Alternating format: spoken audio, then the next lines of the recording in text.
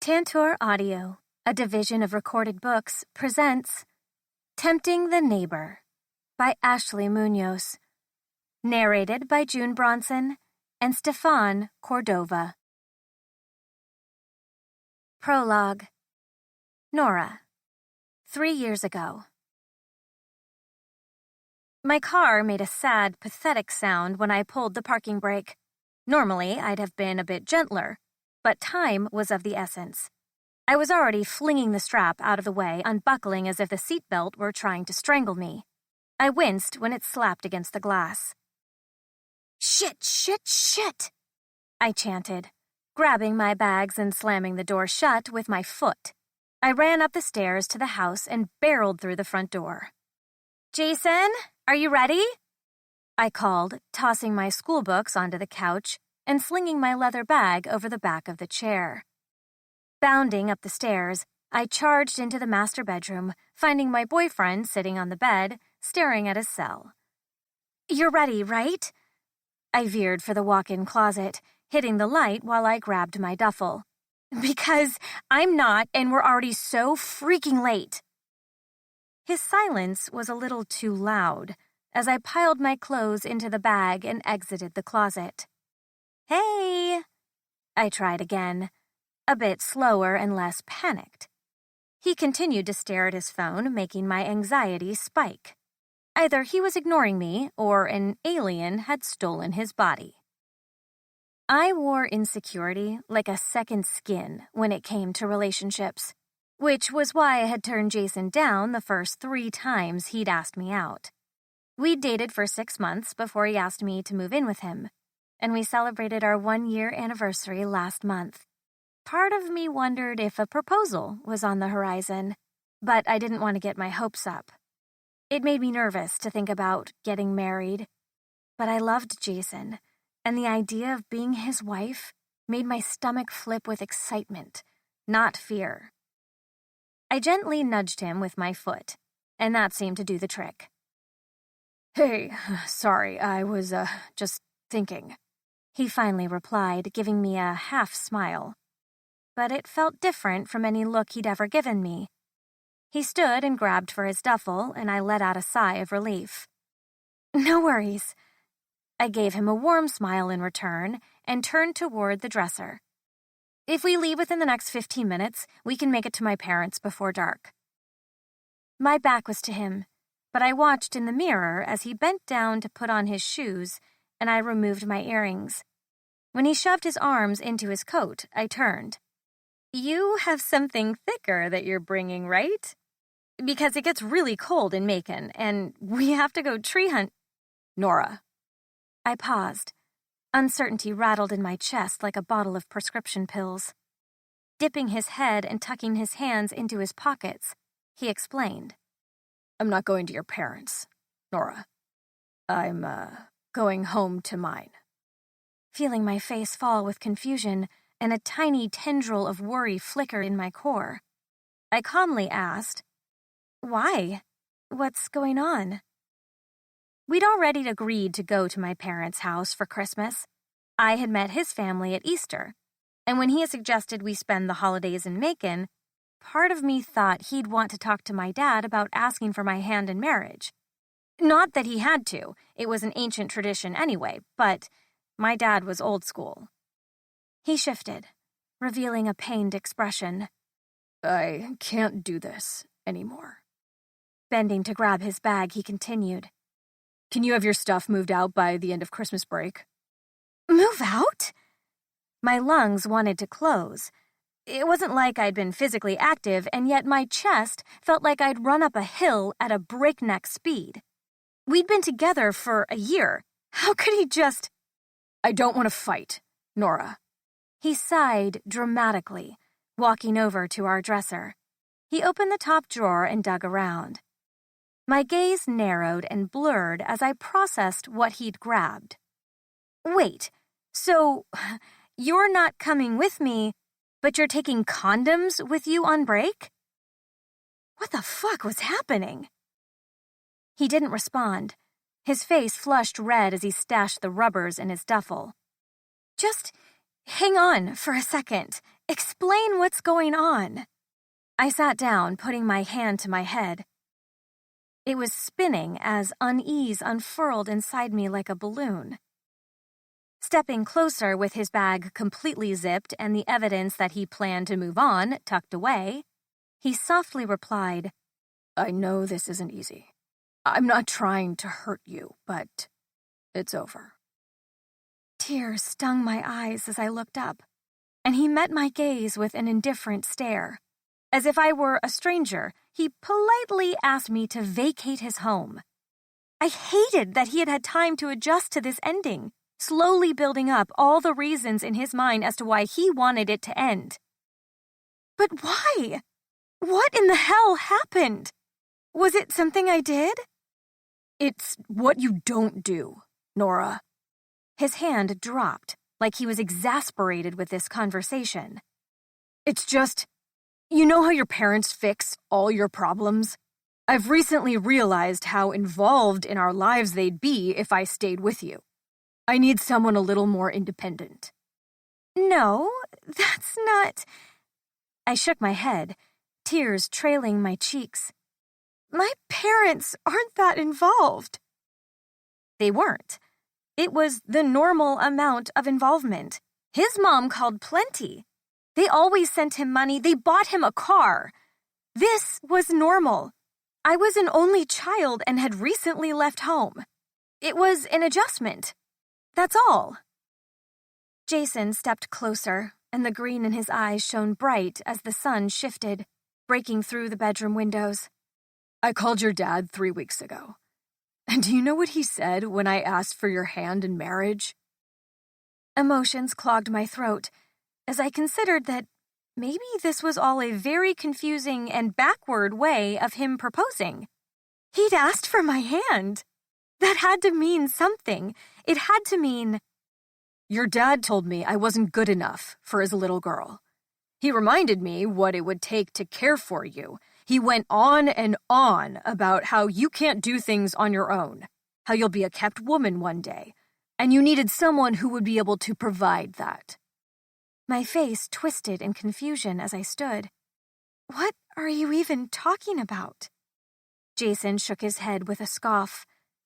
"He told me that you needed someone who would care for you, and honestly, I'm just not looking for someone who needs to be catered to like that.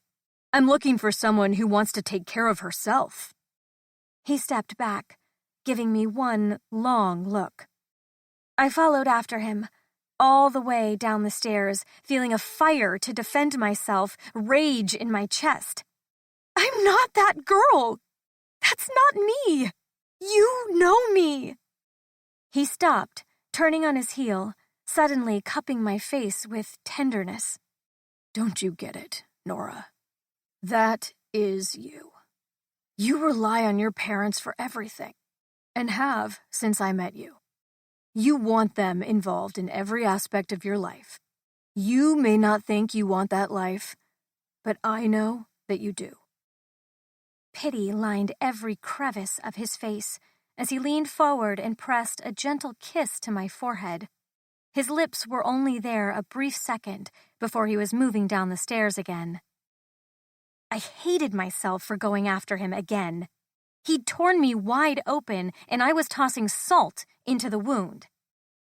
I called after him as he opened the front door and walked out.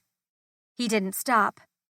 "You can't just end this without letting me defend myself," I cried. Tossing his bag into the back seat, he slammed the door and exhaled evenly.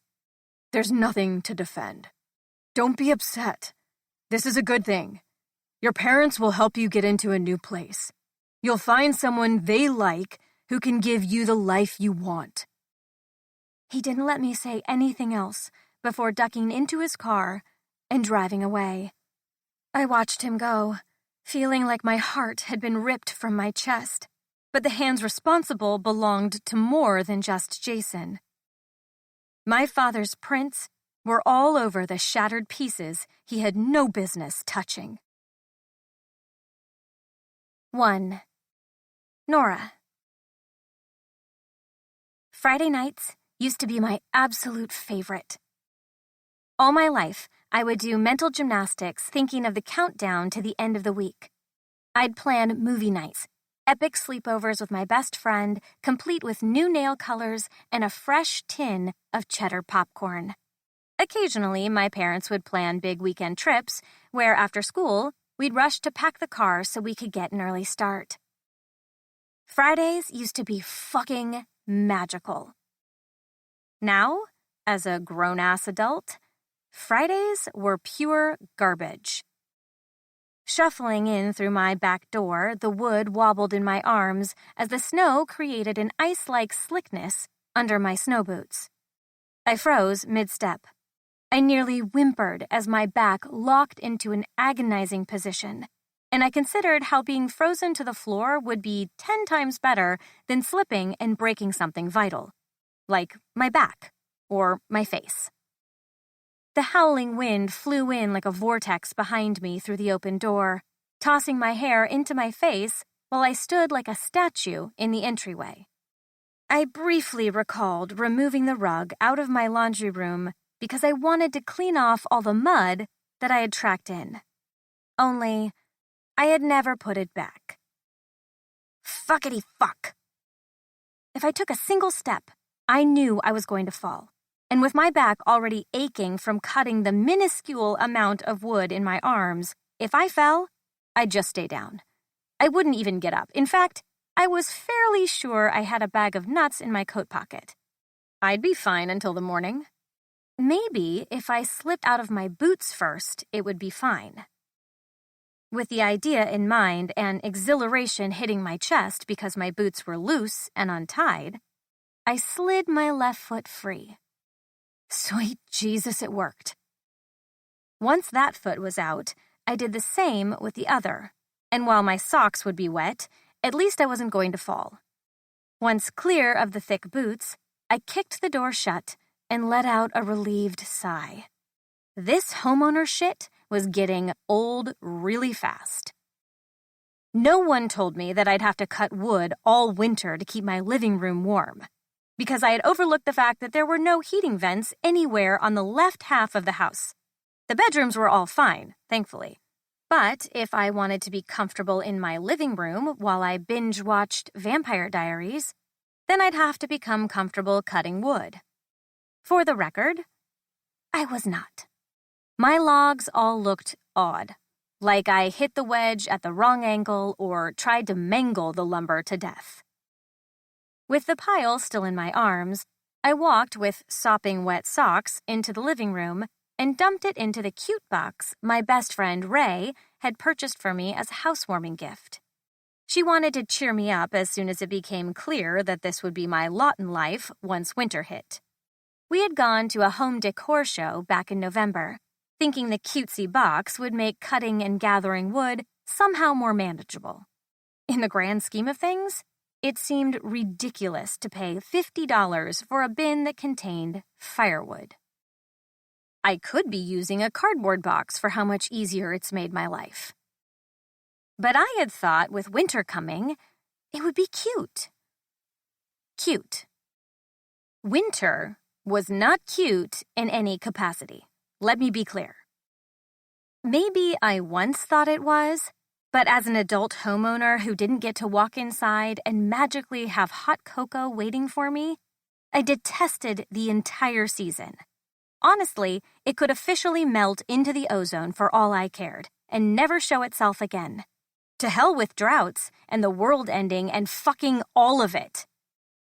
Now came the fun part of my night, when I kneeled in front of my gaping, cold hearth for eternity, trying to start a fire. I swear, if my life actually depended on lighting a fire, I would die. Plain and simple. I had even watched a myriad of YouTube videos on how to set the wood up in a triangle teepee shape while stuffing kindling and paper inside. But every single time, the entire thing would topple and the spark would go cold.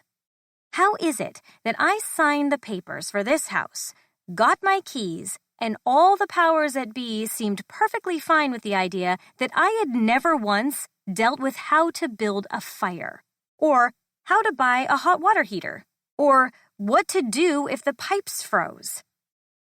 no one would send a reminder to blow out my sprinklers or turn off the water to the hoses before they freeze and potentially flood the house. And no, I didn't learn these lessons along the way.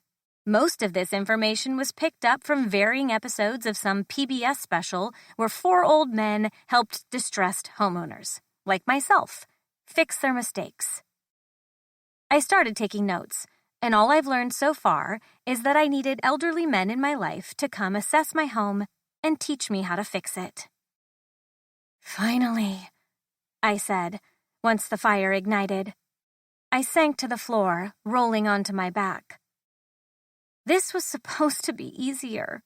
This was supposed to be the start of something amazing and wonderful for me. And all it proved was that I, Nora Petrov, was spoiled. Spoiled, spoiled, spoiled. My parents, who were second-generation immigrants from Europe, had made their own way in this town, owning not 1 but 2 businesses here in Macon, Oregon. Peter and Lily Petrov were 2 pillars in this small community and have created a wonderful life for me, and I took every opportunity the privilege provided. I had purchased this house myself, like my car and the design business I launched, so it wasn't as though I hadn't taken steps to be free of my parents' umbrella of safety. But living here in Macon with them, it was far too easy to call my dad to have him fix all the things for me. Which was exactly what I wanted to do. I wanted him to come and cut enough wood to last me the rest of winter. I wanted him to figure out why my pipes groaned when I turned on the water and why it took forever to heat said water up. I wanted him to fix it all, but they were leaving, and it wasn't like I had anyone else to rely on. I had to start handling this stuff myself. Which was why I didn't call either of them when the wind picked up. Or while I knew my father's right-hand man lived right next door, I didn't walk over in the middle of the night to ask if this amount of wind was normal, or if the swaying of the trees was any indication that I should be worried. What even constituted being worried? How did other homeowners know when to panic? Out of sheer anxiety, I ended up curled up on my couch, hugging a pillow to my chest. Sleep came and went, as dreams of loud thunder and cracking wood pranced along my consciousness. After an entire night of rattling shutters and branches scratching at windows, I finally woke to a bleary room and a horrific crick in my neck. Lying twisted in the thin blanket and half curled into the couch, my breath clouded in front of me. Glancing over at the cold hearth where last night's fire had burned out, I registered that I shouldn't have slept in the living room. A major miscalculation on my part. Damn it. Tugging the blanket over my shoulders and slowly twisting to the side of the couch, I barely let my thick socks hit the floor before a hiss came through my clenched teeth. The wood floor was frigid. Shivering under the thin throw blanket, I walked to the newer eco-friendly thermostat I had put in. Usually I could control the temperature directly from my phone, but at the moment I had no idea where my phone was. Gasping while I tiptoed across the floor, I stopped cold when I saw that the screen was completely dark, indicating it was offline. Shit. That would mean that the power had gone out at some point during the night, which meant I was in a world of homeowner hell. Once a fucking again. Miserable, I traded the blanket for my winter coat and then tiptoed to the back door to pull on my snow boots. With my fingers still trembling, I pulled on a beanie and some gloves as well. Once my body regulated and I didn't feel like an ice cube, I had to see if something had happened outside to cause the power outage.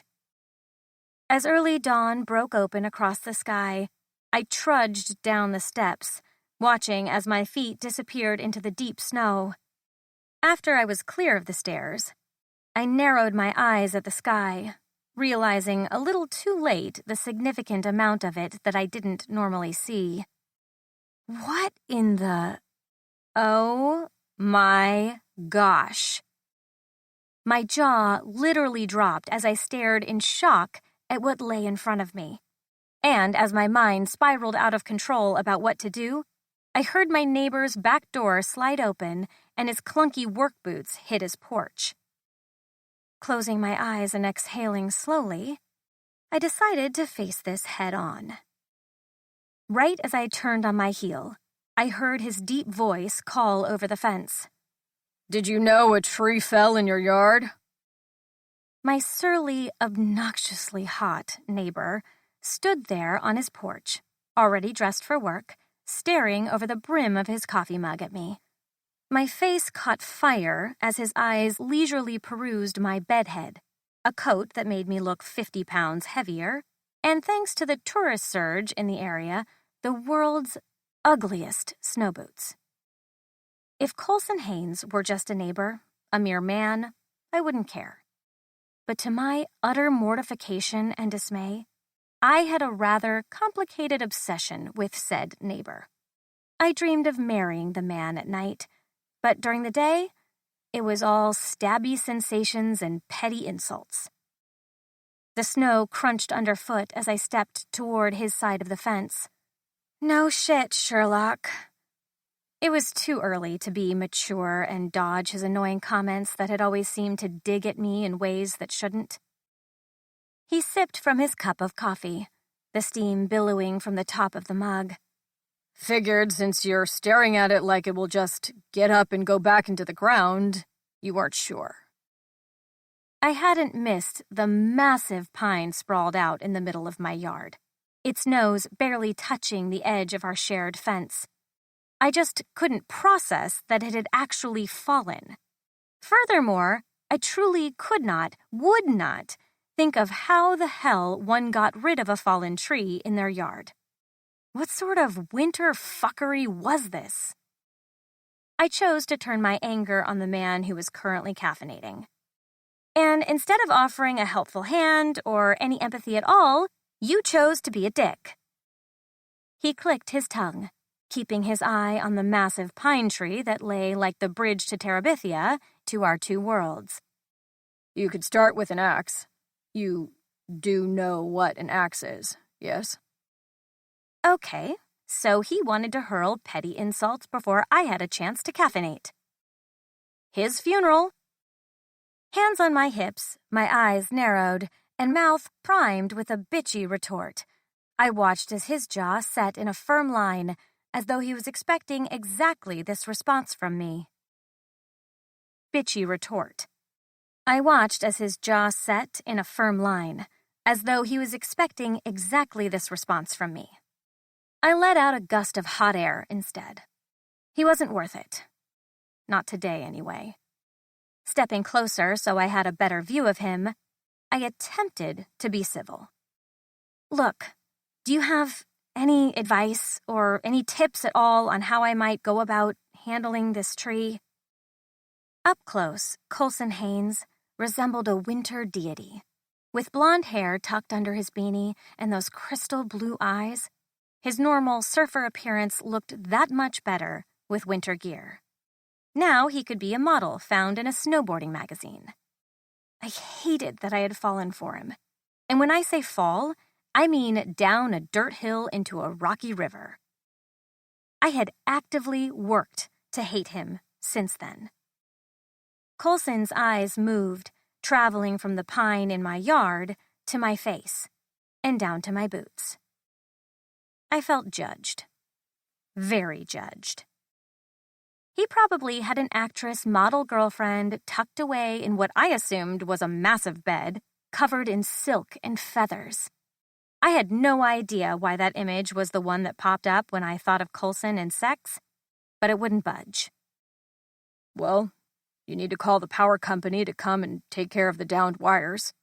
And then I guess you'll need to chop up the tree, or call a tree removal service to do it." Now, if only I had a helpful neighbor who also happened to own a chainsaw. I rolled my eyes, annoyed that he hadn't already offered to help. I knew what our relationship was, a bunch of insults and bullshit. But deep down, I had always assumed if I actually needed help, he'd offer it. Guess I was wrong. Dipping his head, he made an exasperated sound while a muscle feathered along his jawline. For 2 seconds, I thought he'd give me a break and say he was just giving me a hard time. But he only proved where we were in this neighborly relationship. Maybe try the neighbor on that side. He lifted his mug, his eyes moving past me. The one on this side has an early meeting. Good luck with everything. His lips twisted into a smug smile, and then he turned to leave. Anger made the tops of my cheeks heat, but I wouldn't show him. I wouldn't even call after him, or beg him to leave his cup of coffee behind. I narrowed my eyes at where he disappeared into the house, deciding I had finally hit my breaking point. 2. Colson, 7 years old. Dear Cole, go to the garden after school. Martina says there's a surprise for you. Love, Mom. Dear Mom, Dad says the garden is not where I should be, and I need to stop going in there. When are you coming home? Love, Cole. Dear Cole, I'm sorry your father said that. I'll talk to him. I'm coming home soon. I'm feeling much better. Eat some berries for me. Love, Mom. Dear Mom, Dad says you had a bad week again, so I will watch your garden for you. I found the bunnies. I named one after you. Love, Cole. I need a fucking stress ball. My grip strangled the steering wheel as I drove away from my neighbor, and the mess she'd once again seemed to find herself in. How the hell had she not woken up when the tree had fallen? Honestly, the way Nora Petrov slept and essentially existed through life was something that needed to be studied by an entire team of experts, because it was baffling. Fucking baffling. The woman had dug up half her garden, transplanting them into various pots, and while I had watched her do it, I had never asked her why. Could be because, once again, she had been out there in that tiny robe that barely covered her ass, and Nora Petrov had an ass that was incredibly distracting. Another time, I watched as she used a bar stool to hang patio lights from her gutter, only to have them fall 1,000 times until, finally, the whole fucking gutter came down, taking her with it. She had tried mowing once, and a rock flew through her kitchen window, and don't even get me started on her weed-whacking skills, or lack thereof.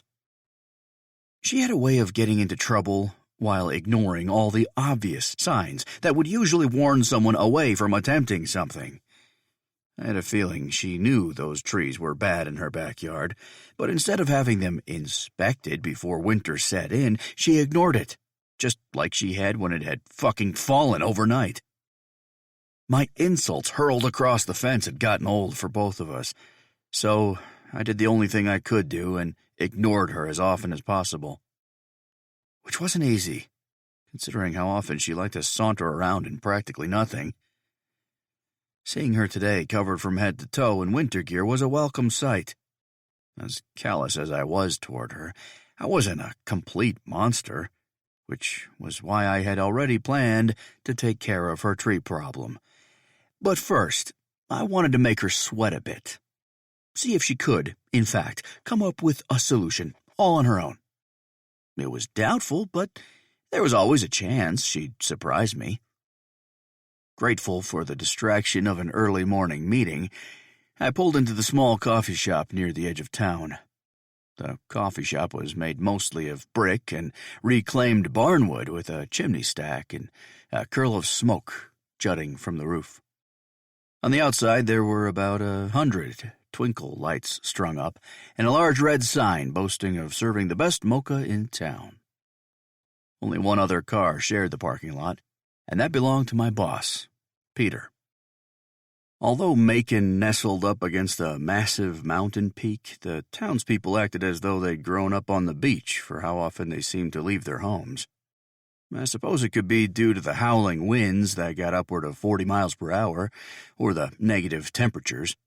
But as a kid who had visited and even lived here for a time, I couldn't get enough of it. "Coulson, oh good, you're here. I already started your order." Peter waved me over as I dusted my boots on the rug. Settled in the most popular spot in the whole coffee house, my boss had secured the 2 armchairs that faced the fireplace. Seeing that it was already roaring and warm, I took off my layers and settled into the armchair across from him. Peter Petrov had just turned 62 and looked it, with slightly graying hair and a recent transition to glasses, but he had the work ethic of someone in their 20s, which was a big reason why I enjoyed working for him. He was passionate, determined, and knew the value of hard work. I grew to respect him over the past year, and it was because of him that I finally realized what I wanted out of life. "Cold out there today." Peter sipped his coffee, keeping his eyes on an email that had popped up on his phone. That was something I appreciated about my boss.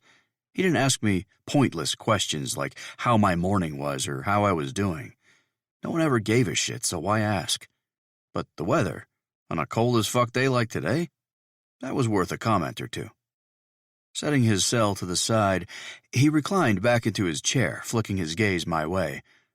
"The wind made a mess of the town last night. Have you seen how many trees were down?" The waitress arrived with my coffee, placing it next to me on the side table. I thanked her and took a long sip before replying. "I woke up and noticed that Nora had one fall last night. Has she called you yet?" I liked to tread carefully where his daughter was concerned because Peter Petrov loved 2 things in this world, and only 2 things: his wife and his daughter. Nora was the spoiled only child to Peter and his wife Lily, who both happened to be prominent business owners in Macon. Lily, Nora's mother, owned a local tourist shop, selling all sorts of goods from the area. Like my boss, his wife wanted to retire, so she put the store up for sale, and it was purchased by my friend Davis recently. I knew that both Peter and Lily were planning something since they were both selling their businesses, but I wasn't sure where Nora fit into all of it. Peter set his mug down mid-sip and shook his head. "That girl. I wish she had just gotten an apartment or rental. She isn't ready to be a homeowner." I sipped my coffee thinking that over. He wasn't wrong. Nora was only 23 and had recently graduated from college, so in a way, he was right. She was young and inexperienced, but for some reason I was feeling defensive of her. Even if in my own mind she was a disaster, I didn't like that anyone else might think that. "Did you get her squared away, or do I need to go over there?" Peter's brow puckered as if I owed him an explanation. "I had this meeting." I nodded toward him as though he were just now realizing we'd set this up. I barely saw her come outside before I left. "So she has no power, and you just left?" Hold up, was he angry with me? Setting my mug aside, I rumbled off a weak excuse. "I'm sure she doesn't want my help." Explaining that I had planned on helping when it worked for me would only make this worse and make him think I had ulterior motives with Nora. I was damned either way. "Coulson, she's a single woman, living alone in the middle of winter. It's not about her preferences, or yours. You need to help her." It was mid-December, not even technically winter yet, but okay. We hadn't broached this topic in over a year, and our relationship had been smooth, undisturbed by any Nora-related issues. So why was he acting like I'd abandoned his daughter in her time of need? "Coulson, I need to know that someone will be here to help her. She needs someone to take care of her until she settles down. Her mother and I are leaving sooner than she even knows. That's why I wanted to meet with you." My stomach felt like it had been tossed off the tallest building and then set on fire. I had been waiting for Peter to explain his plans for me and his retirement for weeks. He had been dropping hints left and right, trailing off about retirement and possibly selling. In case he was serious about any one of the scenarios he had prattled on about, I had been practicing my business pitch.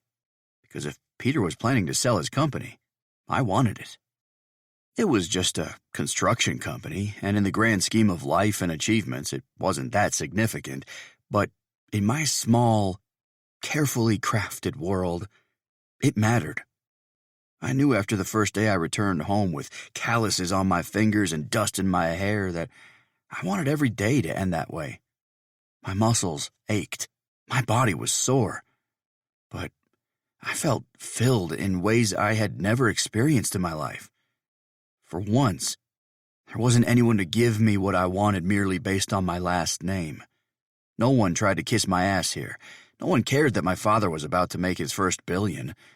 No one cared that our family had graced the covers of magazines, television shows, and had even attended movie premieres. No one in Macon cared about anything that I had left behind in Malibu. The feeling was addictive, and I carved a place for myself here, outside of my family's shadow. A completely unexpected haven where they'd never dare look.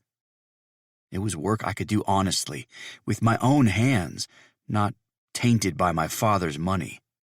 Peter's company had freed me, and if he sold it to someone else, there was no guarantee that I would continue to live this way.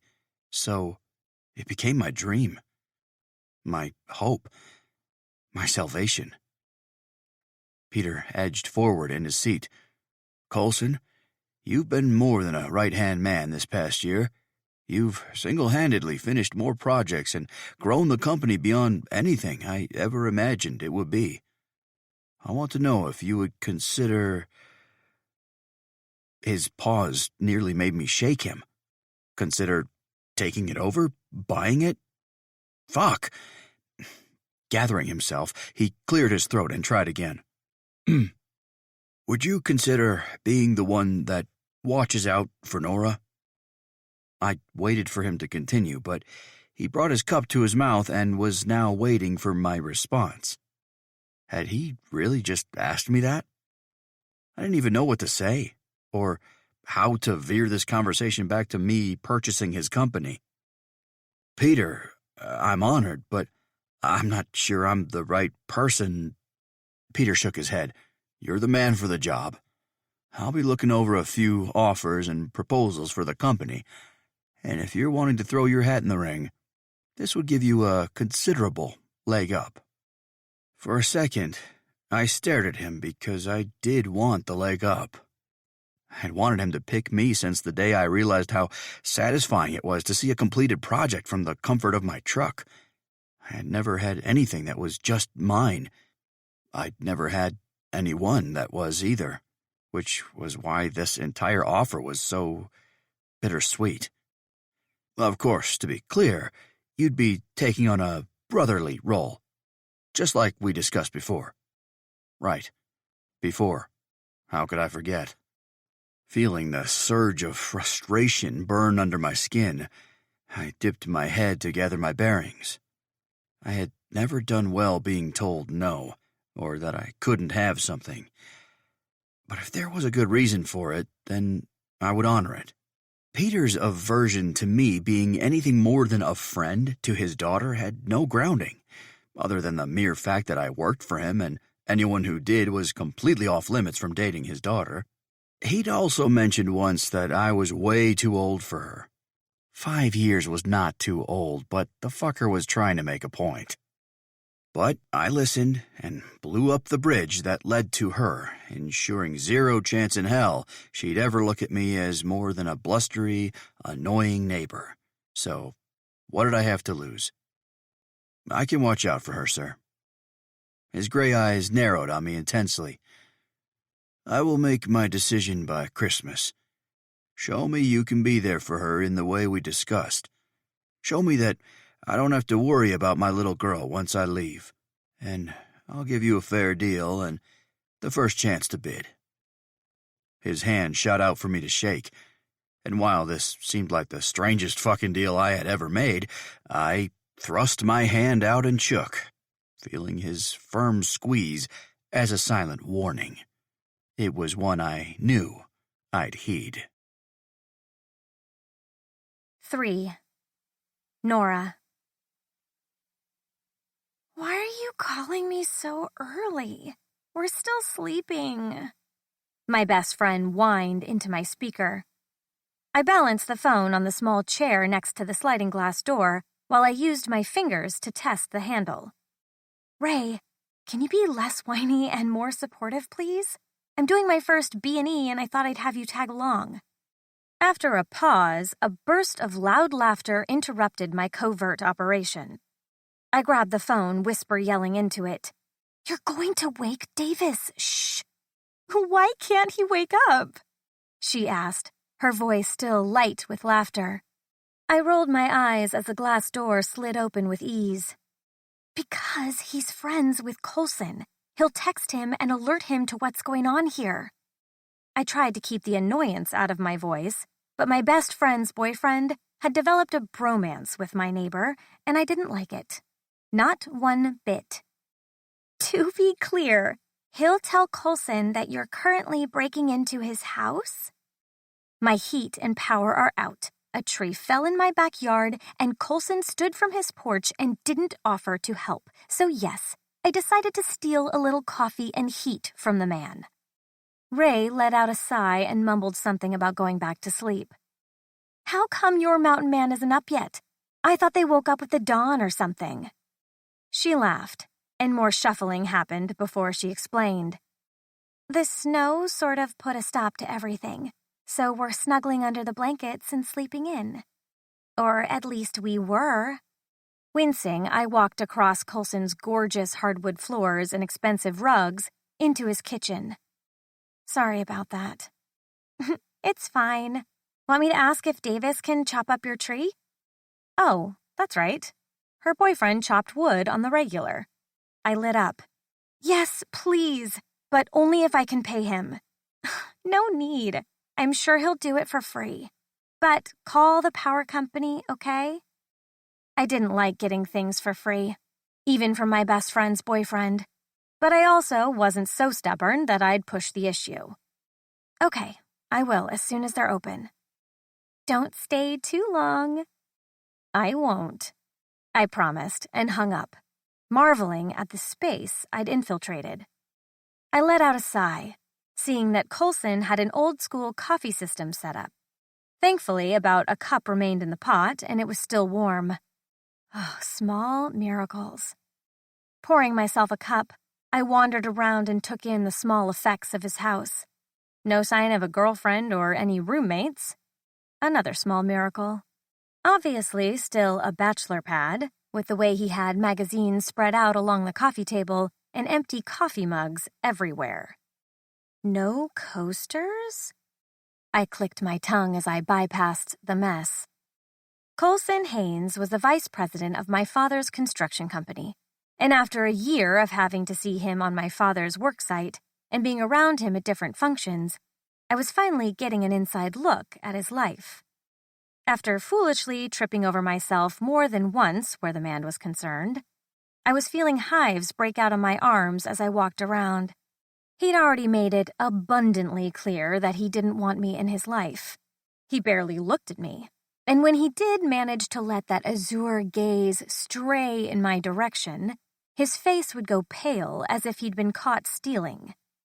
I had made it a point to avoid the man as often as possible, but being inside his home and invading his space, I had to cling to my reasons with the grip and tenacity of a toddler stealing a cookie. I continued to walk through, my arms crossed over my chest, as I noticed a few photos scattered along different surfaces. Edging near the side table, I saw one frame was of him with two other guys his age, maybe younger, holding surfboards. They all looked so happy and free, with sand and wave-swept hair. Another photo was centered on his mantle. It featured the same people, only snowboarding. Then one on his bookshelf of a wedding. All the guys from the previous photos were in it, along with several more family members by the looks of it. Coulson stood in a beautiful black suit next to a man who was probably his father. He had Coulson's eyes, but lighter hair and much less of it. I had heard of the Hayneses. Everyone on the West Coast had. They were supposedly millionaires. And the fact that Coulson was here, working for my father, was insane and didn't make any sense. Even if they did once vacation here or something similar, it didn't really matter since they were now in Malibu, or somewhere swanky and warm. If I were honest with myself, I hadn't ever thought past my crush on Coulson long enough to consider what it would be like to be connected to a family like that. I didn't think I could do it. If in some magical dimension Coulson actually wanted me in the way I wanted him, it would never work out. I wandered the rest of the house, taking my coat off as I went and stepping out of my shoes. My fingers trailed over his cream walls as I sauntered down the hall, peering into each room. He had 2 nice-sized bedrooms, vaulted ceilings, and natural wood trim that matched the flooring in the hall. The rooms had a cream-colored carpet that blended well with his walls. His house was beautiful and nicely designed. At the end of the hall was a closed door, which, of course, I opened because what if Coulson was secretly hiding dead bodies? If more people would be nosy, I was positive more crimes would be solved. But as soon as that door cracked, my eyes rounded and my jaw hung loose. It wasn't the massive king-sized bed, with no feathers or silk in sight, that got me. It wasn't his elaborate record collection or his deep-set leather chair that faced his backyard, or the billion-inch television mounted on the wall. No, what had me fully arrested was the soaking tub in his bathroom, complete with jets and a soft pillow neck rest. The urge to relax and let the stress of the morning slip away was too strong to resist. I let out a sigh, tugged off my shirt, and whispered, "Come to Mama." The man had shower gel that I used as bubble bath. It smelled woodsy with a blend of spice that made me groan, and I managed to find exactly 3 candles under his bathroom sink. They were a part of an emergency kit, but whatever. With the few candles, bath gel, and steaming hot water, I stripped. The warm air was like velvet against my bare skin as I tossed my pajamas to the side. Once the tub was full, I turned off the faucet and hissed as my toe plunged into the water. Perfect. I sighed, lowering the rest of my body into the steam. As I soaked, I closed my eyes and began a deep breathing routine. This was what I needed. Regardless that I had to steal it, it felt good. Now I could think over what to do while I waited for Davis to come and cut up the tree. I hated that Coulson had witnessed me finding it and obviously being so out of depth regarding what to do. I did not like it when other people observed my shortcomings. And Coulson Haynes had a front row seat lately with my new venture into homeownership. I could feel myself getting worked up once more, the anxiety coming back full swing as I tried to sort out my thoughts. So I held my breath and ducked under the water. This was something I used to do as a kid when taking baths, mostly because it was fun to pretend I was a mermaid, but also because it was the best way to quiet my anxiety when it roared a little too loudly. I counted slowly, feeling my lungs expand and wisps of my hair float around my head. I didn't usually like getting my curls wet, but it also felt too good not to plunge under. Right as I counted to 18, I shoved back through the surface of the water. What the fuck? Nora! A loud, angry voice boomed from somewhere off to my left. My heart flipped inside my chest. My lungs still burned from holding my breath. My eyes were still closed because I hadn't rubbed the water out of them yet, but now I was apprehensive about opening them. I didn't need to see, to know it was Coulson standing there, witnessing me taking a bath in his house, naked. Oh my God. I was currently naked. I let out a small animalistic sound and ducked back under the water, as if that could hide me, until I realized most of the bubbles had dissipated because shower gel was not bubble bath. Fuck. I resurfaced right as I heard him speak again. Do you want to explain to me what in the hell you're doing here? Finally, I pressed my fingers into my closed eyes to wipe away the water and slowly slid my gaze to the mirror, which reflected a menacing form. Leaning against the doorframe with crossed arms and a scowl on his handsome face, Coulson glared. Keeping his eyes locked on mine, not perusing my body, he waited for me to respond. But what would I even say? How did I come back from this? A horrible realization snapped into focus, making me go back a year to another instance when Coulson had walked in on me, nearly naked, by accident. He'd misunderstood something my dad had said, or at least that's what my father had explained afterward. But the nitty-gritty of the humiliating situation was that Coulson had innocently walked into a room, completely unaware that I had claimed it as my changing area. When he came face to face with me in just my bra and panties, he acted horrified and blurted out that he had a girlfriend, which was only cemented weeks later when he saw me in the grocery store and stopped mid-stroll, turned his cart around, and went in the other direction. This man had never once led me on. I knew he was likely dating someone, which made this whole situation infinitely worse. Look. I swallowed thickly, keeping my eyes on him through the mirror. My arms were crossed over my breasts, and I brought my knees up for extra coverage. If you feel the need to press charges, please let me explain myself first. His hand came up, tunneling through his messy blonde hair.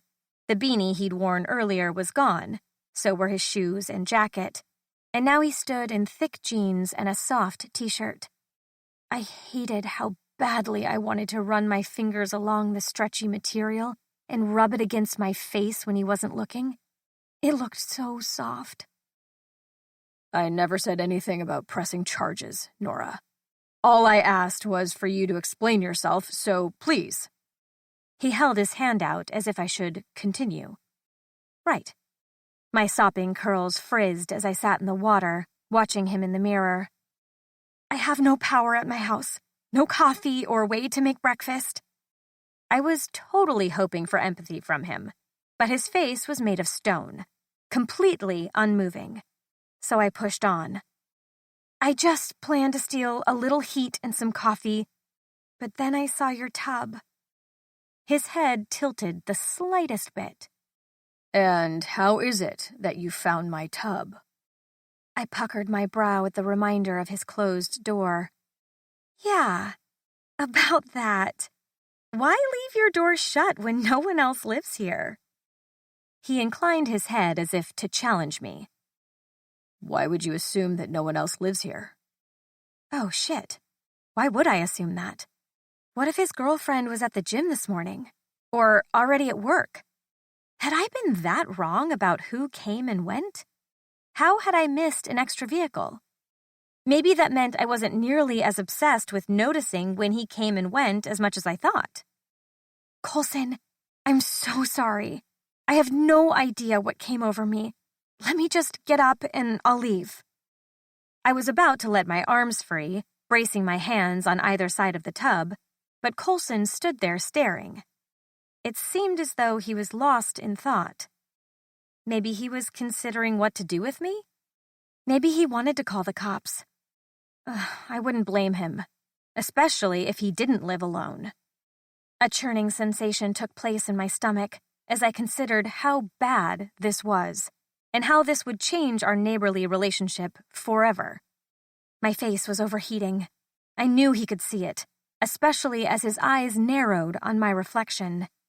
This moment mimicked the previous one last year way too closely. He hadn't outright said he had a girlfriend this time, but he sort of implied it, which made me want to jump off the nearest bridge. I'll be waiting out here for you. He finally turned and left the bathroom so I could escape. With quick, jerky movements, I blotted my legs and arms with the soft towel I'd found in his small storage area next to the shower. I tugged on my panties and pajama pants, then threw my hoodie over my head. My boots were by the back door, but were easy to slip on. My dark curls hung in heavy tangles down my back, practically screaming for product so that my hair didn't frizz, but that wasn't going to happen anytime soon. Slowly exiting Coulson's bedroom, I had a moment where I stared at the front door longingly, wondering how painful it would be to run outside barefoot and hope he'd toss my snow boots over the fence later. He'd probably throw them away at this rate. With a heavy sigh, I gave up on the idea and walked into the living room. He was in the kitchen, a dish towel tossed over his shoulder while he stirred something in a pan. Do you want toast with your eggs? Frozen in place, my socks pressing into his plush white carpet, I stared at his muscular back. I must have waited too long because he moved, turning toward me, not smiling, but not frowning either. Toast? Yes, please. He was feeding me after I broke into his house? Okay. I slowly walked to the bar stool tucked under the lip of his counter and dragged it free. He worked effortlessly, stirring scrambled eggs, turning to smear butter on the toast. Then he added a dash of salt and pepper. I hated that I'd be storing this image away for later when I carefully pulled it free and tried to recreate it on my wedding inspiration board. You need milk with your coffee? He asked, his eyes barely lifting up to meet mine before dashing away again. No, I can drink it black. Thank you. Was he messing with me? I swear I was about to be punked. The sheriff was going to walk in, or worse, my father. Flipping the burner off, he plated the eggs, and then handed me mine. The yellow eggs were fluffed to perfection, with cream cheese mixed in and spinach. My mouth watered instantly. The toast had melted butter and raspberry jam, and he'd added blueberries and strawberries on the side. For some reason, it all made me teary-eyed. Why was he being so nice to me? He'd never been this nice to me. Thank you. How did I even begin to apologize? Coulson cut off my apology. I don't blame you for breaking in. Coulson started, his deep voice cutting through my thoughts. He stood at the counter across from me, picking a few berries as he talked. I should have told you to come in before I left. I guess I was trying to see if you'd figure something out before then. Either way, I realize you had no power, and it was shitty of me to just leave. Wow. Had he just... A huff of air left my chest as I asked, Did you just apologize? His blue eyes narrowed while taking a large bite of eggs. His jaw moved, and I was mesmerized by how sexual it looked.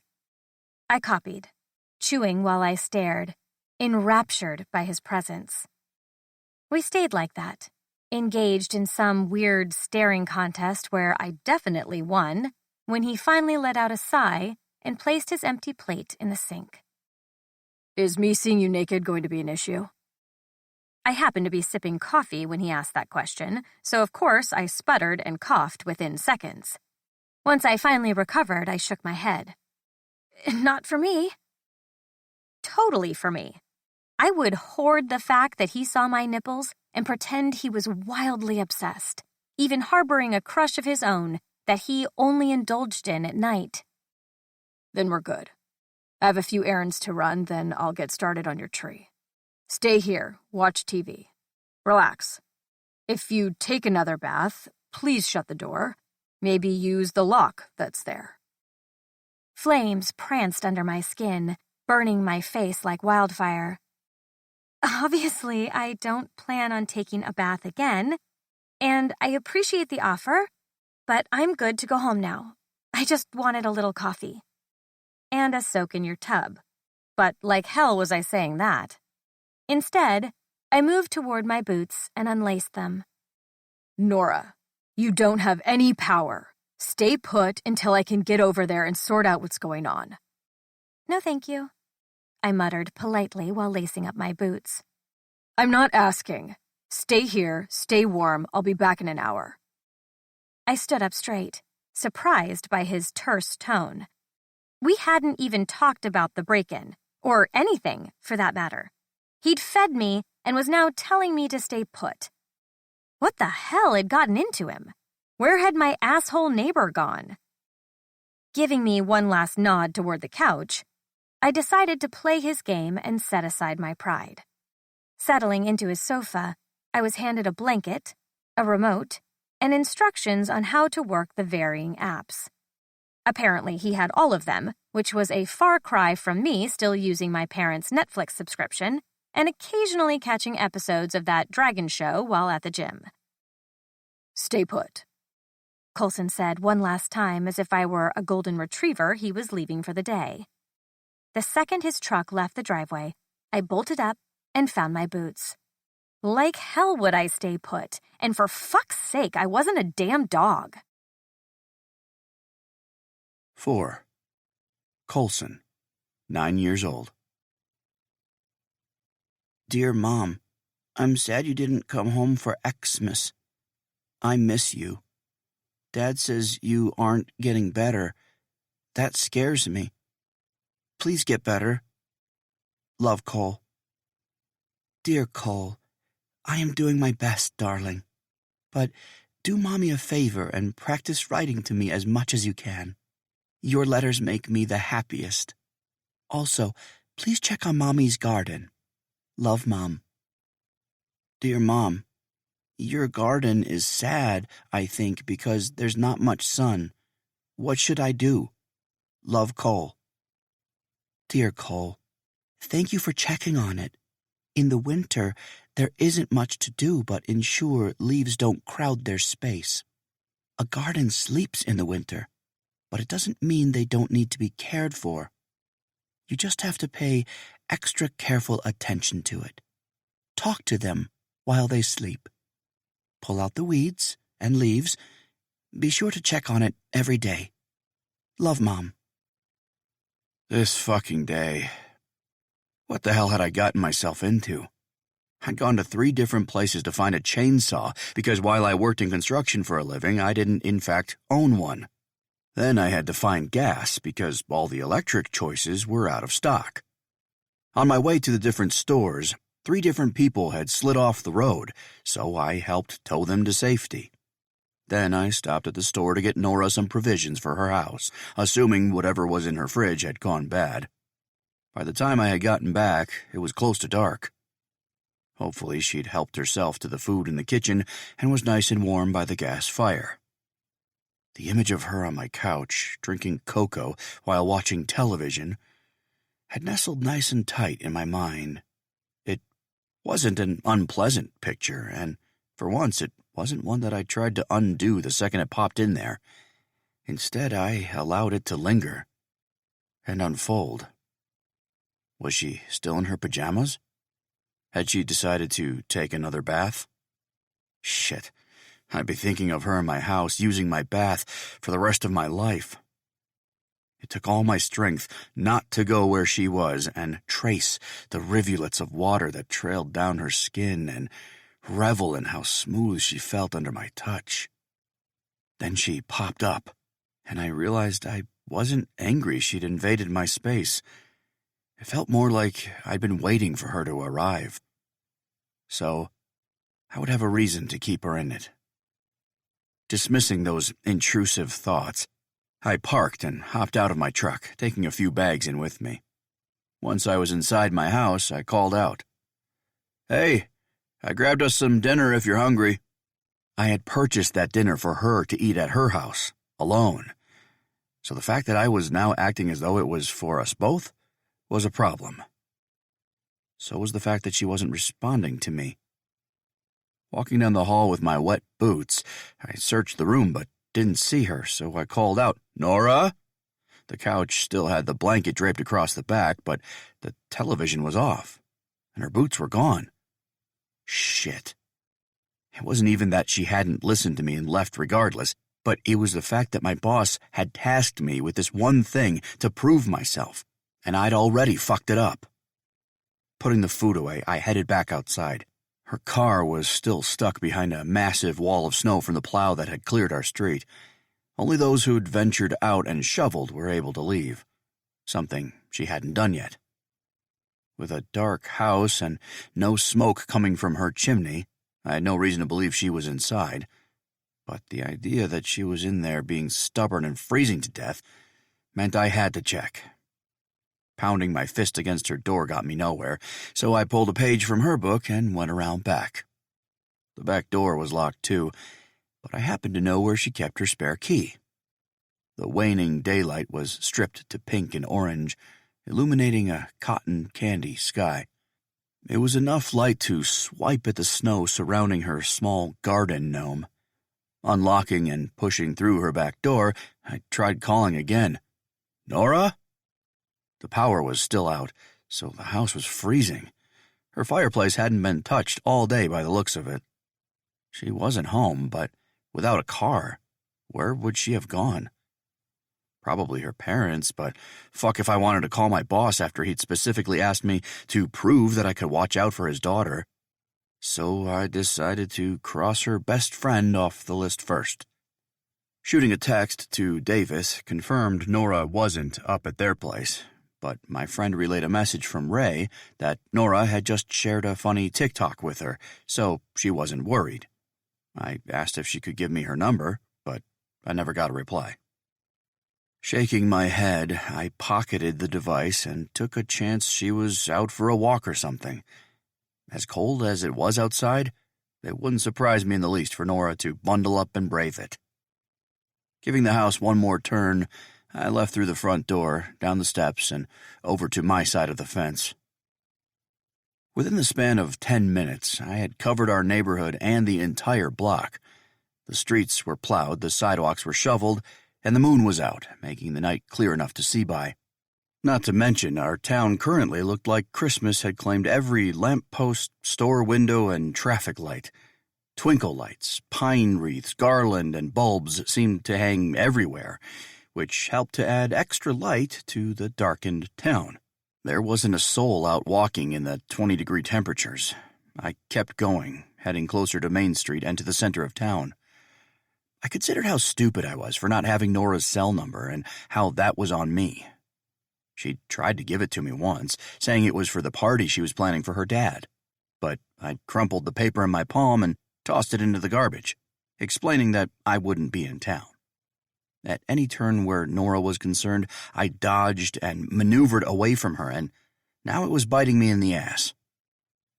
If my boss found her first, fuck, it wouldn't be good. I rolled down another street, still not seeing her. Finally, when I was about to turn my truck around and head to her parents to admit defeat, I saw through the frosted diner window those brown curls that distracted me far too often. Parking right there in front of the small cafe, I hopped out and pushed the glass door open. I eyed the two other customers that were tucked away on the opposite side of the diner, and a few more that were scattered along bar stools at the counter, before focusing on the loner in the back. Smiling at Roger, the owner, I walked past a few empty booths until I stopped next to the girl who'd had me running all over town. Peering down at her, I inhaled the coffee scent that permeated the air and tried to get Nora's attention. She never once looked up, which meant this was going to take a bit more coaxing. Sliding in across from her, I watched as she pulled her sweater down over her hands, and once our eyes met, I could see that hers had gone wide. She had these curls that were usually tamed into relaxed waves, but catch her on a busy day or after she worked out, and you could see when her curls spiraled, cascading down the middle of her back. She didn't have a stitch of makeup on, which left her big aqua eyes more vibrant. I pushed down what it did to see her like this, imperfect and undone. "Hello, Coulson." Nora reached forward for her mug.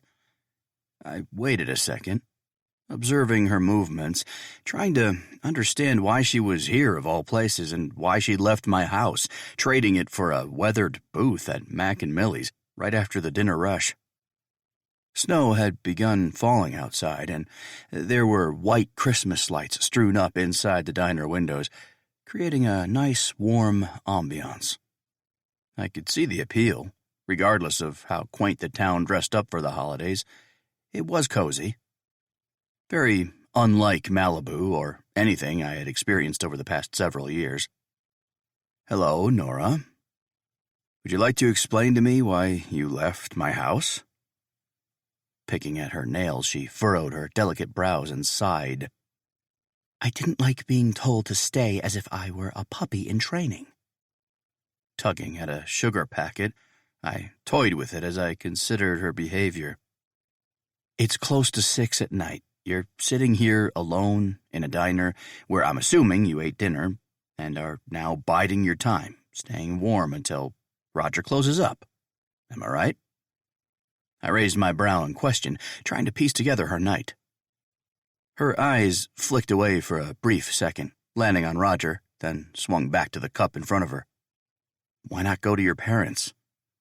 She shrugged her shoulder, which made the wide neck of her sweater shift the smallest bit, revealing a patch of tan skin. I only allowed myself the standard 3 seconds of indulging in how soft her skin looked before I looked away. "My car was blocked in." No, that wasn't it. Leaning forward, I whispered, "Bullshit. You could have easily shoveled it. It's not like you don't know how." There was something deeper here, something she wasn't saying. "Why not call your dad?" She spun her mug back and forth, refusing to look up. The sound of classic Christmas music played overhead from the small speakers in the room, while Roger bustled around the diner, laughing with a group of older men who'd come in for coffee and pie. Nora finally met my stare, but still didn't expand about not calling her dad, so I switched tactics. "So, you were going to walk home, and then what?" She shrugged again, this time glancing outside. "I guess start a fire, sleep close to it tonight? The power company said they could get a guy to come out first thing. There were just too many people without power today to get to everyone." I had heard that too, so I nodded, then pulled on the edge of the sugar packet, thinking over what I was about to offer. "Well, you're not sleeping in your house when there's no heat. You'll sleep at mine. I have a guest room or a couch, whichever you prefer, but at least they'll both ensure you don't have frostbite by morning." She swung her eyes up, her lips parting the smallest bit, like she couldn't believe I had offered what I did. I waited for her to accept, because I knew she would. This was Nora, after all. She liked to be taken care of. I had watched for a year how her father did everything for her. Hell, he'd probably bought her house for her, too. The one she didn't know how to fucking take care of. Her staring led to a disgruntled scoff. No. Hell no." She shook her head like she couldn't believe I had offered her refuge for the night. "And also, can you leave so I can enjoy the rest of my evening? Roger and I were discussing trivia questions before you rudely barged in." Roger took that moment to add, "Did you know that bamboo is the fastest growing plant in the entire world? Nora here says it can grow 35 inches in a single day." My gaze swung back to the woman in front of me, who was now smirking. Shit, she wasn't making this easy. "Okay, how about I start over?" I lifted my hands in an act of surrender.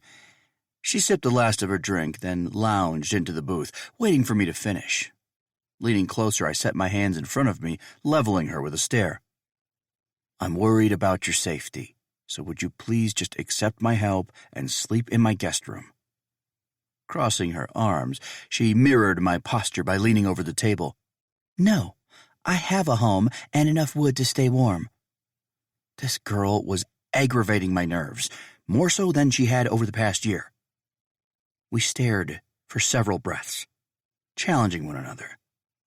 But when she raised her dark brow, I backed off. "Okay, would you at least keep me company while I drive back?" Lifting her chin in defiance, I mentally prepared to throw her over my shoulder and make the decision for her because she wasn't fucking walking home in these temperatures.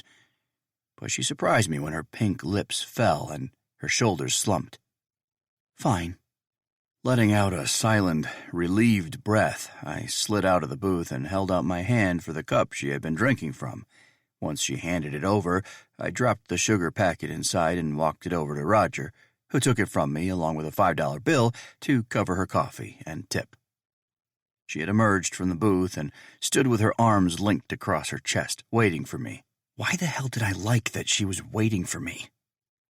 I blinked, filing that image away like I had for every Nora-related thing that had acted as a splinter in my conscience.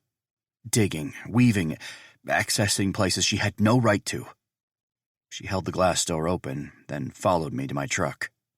I walked past her and opened the door, not offering to help her inside, then rounded to my side. Once I settled in the seat, I glanced over at her to steal another image for later. She looked so natural sitting in my truck, settling into the seat, placing her purse on the floor and pulling the strap over her chest. With a flip of her curls and a quick glimpse over at me, I could feel that splinter work further, on the verge of ruining something vital. It took less than 5 minutes to pull into my driveway, and even less time to notice that she still smelled like me. An image of her sitting in my tub, surrounded by dissipating foam from my body wash, surfaced and made me smile. Rounding the hood, I opened her door and held it as she hopped down. "Thank you for the ride," she muttered quietly, tucking a few curls back while pulling her purse across her chest. She stepped away, heading to her side of the fence, not giving me a second look. I followed. At her porch, she turned. "I'm good from here if you want to head home." "I am. But first, I'm making your fire." With her hand on the doorknob, she opened her mouth to argue, but decided against it with a low, muttered curse. Good. We were finally getting along. Once she opened her door, I sidestepped her and headed to the hearth. She had a decent amount of wood stacked in a small rectangular box, painted black with white lettering that spelled out firewood. "What is this?" Pulling a few blankets off the couch, she wrapped it around her shoulders and sunk to the floor next to me. "It's a box for holding firewood." Reaching for a few logs, I set up the fire and grabbed some tinder while shaking my head. Right. The fire crackled as we perched in front of the growing flames. "It's dumb, I know. Ray got it for me as a housewarming gift," Nora said, sounding a little embarrassed. Peering over my shoulder, her blushing cheeks confirmed that I had insulted her.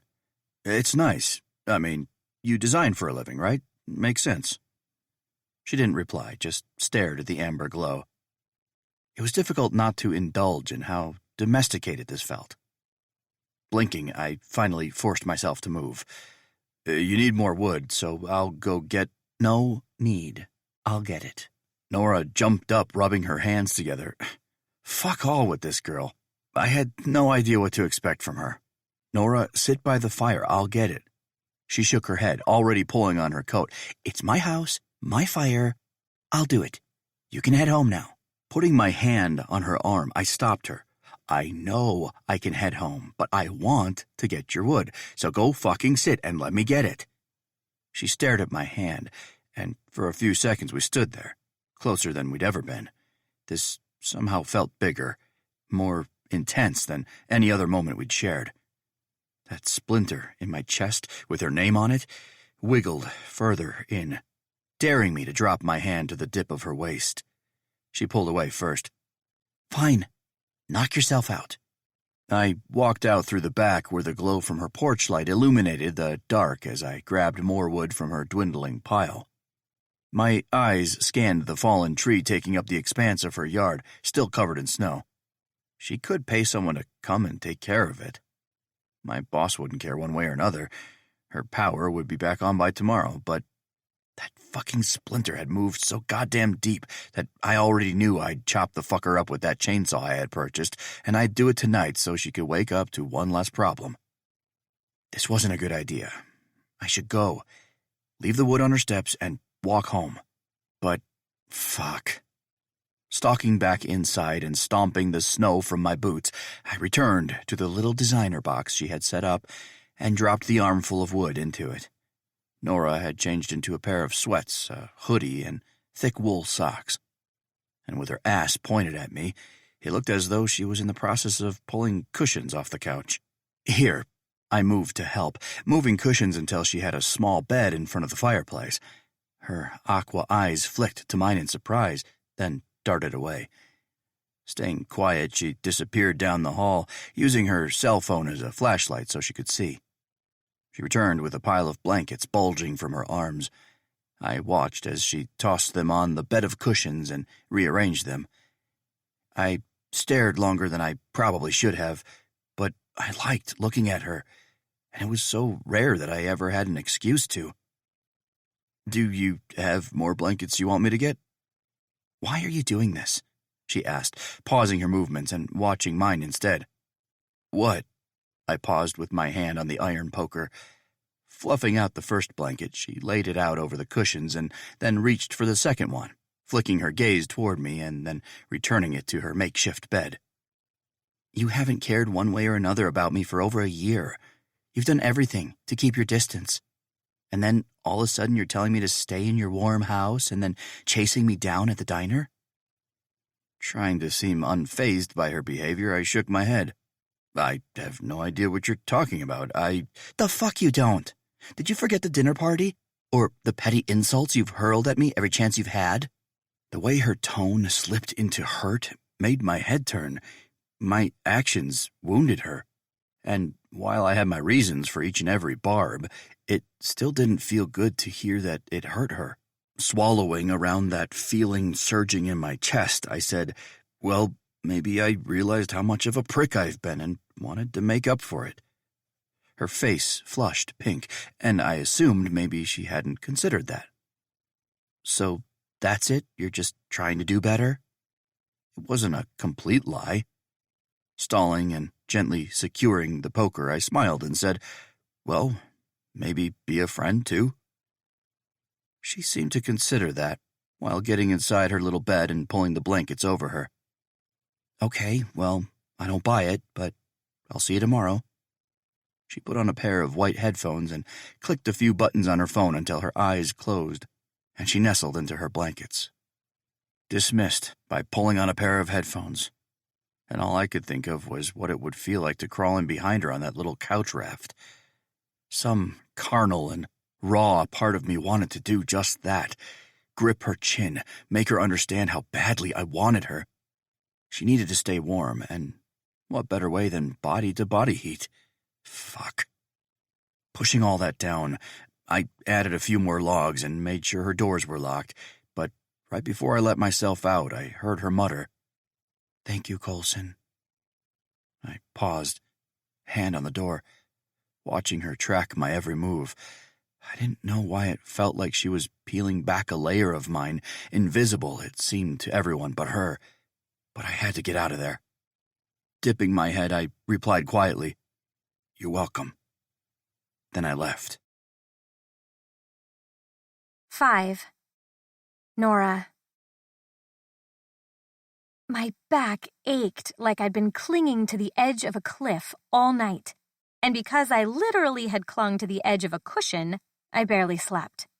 Unfortunately, I didn't have time to wallow in self-pity because, according to the text I received, my best friend was at my front door. Swinging open the door and ignoring how numb I felt from the cold, I tried to give her a smile, but it came out more like a wince. "It's so bright," I whined, ducking back inside. "Did someone shovel your drive?" Ray asked, annoyingly loud before bypassing me and walking inside. "No, why?" I yawned, slamming the door shut. She walked over to the fire and stuck her hands out to warm them. "There's a huge space cleared around your car, and the windshield is all scraped clean."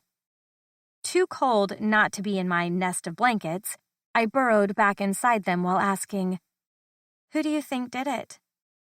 A quick slap landed on my leg through the thick blanket. "No. Who do you think did it?" "The Boy Scouts?" I glared up at her. How was she so awake and alive? It was barely 7 in the morning. "Well, whoever it was, I'm glad your car is finally free. Now get up. We have to head to the coffee shop and talk business." Ray made it sound like business with extra Z's. "I hate driving in the snow," I whined, pulling the covers back over my face. She snatched them away from me. "I hear you, but everything is plowed. There's no reason not to drive. Now come on." Begrudgingly, I rolled out of my blankets and made my way down the hall. "I can see my breath, Nora. This is madness," Ray yelled from the living room while I traded my sweats for real clothes. I was still too tired to comment or add anything cute to the conversation, so I let her continue to talk. "How did you not die last night?" Finally dressed and marginally warm, I sauntered back down the hall and muttered, "The only time it's okay to be this cold is if you landed on some alien planet and happened to be the mate to one of the locals." Ray squealed, trailing me into the kitchen. "Did you start the Ice Planet Barbarian series? OMG, I told you that you'd love it." I do love it, which is probably why I've been imagining Coulson's face on a massive blue alien with a dick that's 12 inches long. I pulled on the string to the blinds hanging over the sink to look at the backyard. Ray stopped, her mouth gaping as a lilt of laughter bubbled in her chest. "I'm sorry, what?" We had no secrets. She knew I had an unacceptable and incurable crush on my father's right-hand man. And she also knew that he did not return the sentiment in any capacity. So I felt rather pathetic about all of it. Totally had Coulson's face and was like 7 feet tall, I admitted jokingly. "Did his thing have that extra barbed thing on it, like in the books?" Shaking my head, I walked around her. I didn't look that closely. I focused on his face and his glowing eyes and the undying love he confessed to me. Ray snorted. I pulled open the back door and traipsed out. The yard remained the same as it was yesterday. Like I had seen in the window, the tree had been covered in snow. Every green branch was concealed, but the bulk of where the tree should have been was gone. Ray breathed my sentiments. I searched the yard as though I could literally place a missing fallen tree, but came up empty. The fresh snow that had fallen overnight must have covered any debris from it being cut or moved. Who would have... I turned in a circle, my eyes still raking over the whitewashed yard. "Oh my gosh, Nora!" Ray moved toward the side of my house, where the garage connected. I followed her, crunching some of the older snow as I went. "He chopped it all and stacked it for you." I snapped my head in her direction. Who? Did she assume my father had done this? Because he would not have had the time. Ray twisted toward me, a secret smile on her face. "Coulson, the Ice Barbarian, of course." I didn't even mean to laugh, but it bubbled up out of me like an overflowing pot of hot water. "He most certainly did not." "He did," she argued, pushing my shoulder. "But why would he? I mean, I paused, thinking over last night and how he'd started my fire and given me a ride home. Why would he do this? I asked, walking the length of the pile. It would have taken him all night to chop and stack it. "He texted Davis last night asking if you were up at our place," Ray said, standing shoulder to shoulder with me. "He asked me to stay in his house," I explained, while rubbing the stress out of my forehead. Right as Ray was about to reply, someone interrupted us. "There you are." We both spun toward the small alley between my garage and front yard. Mr. Scholler, my neighbor, was standing there, fuming with a red face. "Hi, Mr. "Don't start with pleasantries," the older man warned, grabbing for his hat with aggression. Ray bit her lip, likely holding back a laugh. The man was clearly upset. But why? "Did I do something to upset you, Mr. Scholler?" His scoff echoed. "You ran a chainsaw all night. Wendell, Harris, and Leroy down the way all heard it too. Now, there's a right way and a wrong way to handle things like tree removal." His hands came out, ready to break it down for me. Ray had to duck her face because she was cracking up. We had to get out of there before she lost it completely and made him any angrier. I'm so sorry, Mr. Scholler. It will never happen again, I promise. I yanked on Ray's hand, forcing us away from his angry tirade. We could hear him yelling at our backs while we both broke into laughter. I didn't think it was funny that Coulson had used a chainsaw all night, but I did find it humorous that Mr. Scholler believed it was me who had used it. Come on, let's get you some coffee. Ray hugged my shoulder and guided me back toward the house. Okay, here are the plans for the community center. Ray laid out a few pieces of paper in front of me. Dark lines made up the image of a floor pattern. Another page made up different rooms with dimensions. We'd come here after I had called the power company, and then promptly left the frozen house for the safety of the warm cafe. Ray spread the plans, her black nails pointing to a few different blank spaces. This is going to be a tricky job because we need you to help draw up design plans before they start construction. I had vaguely accepted this job when Ray had been asked to spearhead the project by the mayor. After she saved failing businesses in Macon, breathing life back into our tiny town, City Council was desperate to keep the momentum going, and they figured something for the community would be the way to do that. Okay, so what do you need from me right now? I tugged the image closer. I need you to plan the space. We'll need a reception area with a desk. I'm hoping to have it right here in the front to provide an extra safety measure for kids when they're here. I want to have a place where people can look for jobs and other community assistance. If they need help paying their power or water bill, I want them to have a private area they can go and talk to someone where they won't feel embarrassed. Then there's the larger area here, where we can host meals for the homeless, and different religious groups can use it for whatever they want. Yoga classes can be held there, bingo nights. The space needs to be fluid and interchangeable.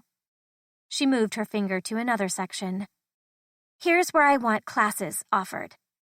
My eyes tracked as she talked through each space, as each area came alive in my mind. This will be a joint Macon effort, meaning several businesses are going to give back and donate materials and things needed for the project. I want the aesthetic we created in the town to be used throughout the center, and for it to feel like an extension of the town. So the artwork should be mountain vibes, wood, and rustic charm.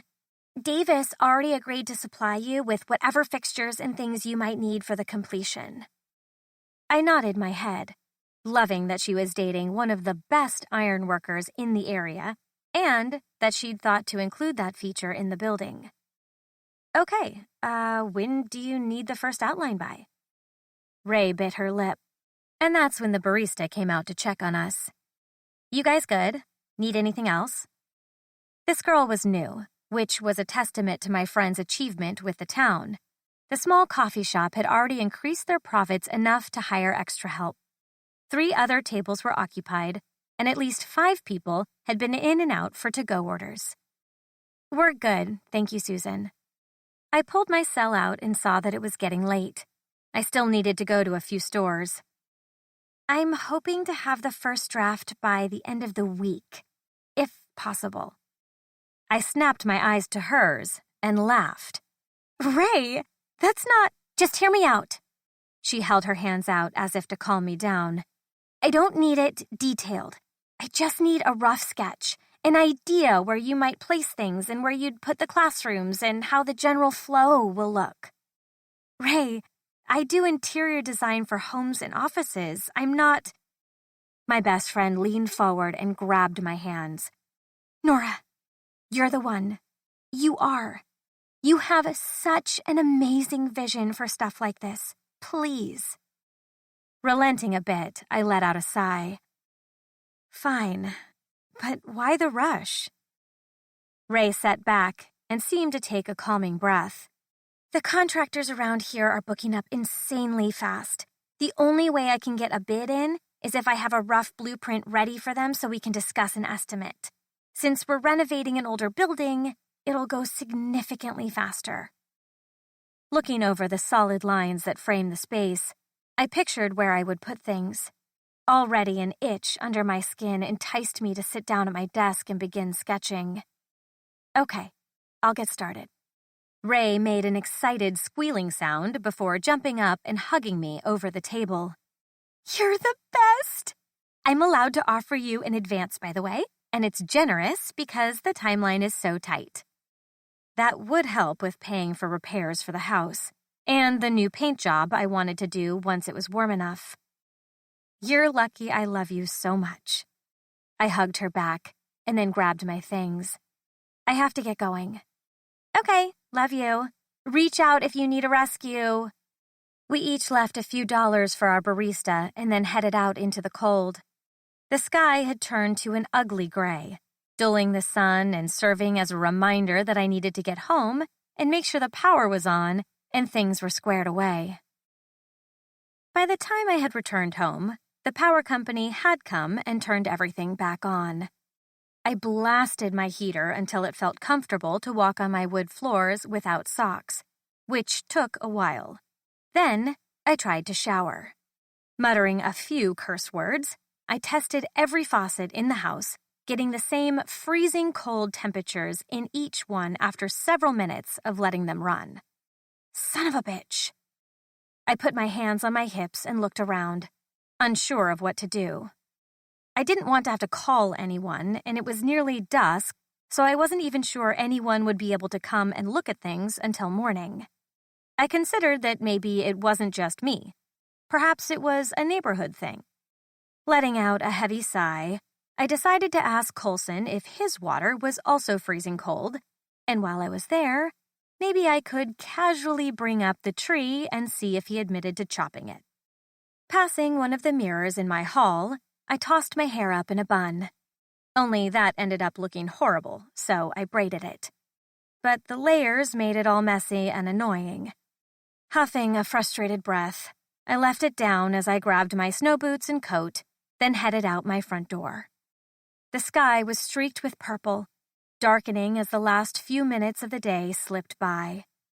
Coulson's truck was in his driveway, and I could only hope that I wasn't about to embarrass myself again by interrupting his dinner, or date night. The knowledge, or rather assumptions, about his dating life ate me alive on a regular basis. Curling my fingers into a fist, I pushed aside my nerves and knocked. The brisk winter air stung my face as I stared at the basic green wreath that I knew he'd bought from the Cub Scouts during their Christmas fundraiser. He was a good guy in that way, always helping businesses if he could, tipping, buying local, sponsoring sports teams so they had jerseys and gear. Right after I moved in, I saw that he bought at least 10 boxes of chocolate from the kids who hit up our neighborhood for one of their fundraisers. Where he tucked it all away, I had no clue. Maybe he had a basement full of chocolate, Thin Mints, and wrapping paper. There were definitely stranger things to have hidden beneath your house. Lost in my own thoughts, I wasn't fully prepared for the door to swing open or the gust of warm air that hit my face. Or for Coulson to be standing in front of me with wet hair and in nothing but a pair of gray sweatpants hanging indecently low on his narrow hips. Jesus. He had so many muscles and veins, he definitely belonged in one of those contractor porn calendars or magazines. Did they have those? They needed to have those. Nora. He said my name like he'd been expecting me, not like he was confused about why I was suddenly on his stoop. My tongue felt thick. Yes. Hello? Damn it. Blinking, I tried again. You showered. This was not going as planned. At all. His face didn't move, not a single muscle along his jaw. He just stared. I mean, I know you showered. I saw your bathroom. I was in your bathroom. Although I don't know why I'm bringing that up right now. Shoot me. Was there a reason you came over? His eyebrow lifted, and all it did was remind me that I was the one always tripping over myself for scraps of his attention, or for him to be nice to me for once. I was so sick of this fuck-off attitude he perpetually had with me, and after how he'd cared for me last night, it infuriated me to no end. Sobering, I squared my shoulders and narrowed my eyes. Yes, I have 2 questions for you. The first, do you have hot water? I'm trying to figure out if I'm the only one without it. I couldn't decipher the varying emotions his eyes suddenly held, almost like his mask lifted for 2 seconds, or there was a glitch in the matrix as he shifted where he wasn't supposed to, but something flickered. Something that resembled concern. But he shut it down nearly as fast as he showed it. And the second thing? He bypassed my question completely. Biting my tongue, I quietly considered him and how I wanted to form my next question. Instead of asking the burning one in the back of my mind regarding the tree, my brain went haywire and asked something else. Why did you really come and find me last night? A cold gust of air rushed into the space between us, making him shudder the slightest bit, and then search the space behind me. I wouldn't be going into his house, so I hoped he wasn't about to ask me to. With a heavy sigh, he finally relented. First, I do have hot water. Okay, well, shit. Then that meant something was wrong with my house again. And the second? I'd figured the rest out, but before I completely froze my ass off, I wanted to hear him explain himself. His eyes narrowed somewhere above my head, while a tick feathered his jaw.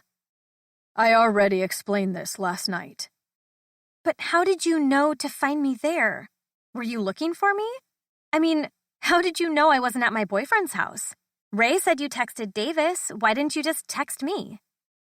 He scoffed, shaking his head. I caught how the top layer of his hair fell a millimeter and now kissed his forehead. It was adorably hot. I don't have your number. And you don't have a boyfriend. Right. Okay, well, thanks for the info. I moved to leave, but his fingers wrapped around my wrist, halting me.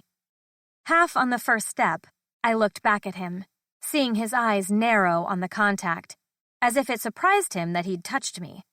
Letting me go, he ran his hand through his hair and swallowed, making his Adam's apple bob. Let me get dressed and I'll fix your water heater. It's probably just the pilot light. I glared at the delicious asshole in front of me, annoyed by the whiplash of him acting like he didn't want to touch me one second, and the next, like it was his job to care for me. I was confused and cold, and with that fogging up my brain, I blinked and slowly shook my head. No. His mouth fell flat. His head lifted the smallest bit, almost like he was remembering something. So we're back to this whole thing? What's that supposed to mean? I asked, feeling defensive. He rubbed a hand through his wet hair, seemingly ignoring the cold air, even with the way it had colored his cheeks red. It means you're young, stubborn, and suffer for no goddamn reason and end up causing more work for those who do end up wanting to help you. I never asked you to chop up my tree. I breathed out heavily, feeling my nostrils flare. Coulson smirked, leaning into his doorframe. Pride is an unflattering color on you, Nora. I gave him a sugary sweet smile. Who says it's not confidence? His scoff wasn't encouraging, and neither was the way he scratched along his abdomen. Confidence in what? You have no idea what you're doing. You just turned 23 and have no life experience at all. So stop wasting time and let me come over and fix it for you. His words might as well have been shards of glass for how hard they cut me. My eyes watered as I worked around the lump building in my throat. It was exactly what Jason had told me, and the reason he found me so unworthy of staying with. On shaky legs, I gripped the railing to his porch and descended the rest of the steps. Tears burned my eyes as the wind hit my face, and I pulled my arms in close. Nora, come on, don't be like that. Let me help you. Not only would I not let him help me, but I wasn't sure I'd ever even speak to him again. Like hell would I be made into some pathetic charity case for the asshole next door. I'd never be that again. Not to anyone. 6. Nora. Standing under the hot stream of water in my best friend's guest shower was the best feeling I'd had all week. Aside, of course, from when I was soaking in Colson's tub, but that had been ruined. This shower was a fresh start. It was me taking charge, not relying on anyone but myself for what I needed. Did I need a hot shower? No, but I really wanted one. And to see my best friend, so in the end, it all worked out. I had texted Ray after I left Colson's porch last night, asking if she wanted to do a strategy session at her place, complete with poster board, note cards, and color-coded Sharpie pens. She accepted immediately, because my best friend was a freak for strategy and using Sharpie pens. It happened to work for her to pick me up on our way back home that evening, so I didn't even have to drive my crappy Toyota up the mountain. Not that it would have even made it. Ray had moved in with her grumpy boyfriend who lived up on the top of Mount Macon a month or so ago. So now, when I needed a sleepover with her, I had to commute. Shutting off the shower, I considered Colson's weird behavior once more and tried to make sense of it. He had literally come out of the blue with this sudden concern for me, which tossed up a red flag. It should go without saying that I would probably not do well on a blind date or in any situation where trust is required instantly because I'd ruin it. Immediately. Nora? Ray called through the door, knocking gently. She hadn't blinked an eye at having me stay over, and Davis hadn't either. He wasn't that bad after everything. He was just sort of growly if you didn't catch him near Ray. She was the sunshine to his cloudy sky, and they were the most disgustingly cute couple that I'd ever seen. Yeah? I gathered my hair in the towel and started dressing. She cracked the door. Are you decent yet? Pfft, like that would stop you. I joked, buttoning my jeans and pulling on my shirt. My best friend materialized in the doorway with a laugh, her blue eyes bright and her nose crinkled. True. Davis is downstairs, so I thought I'd sneak up here and tell you that Colson just called him. I froze mid-deodorant swipe and looked up at her. What? Her dark hair was tied up on her head in a messy bun. She wore a big flannel that swallowed her shoulders and hit the tops of her thighs, and thankfully she'd pulled on sweats. Earlier this morning, when I went down for coffee, I found her without said sweats, straddling her boyfriend's lap, while kissing him like she was 2 seconds from tearing his shirt off. He thankfully had jeans on, and was otherwise decent. But they both blushed and apologized profusely. With a massively immature gesture, I acted like my eyes had been gouged out and hoped that we'd all move past it. He called for winter tire suggestions? Or something me-related? I whispered, as though Davis would sneak up and hear us. She moved closer, fully invested in my secrecy plan. You-related. She smiled coyly. He asked if you were still here, and then asked if Davis knew if you had a ride home or not. Why did my heart want to fucking fly like a deflated balloon in my chest? Colson was up to something, and I didn't like not knowing what it was. So? Ray asked, eagerly awaiting details I didn't have. Turning away from her, I grabbed my clothes with a heavy sigh. He's acting weird, and it's freaking me out because part of me wonders if he's secretly a serial killer. If anyone picked someone to fall in love with and they ended up being a serial killer, you know it would be me. Ray laughed and slammed her hip into mine as we walked back to the guest room where I had stayed the night prior. Ray and Davis had asked if I would design it for them, so it was like a winter wonderland escape, full of thick throws and rich color. Stop it. You have good taste in guys. Ray winced right after she'd said it because we both knew that wasn't true. I had the shittiest taste in guys, and it was the absolute worst problem to have because I was positive there was no cure. Okay, so minus Jason and all his manipulative bullshit, but I don't think Coulson is a serial killer. I think he might have a thing for you.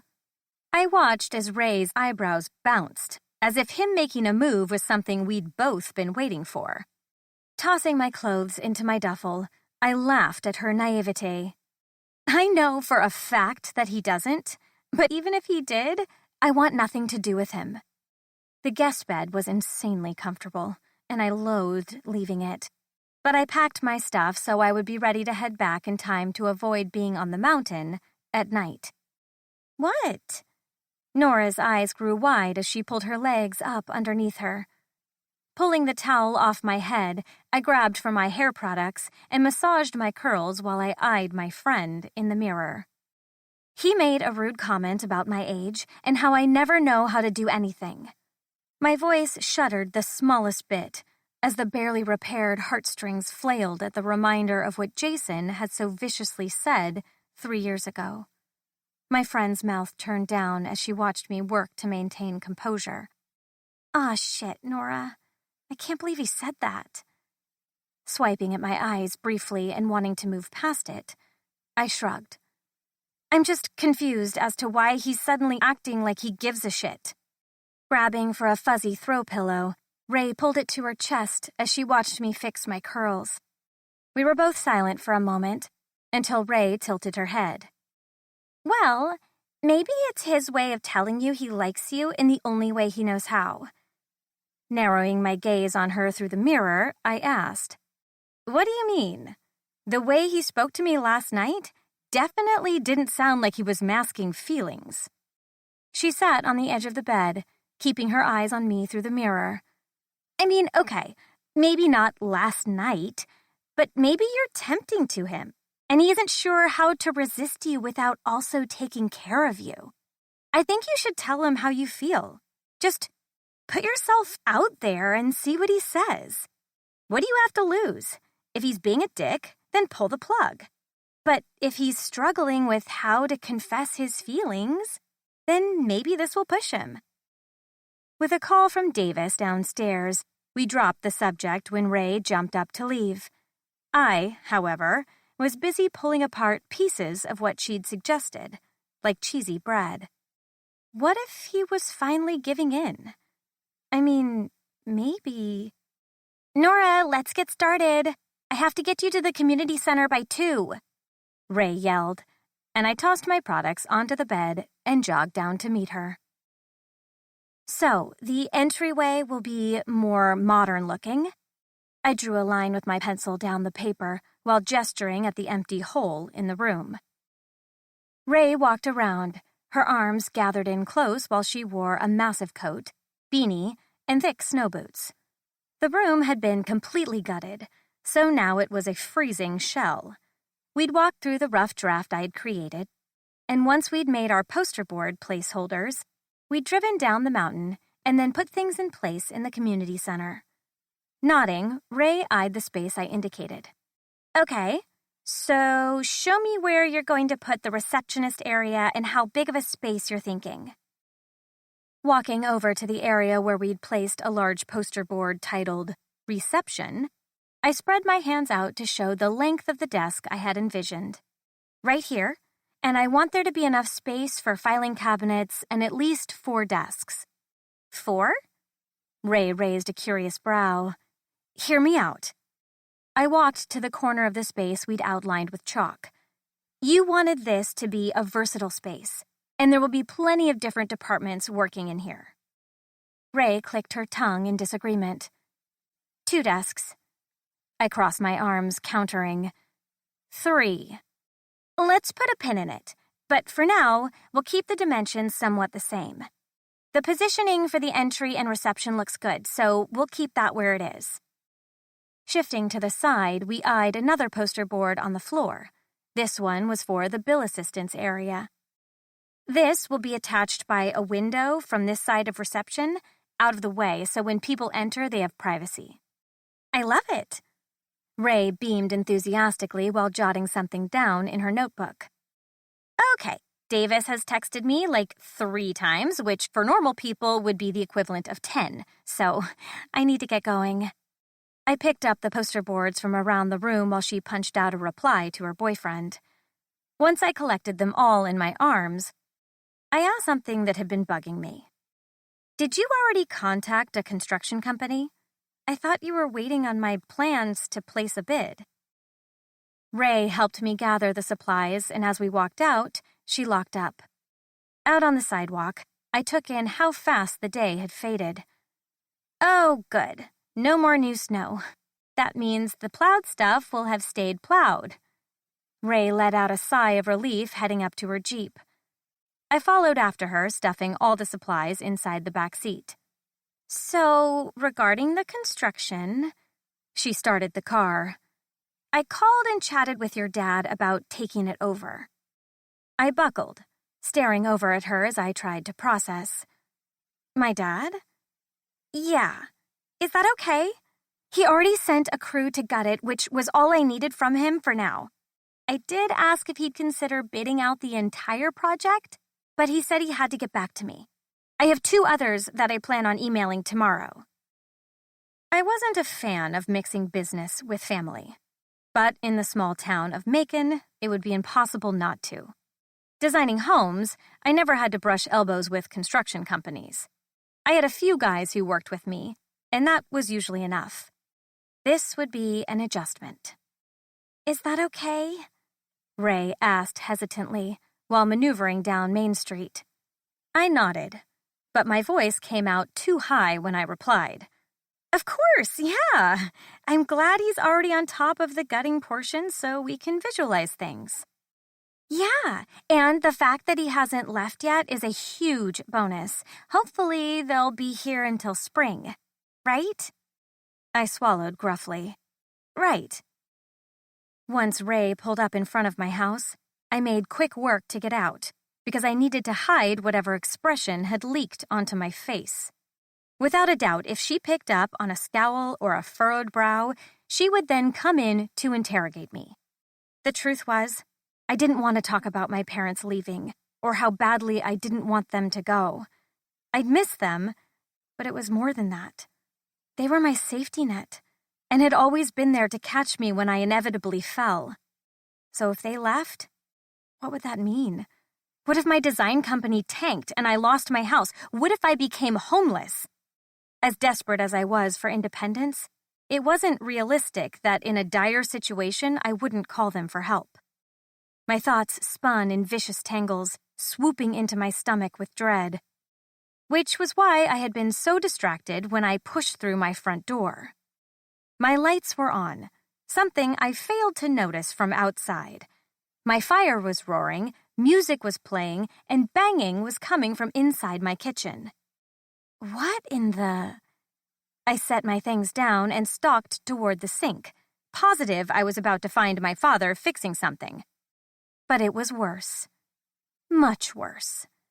Tucked under my sink, with a large tool in his fist as he hammered at a pipe, was my grumpy next-door neighbor. Coulson, what are you doing? Why are you here? Narrowing my focus and stepping closer, I asked, And how are you here? He slid out and stood. He wore a plain white t-shirt, threadbare jeans molding to his thighs perfectly, and covering his blonde, messy hair was a backward-facing baseball cap. Dear, sweet Lord Almighty! The sight of him in my kitchen, wearing his hat backwards, his face smudged with grease, and his abs visible through his shirt, was too much.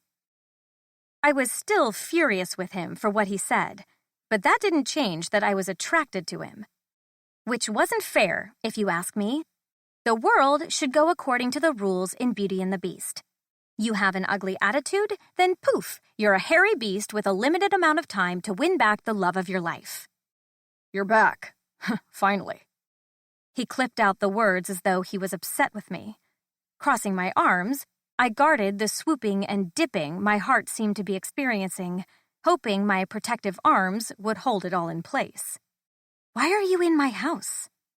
I arched my brow in question, unwilling to give in to my pathetic, romantic fantasies that he cared about me in some capacity.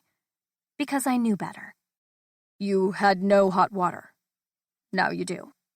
He set the tool down on the counter, then brought his hand up to scratch his jaw. I was so unsettled by the fact that he was in my space, standing there like he was as comfortable as ever, as though he'd been here 1,000 times. And all the banging under the sink? I didn't know much about construction, or home ownership for that matter, but I knew that my hot water heater wasn't under my kitchen sink. He removed his hat, ruffling his hair with a sigh. You had a frozen pipe. I let out an immature scoff. And why exactly would you care that I have a frozen pipe? I knew it seemed I was being ungrateful, but why was he allowed to treat me so horribly for the past year, ignoring me and making me feel as though I was insignificant, then start fixing things without asking? He let out a sound of exasperation, moving away from me and back toward the sink. He pulled up on the handle, but the pipes only groaned in response. Muttering a curse, he moved toward an open tool bag on the counter. Colson. He ignored me, selecting something else from the carrier and twisting the top of the metal stool. Walking around the island, I pulled his arm. Colson! What, Nora? His blue eyes flashed, his jaw set in a hard line. Why are you here? I repeated, hating how close I stood to him and how good it felt to be in his orbit. Even after his harsh words, his presence was like a weighted blanket pressing down on all my fears and anxiousness. Your pipes. Shaking my head, I stepped away from him. No! I tried again. Why are you here? His expression narrowed. His jaw clenched tight and ticked until finally he tossed the tool back into the bag with a frustrated sigh. Is it really so crazy to think that I'd want to help you? Laughing incredulously, I said, Yes, it is. Stepping closer, feeling myself start to unravel, I yelled, I don't need your help. I didn't ask for you to come here. Well, too fucking bad. He roared back, stepping closer. We were yelling at one another. It was ridiculous. But I had all this frustration burning under my skin from his rejections over the past year and what he said on his porch last night. Like an ice pick stuck in my chest, it froze any possibilities that he'd ever see me as anything other than a burden. Sidestepping his proximity, I tried to push past him. Well, I don't want your help. His hand shot out, landing on my hip. It was the most intimate thing between us, even beyond him seeing me naked in the tub. I froze in place, with air caught in my throat, my skin burning under his gaze. Tough shit, he grumbled before his lips landed on mine. Too shocked to move, I allowed his chest to brush against mine until he was standing so close I could hear every rumble caught in his throat. His hand tightened at my waist as my mouth moved against his, almost as if there was no other choice but to open for him. His tongue swept against mine, undoing all my defenses. His jaw slid to the side, emanating another rumble. I finally allowed myself to get lost in the feel of him, smelling that delicious spice that filled my lungs with each heaving breath. My fingers linked at the base of his neck, which brought him closer. He tasted me like he was desperate for me, like he'd been waiting for this. In turn, I clung to him hopelessly and desperately as he pushed against me and my ass pressed into the counter. But I grew too greedy. Because the second a moan slipped free from me, he froze, and with a rush of air, he briskly pulled away. Unfortunately, it was behind my breastbone where I felt the tug, and it was about as painful as pulling apart superglued skin. How would he know that his actions would be felt on such a deep level? It wasn't his fault that he didn't have to break into my heart to already own a piece of it. He had been there, existing, thriving in a place he had no right to be.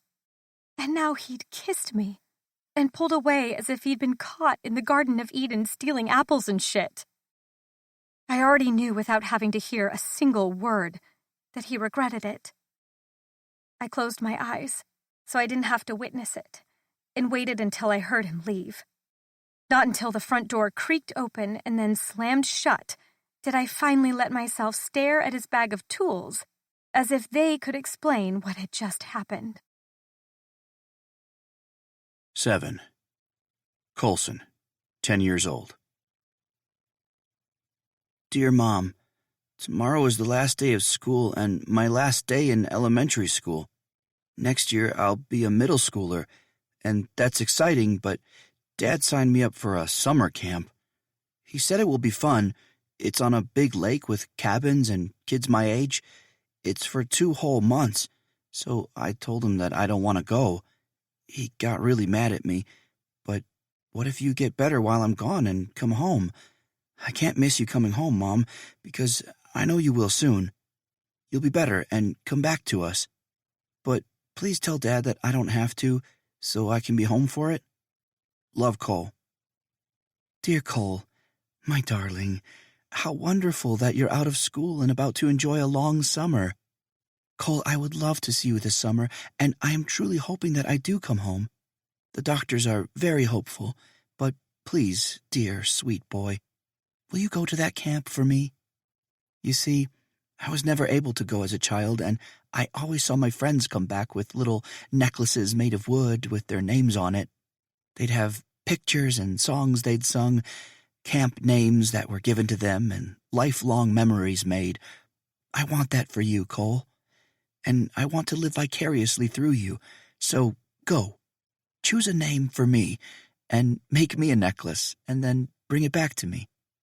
I love you. Mom. The early risers were out and about, already having their coffee down at the diner, and even a few braved the cold to walk their dogs. The sun was out, creating a glitter effect with all the snow, and it felt like we were all holding a collective breath on whether it would actually get warm enough to melt anything. I bypassed the few people milling about and headed outside of town, needing to hit something and put whatever was happening in my chest to rest. It was a riot of angry thumps and exhausted squeezes ever since I ruined everything and kissed my neighbor.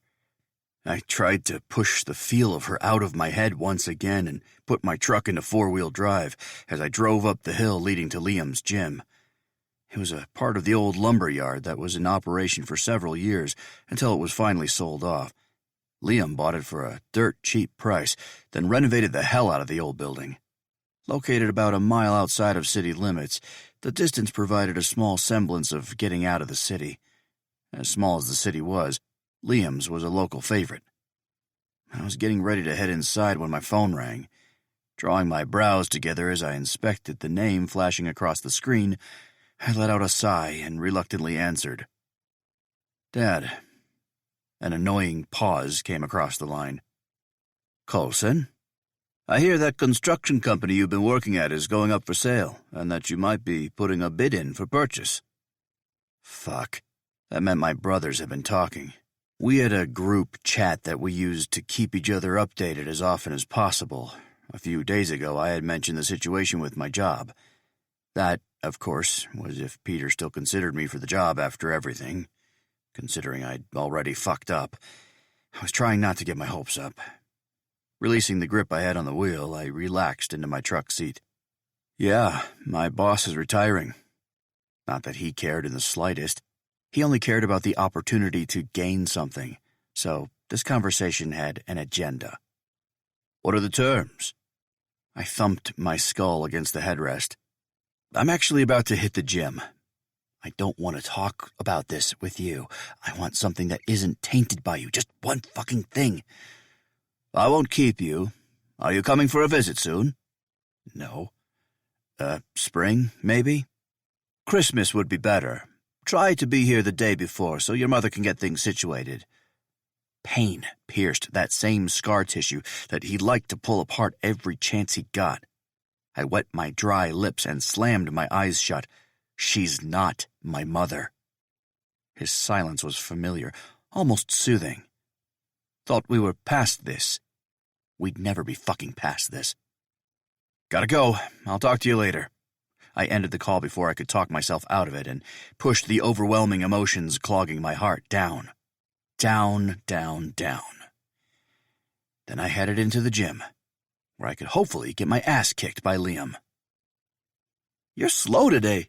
The boxing legend and one of my best friends danced on the balls of his feet as he watched me with a calculated expression. Thrusting my glove out, I hit air as he moved around me. Really slow. His taunts usually worked, since I didn't want to be slow, especially with a ton of guys watching us spar, but today, my mind wasn't in the ring. His daughters were on the sidelines too. His youngest, Mila, had her eyes fixated on my feet. "Daddy, he's growing roots," she yelled toward me, and the room erupted in laughter. Trying not to let her rather effective comment bother me, I taunted, "Shouldn't she have a babysitter by now or be in school?" Liam's jaw clenched, and then a solid punch landed to my side. Fuck, it didn't pay to rattle him the way he did me. "Another one quit, I take it?" "Fuck you, Haynes. Why are you so fucking sluggish today?" Because I fucked up.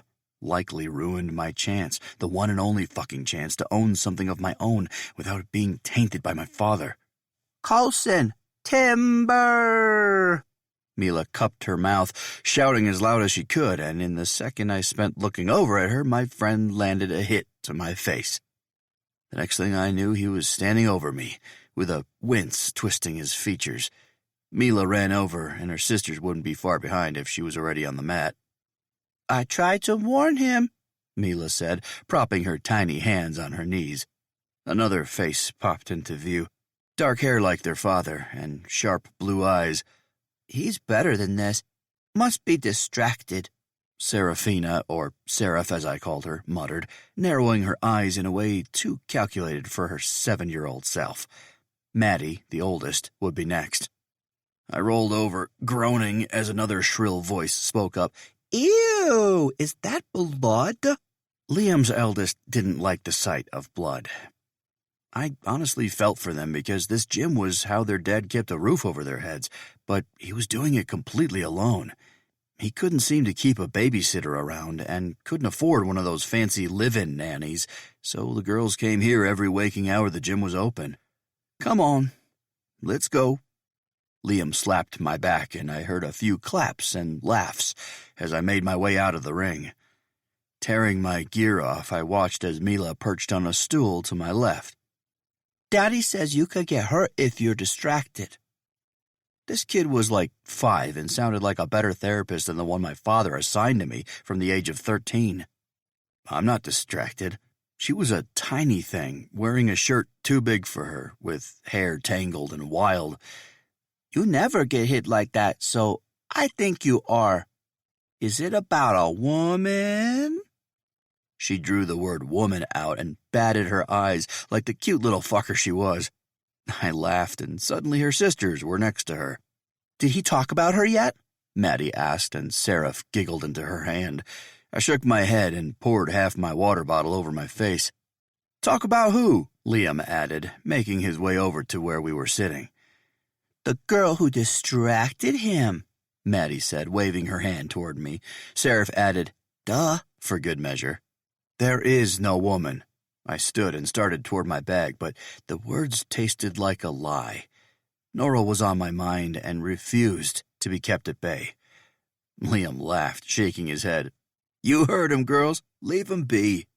"So, you need a place for the girls to go today, or what?" I quietly asked my friend while his kids busied themselves with something on Maddie's phone.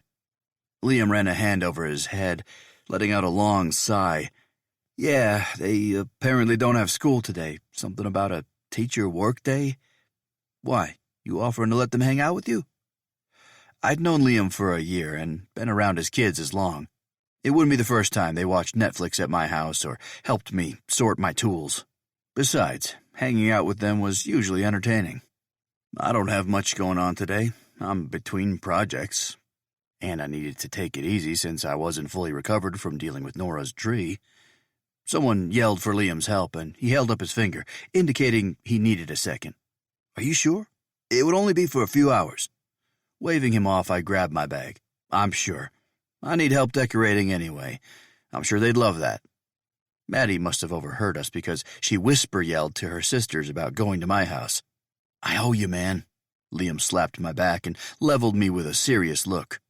The thing about community and being friends with someone who often needed an extra hand meant you built up your own strength while lending it.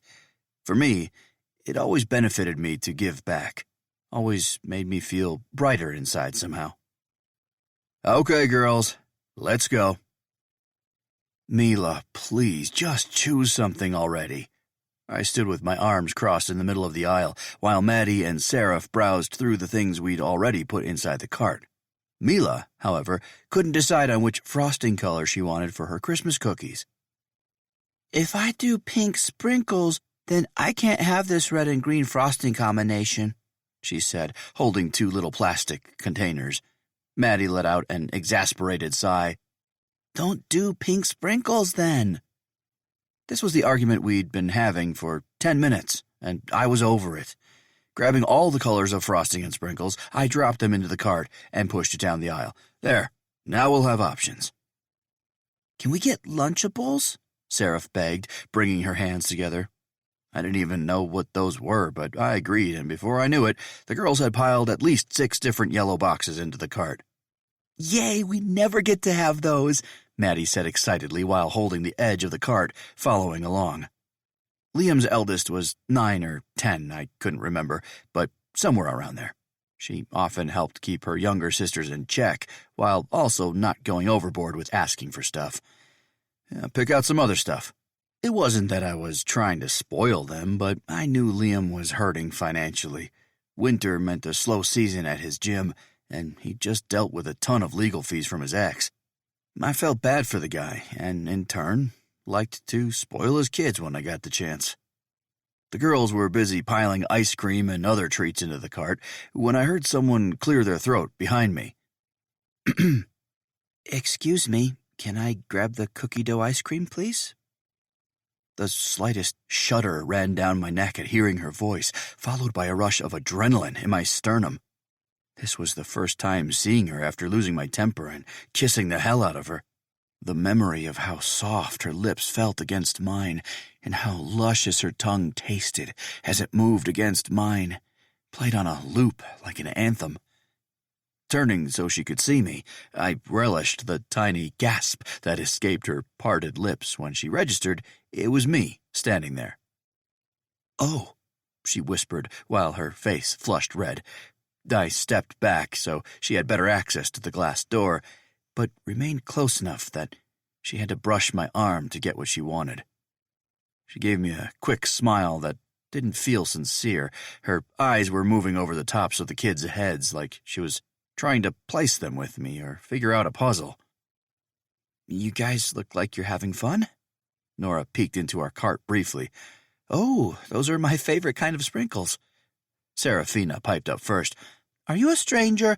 Dad says we can't talk to them, but if you know Uncle Cole, then it's okay. Maybe she's the woman, Mila not so quietly whispered to her sisters, who both giggled. Girls, I warned, but Nora's laugh pretty much stopped my heart.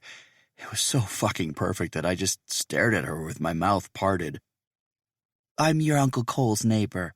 She touched the lower parts of Mila's tangled hair. Maddie interjected. He's not our real uncle. He's just our dad's friend, and he's babysitting us today. But we like to call him that because it annoys him. Nora's mouth spread into a genuine smile. Babysitting? I couldn't stop staring at her lips, or the way they stretched over her perfectly white teeth, or how that color of lipstick made my filthy mind conjure up ideas with what parts of my body she could smear that shade of red. If you really want the cookie dough ice cream, maybe you could come over and help us decorate his house, Mila offered sweetly, with a full-blown smile and everything. Yeah, we're baking cookies, too, Seraph added, standing up on the edge of the cart. Maddie grabbed the roll of sugar cookies. He said he doesn't know how to make the real ones, so we're just going to make these. Our daddy doesn't ever make the real ones either, so we're used to it, Seraph explained, before taking the roll from Maddie and using it as a sword. Well, you guys seem like you have a lot going on. I don't want to intrude on anything.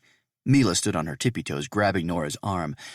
You're not intruding. You're invited.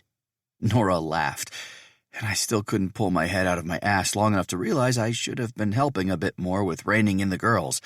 But when those aqua eyes landed on me, all I could do was agree with the kids. You're not intruding. With one quick glance at my mouth, Nora took a step back and smiled. That's okay. You guys have fun. It would be better if she didn't come over. Having her join in wouldn't be required to keep an eye on her, and I'd already crossed the line once. It was good that she seemed to understand that. Mila and Maddie nudged my side as they watched Nora take another step away, and fuck if I didn't see the way their faces fell watching her leave. I forgot how little interaction they had with women outside of school. They didn't have a grandmother that lived close. Liam had no sisters, and their mother wasn't in the picture at all. The prospect of decorating cookies with someone like Nora was probably something they'd be excited about. Wait. I stepped forward, peering back at the girls for a brief second before setting my eyes on her. Look, if you're not busy, we'd really like it if you came over. It would mean a lot. She stared, and it was like another layer peeled back, like she saw right through me. It was uncomfortable and agonizing because I had gotten good at hiding those layers. Someone could get addicted to that sort of connection. Well, maybe after I'm done shopping. I have a few things to get, but I'll come visit afterward. Yay! All three girls yelled excitedly. I gave Nora a small nod, silently thanking her, and then pushed the cart out of the aisle. With the three girls settled in front of the television screen, I popped the cookie sheet into the oven and set the timer.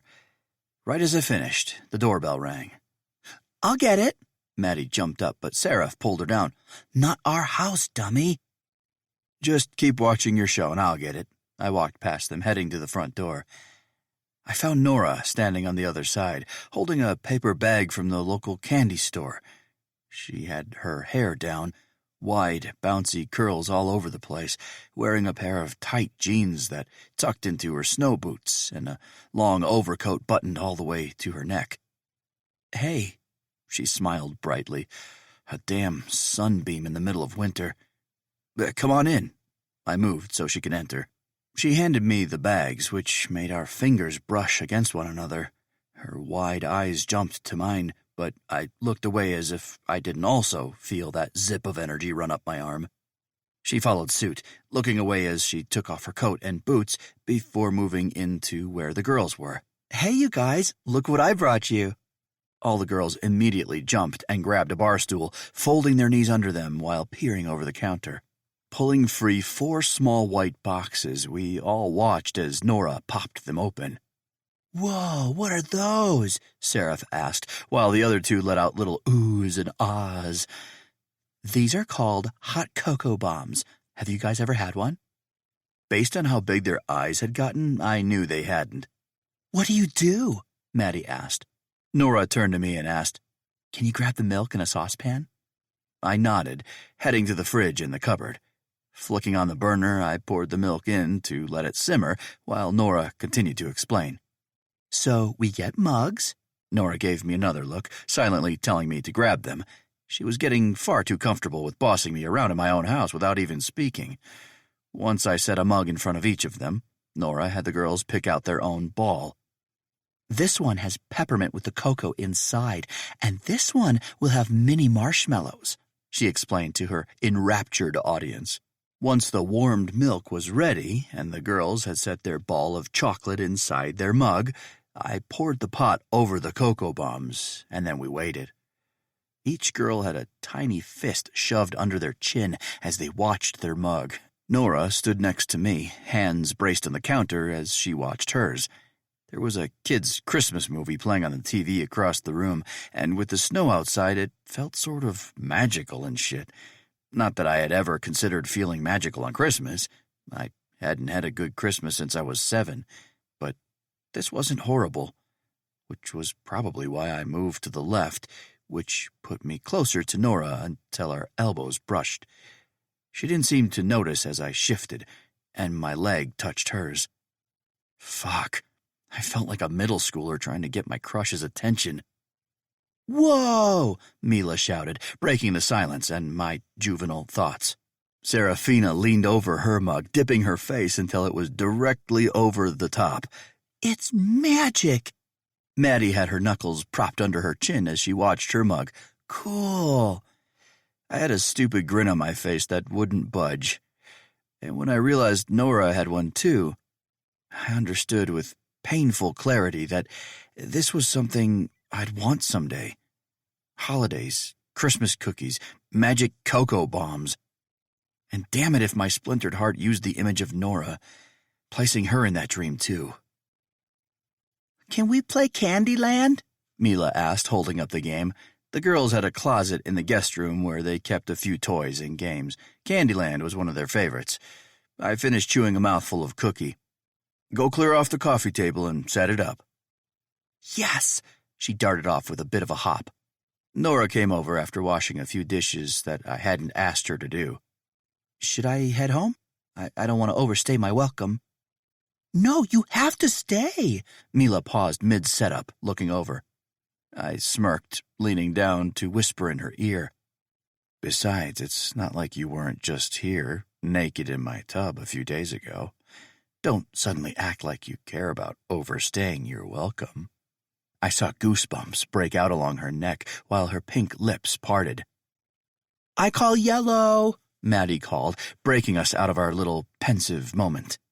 We turned and followed the girls over to the coffee table, sitting on the floor.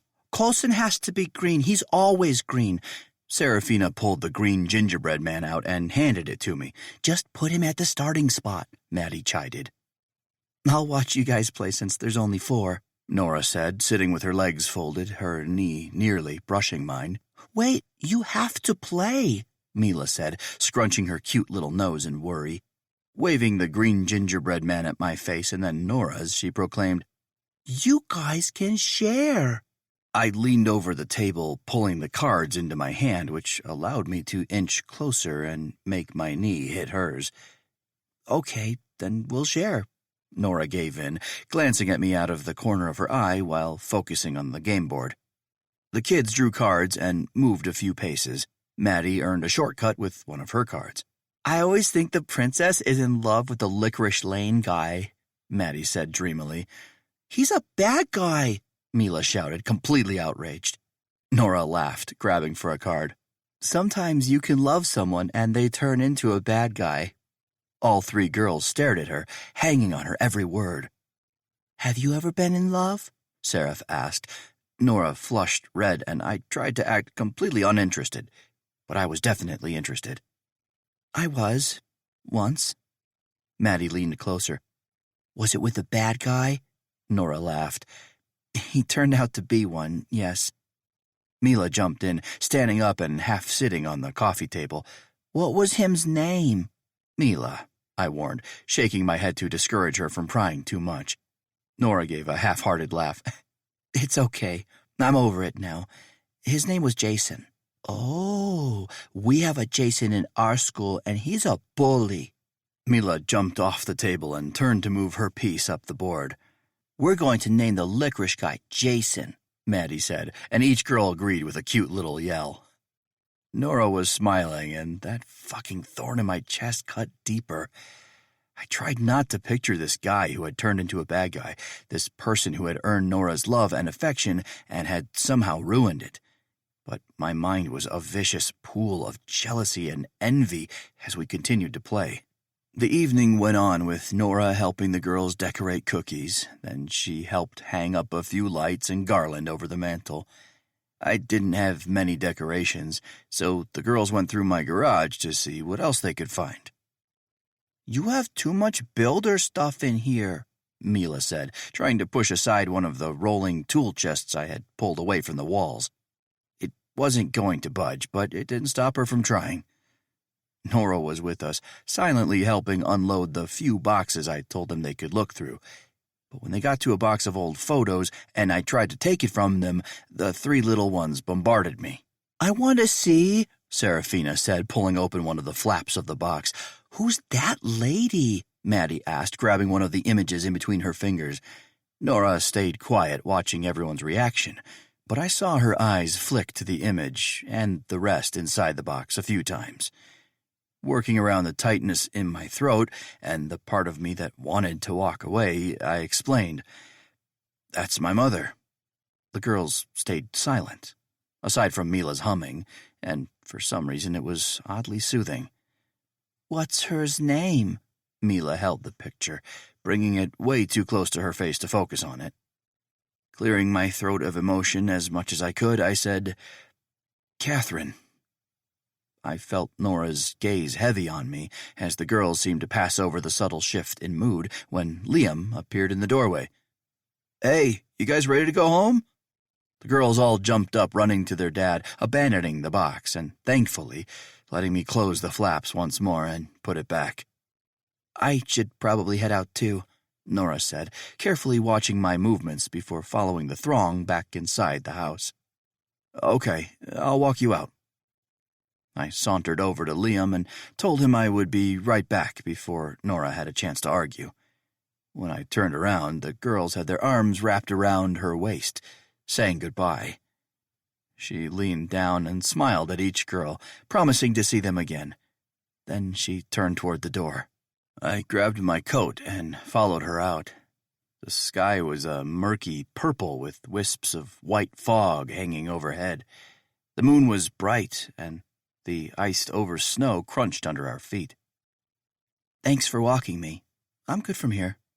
She tugged her purse down off her shoulder. I ignored her and followed her up the steps. We stood facing one another as our breaths clouded in front of us. Her features faded the slightest bit from the shadow, but her eyes were bright, and the curve of her fuller bottom lip glistened in the moonlight. "These fucking lips," I muttered, my eyes dropped and fixating. I lowered my head, and she didn't stop me when I shoved my hand into her hair, pulling her closer by the neck until her mouth was mine again. She tasted like cookie icing and hot chocolate, with something underneath that felt familiar, like home. I shuffled forward, pulling her against me in a tight hold. She lifted her chin, deepening the kiss, and then opened for me with a sultry moan.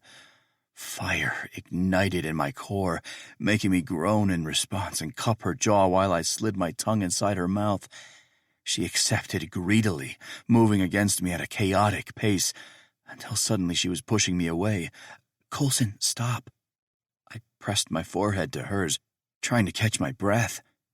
That's when I realized I was kissing her on her front porch where anyone could drive by and see, including her dad. Fuck. I stepped back, exhaling heavily. Nora gathered her hands in front of her, watching me with a reserved expression. "What are we doing?" Her soft voice barely registered over the roaring in my ears. What was I doing? This was so wrong and so off limits. "Nothing. We're doing nothing." I met her gaze, shaking my head. "This won't happen again." She didn't argue. I paced her porch, waiting for her to say something, but she gave me one soft nod and then turned to open her door. This wasn't how I wanted the evening to go. We'd had a good time, and I had to go and mess it up. I shoved my hands into my pockets and walked back over to my side of the fence, wondering why I'd ever thought I could cross it to begin with. 8. Nora. I cradled an old photo of myself as an awkward tween, smiling at the braces that stretched across my teeth and the not-so-blended makeup line on my jaw. I laughed, shaking my head as I wrapped it with newspaper. The feeling was surreal, almost dreamlike as I went from room to room, helping to pack my parents' house. They hadn't yet mentioned when they planned to officially leave, but I had an assumption it would be after New Year's or early spring. I didn't want to think about it, but I also had to face it. It was happening. Mom had sold her business already, and I knew Ray had been careful with sharing details about what her boyfriend planned to do with it now that he owned it. But bottom line, it was out of my family's life forever.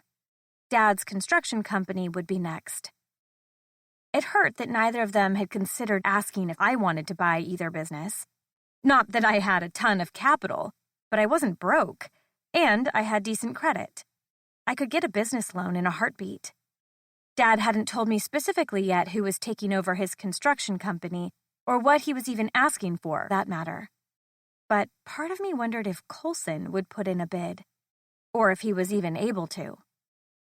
Thinking of him made a fluttering sensation happen in my chest, which I actively tried to shut down because after spending the evening with him and seeing him with those girls, it was a sucker punch to my ovaries. Then there was that kiss, and damn it, the way he chiseled pieces of my heart like a professional stone carver was unbearable. 2 scorching hot kisses with 2 agonizing rejections. I didn't need that sort of confusion in my life, and while I was mad at him for what he said the other night before my water heater was fixed, I still had a crush the size of Texas on the man. Besides, it didn't mean I believed he'd ever be a viable option romantically. Fantasizing about Coulson Haynes was like daydreaming you could marry a celebrity. It was all essentially the same exact thing. Unrealistic. "Nora?" My mom called from the office. I set down the pictures I was wrapping and walked down the hall, jamming my shoulder into the doorframe. "Yeah, Mom?" My mother was kneeling in front of a large box, but as soon as she saw me, she got to her feet. "Let's head to the garage. Your father has something in there I think he wanted to give you." Furrowing my brows in confusion, I trailed her. "Okay. Is this about his weird license plate collection? Because I don't want that." Once we cleared the garage door, I found my father already inside, pulling down a few jumper cables and the emergency box he kept all his car stuff in. All my life, my father had clear totes he kept his kits in. It was a nice system, one I had mimicked in my own garage. "Here, honey, you should have these." He pulled out the rest of the jumper cables and windshield wiper fluid. Shaking my head, I tried to laugh it off. "Dad, I already have that stuff. Don't worry about me." He gave my mother a look, and since I'd been around it my whole life, I knew exactly what it meant. He was trying to keep the peace, but wasn't sure how to do it without getting frustrated. "Well, we think maybe you should just take our box. That way you know it's all there and it all works," my mother added, likely assuming her gentle tone would keep everyone calm. But I have my own box. Because he'd trained that in me. Why was this so difficult for them to understand? "Nora, don't be difficult." My dad let out a heavy sigh. Folding my arms over my chest, I narrowed my gaze on the clear tote. "I'm not being difficult. I'm telling you, I already have a box." "Yes, but I know you, sweetheart." He lowered his tone to a sugary sweet, patronizing level. "It isn't likely that you have the right jumper cables or oil for your car. Just take mine, okay? You know what? I'll keep this all in here because we plan on leaving you the house." "What? Did you just say you were leaving me the house? Because that would be crazy." My dad let out a heavy exhale, which took me back to being 13 and feeling like I was inconveniencing him. My mother toyed with looping extension cords, as though she had no idea that her husband had offered me their home. "It's the smart choice, Nora. It's almost paid off. We'll keep up the mortgage payments, you can sell your house, and that way, if anything happens, we'll know you're taken care of."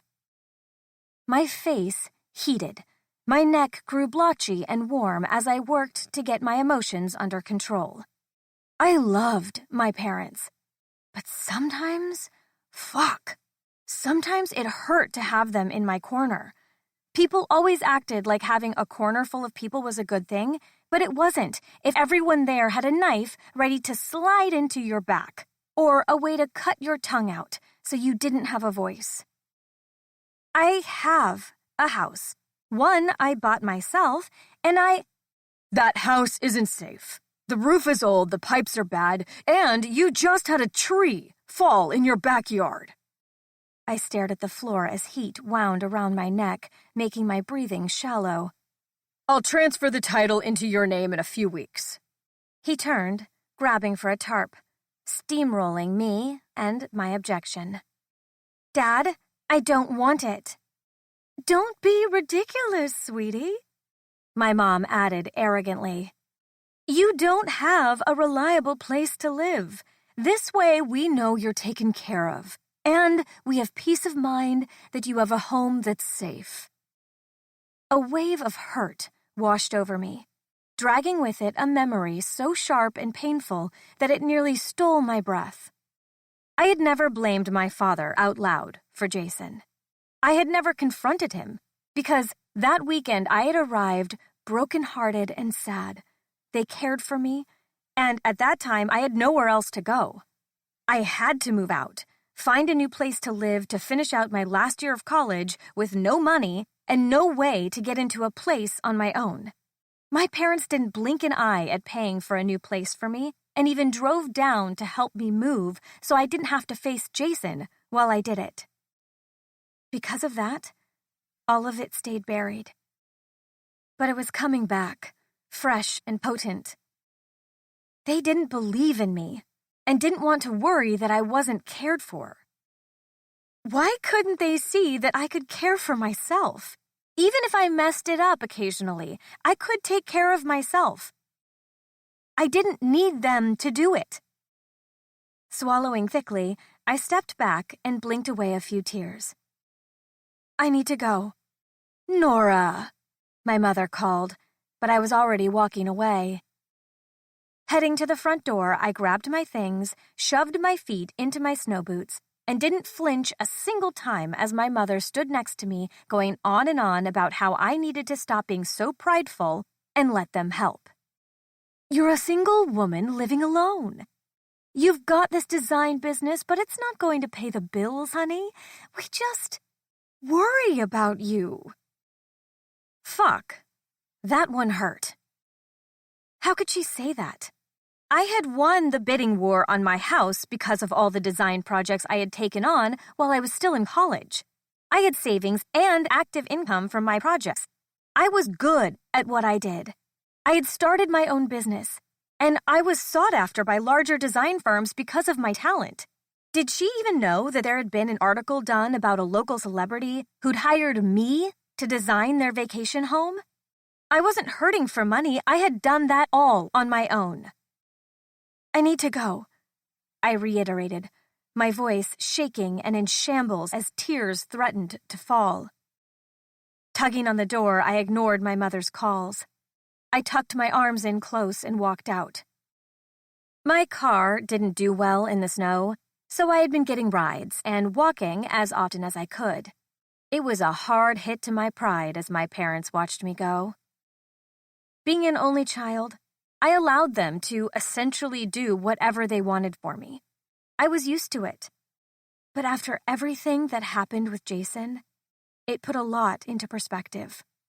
I didn't need them to plan my life for me or worry about what I chose to do with it. The cold wind stung my face as I walked down the street, clearing my parents' neighborhood and making my way to Main Street. Maybe I could stop in and grab some coffee to hold the rest of the way home to keep my fingers warm. Right as I crossed the street to do that, the sky broke open and snow began to fall. The snowflakes were so thick they stuck to my lashes and soaked my hair. Seeing the coffee shop, I darted toward it, only to see a sign posted on the door. Closed due to storm. Shit. Another storm was coming in tonight. Giving up on the idea of coffee, I curled into myself a bit tighter and continued walking down the road. There was only about a mile between here and my house, which meant 10 minutes of walking if I didn't have to worry about slick conditions. I could do that. Jerking my hood up and shoving my already wet curls inside, I started on my way when a loud diesel truck pulled up next to me. It idled alongside the curb as the passenger window rolled down. "What in the hell are you doing out in this?" I turned to find Coulson staring at me with confusion, his large torso leaning over his middle console. Here he was again, telling me nothing was happening between us, then playing savior. I couldn't understand him. I waved him off. "Just walking." Moving in the direction of home, I ignored that he was slowly idling alongside me. "Nora, get in the truck," he finally barked through the window. His comment from the other day made the stubborn part of me rise. The way he'd kissed me, and then told me nothing was going on between us, had me walking faster. The sky seemed to think I was being a petulant child because a whirl of wind and snow hit me in the face. I heard a loud curse, and then the truck stopped trailing me. The wind had picked up, tossing snow in my face, making it nearly impossible to see. Okay. This wasn't the best scenario ever. Total whiteout conditions, and my dad knew I was walking, which meant he would be on his way to come after me. Coulson was in front of me a second later, the blue of his eyes more intense than usual. His heavy coat was already coated with snow. Shielding his eyes, he yelled, "I'm either throwing you over my shoulder or you're being mature and getting in yourself." I wanted to continue to prove my point that I didn't need to be taken care of. But I wasn't an idiot. This snowstorm wasn't a joke, and people could get themselves killed being in conditions like these. Taking his outstretched hand, I let him lead me to his truck and got inside. I made quick work of rolling up the window. He climbed in seconds later, and the amount of snow he wiped from his hair made guilt tangle in my chest like chewed gum, messy and sticky. I didn't want to express any gratitude, but I wasn't that girl who was given a handout but swatted it away out of pride. He had stopped for me, and while I still did not understand his reasoning, I was grateful. "Thank you for stopping." Once I was settled, he smiled at me, then put his gaze back on the road. "Why the hell are you walking in this?" I let out a heavy breath. Long story. The silence that followed seemed so loud, and all it did was make me want to let the tears that had started at my parents fall free. I was so focused on myself that I didn't realize we had parked in Coulson's driveway. He was already out and walking around the truck, opening the door for me. "I'll see you tomorrow," I explained, blinking as more snow coated my lashes. His silhouette in the snow felt like something from a dream. Broad-shouldered, stubble covering his sharp jaw, and tall. His hand shot out, pulling mine into his as he demanded, "Come inside. Let me feed you while you tell me this long story." I looked longingly over toward my side of the fence. All I wanted was to curl up in my sweats and stuff my face with the leftover pie I'd bought the night prior. "Coulson, you explained last night that there isn't anything going on here, so I think it would be best if I went home." I tugged my hand out of his, but he took a step forward and closed the distance between us. "There isn't. We're neighbors, and this is a blizzard. You're coming to my house, so I know you're okay. You can fight me after you've eaten." "Yes, and in a blizzard, all I want to do is change into sweats and watch my show." He grabbed my hand again, hauling me toward his house. "I'll give you sweats, and you can watch whatever the fuck you want." I didn't understand why he had this sudden fascination with making sure I was okay. But after walking in that snow and dealing with my parents, exhaustion weighed on me hard, making my movements lax and compliant as he pulled me up his stairs. Okay, just for a little bit. 9. Nora. I stood in the guest bathroom, staring at myself in the mirror, Coulson's sweats were too long, so I had to roll the waist down. They were soft and, most importantly, warm. He'd given me a large hoodie to wear too so I could let my shirt dry. I hadn't realized how wet everything had gotten, but my coat was soaked through, as were my jeans. My hair was wet, so it was curling, and all my makeup had melted off, save for my lashes. With a huff, I grabbed my wet clothes and opened the door. Peering to the right, I saw Coulson's room, with the door wide open. I assumed he'd gone in to change, but maybe not. Suddenly, in his bedroom mirror, I could see his reflection. His muscled chest and stomach were visible as he pulled a shirt over his head, and that's when my eyes moved lower. He had on a pair of green boxer briefs that barely fit the rather large dick imprint that seemed to rest toward the left side of his body. God, he was massive, if that much was visible from here. He shoved his left leg into a pair of sweats, and I quickly averted my eyes. Why was I spying on him? Oh my gosh. Darting out of the hall as quickly as I could, I prayed to sweet baby Jesus that he hadn't seen me watching him. Instead, I moved around the living room, straightening my clothes out to dry in front of the gas fireplace. I was thinking of soup and grilled cheese for dinner. Comfort food. What do you think? Coulson asked, walking into his kitchen with ease, like he hadn't seen me watching him dress moments earlier. Maybe he hadn't. Yeah, that sounds fine. Can I help make anything? I asked, letting the sleeves of the hoodie swallow up my palms. You can toss everything I hand you into the blender, and then help me butter the bread.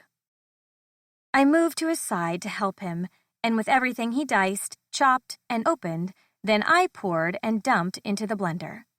Once we'd transferred it to a pot and the soup was simmering on the stove, I helped butter the pieces of bread. So, are you going to tell me about what happened? He finally asked, flipping the burner on and moving toward our plates. He sucked the pad of his thumb into his mouth, licking off the melted butter, and it was like the most erotic thing I had ever witnessed in my life. Trying not to stare, I toyed with the edges of my sleeves. My parents, apparently, are leaving me their house. Coulson's head swung toward me from his place in front of the fridge, his mouth parted, and then he blinked. Wait, as in they offered to sign over the house you're living in right now? What? Why would he assume that they owned it? No, I own my house, which is why I don't want their house. His blue eyes searched mine from his spot by the fridge. The sound of The Office played from the television in the living room, and the blizzard silently flew around outside the window. It was peaceful and warm. Wow, I mean, you're only 23. I guess I assumed they owned it. Watching him grab 2 beers, he finally shut the fridge and walked back over. I wasn't sure what to make of his statement. I wasn't that surprised that he assumed they'd bought it, but I hated that he didn't seem to know me at all, and he didn't indicate that he wanted to. So, why exactly are they leaving you their house? We moved to the table with our beers, grilled cheese, and our bowls of soup. Propping my knee up, I leaned in to pull apart my sandwich and explained. You know I've had a lot of issues with my house. It's a fixer-upper. I mean, it's still that disgusting brown color from when I first bought it. But my parents think if they move to Arizona, they won't be able to have peace of mind if I'm living here versus over there, where everything has been updated and maintained by my dad. They also seem to think that I don't make any money and will immediately become homeless once they leave. Coulson's gaze flickered between his food and my lips, and every so often his eyes would land on mine in a sad sort of way, almost as if he was sorry for me. Did they ever ask if you wanted to join them in Arizona? Taking a spoonful of tomato soup, I tried to push down the hurt around the answer. It was ridiculous that I wanted an invitation, but just the same, it had never come. No.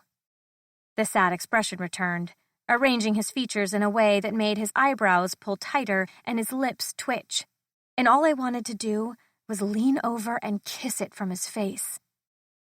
I didn't want pity. So you told them no, and what? They forced you to walk home? Laughing at his attempt to pull the story from me, I shook my head. I'm still not so great at driving in the snow. So I had ridden over with them, but while I was there, I just couldn't be talked to like a child. It drives me insane when they act like I can't manage my own life or need to be taken care of. At that, he stayed quiet, and we finished our meals in peace. Afterward, we stood at his back door and watched as more and more of our fence line disappeared from the heavy snowfall. Maybe I should head home before it gets too dark, I suggested, realizing it was already nearly dark. Coulson made a sound of disagreement with his eyes locked on the storm outside. Nah, I think maybe you should just stay for a bit. Be my drinking buddy. Your drinking buddy? I snorted, taking my hair off my neck in the warmth of the house. Coulson stepped away, his hand grazing my side the slightest bit. Yeah, we can play cards. He reached above the fridge and pulled down a bottle of whiskey, and then reached into the freezer and produced vodka. Oh, you mean drink? Drink. He smirked, setting the bottles on the table and then grabbing 2 shot glasses. Where are the cards? Lifting his chin, he gestured toward the hall. Guest room closet. Spinning on my heel, I walked into the first guest room off the hall. It had a large queen-sized bed with a white comforter and puffy pillows. A modest-sized dresser sat against the far wall, but otherwise the space was empty. The closet, however, was a large walk-in, and when I flipped the light on, my heart nearly left my chest. Neatly stacked and organized from wall to wall was nearly every single kids' game I had ever heard of. I knew it was for the girls when they came over, but it let me see a different side of him that thawed my annoyance regarding his recent, rather confusing behavior. Smiling at all the extra dolls and Barbie toys and a few lightsabers he had in a basket, I grabbed a deck of cards and walked out. Find him? Coulson asked, staring down at his phone. I padded to the table, sat, and plopped down the deck of cards with a tiny smile. Yep. He looked up and saw what I had grabbed, and those eyes finally landed on me, making me bite back my laugh. Go fish? Yes, sir. I tried to keep from laughing while I pulled out the cards and shuffled. I didn't miss the way he also worked to keep from laughing. Okay. Here's the rules. You have to take a shot every time you lose a card. My mouth dropped. We're gonna get so drunk. You might. I'm fucking awesome at this game. Handing him the deck, I grabbed for my shot glass. It's totally chance, you dork. Let's find out. He beamed, grabbing his deck. If you think for 1 second that I'm giving you my purple fish, you're out of your mind. My cards were dwindling, as were my chances to win. Coulson, the glutton, had at least 6 sets in front of him, and I only had 3. Coulson propped his elbows up on the table, his shot untouched in front of him, like mine. We'd both taken a few. Okay, more than a few. But I thought maybe I had a few more than him. My fish blurred a bit. You don't have a choice. If I ask you for them, you have to give them to me. We'd moved our game to the coffee table because we'd wanted to be closer to the fire. The blizzard made the draft by the sliding glass door unbearably cold. But with a new position, we were sitting considerably closer. I could see the tiny flecks of gold in his eyes and the way his upper lip had the smallest scar. Then don't ask me for my purple fish, I said, trying to be serious, but the way he smirked told me I had fallen short. Nora, I can't not ask you when I have 2 purple fish waiting for the other 2 in your hand. Slapping the table, making the shot glass shake, I leaned in closer. You can ask for pink fish. Pushing my finger into his chest, I added, ask me for pink. The last part of my words came out slurred, but I shook it off. I wasn't drunk yet, definitely not. Just buzzed a little bit. Coulson grabbed my finger and held my hand. What will you give me for it? His question felt all warm and fuzzy, like cotton wadded up inside my chest. What do you want for not asking for my purple fish? I think a giggle came out of my mouth, but I couldn't be sure. His eyes were getting red, and he was unsteady in his movements, so maybe he was drunk. What a lightweight. I want to kiss you somewhere I haven't kissed you yet. Wrapping my fingers around his wrist, I tossed my head back and laughed. So you're saying I can keep my purple fish if you let me... I frowned. I mean, if I let you kiss me. Somewhere I haven't kissed you yet, he added. Clicking my tongue, I tilted my head to the side. Where will you kiss me? Not telling until you agree, he said, leaning so close our mouths nearly touched. I didn't care about the game or the rules, but I desperately wanted him to kiss me. Setting my cards down and pulling my hand free, I agreed. Deal. Coulson set his hand of cards down and drank his shot. I took mine too, feeling the liquid burn down my throat and warm my belly. Shifting to his knees, he moved closer to me, placing his palms on either side of my hips. He lowered his head slowly, and then his lips were on mine. I was on my back in front of the fire, my arms wrapped around his neck, and his lips traced mine. His tongue delved deeply into my mouth, his teeth tugged my bottom lip, while he made a groaning sound.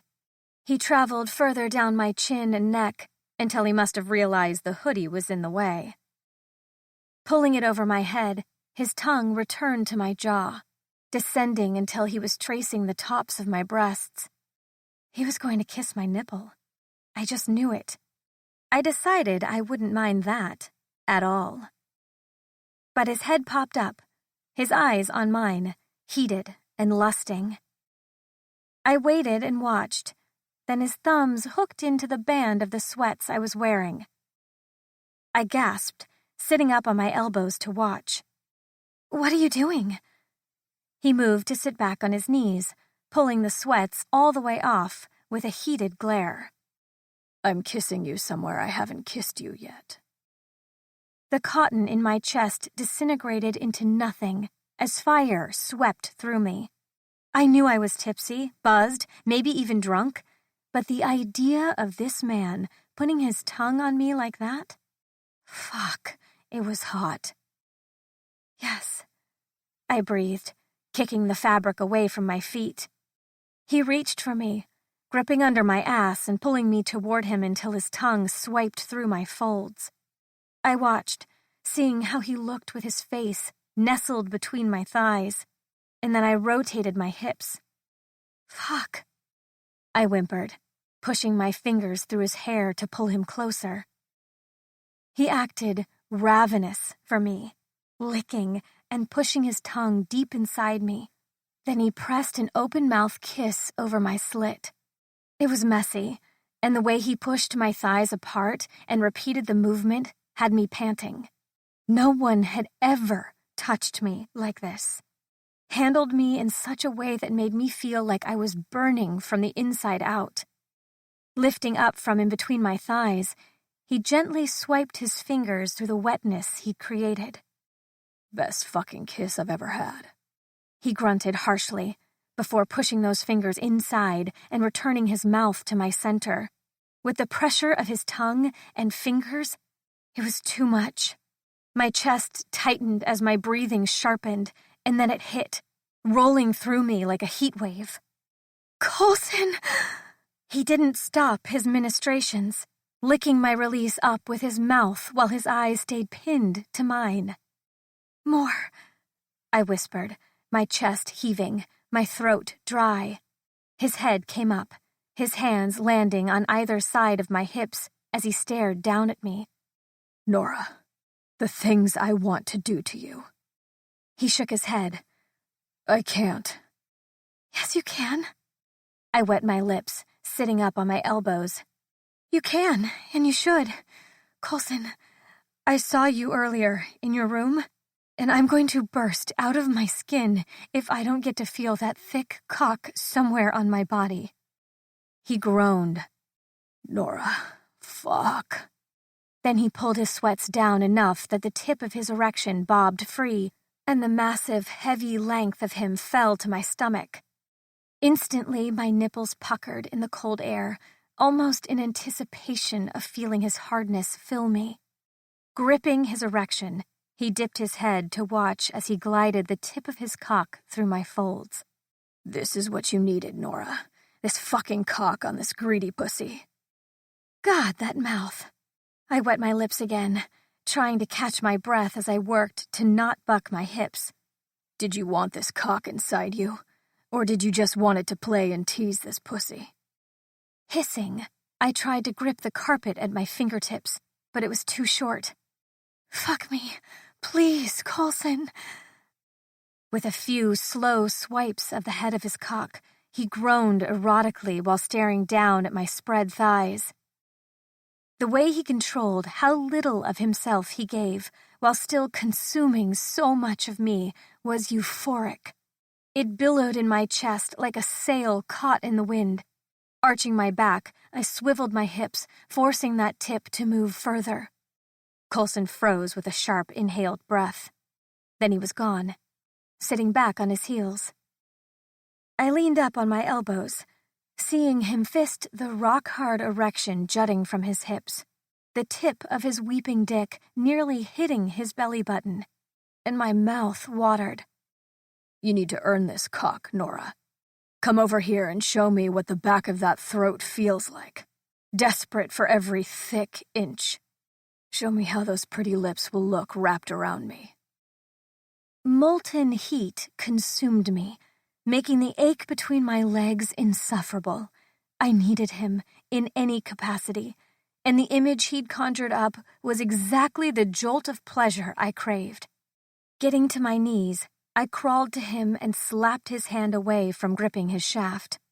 That large palm moved to the back of my neck, guiding me as I gripped him from the root. Using my thumb to apply the smallest amount of pressure on his column, I lowered my head, taking him into my mouth. He was so big that he was at my throat almost instantly, making me choke, but I took him like that as long as I could before having to let up. Shit. Look at the way you take me. I lowered my head again, sucking him into my mouth while his hips rotated. Just like that, Nora. He shuddered above me, as though he was barely restraining himself. His grip tightened in my hair, pulling me off him so he could look in my eyes, and I hoped he saw how wide my mouth had been stretched from taking his girth. So gorgeous. Now give me your fingers. Keeping my right hand on his shaft, I lifted my left to his mouth. He took my wrist and then lowered his mouth over my fingers, sucking on the first 3. With a groan, he pulled them free. Rub your cunt with these while you choke on my cock. Heat flared in my core, and I did exactly as he said, rubbing my aching center as I lowered my head, taking him once more. He held my head in place as he slowly fucked my mouth, grunting and groaning curses in between thrusts. So desperate to fuck this cock with your mouth, and you can barely fit me. He thrust gently, hitting the back of my throat, and with a guttural rasp he added, Think about how your tight pussy will stretch over my cock when it's sinking inside you. Rubbing my center in harsher strokes, I groaned, and suddenly my lips were freed, and I was being pulled. His hands went to my ribs as he picked me up and roughly laid me on the coffee table over the card game we'd been playing. I stared up at the ceiling as my hair fell over the edge of the table and my ass hung off the edge. And that's when his hand held my stomach. His face was between my spread thighs, his tongue hovering near my soaked slit. When you come, I want it to be on my face. He swiped, spreading my folds with his thick tongue. You're dripping, Nora, and I'm going to catch every last fucking drop. Now open those pretty lips and let me hear how desperate you are to come. His tongue moved again, this time sucking my clit with the smallest bite. But he didn't let up. He sucked, and I shattered completely. As I screamed his name, he gripped my hips, pulling me closer to him to lick every drop of my pleasure into his mouth. Good, Nora. Very fucking good. He exhaled, moving, and then he slid me closer so that only half my body was on the table. Pulling on my hair, he stood over me, gripping his erection in his fist while ribbons of pleasure spilled from him, and holding me in place, he painted my face and chest. My tongue was out, my eyes closed as I waited for his groans to subside and the hot release to stop pulsating over my skin. Within seconds, he finally sagged back, removing his hand from my hair. Holy shit. He exhaled heavily, working to catch his breath. I opened my eyes, feeling my face and chest sticky with his release. It didn't bother me. When it came to hot sex, my thoughts were always the dirtier, the better. But I also knew Coulson wasn't as young as I was and had likely had way more experience than me. Not that he was comparing, but I wanted him to have me in any way that he wanted me. He made me insane, desperate for any part of him. Well, should we shower? I joked, swiping my thumb through some of the release he'd left behind and sucking it into my mouth. I knew we weren't ready for sex, which was the real reason he'd pulled back. I was grateful he'd handled that with grace, so I amended my suggestion. Or, if you don't mind me using your guest bathroom, we don't have to shower together. Coulson was up, pulling his sweats on as he walked to the kitchen. Feeling a little awkward that he hadn't responded, I sat up and reached for my things. Sure. If you want to hit the guest bathroom, that's fine. I'm probably going to head to bed. Will you be okay getting home? My head snapped up. My fingers froze over the sweats I'd discarded. I was trying to gauge whether he was joking, but his eyes were lowered, looking at the cell in his hand. Waiting for him to crack a smile, or joke again, I sat there frozen. When he turned to grab a glass of water, I decided the joke was never coming. I could handle a lot, but everything from the night had caught up to me. I felt used, even if I had allowed it, even begged for it. I felt like he'd played me. Getting to my feet, I left the sweats where they were and grabbed my clothes that had been drying. Silently walking to his guest bathroom, I washed my face and dressed. When I emerged from the bathroom, he was still in the kitchen, running a hand over his face. I didn't say anything as I bent down to pull on my boots and coat. You want me to walk you to your door? Coulson crossed his arms over his chest, leaning his shoulder against the arch leading to his foyer. He hadn't pulled on a coat or boots, so I knew it was an empty offer. Trying not to let the slightest bit of emotion slip through my voice, I replied, "I'm good." He didn't try to stop me as I walked out. 10. Coulson, 11 years old. Dear Mom, I'm in detention writing to you. I hit Danner again, but in my defense, he's a douchebag. I miss our smaller notes that we used to be able to pass back and forth between Martina going to see you every day. Dad has been working a ton, and his secretary is over at the house a lot now. I don't like it. She even sleeps over.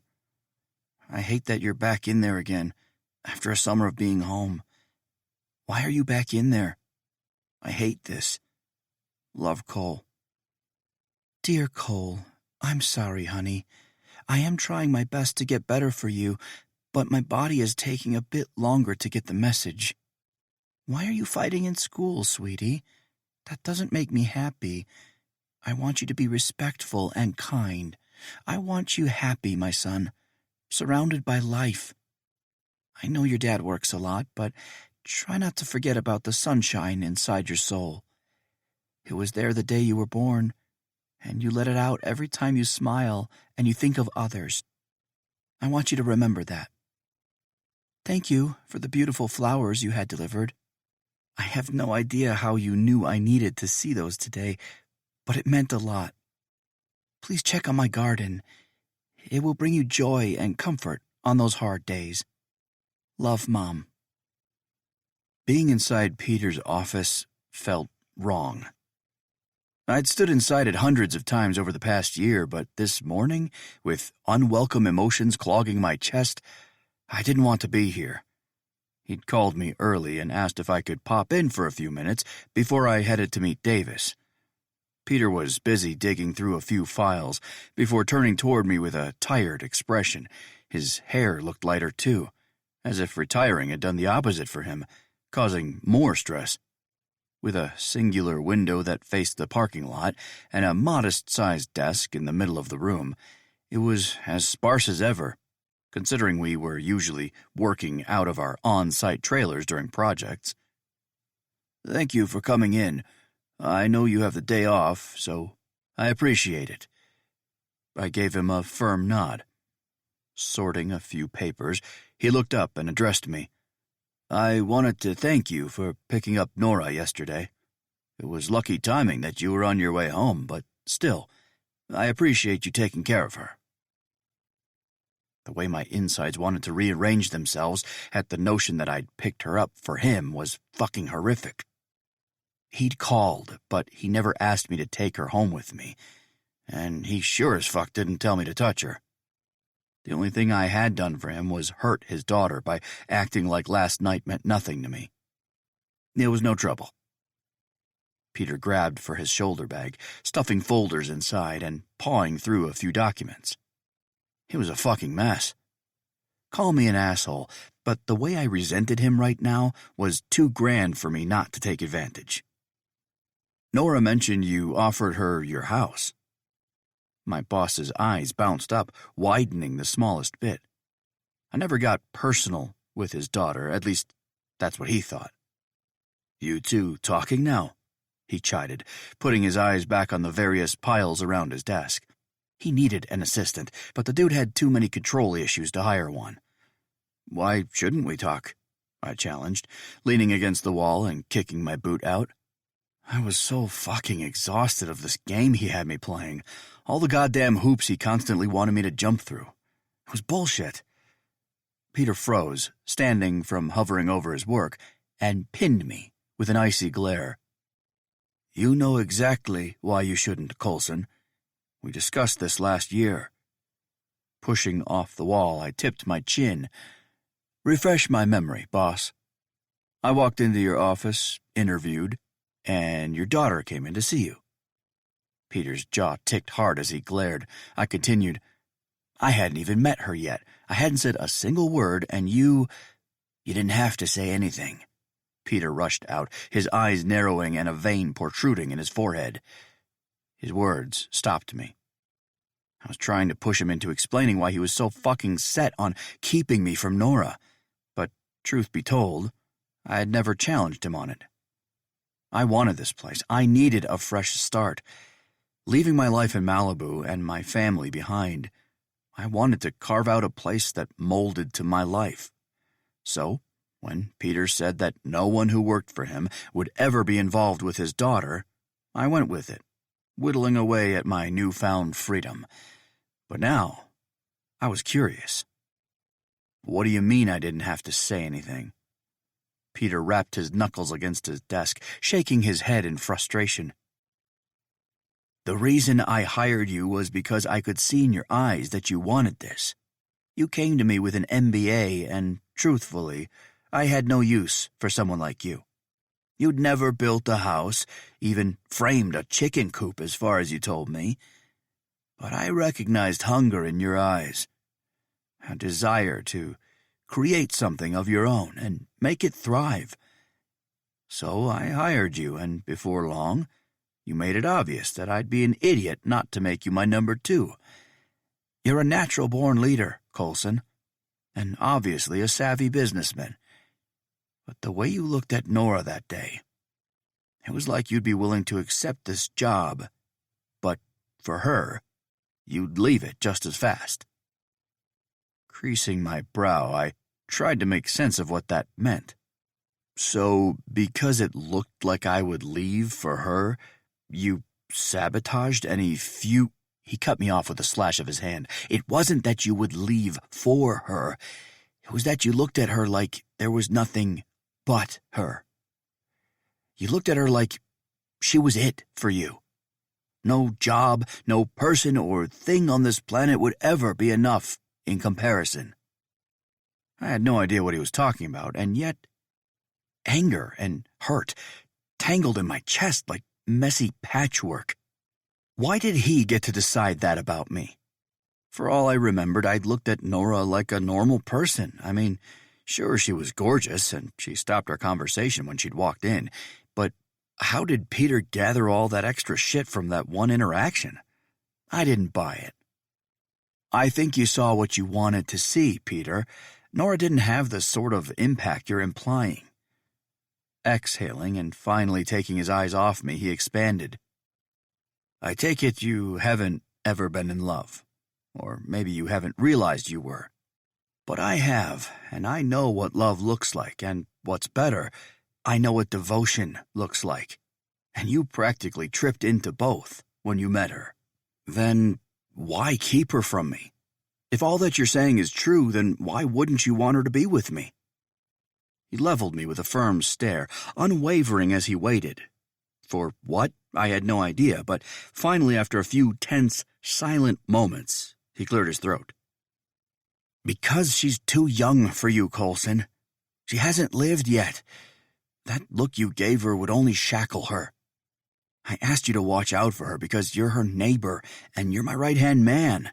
I can trust you, but Macon is too small for her. She's going to spread her wings, and if all goes according to plan, you'll be here running this company. But what if she wants Macon? I mean, her best friend is here. Why wouldn't she settle down here? Peter's sigh was loud and heavy as he explained. She was away from Ray for 4 years during college. And even after that, Nora wasn't even going to move back here. She did it for us. She has plans, dreams, and anyone who cared for her in any real capacity wouldn't entice her with a cage. I wanted to tell him he was wrong, explain that he didn't know her the way I did. But the truth was, I didn't know her either, and fuck if that didn't hurt to admit. And after last night, she probably wouldn't give me the chance to ask. Peter walked past me, heading out of his office. She's going to need someone to look out for her now. I hope that person is you, but if not, I'll understand that you're wanting to pull your name out of the running. I have other offers coming in. I plan on making a decision before Christmas. Without another comment, he walked away, and I continued staring at nothing until my eyes began to burn. 11. Nora. The snow had turned Macon into something picturesque, with snowdrifts and icicles hanging over storefront windows, lampposts dusted with white powder added with the holly and lights strung up along Main Street, created a replica of every Christmas Hallmark movie ever made. But it was absolute shit to work in. Nora, lift your arms higher, Ray called from below, wearing white, fuzzy earmuffs, a long pea coat, and a disgustingly bright engagement ring. Lifting my arm so the lights would catch on the hooks Davis had set in place, I ensured the wire was secure. Why are you out here anyway? I groused, slowly climbing down the ladder one step at a time. Ray flipped through a few papers on her clipboard while replying in a monotone voice. "Why wouldn't I be out here?" Lifting the ladder, I made an unladylike noise as I dragged it to the next section where I had to hang another set of lights. "Oh, I don't know. Because you got engaged last night, and you should be off planning your wedding and not here?" I tried hard not to let the smallest amount of bitterness through my tone. Just because my evening had ended with my crush painting my face and chest with his release, only then to kick me out of his house, didn't mean I couldn't still be happy for my best friend. She had loved Davis most of her life, so the fact that he had proposed last night was a big deal. She should be off celebrating, not here in the town square working her fingers to the bone, setting up for another big event. My best friend was single-handedly responsible for helping getting this town back on its feet. And since then, she's tried to maintain and improve on that. It wasn't her job, and yet she'd become indispensable. Now that the businesses were making profits, they were paying her for the ideas she'd think up to generate sales. The town was having one last hurrah before the cold really set in, and tourism slowed down. All the local shops were opening their booths, and a band was scheduled to set up for the winter carnival. Since my mother wasn't participating this year, I was looking forward to enjoying the festivities instead of having to help her in her booth. But it seemed my best friend was planning to rope me back in. "I am not planning this wedding until I'm sitting at a table with you and 1,000 notebooks with at least 2 packages of fresh Sharpie pens. You know I want to use black and gold at least once." I turned my back and rolled my eyes. I loved her. I really did. But the girl needed to start using Pinterest, plain and simple. She was stuck in the early 90s, and I had no idea how I was supposed to manage all that as her maid of honor. She hadn't asked yet, but it was already assumed. Or was it? Had she asked someone else? Did she have other friends? Right as I was about to ask her if she'd picked someone, she piped up excitedly. "Oh, good, coffee's here." Still perched on the ladder, I heard the sound of a familiar laughter drawing closer to our little spot in the square. Searching the whitewashed world below, my gaze landed on Davis, wearing a dark beanie and a thick coat, and carrying 2 coffees. The person next to him wore a forest green beanie over his golden surfer hair, a brownish-gold Carhartt jacket, and like Davis, he carried a coffee in each hand. I took in the casual way they talked, and their long strides that didn't seem hindered by all the snow, and wondered why Coulson was with my best friend's fiancé. Surely he wouldn't be joining us for the day. Maybe he was just passing by. Davis stopped in front of Ray, handing her a coffee while leaning in to kiss her. His companion bypassed the couple and headed straight for me. Quickly averting my gaze, I acted incredibly invested in the construct of stringed lights, while the man below me came to a stop and tilted his head back. "You want to come down for some coffee?" My gut somersaulted at the mere idea of Coulson bringing me my own cup as though we were a couple, like our friends. My heart was thumping wildly, likely realizing the trail of red flags he'd left in his wake, and my brain was simply not having it. "No," I replied evenly.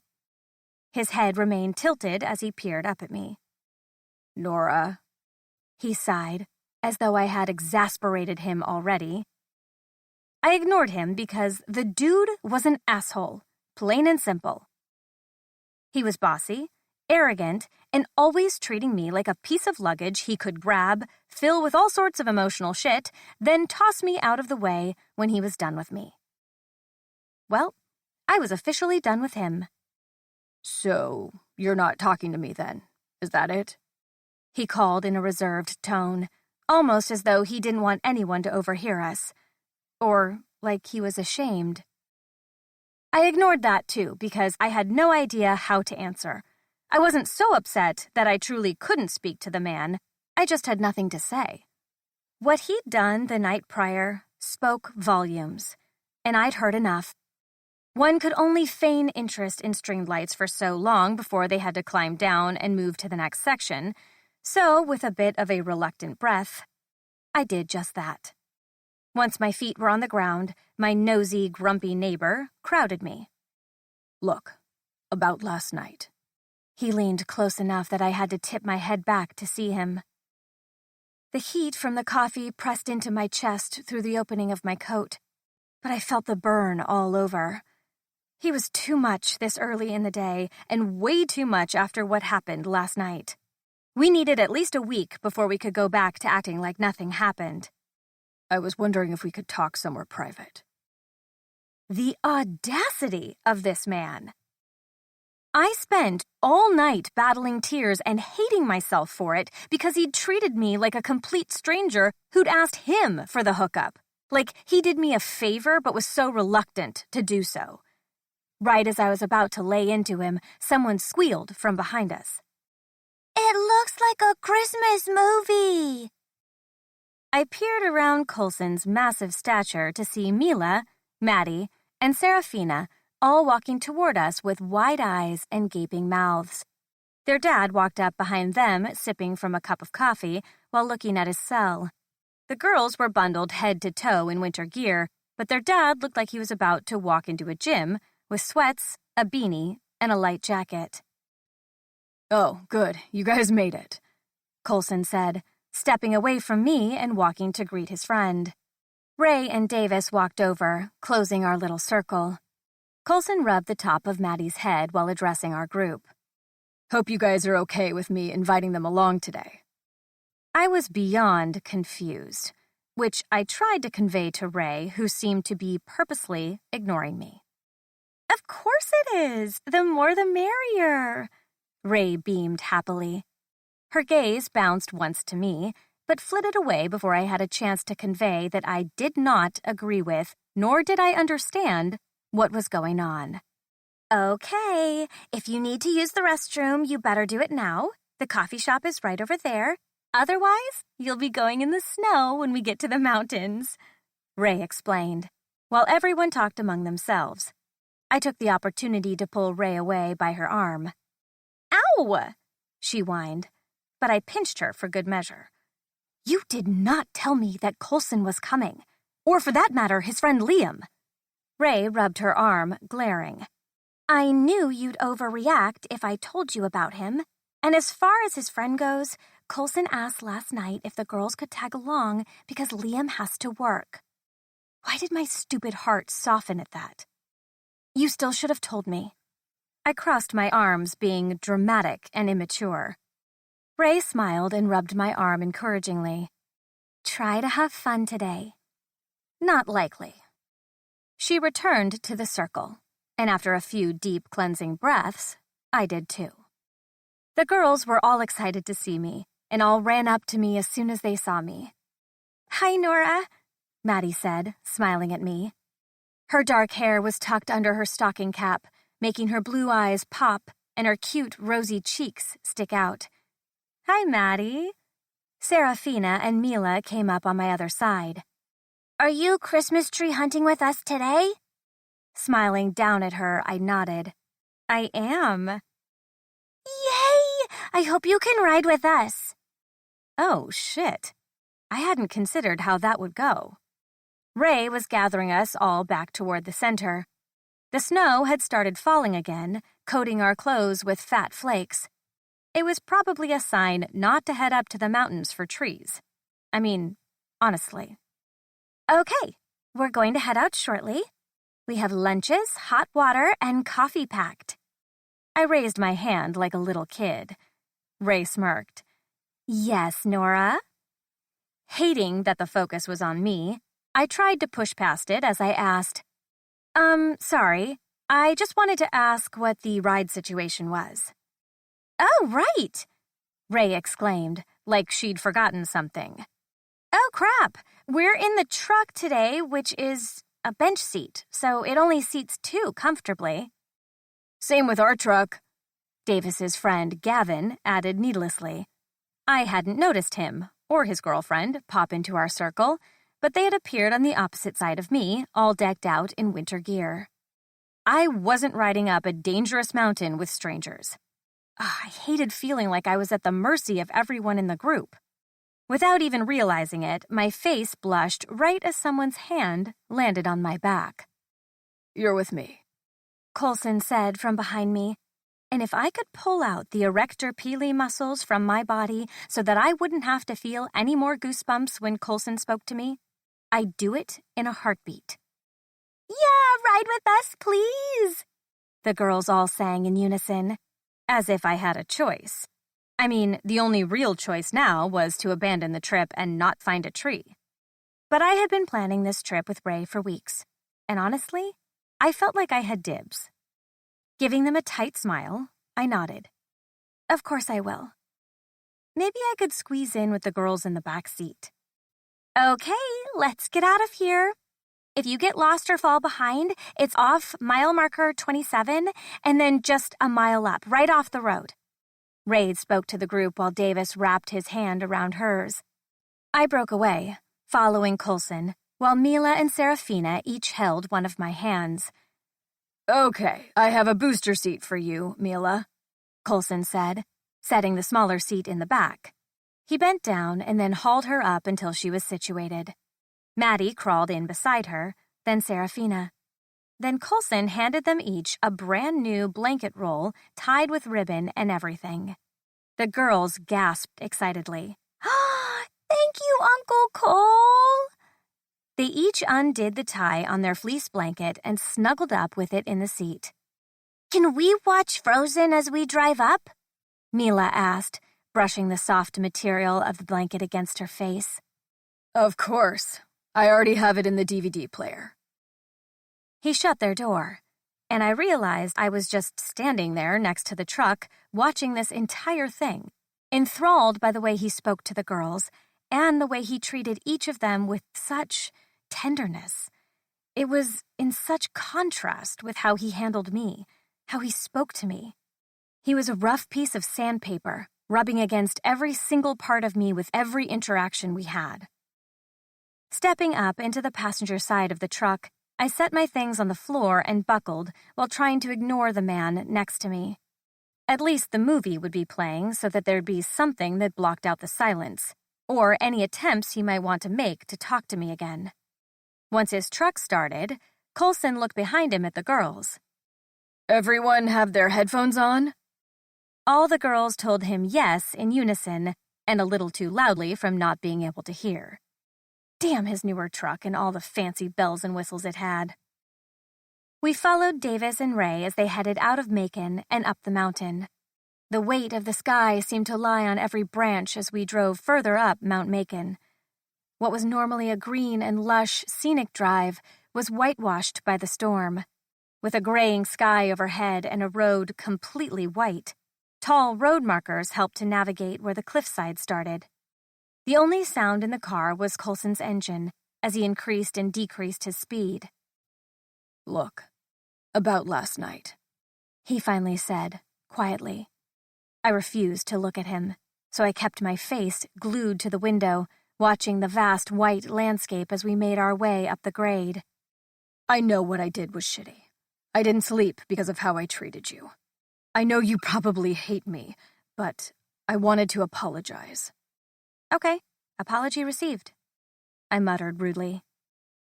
I was being petulant, but my scalp was still tender from where he'd grabbed my hair, and my mouth and throat were still sore from how hard I'd sucked his dick. With a normal, healthy relationship, those feelings the day after would be welcome. But after he acted like I had invaded his space, not a fucking chance. "Is that the same as accepting the apology?" Not even close.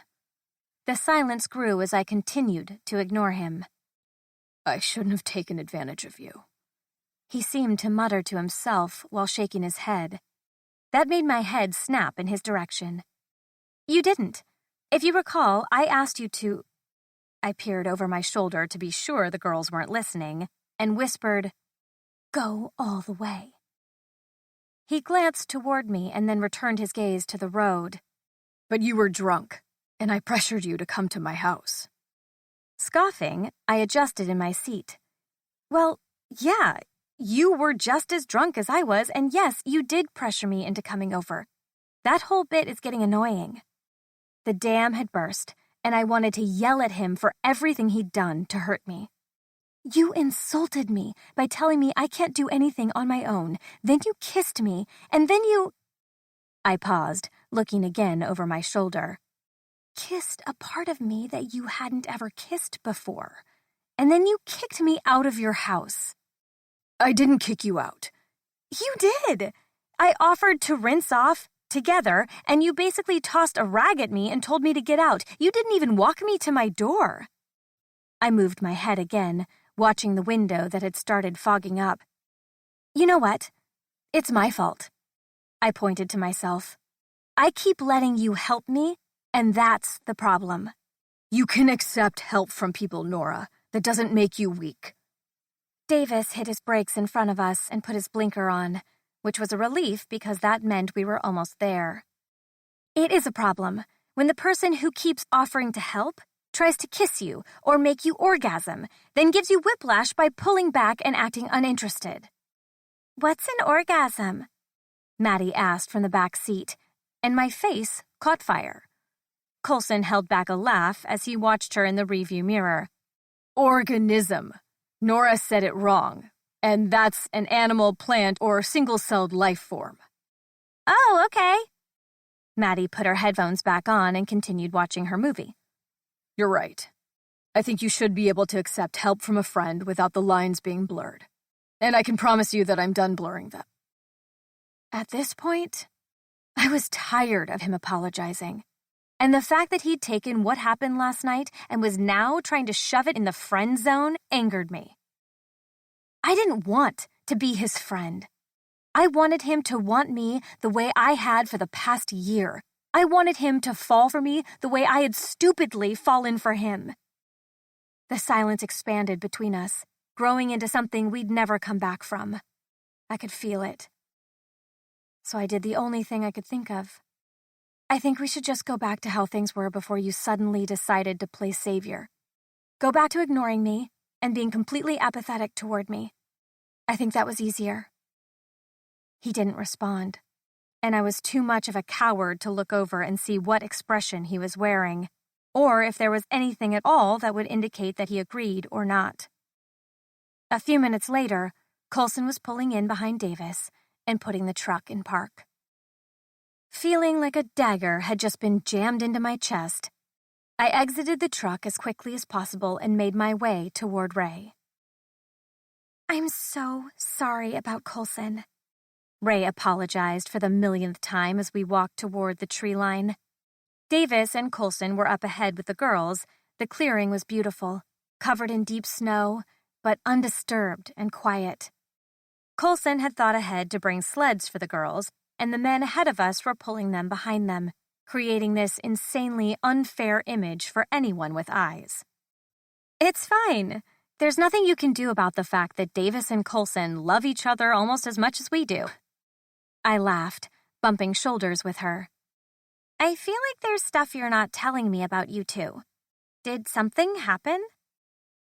Guilt heaved somewhere behind my belly button. Normally, I would have already told her about everything, but when she had called me last night, it was to spill that she'd gotten engaged. There wasn't a chance in hell I was going to ruin that moment. Yeah, kinda. I mean, I told you about him inviting me with the girls that one day, but yesterday he found me walking home from my parents' house.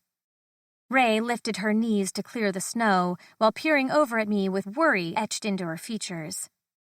Yeah, they're leaving me their house. They'll continue to pay the mortgage while I live there. You know, since I'm broke and have no way of supporting myself. Ray stopped walking, which forced me to turn, and the wind was blowing west, so a gust of snow flurries hit me in the face. Are you joking? They actually offered you their house. Her eyes tightened while her mouth popped open. Wiping my lashes and face, I resumed my trek forward. Yep. Ray made a sound of exasperation, but the distance was closing between us and the men, so I rushed the story to go over everything that happened, including our conversation in the truck. Setting her gaze on the approaching group, Ray whispered, "I'm not even in the relationship and I'm confused." "It's not a relationship," I muttered before we were within earshot of the guys. "Okay, Nora, we're heading up this way to find your tree first," Coulson said, acting like nothing had happened in the truck. Stubbornness stirred within me like a tornado. "No, I can find my own, thanks." Coulson turned to glare at me. "Are you fucking—" His gaze dropped to the girls briefly, correcting his cursing. "Are you freaking kidding me?" I didn't reply because I didn't feel his rudeness warranted one. "Coulson, chill with the tone," Ray cut in, her arm looping through Davis's while her gaze narrowed on the man in question. With a muscle in his jaw jumping and a scowl cut my way, he challenged, "You do realize you'll have to cut it down yourself." Crossing my arms and staring him down defiantly, I said, "I know how to cut down a tree." He tilted his head back and let out an exasperated sigh. His annoyance was obvious, but I didn't care. "Okay then, here." Coulson handed me a long axe, not the little handsaw he had or the chainsaw. "Go get your own tree." Ray's eyebrows rose as she held her hand out and argued, "She most certainly will not. She can't drag the tree all the way through the forest." "I'm honestly fine. I can get one that's closer to the road."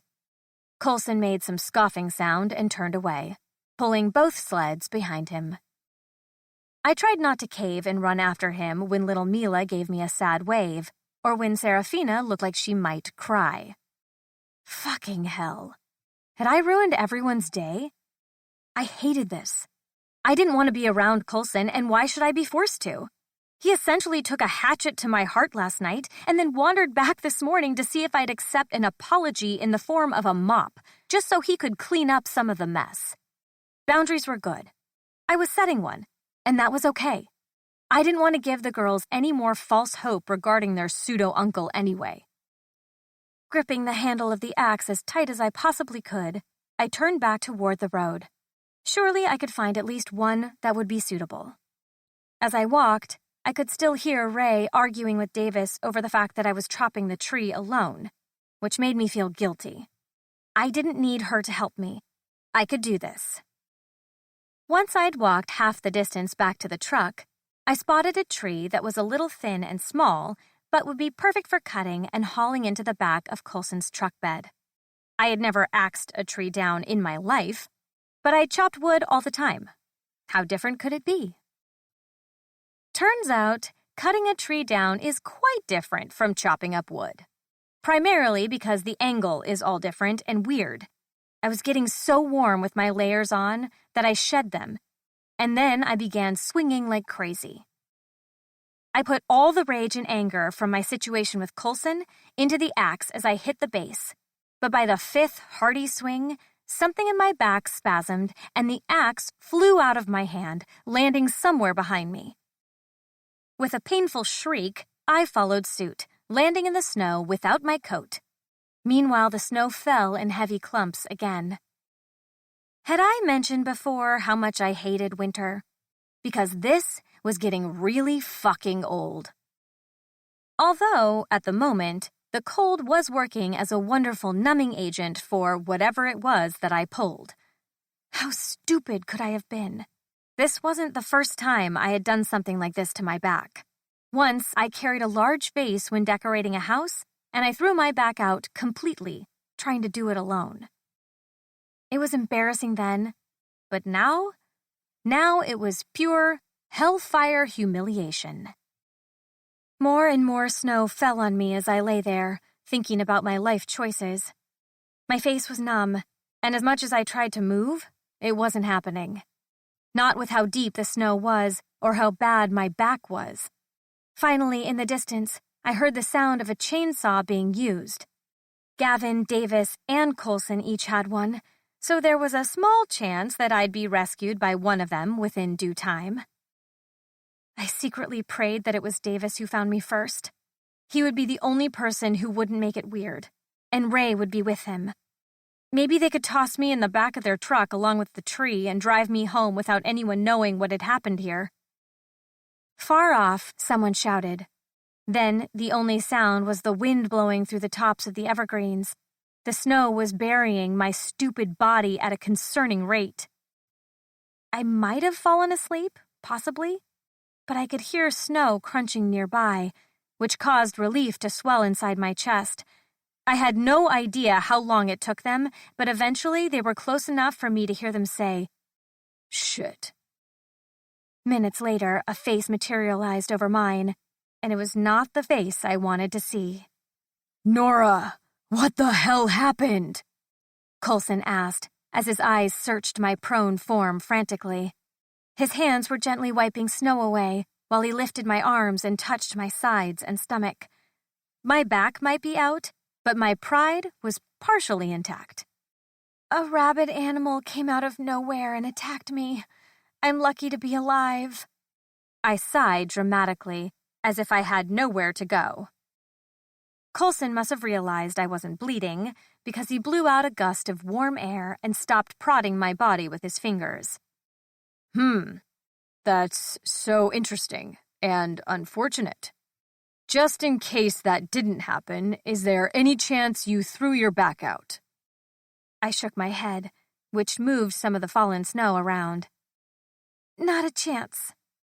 Expecting a laugh, or a smirk, he surprised me by stroking my hair and staring at me with a frantic intensity. "Tell me you're okay, and then tell me you're not going to fight me about being rescued." Blinking against the onset of flakes, I said, "I'm sure Davis will be coming soon. I can ask for his help." Clicking his tongue, Coulson shook his head. "They took the girls a little further north to show them the reindeer herd." Damn it. "You didn't go?" I wasted my breath asking. It didn't matter, and yet I desperately needed to know why he hadn't gone with them. He didn't answer. He just stared, and then let out a heavy sigh before pulling me to his chest. Then he lifted me completely off the ground as though I was made of nothing but air. "How are you this strong?" He adjusted me in his arms and walked toward his truck. "I'm used to lifting stubborn women who refuse to accept help, then throw out their backs trying to cut down trees." Curling into the warmth of his chest while shivers racked my body, I joked, "You need a new hobby." He stroked my side, chuckling as we walked. My stubbornness had finally hit its limits and taken a hike. I'd have to endure receiving help from the man who broke a piece of my heart last night. Right as I thought we'd head to his truck, he walked past it. "Why are we going to Davis's truck?" Shifting me in his arms, he headed toward the passenger side. "We all keep a spare key in the vehicles for emergency purposes. Davis and Ray will bring the girls back in my truck, but I need to get you home." I was about to tell him I was fine, that I could wait, but as he opened the door and set me inside, a dull throbbing started in my back, followed by a sharp pain that made my breath hitch. "Relax, if you can. You're tensing up, and that will make it worse." Coulson brought the buckle across my chest and gently pushed my hair out of my face. "I'm not a fan that you're missing your coat, or that you were lying in the snow without it." I tried to explain myself, but the only thing that came through my clenched teeth was a painful hiss. Coulson took the hint and ran around the truck. But before we took off, he jotted down something on a little note and ran it back to his truck. Once he'd returned, we were off. The trip seemed significantly faster going down the mountain, but it was still too much time for being forced into a sitting position. My head had begun to throb right along with my back, and all I wanted to do was lie flat. Coulson may have talked on the ride, but I didn't remember it. I was so focused on my pain that I closed my eyes the entire trip. Before long, the truck slowed and stopped. Then Coulson was at my door, carefully pulling me into his arms. Everything was a blur as he gently laid me down. The first thing he did was bring me a pill with water, which I took without argument. I knew what it was, and had used it the last time I was in significant pain. The next thing he did was run a bath, and that's when I realized I wasn't in my house. I was in his room, on his bed. "Why am I here?" I asked with a slight wince. Coulson appeared, rolling up his sleeves. "You need Epsom salts, and I think the Jets will help you." Shaking my head, I tried to sort through my thoughts as they grew foggy. "But I just took drugs. I can't be in there." "You can. I won't leave you." All my fight was gone.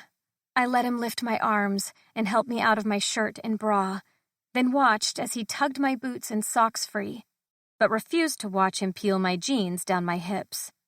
Even with my eyes on the ceiling, the way his fingers ghosted over my skin made my stomach flicker, like when you find that small flame still licking at the underside of a log long after you assumed the fire was out. When his strong fingers gripped the waistband of my underwear, he let out a curse as they slid down my legs. It made me think of the night before and how I still had no idea why he detached the way he did. My thoughts fluttered like mist when his arms slid underneath my naked body, and how vulnerable I felt being carried by him. A part of me felt a tether to him, being like this. Like his caring for me wasn't a burden. It was stupid. I knew Coulson didn't want to do this, or care for me because he had romantic feelings. I knew he wasn't that person to me, and yet, my heart latched on just the same. My head gently hit the little pillow at the back of his tub as my body sank into the deliciously warm water. His hands left my body, but didn't go far as he perched on the edge of the tub. "This is nice," I said quietly. The pill was already working through me, making every part of me relax. "Don't let me drown, Cole." I wasn't watching him, but he was there, like a hot sentinel in my periphery. The strong fingers stroked through my hair as he chuckled. "I won't." "How come, though? You don't like me, but you keep saving me." My words felt like plastic as they came out, foreign, awkward, and unstable. His fingers pulled my hair up off my back. He gathered the curls into his hands and began braiding. "Who's to say I don't like you?" It was my turn to laugh, but it came out more like a snort. "Sure, you like me, but refused to be in the same room as me at any given time for the past year, and now you kiss and kick out." His face became clearer, which meant he'd lowered it, but his fingers were still in my hair. He was so close, I could feel the warmth of his breath on my face, and how it smelled winter fresh. "Don't you think that if I truly didn't like you, I wouldn't work so hard to avoid you? If I really didn't care, I'd be apathetic toward you. Instead, I had to take extra precaution not to be in the same room as you, or to be caught with you while you're wearing sexy workout gear in the grocery store. Or letting you see when I noticed how good your ass looked in that tiny robe you wore to check on your garden." My brain was working so hard to piece together what he was saying, but each word seemed to turn into bubbles in my mind, rotating, shifting, and drifting away. His lips were hovering over mine with the slightest press. He said, "You're addictive, Nora. Tempting, alluring, and completely devastating. Of course I stayed away." That was the last thing I heard before his hands were under me again, lifting me out of the water. 12. Nora. A groggy headache pulled me from sleep. Blinking at the smothered light leaking in from the large curtains in the room, I assumed it was early morning. That, or it had snowed again. Where was my phone, anyway? Reaching my hand out across the bed had me wincing in pain. My back. That's right. I wasn't even home. I was... "Good. You're awake." Coulson walked into the bedroom sounding pleased. I couldn't see him from where I lay on my stomach, but I heard him round the bed, and then the curtains were pulled open. Letting out a hiss, I tried to pull the pillow over my eyes, but Coulson stopped me. Here, come on, we need to get you up. I wasn't an invalid. I could move, and I certainly didn't need his help. Coulson came into my line of sight, wearing low jeans that showed the white band of his boxer briefs and absolutely no shirt. His muscled chest and 15,000 abs were on display, completely lickable and so indecent. Batting away his outstretched hand, I rolled onto my back, but I hadn't realized I was naked. My breasts pebbled, my nipples beating against the frigid air. Coulson stared, but didn't move to touch or help me cover up. Without being able to lift my chest, I couldn't bend to grab the cover that had slipped off. "Do you mind getting me the sheet?" Coulson's hand reappeared in front of my face. I do mind. We need to get you up. "I'm naked." Smirking and moving his hand to mine, he helped me. I've seen you naked, Nora. Having no other choice but to move as he pulled and helped me up, my feet hit the floor, and within seconds of trying to stand, I was falling into Coulson's chest.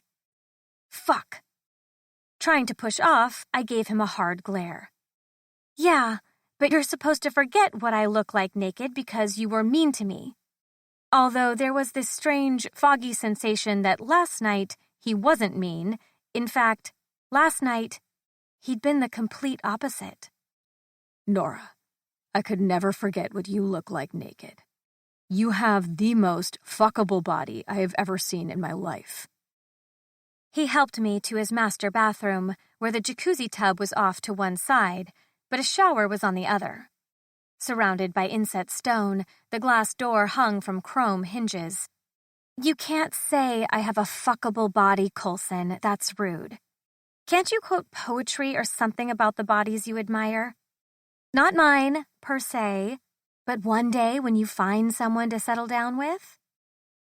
Coulson pulled on the handle for the shower and turned on the faucet. The warm spray hit the stone floor, and the heat rose, clouding the glass door. Who exactly is getting in this shower? Because it wasn't me. I didn't have clothes or my hair products or anyone to help me get dressed. I didn't want Coulson to be my nursemaid.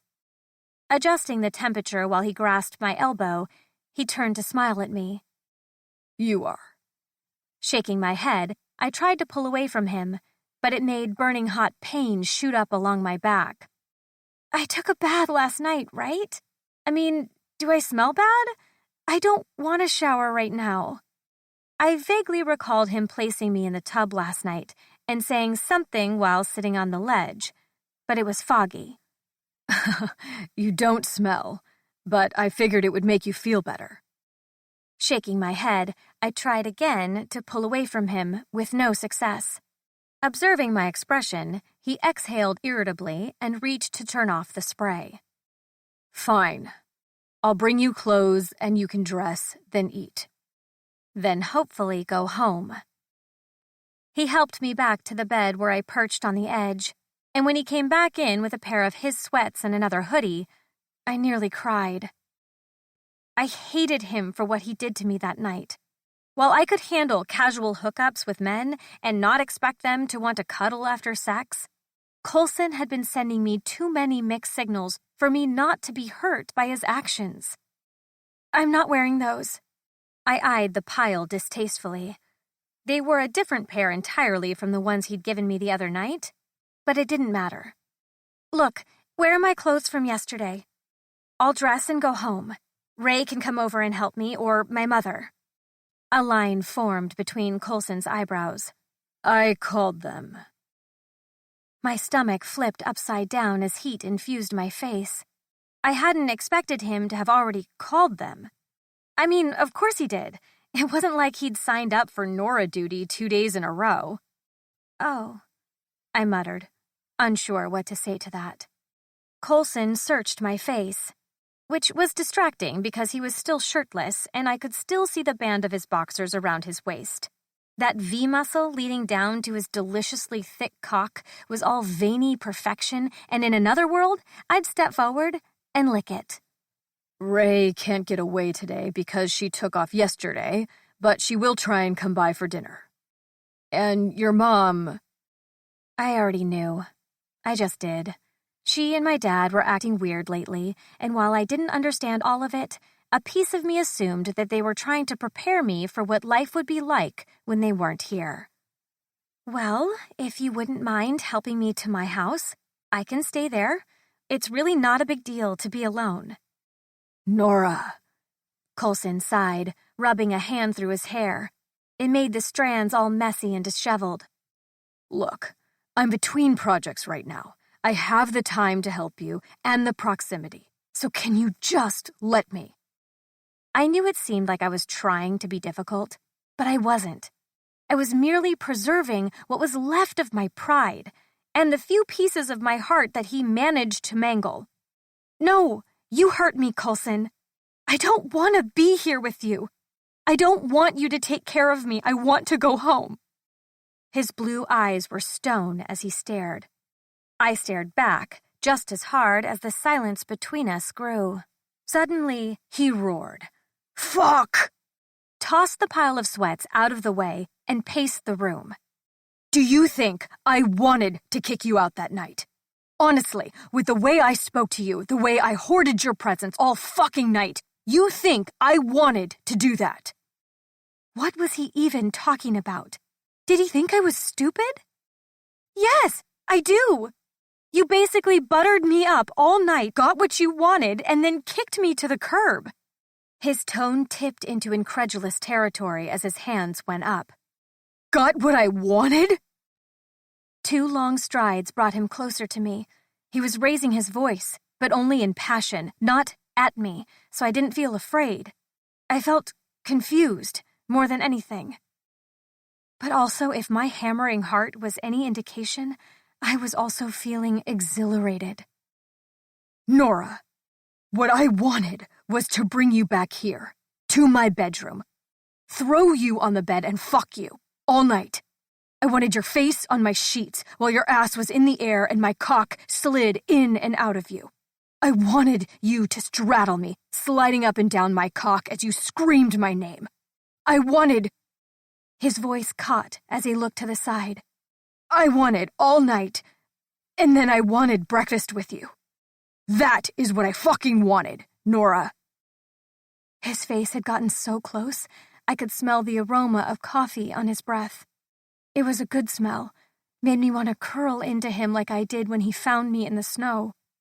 I had so many questions, but words were hard to form. So I just stared. I know you hate me, I get it.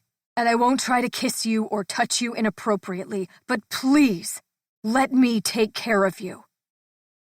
My heart swooped, and my stomach clenched tight. Why did it sound so good to be here with him, but also feel so perilous for my tattered emotions? He didn't explain why he'd gone against what he wanted and hurt me the other night. He merely said it wasn't what he wanted, which, as far as liars went, Coulson didn't seem to be one. Complicated, annoying, and prideful, but not a liar. So it begged the question of what in the hell he was talking about. If he didn't want to kick me out, then why did he? I had a feeling I wouldn't be getting an answer anytime soon, so I sagged into the bed and gave him a small nod. I'll stay. Heaving a relieved sigh, Coulson smiled. Let me get you those sweats. Coulson had set me up in his living room for most of the day, but by dinner I was ready to be in a bed. I called my doctor and spoke with her about my pain. She encouraged use of ice, Epsom salt baths, and pain relief pills as needed. I knew I was mostly up against the clock because the last time my back was hurt like this, it took 3 days before I could move regularly again. Ray had checked on me, but I assured her that I was okay at Coulson's, so she went home. My mother never called. Coulson had surprised me with how gentle he was and considerate, which, with the way he cared for the girls, shouldn't have been a surprise. But it was. Anytime I had to go to the bathroom, he'd carefully take my hand and lead me at a snail's pace to the door. He'd actually thought I was going to let him in the bathroom with me while I peed. Hilarious. I informed him that I would literally rather die than have him see me or even hear me relieve myself. With anything that I pushed back on, he'd shake his head and give up. I knew as long as I wasn't trying to leave his house, I could pretty much push back on anything, like taking narcotics. I didn't like being foggy-brained, so I chose to rely on ibuprofen and Tylenol. I'd taken 2 baths today, both of which he let me have privacy for while I watched an episode of Vampire Diaries on his laptop. It was sweet. He'd been sweet all day. And I didn't want to take advantage of him, but I was curious how far that kindness might extend. Okay, you ready for another bath? Coulson asked, helping me to my feet. Wincing, I took each step slow and measured. Actually, I was wondering... My nerves got the best of me. Coulson squeezed my hand as he helped me walk, encouraging me to continue.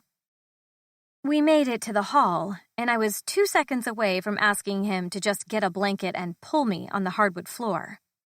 Well, would you maybe be willing to massage my back? I asked hesitantly, then feeling worried, rushed to add, not in a sexual way, just a medical way. I was thinking if you applied some pressure to the nerve that's hurting, it could help. Of course I can. Coulson's tone held the smallest tinge of apprehension in it. I wondered if he was as worried about touching me as I was about letting him touch me. Once we made it to his room, we stopped on my side, or where I slept the night prior. Still holding both my hands, Coulson faced me and looked down. You'll have to get out of this sweatshirt. Wetting my lips, I gave him a small nod before reaching for the hem of the sweater. Here, I'll help you. Do you want a tank top or... Shaking my head, I cut him off. I was thinking naked, with a sheet over my butt. That way, after the massage, if you use oils or lotion, I can just get in the bath directly afterward. Smart. His hands gripped the hood as he helped lift it off me, then tossed it on the ground. Next, I slowly pushed down the sweats. I had no underwear on because of how many times I had to bathe, so once they hit the floor, I carefully stepped out and tried not to notice the way Coulson's throat bobbed. How about you start on your back and gently roll to your front? Coulson offered, but it actually hurt more to do it that way. Here, just hold my hand while I get on, I said while pressing my knee into the mattress. He held me, and when I wobbled to the side, his hand went to my rib, stabilizing me. From there, I put my left hand up by the pillows, and then adjusted so my other knee could come up, and I was on all fours. Okay, now for the getting flat part, I muttered, completely unfazed anymore that Coulson was seeing me vulnerable and naked. His hand gently gripped my ribcage as I pushed my palms forward and lowered myself inch by inch. Ah! I slipped forward too fast, making my back spasm, but Coulson's other hand came under me, catching me so that I didn't fall all the way down. Here, he said, helping me until I was flat on the mattress. Need any pillows moved or anything? Can you just get the sheet and pull it up? I asked, as my face turned and sunk into the top of my forearm. Coulson didn't reply, but seconds later, the cool sheet was slowly drifting up and over my calves, up my thighs, until it reached the curve of my ass. Thank you. Coulson made a sound, but honestly, I couldn't make it out. Let me go grab some massage oils. He left, and when he came back, he lowered the overhead light and flicked on his gas fireplace. It was so cozy and intimate that I instantly relaxed, especially when I felt his body press into the bed. Somehow, throughout the course of the day, he'd made me feel safe. Nora, the position I'm going to need to be in is going to be a little awkward. I'd need to essentially straddle your ass. You okay with that? Butterflies shot off inside my belly, swooping and diving into molten lava that had already begun erupting in my core. I hated how badly I wanted him, and how I couldn't seem to turn that off, even with a back injury. Swallowing hard, I whispered, "Yes." As careful as ever, his thighs spread out over my hips, and I could feel his semi-hard erection press up against my rear. I tried not to get worked up about that. I knew he couldn't control when he became hard, and having a naked woman underneath him would be nearly impossible not to get worked up over. The first drop of oil hit my back in a cool, soothing squirt, and before it had a chance to run off my back, his hands were massaging it into my skin. It felt incredible to have the tightness worked out of my muscles. I whimpered with pleasure as he applied pressure and traced a line up the center of my spine. He worked my tissue, adding more oils and massaging his fingertips into my skin as he went, and with each stroke, he seemed to become harder behind me. My noises continued to increase as his fingers dug deep and worked out stress. "You're really good at this," I rasped in between moans. Good, he said, but his voice was hoarse.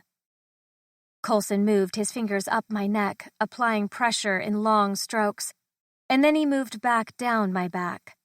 I had no idea how much time had passed as I felt myself go in and out as my muscles relaxed.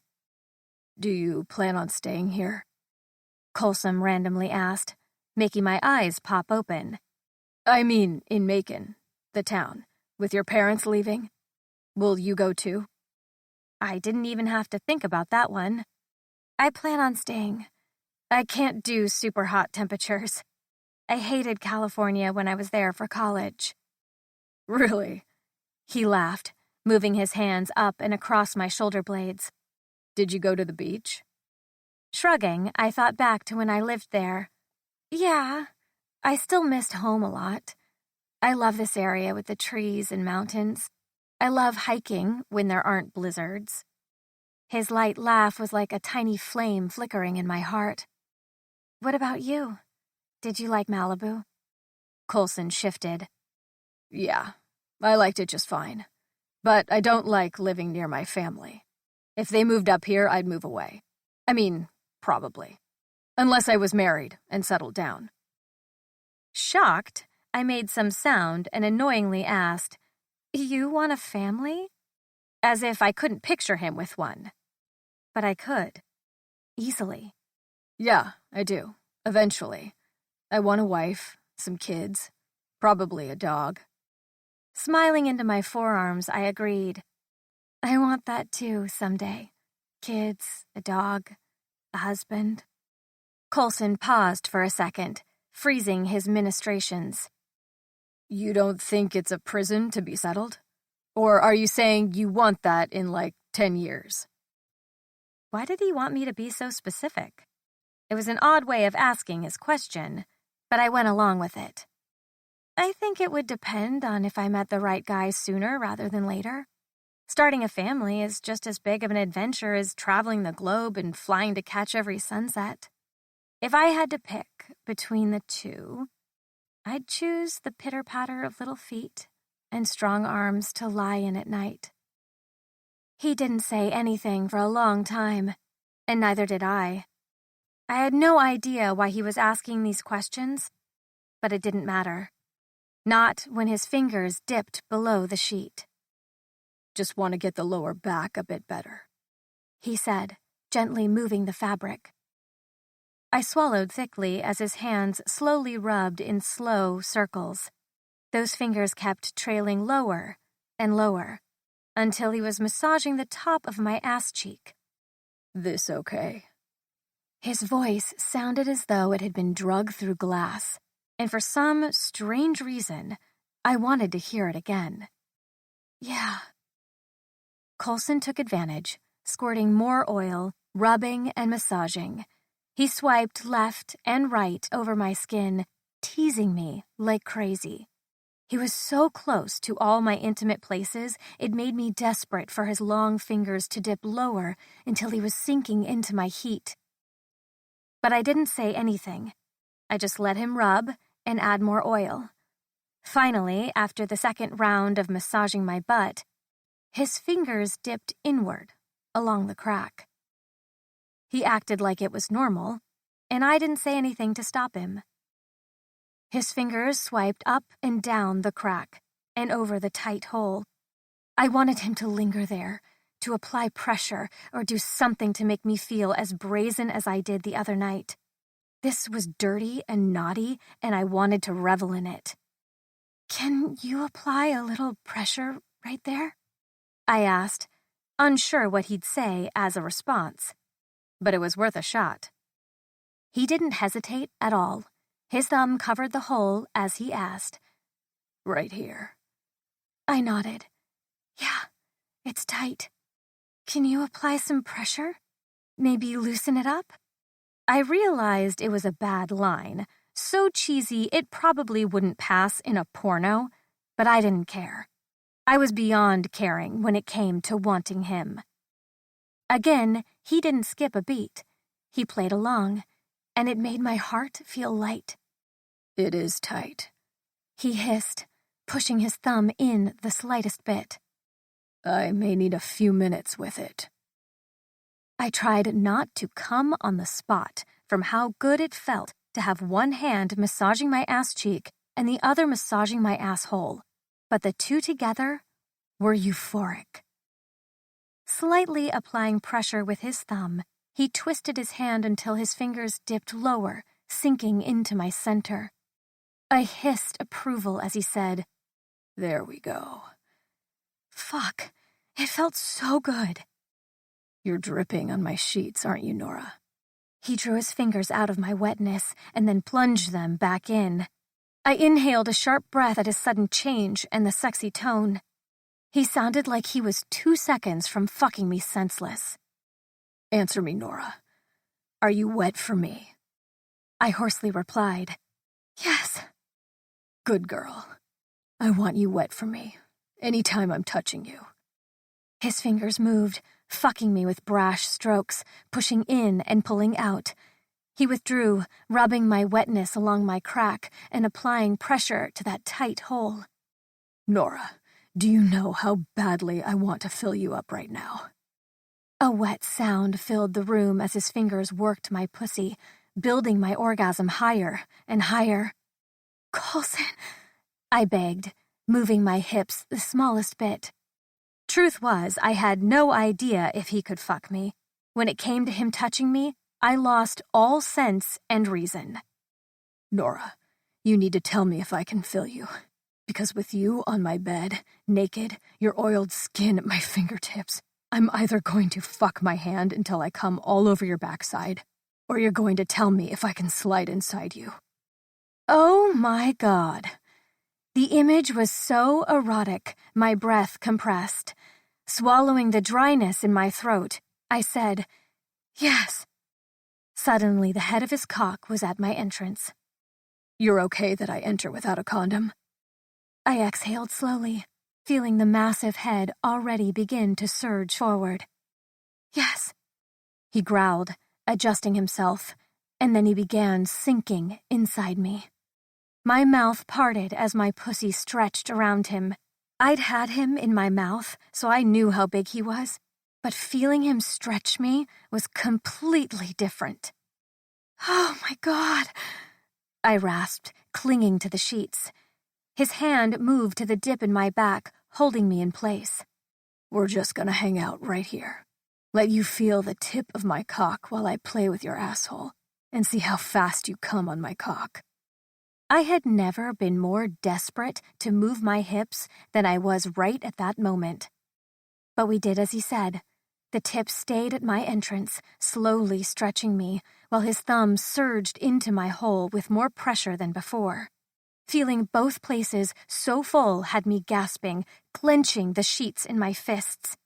"Nora, tell me to stop." He groaned, shifting his hips forward the smallest bit, which pushed his erection a few inches deeper. Right as he did, His thumb went deeper simultaneously. I cried out, gasping and trying to catch my breath as an orgasm tore through me. That's it. Let it go. He moved again, pushing in even further. My mind reeled at the idea that Coulson Haynes was pushing his cock inside of me right now. We weren't fucking, so to speak, but he was spreading me open. Just a little bit more, and you'll have taken all of me. He shuddered before pushing further in. His hands were on my hips as he held me in place, my face still down on the sheets, my fingers curling into the fabric as he stretched me. You're so tight. Fucking hell, so... He inhaled sharply. So tight. With one last push, he was fully sheathed. I welcomed the bit of a burn as we sat like that, thankful he'd relented on my tighter hole because burning in 2 places at once, without the option to actually fuck him, wasn't my idea of fun. Nora, Coulson breathed, shuddering the smallest bit. I wish you could see how fucking good we look like this. My cock buried inside you, connected this way. I made a sound, but I still couldn't think past how full I felt with him being buried inside of me.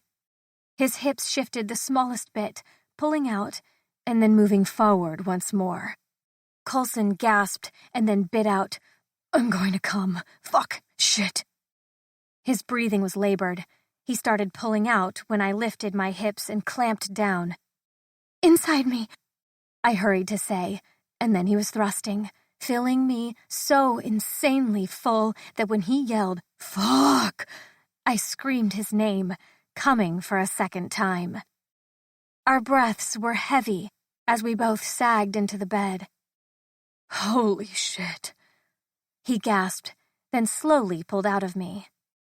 Now we both need a bath. I smiled into the sheets, knowing he couldn't see me yet. Coulson, I said softly, trying to get his attention. He moved until he was lying next to me, his big arm wrapped around my waist. Yeah. I wanted to say so many things. All the things that had begun building in my chest like little Lego blocks, building the smallest, most fragile bridges to his heart. But I was still nervous that he'd pull away the second things got too real for him. So I simply said, I get the bath. You can have the shower. 13. Coulson, 12 years old. Dear Mom, I don't understand what's going on. When I saw you last week, you acted like things were getting better. I'm trying, Mom. I've been trying. But it hurts that you're in there because your mind won't let you be out here with me. I'm pretty sure Dad is doing something bad with his receptionist. I try not to be nosy anymore, when spying only makes things worse.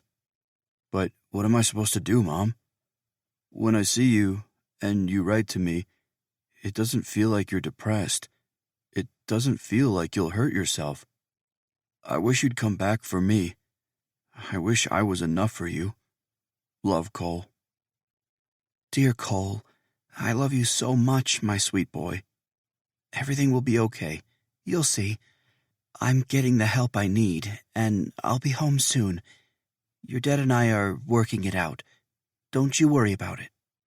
How's my garden doing? Do you talk to the plants? Have you named any of them? I hope you do.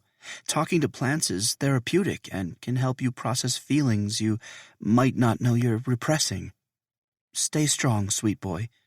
Love, Mom. Nora slept curled against me all night.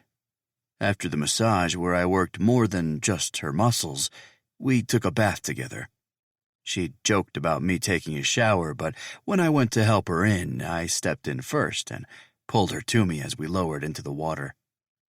She had lain in my arms, soaking while watching her show, and it was, oddly, one of the most tranquil moments of my existence. The image would stay in my memory forever as a reminder of what it was like to hold the woman I was falling in love with. It was shit timing to discover it, but the more I thought over what Peter had said, the more I realized I had been falling and dodging this for a while. I couldn't keep pretending like this wasn't what I wanted. I couldn't shove her away or push her off. All I could think about was being near her. Handing her a mug of coffee, I stared at her while I sipped mine. Her back seemed to be doing much better when she got out of bed and as she maneuvered around my house. "We still have to put your tree in your house." Her aqua eyes jumped to mine in surprise. "Someone actually brought it back?" I nodded. "Davis and Ray tossed it in the back with theirs." "Let's go." She started toward the front where her boots were. Walking up behind her, I tugged her to my chest and kissed the side of her neck. "Just hang on for a second, okay?" She breathed in deeply. "Okay." "What if we make a day of it? Have the girls come over and help us decorate it?" She seemed to consider that, but after a few seconds, she pulled out of my arms. "I would love that, but I missed 2 whole days of work. I have to get back to it. Can we connect once I've made some headway in my project?" Feeling the smallest fissure crack open in my chest, I nodded. "Of course." We also needed to talk about what we were to one another. I knew the whole relationship discussion was a taboo subject, but I didn't want Nora to have to guess where I was at with things. Having her in my house and having sex made me realize that I didn't want to risk losing her. We were figuring it out, and I wanted the ability and freedom to pursue that. Peter was right. All I could think of was how easy it would be to give up on the idea of having the company as long as it meant I could keep her. It confused me. I wanted the company more than anything, but after last night, I wasn't so sure anymore. Clicking through my emails, I was about to close my laptop when one caught my eye. It had been sent a week ago, but I must have glanced over it or missed it. Hesitating, I hovered my mouse over the subject and then reluctantly opened it. "Dear Cole, I heard you were coming to Malibu for Christmas. I really want to see you when you're here. I know the last time I was up in Portland you couldn't drive and see me, but if you could find time for me, I would be grateful." I stared at the white space under the email where her name should be, or some sort of sign-off, and scoffed. Still the same bullshit as ever. Her trying not to be who she is to me and trying not to remind me who she is. I hated that she was still doing this. Aside from her email and frustrating sign-off, I hadn't confirmed that I would be attending Christmas. Pulling my cell, I dialed my little brother. He answered on the 3rd ring. "Hey, if it isn't my long-lost big brother." "Nate, why does the family seem to think I'm attending Christmas in California?" My brother made some sort of chewing sound on his end before replying. "Dad said you confirmed." Rolling my eyes, I tilted the phone as I spun in my office chair. "Why would you assume I did?" The silence lasted for a bit longer than I was comfortable, and then he said, "Because of Mom?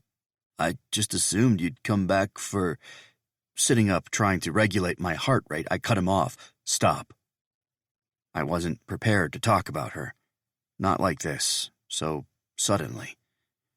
My younger brother's voice was soft as he cautiously pushed on. "Well, if not for her, then would you just come for us? We miss you. Fuck Dad and everyone else. Come visit your little brothers. We haven't seen you in forever." He was right. It had been well over a year since I had seen them, and our talks were getting sparse. I had promised that I would go back more often. Fuck it. Fine, I'll come. "Yes! You better be ready to surf. Trevor thinks he's the best of us, and I need you to knock him on his ass."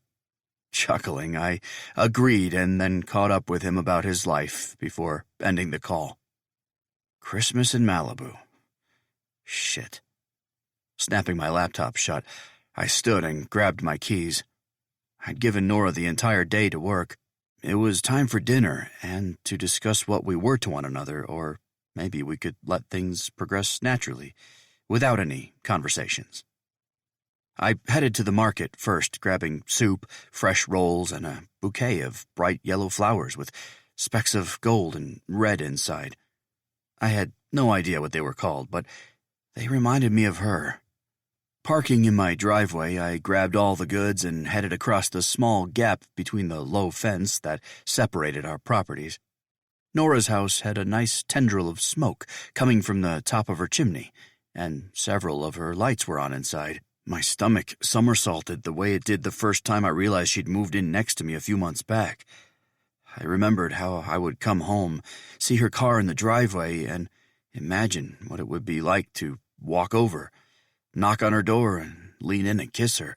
I used to wonder what she would do if I showed her how many times I left Post-it notes for her in the work trailer, only to have her assume it was one of the other guys who worked there. She'd been in my head for a lot longer than she would ever realize.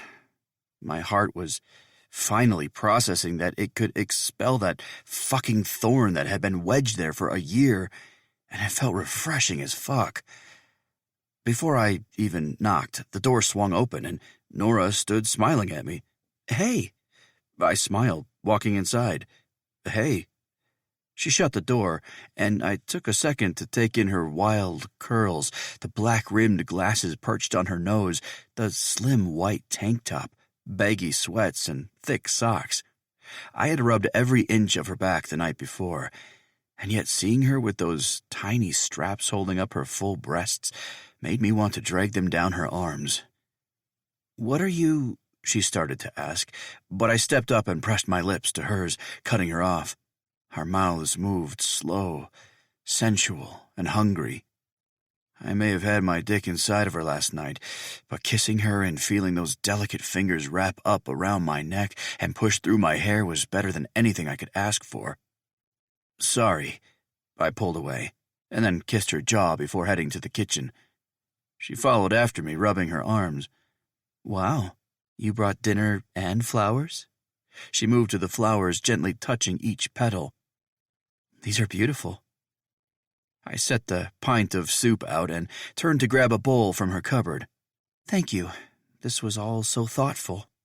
A few minutes later, we both sat on opposite ends of the couch, eating our soup while the news played on the television. I couldn't get over how normal it felt and unhurried. How ending every day should look like this. Can you believe how much snow Portland got this year? It's not even Christmas. They're totally buried. Nora shook her head, watching the screen. For some reason, my stomach tilted with the words I wanted to say to her, but I had no idea where to start, or, for that matter, what to say. All I knew was that I liked her, and I really fucking wanted to keep kissing her. "How was your day? Did you get everything done?" I asked, glancing briefly at the bare tree sitting in the corner of her living room. I'd brought it in for her earlier, but honored her request not to decorate it until she had a chance to catch up on work. "I got a lot done. Not everything. Actually, not even close to everything. I ended up having a bad spasm hit my back that had me down for a while. I had my laptop, but I couldn't draw the way I needed to. Oh, shit. I wish you would have said something." I sipped my water and set my empty bowl on the table. "It's okay. I took a muscle relaxer, and it was fine after a while." She folded her legs underneath her and watched me spin the cup on my kneecap. I had no idea how to start this. Nora cleared her throat and said, "Actually, She faltered a little bit, making my eyes jump up. "I wanted to talk to you about something." I moved so I was facing her. Taking a deep breath, she set her seltzer on the table and brought her hands together. "Well, I had some time to think about last night and us, and all the questions I still had around where we stood with stuff." Perking up, my heart raced at the fact that we were already on the same page with things. Wetting her lips, she lightly pushed a few curls behind her ears. "I think the best course of action is to just let things be physical between us. We went a whole year avoiding one another, and on my end, there were strong feelings, and it seems on your end, I have no idea. Either way, it built this tension that finally seemed to force you into my life. Still not sure why." I let out a frustrated breath. "Do you still need a reason?" I I was defensive as fuck, but the idea of her finally realizing why I had been forced into her life only meant she'd want me out of it again.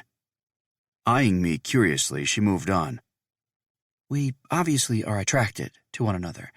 I think a no-strings situation is the best course of action. For a moment, I stared at her, unsure if I had heard her correctly. So you're suggesting we... She shrugged her shoulder. Hook up? Have sex? Enjoy each other? But non-exclusive. If you find someone, then you'll tell me, and same if I do. But no sleeping with each other and other people at the same time. I didn't even know what to think. My brain felt like one of those "this is your mind on drugs" commercials, except Nora was the drugs. The idea of her out dating someone else made me feel murderous. But so did the idea of not getting to touch her or hold her any time I wanted to. If this was the closest I'd ever come to having her, then I would have to take it. Might be the closest I'd ever get. What do you think? Nora asked, toying with one of her curls. Part of me wondered if she was testing me, hoping I'd turn her down and demand more from her. Unfortunately, I couldn't risk saying that and scaring her off, so I dipped my head, thought over all my options, panicked, and then fell back into the same default bullshit mode I had existed in for the past year. I'd continue to shove my feelings down and take whatever I could get. Okay. No strings, no expectations. She watched me, as if she was waiting for something more, but I wasn't in any position to expand or give her that. As it was, I was barely holding it together. My shitty dinner and flowers made me look like I wanted more from her, and were probably the reason she spilled all of this tonight. I'd already fucking terrified the girl. Finally, she crawled toward me, put her hand on my chest, and lightly pressed. And no feelings. Right. That part. I nodded and cupped her face, pulling her lips to mine. If she wanted just physical, then that's what I'd give her. She moved with me, kissing me back, sliding her tongue against mine, and it worked to erase any insecurities I had. This was enough. Having her like this, in my arms, where I could kiss her whenever I wanted, it was enough. My boss lifted his gaze, and it seemed to shudder a bit when he saw me. My mind instantly went to Nora, and whether I should drop the news and tell him that I was falling for his daughter, and while it was no strings fun right now, one day it would be more. His distracted demeanor gave me pause. I'd wait to see what he had to say first. Boss? I greeted him and took a seat. The cafe was bustling with people, and for some reason my eyes bounced up and darted around the room, looking to see if Nora was somewhere in the fray. That had been something I had tried to stop doing a while ago. It wasn't good that it had started up again. No strings, I tried to remind myself. Good morning, Coulson. How was your night? Peter asked, taking a sip of his coffee. My stomach twisted tight with the memory of Nora falling asleep on my chest the night prior. Instead, I merely shook my head. Fine. Same as usual. Good. Then let's get to business. My lungs extracted the smallest relieved breath as Peter discussed what had brought us here this morning. My wife has put her foot down and wants to be in Arizona before Christmas. Wait, why the fuck would she do that? What about Nora? Peter continued, breaking into my thoughts. So I'm cutting the cord. I'm handing all my projects over to you as far as the bids go. I'm not sure I'll get to them until after the holidays. The barista walked over right then and asked for my order. It was enough of an interruption to allow me to process what he'd said and all that it implied. Sorry, sir. I guess I'm confused. Why the sudden rush? I mean, I realize your wife wants to get out of here, but did something happen to make her want to leave immediately? All I could think of was what Nora had mentioned the other night about arguing with them and it not going well. My wife has 2 sisters who moved to Arizona as well. She's eager to be near them, and with the last big storm that blew through, she's ready for the warmer weather. He let out a heavy sigh, worry creasing the spaces near his eyes and mouth. I didn't say anything, although a big part of me wanted to mention they had a daughter they were leaving behind, but it wasn't my place. I don't have much time this morning, so first things first. I need you to take over a few upcoming projects. He bent down and pulled a few folders out of his bag. The renovation on Davis Brenton's storefront. I guess he's finally decided what he wants to turn it into. Second, he set the folders down and opened a rather thick one. The Rojas house. That's coming up. They want to start in April. I already knew about that project, along with Davis's, but they were both a few months out. Then there's the possibility of Nora's building project, he said, shuffling a few papers around inside one of the folders. The barista brought my coffee over just in time for me to take a sip and seem nonchalant as I asked, "What building project?" I didn't like how it felt not to know something about her life. Over the past week, we had grown so close. How could she have not mentioned this yet? No strings. Without taking his eyes off the papers in front of him, he replied, "Nora's designing the new community center. Her friend Ray put her on the job. She'll need to have her mock-up done soon to put a bid in with a contractor, but the only problem is most of the local ones are booked up, so Ray put in a special request, asking if she could get the plans to me before January. Then I'd agree to take on the project as a priority." "I thought we gutted that building," I said, confused as to how I'd missed the details on this. "We did, but the plans hadn't been drawn up yet. They still aren't. But I emailed Ray and told her she had to have them in by the end of the week in order to get us. Us meant me. Nora would be working with me if Peter was handing it all over."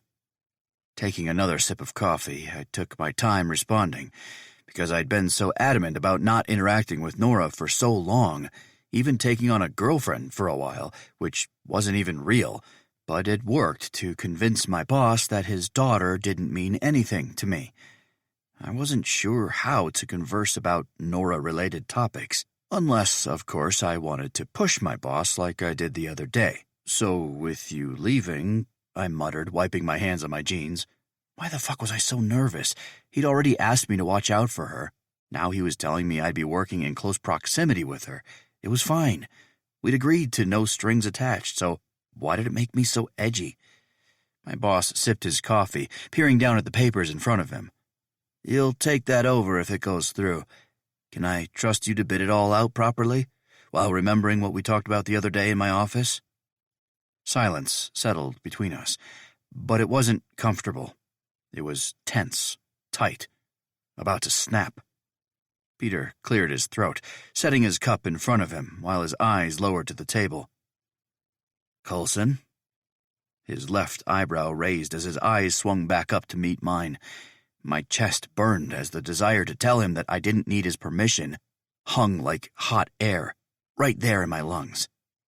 The memory of when I'd met Nora came back again with clarity. For the first time, I felt as if someone had pried open my chest and reached inside it, cradling my heart. Nora had looked at me with so much feeling, so much life, that it was impossible not to watch her every move and every single rise and fall of her chest as she stood off by her father, smiling, existing, taunting, tempting. She saw me in a way no one ever seemed to, and I was addicted to it. Just a few days ago, I was ready to flip him the bird where his daughter was concerned, but she had pulled back. So, where did that leave me? It left me with a company that I wanted to buy. Tipping my chin up, I nodded. "Yes, sir." Peter watched me, his gray eyes moving back and forth over my face, until he finally clenched his jaw and let out a sigh. "Good. Then I'll leave you to it and be in touch about the bid." He closed the folders and slid them across the table to me, while our barista came over to collect our cups. "So, Christmas?" I asked, curious if Nora would go with them to Arizona or spend it with Davis and Ray. She didn't seem like the type to be away from her family during a holiday that big. Peter grabbed for his wallet tucked into the pocket of his jeans. Yeah, Lily wants to spend Christmas on a cruise ship, then come home to warm weather and 0 snow. So our ship leaves from Seattle on Christmas Day and returns 2 weeks later. What about Nora? I blurted, hating that I couldn't keep my fucking mouth shut. He was already making assumptions about my feelings toward his daughter. Any extra concern would be fuel to the flames. So, to be safe, I added, only because I won't be here, and you asked that I keep an eye on things with her, and if we're both gone... I let my voice trail off, hoping to cover my blunder.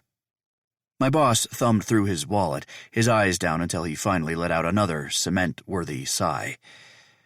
Flicking the cash on the table, he responded, I think this will be a great opportunity for her. We'll see her when we get back and do a small celebration before we leave. Oh. I swallowed and pushed my chair back, standing. Okay. Well, keep me posted on what you need from me. Peter turned toward me with a pensive expression. Holding his cell to his ear, he barked out a few demands to our foreman, Tyler, and then he hung up. Actually, Coulson, I could use your help prepping our house. Oh, are you selling? I asked, trying to cover the fact that I was just being nosy. I remembered that they had offered it to Nora, and I knew she wouldn't take it. Peter focused on his cell again and distractedly said, My daughter is going to take it. She just doesn't know it yet. 14. Nora. There were plans scattered all over my kitchen table. I had removed all the chairs so that I could walk laps around it while I worked to get a different perspective. If this didn't work, I'd tape them in a different order on my wall and stare at it for an hour. The process was annoying, but it always worked. What are you looking for exactly? I jumped. Shit, Ray, I totally forgot you were even here. She slowly chewed her popcorn. Sorry, it's just that you've been walking around that table forever, and I've been trying to be quiet, but I can't take much more. Moving one of the papers, I examined it in the light. The reception area isn't working for me. I need it closer to the front door, and there should be bathrooms here in case the homeless need to access them, but I don't want to interrupt anything. Ray walked closer, still snacking. We hadn't talked about anything but these plans for 2 days straight, and it was wearing on me. While my back had gotten better, I was still trying to be careful with it. I agree. Ray nodded, looking over the plans. Okay, the last thing we need to go over is the flooring. I finally slumped onto my couch and stared at the fire that had been going all day. Why don't we take a break and go down to the diner? My dad just made your favorite pie. Perking up at her suggestion, I set down the plans. The berry crumble one? Because you always think I like the lemon flavor, and I don't. I hate it. And yet, you've effectively used it to lure me to your parents' diner several times. I'm not falling for it this time. She slumped next to me, holding the metal tin of popcorn. It's the berry one, I promise. Okay, fine. 10 minutes later, I was walking into Mac and Millie's, the local diner, owned by Ray's parents, Roger and Millie. Once we sat down, her dad brought us over pie and ice cream. Okay, you need to spill Coulson details ASAP. She dug into her pie, her engagement ring catching on the Christmas lights. It was still strange for me to see that on her. Because of the community center, we hadn't even had time to talk about it. You sure you don't want to talk about wedding ideas first? Her blue eyes went wide, and for a single second, I thought I had her. But she lifted her fork instead. Nice try. Now spell. Darting a quick look around to ensure we wouldn't be overheard, I leaned forward. So, I did what you suggested. She licked the fork clean before it registered with her. You were honest with him about how you feel? Nodding, I scooped the vanilla ice cream and smeared it over the top of the pie, then broke and shook my head. No, I'm lying. Dropping my fork, I confessed. After the back injury thing, We had a really good day. I mean, like falling for him so hard type of day. And that night, well, things got physical. But before the physical stuff, he started asking me questions about my plans and stuff. My best friend's mouth dropped. Oh my gosh! So he cared for you all day, asked about your future, and then he... Her eyebrows jumped suggestively. Smothering a laugh, I nodded with a little groan. Ray, he's like Ice Barbarian huge for real. We didn't even have sex, like real sex, and I'm sore. You didn't have sex? Then how... She trailed off with her brow puckered. Leaning in to whisper, I explained. He just sort of stretched me by going all the way in, and then he, I sat back, grabbing my fork again. Finished? She bent forward, whisper yelling.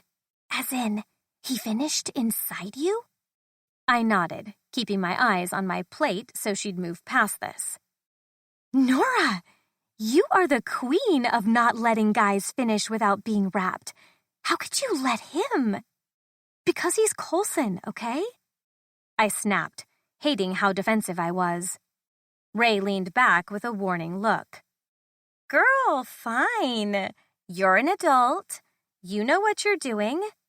But I also know you absolutely are too far gone for this man to be letting him spread his seed without buying some property first. Her eyes narrowed as her fork clanked to the plate. Unless, did he declare his love? Ask to be your boyfriend? This was where my heart stuttered to a stop, thudding pathetically slow at what had occurred. No, he didn't. Toying with a blueberry in the cobbler, I took a deep breath and explained. I suggested we should be casual. Have no strings attached sex. Ray's face fell flat, her mouth turning down and her brows following. Nora Petrov, you did not. I nodded sheepishly, knowing my best friend was going to verbally kick my ass.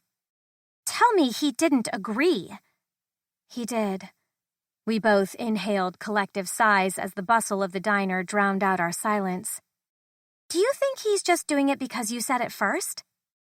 I had considered that it was possible that I had shot myself in the foot by saying it first. But he has to know, with how he's treated me over the past year, that I'm on defense. And if he wanted to change his play, he would have to be the one to do it. He would have to make it abundantly clear how he felt, because every time I have, he's made me feel like an idiot. She gave me a sad nod, then dug back into the flaky crust of the pie. So, how far will you take this? Shrugging, I watched a flurry of snow fly around outside. Across the street was a tiny shop, all closed up with brown paper covering the windows.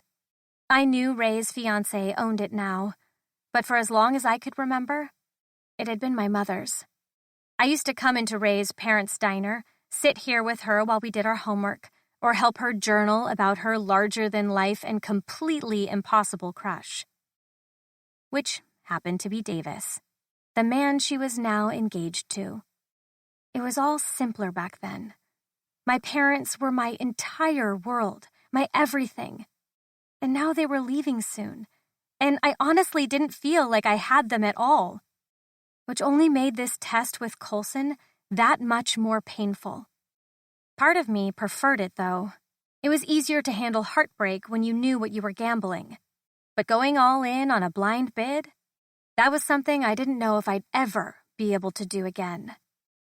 We can date other people, and we can have no strings-attached sex. We're having fun. Ray watched me carefully, finishing her pie until she finally pushed it away. I asked how far you were willing to take it. I didn't know. I think it might depend on him. He's been silent for 2 days, and I refuse to make the first move. So, if he's over it, then it's done.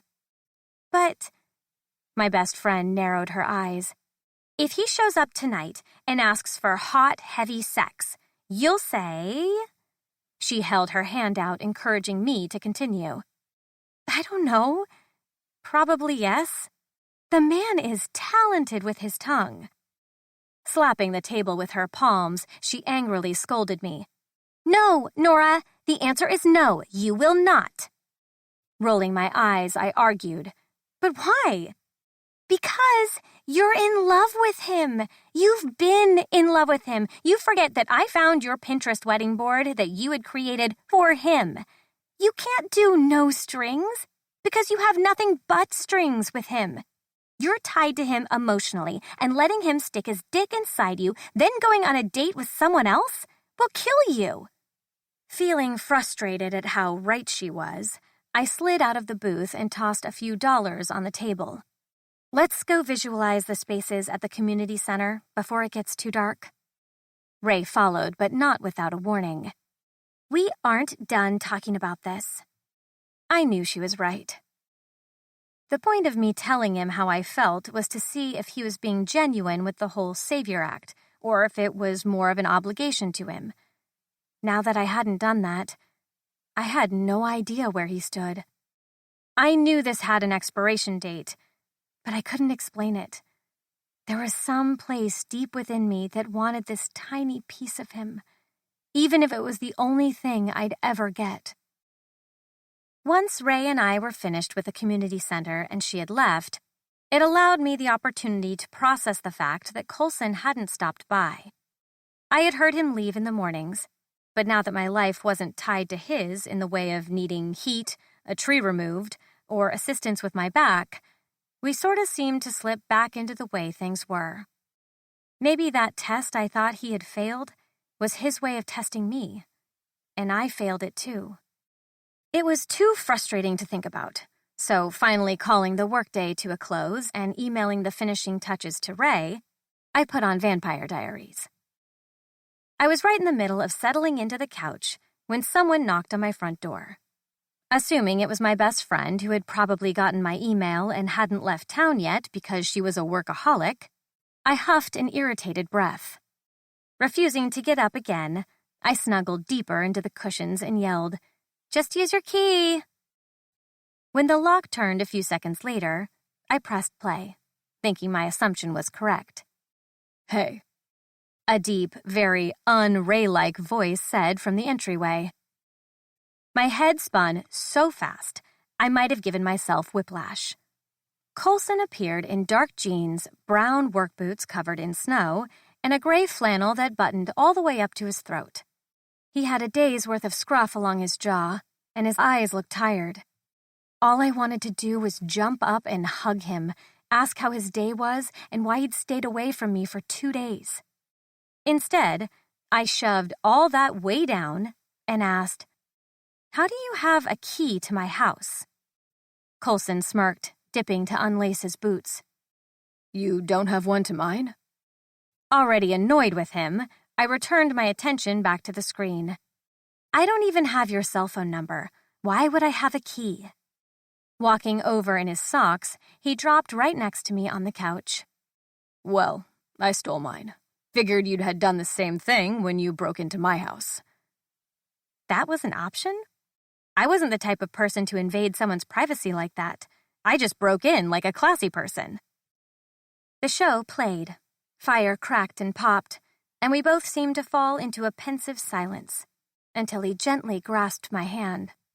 "Haven't seen you in a bit."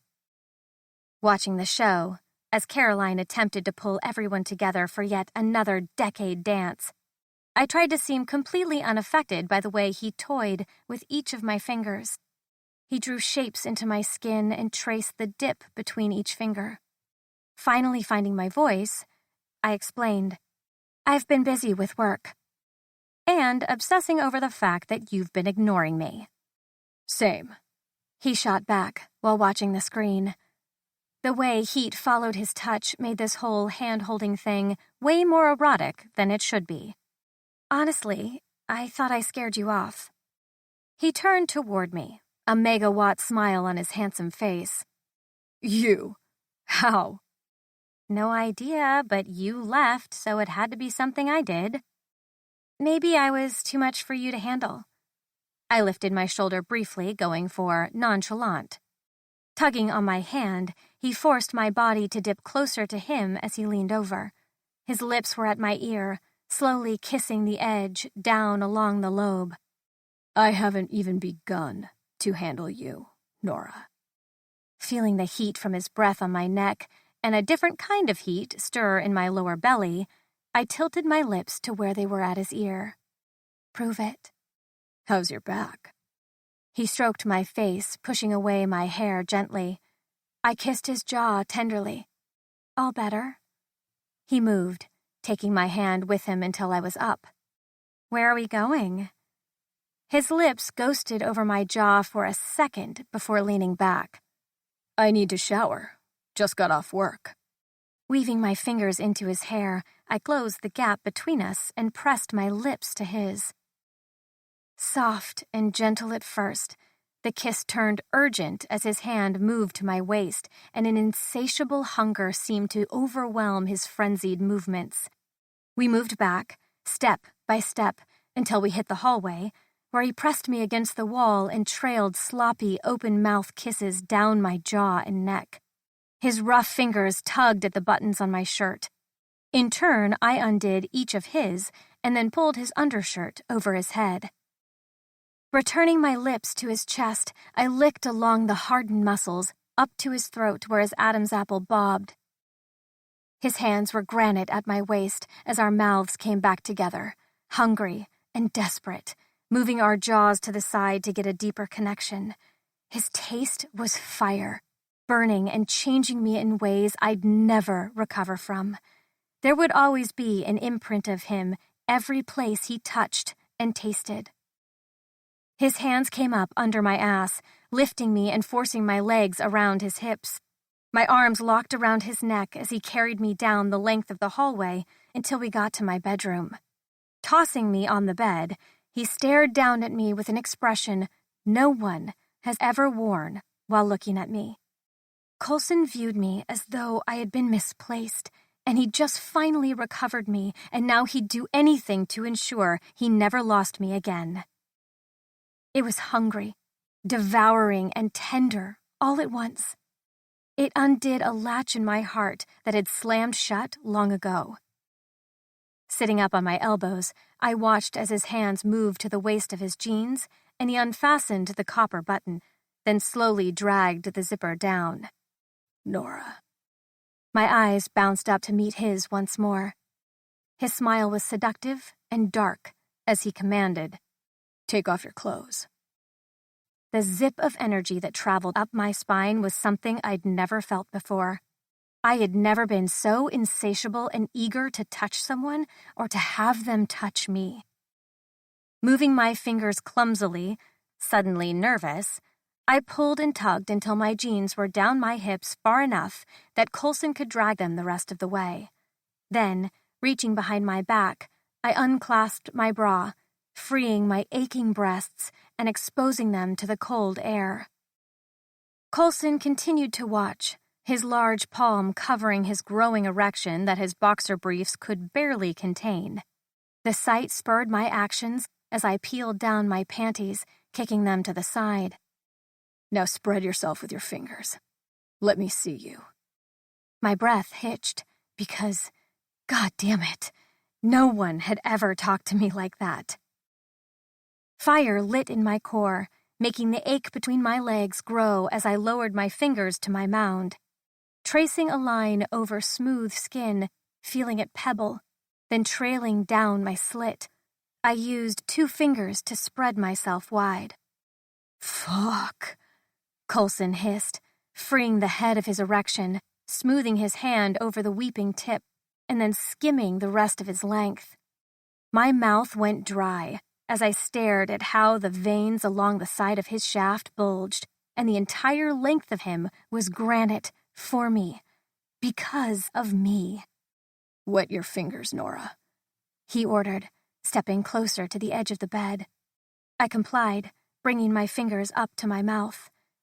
His raspy voice grated, making the slickness between my thighs intensify. Now slowly fuck that pussy. My fingers worked in a slow rotation over my clit, causing breaths to skip and hitch inside my chest. The way his eyes devoured the space between my legs, the way he spit on his cock, gripped his shaft, and stroked in slow, measured movements had my hips bucking against my hand. We stayed like that, tethered by the heat mounting between us. His eyes darkened while he watched my fingers. I lowered my gaze as he lubricated his shaft, then ran his hand along the smooth expanse. Do you feel ready to stretch around my cock? His knee pressed into the bed. His strong fingers hovered over my mound, covering mine until he was moving them slower and pressing deeper. My voice was husky as I made a sound of acceptance. I was feeling too much, and he hadn't even entered me yet. Let's find out.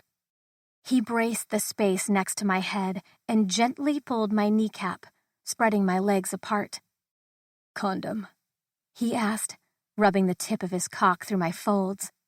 Hitching my leg higher, I shook my head. I'm on birth control. This was the conversation we should have had the other night when I let him enter me and fucking finish inside me. But with him, I knew it was stupid and dangerous. But I had on blinders when it came to him. All my inhibitions were gone. Bending down to kiss me, he whispered, I haven't been with anyone. Hesitating a second and pushing back my curls, he added, Since I met you. Searching his gaze, I wanted him to explain himself. He'd said he had a girlfriend.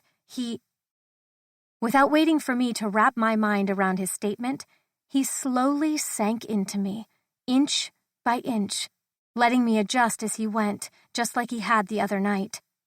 My mouth opened as the sensations of him filling me overwhelmed my senses.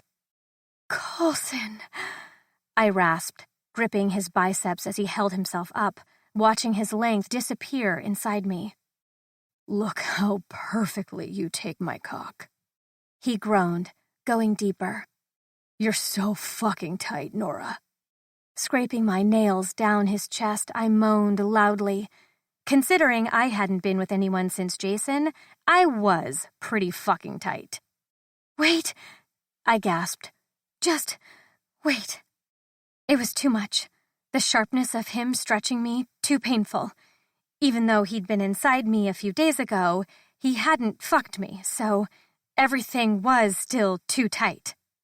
With a furrow of his brow, he immediately pulled out. No, I just need a second. I reached for him, but he was already back on his knees. Turn onto your stomach, Nora. That cunt needs to be stretched by my fingers and then milked of at least one orgasm before it can take my cock.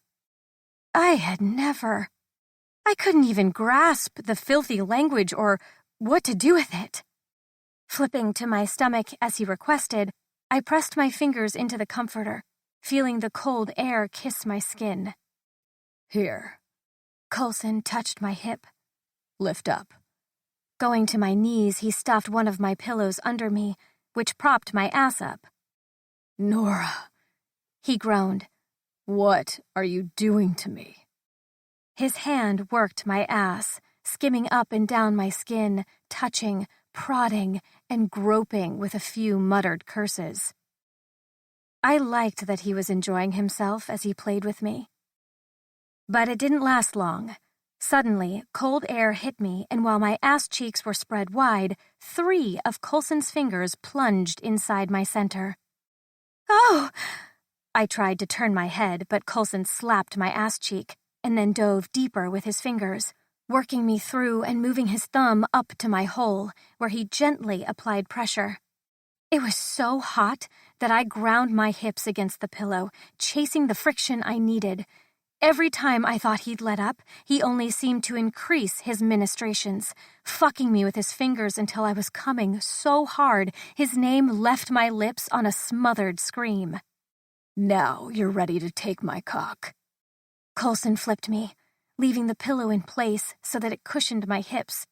Without waiting for me to catch my breath from the orgasm that had ripped through me, he pushed his length all the way inside of me until he was fully sheathed. I watched as he struggled to control himself, his eyes going as wide as mine. And then we both moved. "Fuck," I whimpered, lifting my hips. His grip came down hard on my waist, holding me in place as he rotated forward, driving his cock impossibly deeper with each thrust.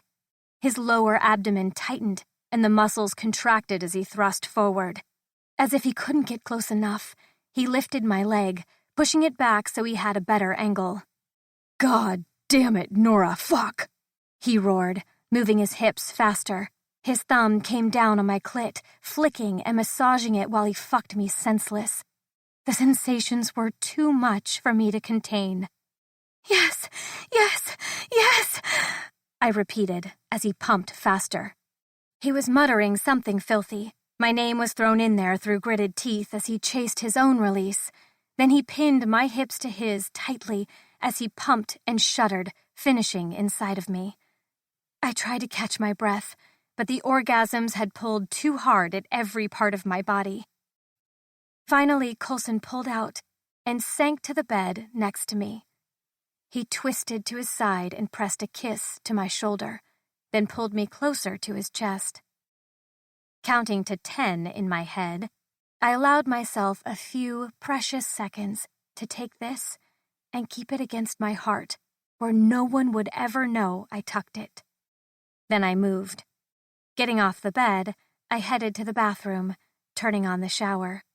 While it heated, I ran a wide comb through my hair, then tied it up in a bun on top of my head, and stepped into the billowing steam. My shower was more of a stall, not exactly the gorgeously spaced one like Coulson had in his master, so I wasn't expecting the door to open, or for Coulson to join me while I was washing my body with my loofah. "Tight in here," he muttered, while smiling at me in that devastating way that made his sharp jawline more noticeable. I wanted to cup it with my palm and feel his eyes land on me in that way I was starting to realize was rare, and only for me. Turning my back to him and my face toward the spray, I merely hummed my agreement.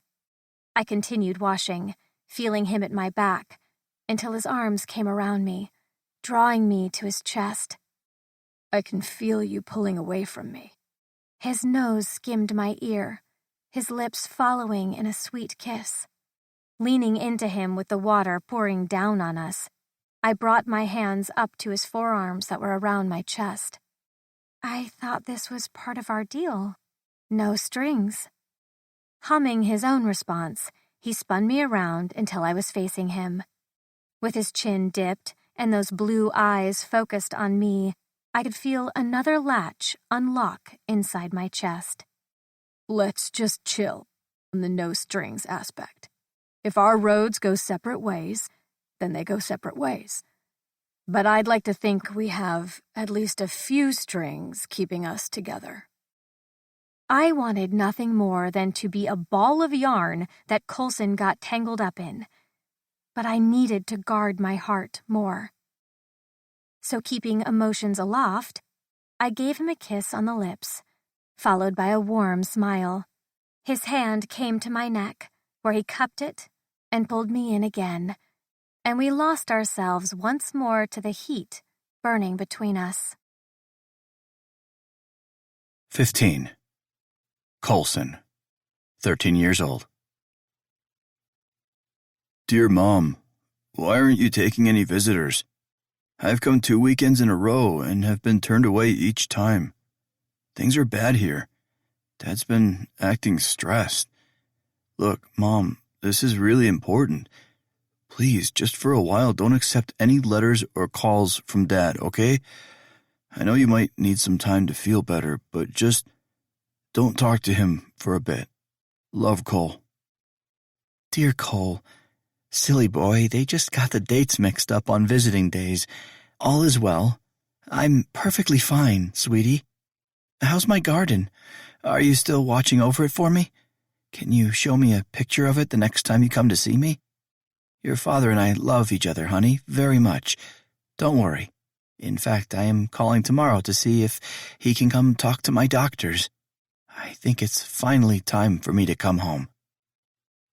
Nora busied herself in her kitchen while I watched her from over the brim of my coffee mug. She had her hair pulled back into a loose braid, with curls escaping and framing her face. A white shirt covered her shoulders, dipping down to barely kiss the top of her breasts, and then flowing around the dark jeans at her hips. She was stunning. I had a difficult time not watching her every move, even when she cared for her plants, making that invisible knife twist inside my chest. It was one that had been there since I was a kid whenever I saw someone care for plants or a garden, because while they were experiencing and enjoying the life their plants brought, all I could think about was death. Don't your mornings usually start earlier? Nora asked without looking up from her plant. I smirked, knowing she was going to keep pushing on this tenuous relationship we'd made with one another. Taking another slow sip, I merely smiled. No, I have the day off. Swiping her thumb over the screen of her phone, she focused on it while humming. Shoving off from the counter, I stepped toward her and grabbed her cell phone out of her hand. What has you so focused this morning? Just leave it, she argued, crossing her arms, which pushed her tits up, momentarily distracting me. I leaned forward and pressed my lips to hers to quell this new spark inside my chest every time Nora managed to rob me of breath.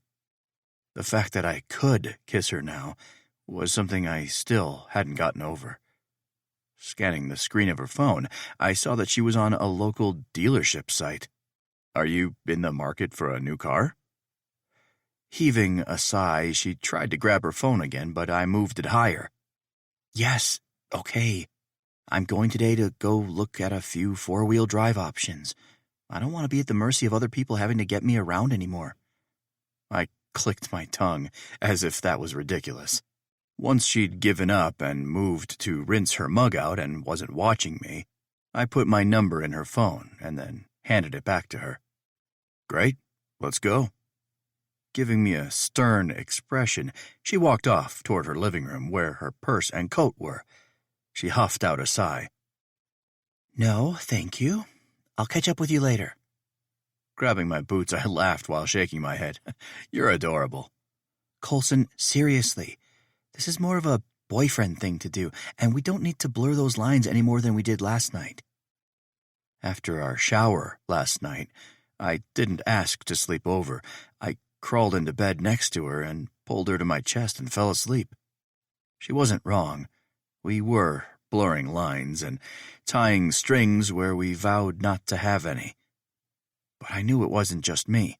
She tried to pull away and put on a mask that she didn't want this, but the way she kissed me and let me hold her told me she did. You're not going alone, so you might as well accept it. Inhaling a deep breath, Nora finally smiled at me before opening her door. Fine, you can come, but fair warning, I will not respond well to anything being mansplained. Got it? Putting my hands up, I swore. Got it. Take a look at you. I haven't ever seen anyone look so hot in one of these. The fuck-faced car salesman complimented Nora in a flirtatious tone. He had one of those hairstyles where he pushed the front of his hair up with gel, like he was 14 instead of what I assumed was 20. The second we walked through the dealership doors, he was salivating over Nora. Keeping my head low, I didn't say anything, but I was getting pretty fucking tired of his comments. When we'd arrived, Nora introduced me as a friend, which gave Cooper the fuckface a green light to shamelessly flirt. Nora hopped out of the massive Toyota that was way too much truck for her and beamed up at the idiot who had held his hand out for her. Dude was tall, I'd give him that, but that was about all the qualifications he had to even exist. My eyes narrowed into slits when she placed her hand in his, accepting his help down.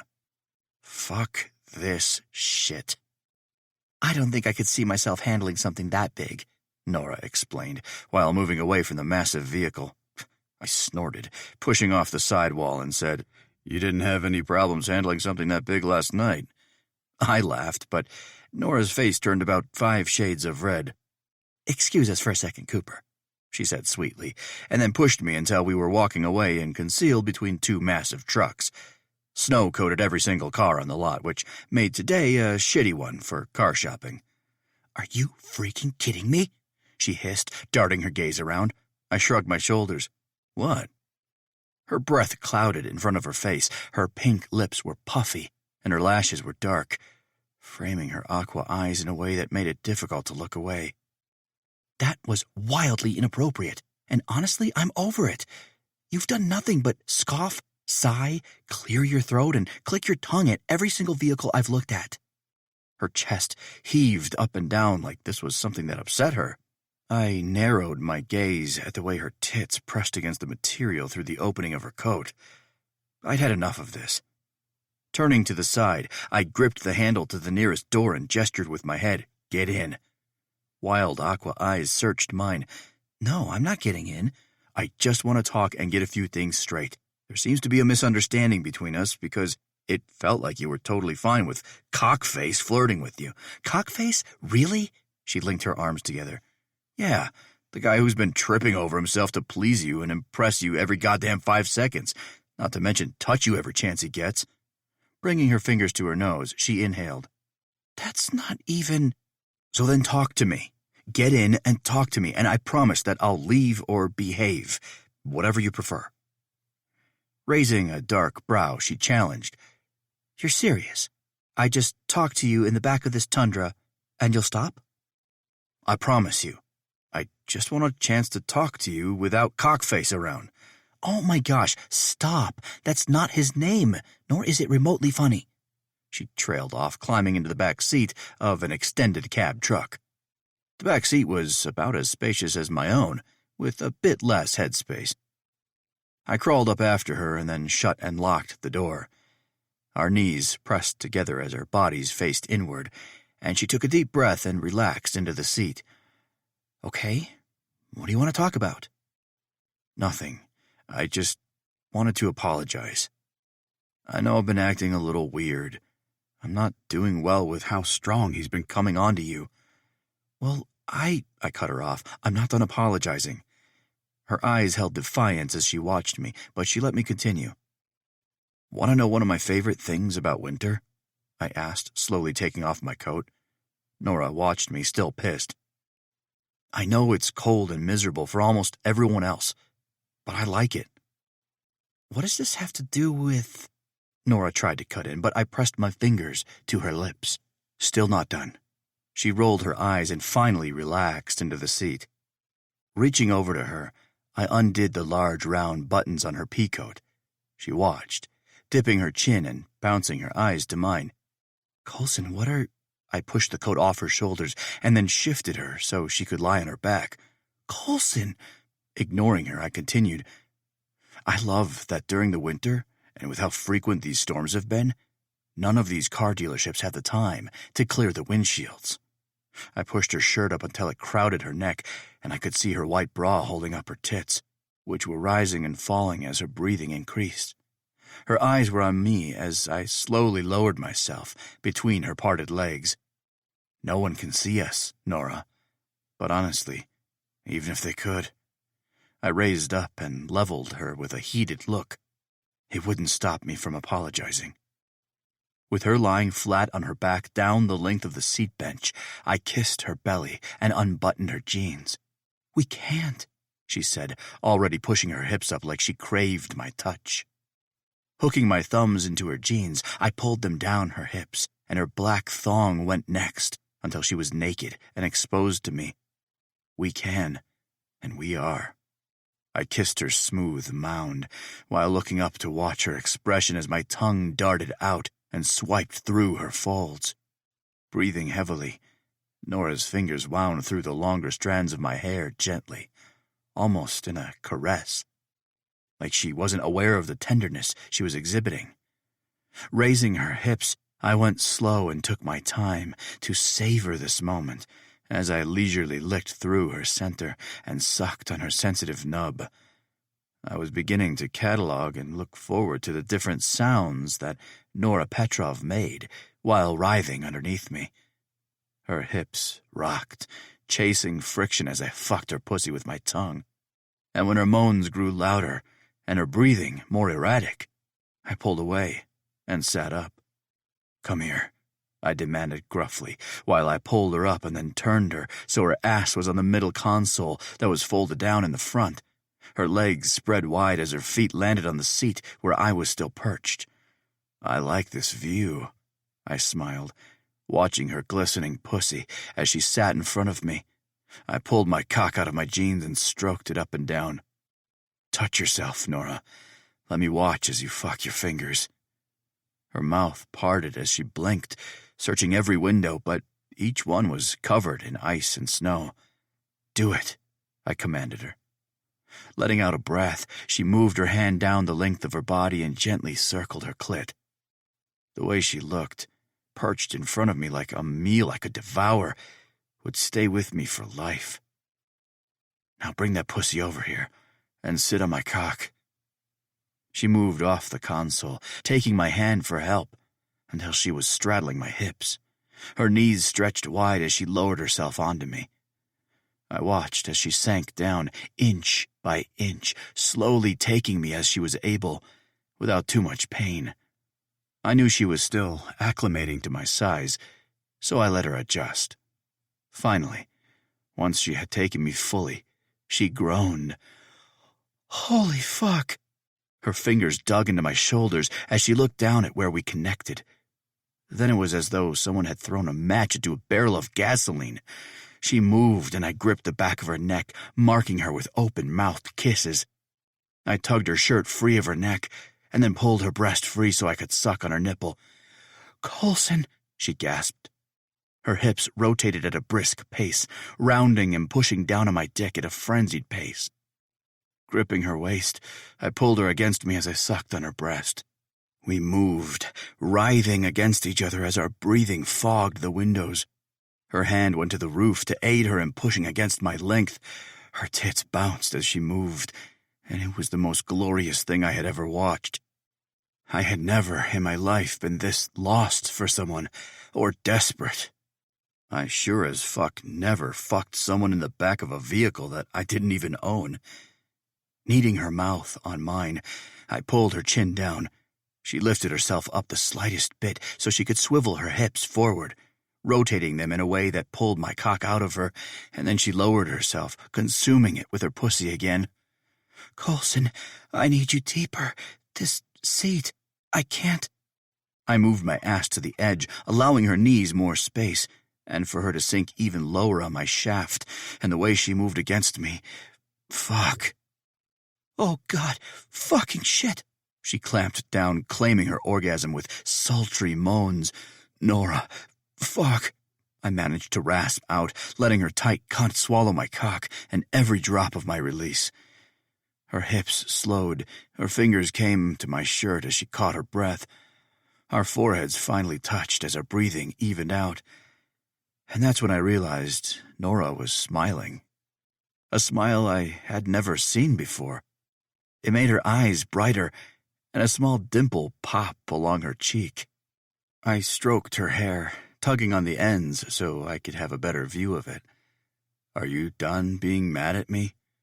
She laughed, then pulled back so she could cradle my face in her hands.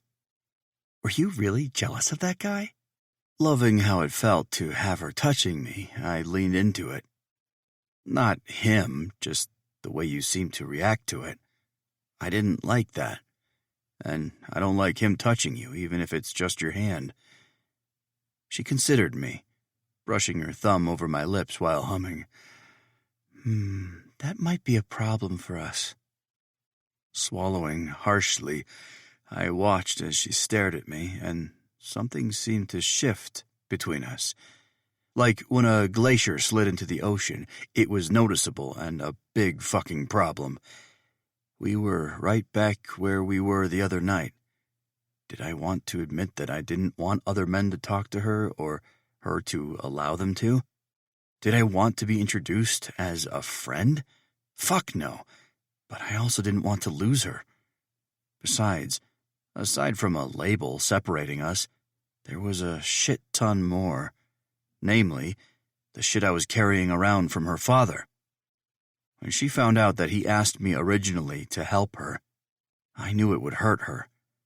If it wasn't handled properly, she would take it wrong and walk away from me forever. But I ran the risk of losing her either way, and for now, I was too selfish to give her up. 16. Nora. After Coulson and I cleaned up, using a few Kleenexes from my purse, I realized the truck we'd snuck into was kind of perfect. It wasn't too big, but big enough that I felt secure inside of it, and it wasn't so tall that I couldn't get in easily without help. So, once we exited, I planned to track Cooper down and tell him I had finally found the one. But we quickly realized that Cooper was waiting a few cars down from where we were. The snow had stopped falling, but the black asphalt was wet, and he stood wearing nice slacks, a blue button-down, and a brown coat. His slick shoes were not enough to keep up with the temperatures outside, so why the hell was he just standing there? Approaching him, I tried to pretend like nothing happened, but Cooper glared at us both with his bony elbows sticking out as they banded over his chest. "Hey, Cooper," I said, tucking a few loose strands of my hair behind my ear. His eyes narrowed as he tracked the movement. You guys realize cars aren't soundproof, right? And I was 2 seconds from calling the police.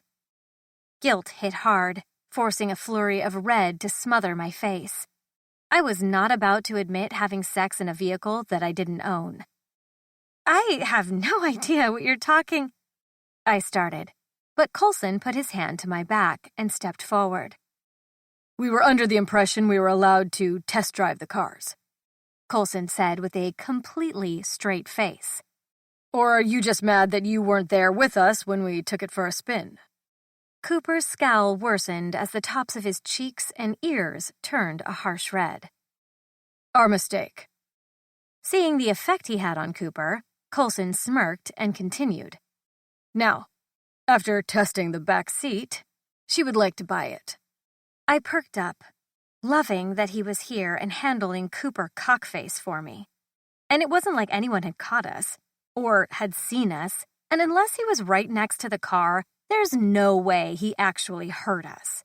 Besides, he was getting a sale out of it. So, at least this wasn't a total waste. Going through the motions, Cooper remained irritable, but seemed to do everything by the book, including trying to match the price I requested. By the end of an incredibly long, yet satisfying morning, I drove a new-to-me truck. It had seat warmers, a heated steering wheel, and a self-start button. I didn't hate that it also had a great memory already inside of it. I'd never forget the way Coulson's head dipped between my thighs with that hungry expression, or the way his tongue darted out and swiped through my folds. I shook my head, knowing I had to stop tying myself emotionally to Coulson. This no-strings-attached plan had a billion invisible strings that I had pulled around my heart, while attempting to loop his in too. I didn't do it consciously, but every time I pulled away, it was as though he pulled on a string, forcing me closer. It wasn't healthy, and the more space we created between one another, the better. Since I had traded in my previous car, I pulled directly into my driveway and parked. Coulson unbuckled next to me and twisted his body in my direction. "Where to now?" I loved having him in the car with me. Or truck. That was going to take some getting used to. But him in my space, in front of my house, it was another looped string around my heart.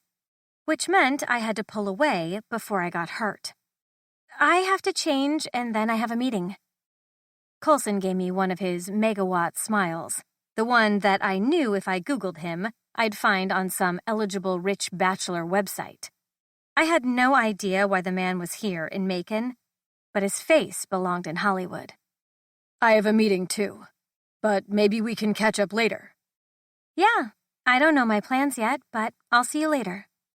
I exited the truck and started toward my door when he followed me and suddenly tugged my hand. Turning on my toes, I barely had a chance to see what had replaced the usual hunger he had when looking at me. I wouldn't acknowledge the adoration that I caught when he stepped into my space. I couldn't. His lips landed on mine, gentle and slow, until I was opening for him.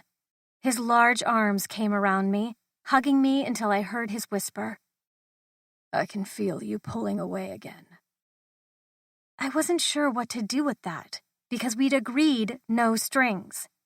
Yet he kept saying I was the one pulling away, as if it were a bad thing. Like he was just standing there with a rope ready to tie this shit together, but he'd agreed. If he wanted more with me, he would have said it. Turning my face so that my lips landed against his neck, I squeezed him back and then stepped away. I have to go. I'll talk to you later. He stayed rooted in place, and when I gave him one last glance before closing my door, I saw the sad way his eyes dipped and mouth turned down. It did something to my chest, making it sloshy and unstable, unpredictable. He couldn't look at me like he cared if I pulled away.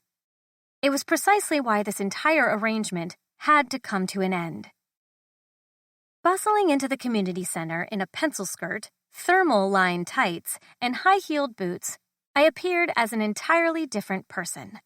Gone was the frumpy jacket, snow boots, and frizzy hair.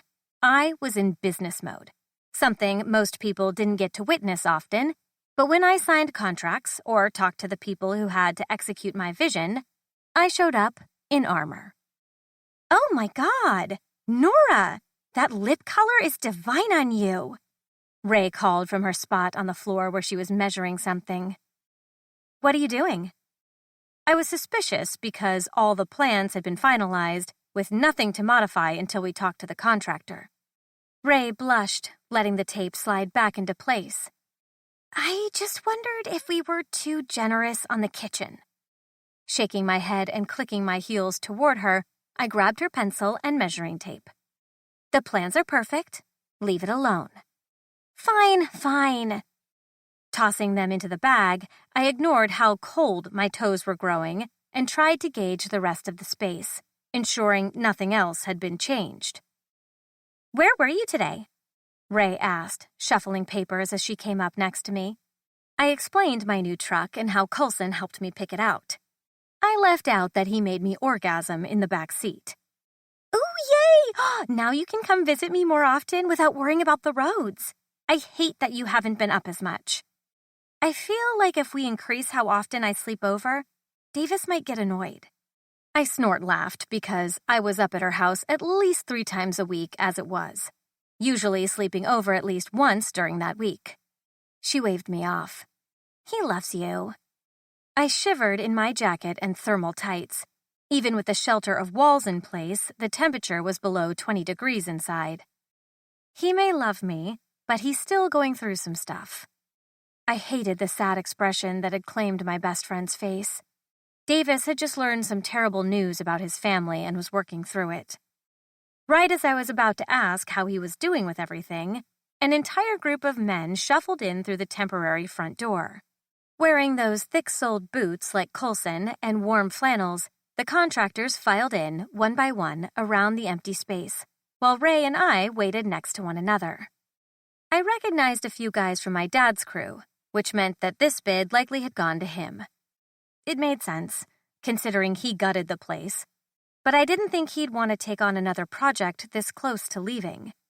I kept watching for my father's head to tower above the others like it usually did. But once the crew assembled, it was Tyler, the lead foreman, who talked with Ray about specifics. I tried to focus on what they were talking about, but I was having a hard time. Why was my dad's company taking on a project this big? I considered whether plans may have changed for him and my mom, but I hadn't spoken to them since that day when things blew up. Damn it, they hadn't even left yet and we were already drifting apart. So, can you sign off on all this then? I tuned in, hearing Ray ask Tyler. With a mop of messy brown hair shoved under a ball cap, he looked like he was about 18 or so, not nearly as experienced as I would have liked the lead person on this job to be. No, I guess I'll leave that up to the boss. I was about to step up and ask him where my dad was when the front door opened again with a cold gust of air, and a shiver ran down my arms. That's when a familiar pair of blue eyes landed on me, creating a fluttering sensation ripple behind my belly button. "Coulson!" Ray greeted the man who now stood next to me. He addressed my best friend, but his pinky touched the inside of my palm, making my heart jump in my throat. I almost stepped away to break the contact, but then he stepped closer. It was a small adjustment no one would notice, but I felt it everywhere. Then again, I had gotten so used to hiding in the shadows and watching Coulson from afar, I always felt his presence, even when he wasn't watching me, or near me. It was as though he'd always been there, in my periphery, waiting for some proverbial green light to touch me. Nora. His eyes undressed me as he moved from my toes, slowly up my tight black skirt, to the white cap-sleeve shirt I had tucked into it, and then to my hair that was mostly tamed with loose curls. Feeling the weight of his gaze, I shifted on my feet. His stare left a blazing trail of heat everywhere but my toes. Those were solid blocks of ice, and incredibly uncomfortable in my cute high-heeled boots. Finally turning his attention back to my best friend, he explained. I'll be leading things for the project, Ray. I just need to get the budget nailed down and walk through the space. My head snapped up from where I was staring at my toes, wondering if they were bleeding or broken under the layer of leather. Had I heard him correctly? He'd be taking on the project? If that were true, then that meant we'd have to work together. Suddenly, my attempt to get space from him seemed futile. Okay, if you want, let's get started. I don't know if you need the whole crew here. I think just you and Tyler would work for this meeting. Ray eyed the other 12 or so men who were scrolling their phones, waiting. Coulson nodded. Sorry, it was a bit last minute. We're shuffling leadership a bit. He turned his head toward the group of workers and said, You guys go grab some coffee, or some grub. We'll go over everything in about 30. Once they were gone, Tyler and Ray led the way to the farthest corner of the space. When I followed, I could feel Coulson behind me. Slowing our steps, his chest brushed my back as his hand grabbed my left ass cheek and squeezed. Tyler and Ray spoke about the architecture of the building, while Coulson whispered in my ear. I want you at my house tonight, wearing this skirt. I inhaled a sharp breath, trying not to react, but the fire in my core was fast and primal. The mere idea of being with him tonight, of going to his house and letting him touch me, hold me, was so tempting. But we couldn't keep doing this, blurring the lines. If he didn't want more with me, then he'd have to survive with less. Okay, Nora, go ahead and start painting a verbal picture for them. Ray paced to the side, tucking her clipboard close to her chest. Stepping away from Coulson felt like chipping a piece of rock. I didn't even know why. I felt so settled, nestled into his chest. When I had to leave, I didn't like what it did to me. So, in this space, it's pretty self-explanatory. I indicated the space with my hands and held up the plans as everyone followed along with me.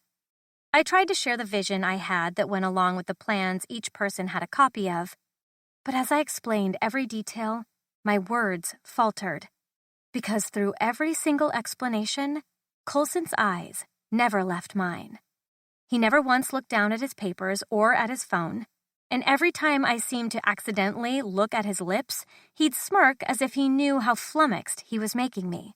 The entire situation was infuriating. Why was he here, anyway? Dad could have at least spearheaded his company's projects until he sold it, which, from what I understood, might be soon. Mom had mentioned they were considering selling it to a California-based company that had offered quite a bit of money to keep the name and even all the employees. I'd have to call them tonight to figure out what was going on. Finally, we were done with the walkthrough, and Coulson was busy asking Ray questions about the timeline and budget when I made my way toward the exit. I pulled my coat on and turned to lean against the wall while I waited for Ray. I used the time to devour Coulson's broad shoulders and muscled back, which were visible through his shirt. It made me think about how they felt under my fingers while he fucked me the other night. I didn't like the way it felt when I looked at him, because when my eyes landed on any part of him, whether it be his strong hands, his calloused fingers, or the way his hair looked after a shower, all of him looked like he belonged to me, like he was already mine. Nora? I blinked and Ray came into focus. All done?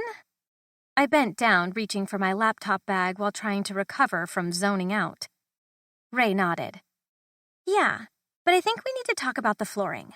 Coulson mentioned a few things about the cost. I didn't know the supplier had changed recently.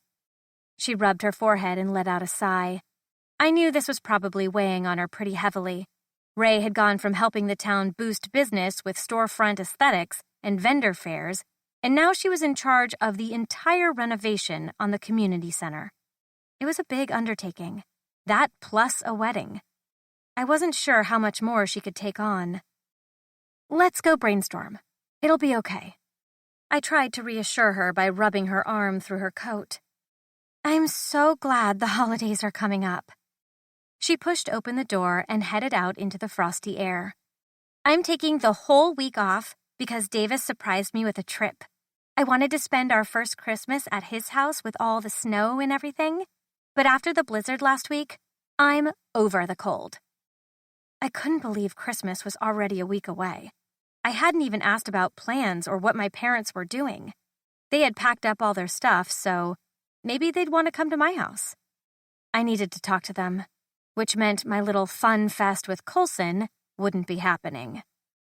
That does sound amazing, I muttered distractedly and stopped in the middle of the sidewalk. You know what? I forgot something inside. Where are we going for this session? Ray paused and hitched her bag higher on her shoulder. Diner? I want pie. Okay, head there. I'll meet you in a few. I turned. My toes gave out a painful squeeze in my boots as I ran up the steps and tried to locate Coulson. He was on the phone, asking his crew to head back. I took the opportunity to step closer and put my hand on his arm. As soon as he was off the phone, he twisted. I opened my mouth, but he was suddenly moving. Darting his eyes around the space, seeing that Tyler was on the phone off to the side, he grabbed my hand and tugged me toward one of the classrooms that still had a few load-bearing walls up. Pushing my back up against the wall, his hands landed on either side of my head. Did you come in here to cancel tonight? He asked, searching my face. His blue eyes were so intense, so full of something, that I was too scared to consider real. Swallowing, I tipped my head back. I have to. He didn't let me finish. His lips landed on mine, hungry and desperate. My hands were up, gripping his shirt as he cradled my jaw, savagely invading my mouth with his tongue and sucking it into his. I was breathless, kissing him, trying not to get lost in him, while knowing it was no use. His hand traveled down and around me, groping my ass while he let out a gruff sound. If you don't come to my house tonight, I will come to yours. Either way, you're letting me peel this skirt off your body. I tried to catch my breath as his mouth moved down my neck and to the tops of my breasts. I have to call my parents tonight. Call them from my house after you soak your feet. I can tell you're uncomfortable in those boots. They're sexy as fuck, but I know they hurt your toes. His tub did sound amazing. He nipped at my ear. I know you want to. Come on, have a sleepover with me. I think... I blinked, hating that I was the one that had to confess this. It's starting to confuse me. Coulson, There's nothing to be confused about. I want you in my bed tonight. His lips moved to my neck, where he began kissing and sucking and teasing. Fine. I pushed at his chest. I'll come over. Good. He gave me one more quick kiss and then pushed away from the wall. I'll see you tonight. I watched him go and shook my head. I needed to get a backbone, because without it, my heart was completely exposed, and I was going to end up hurt. 17. Colson, 14 years old. Dear Colson, my name is Mary, and I'm one of the nurses that cared for your mother. I know you called several times last week regarding your mother, worried she wasn't accepting visitors. I have a feeling your father didn't give you much information. Unfortunately, it's not my place, but I know that today is your birthday. I only know because your mother had made a birthday card for you. I kept it out of her personal effects when your father came to pick up her things. I could lose my job if anyone finds out, but your mother meant a great deal to me. She was my favorite patient, and she would have wanted you to have this. I hope you find some peace in reading it. Mary. Dear Cole, my sweet boy, you're 14 and I can't believe it. I remember when you were just 4 and loved bringing me flowers from the garden. You loved my garden, Cole. You used to ask if we could sleep in it while we watched the stars, and a few times we did. I don't know if you remember that, but I do.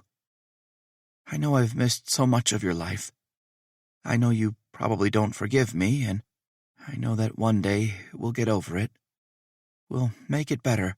You'll see. We just need time, sweetie. Don't worry about me. I'm strong, and so are you. Your father explained about his plans with Sherry and the child. I know you were worried about how I'd take it, but there's nothing to worry about. I'm fine.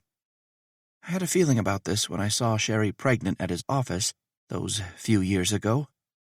It doesn't matter. What does matter is you have a little sister, and I want you to be strong for her.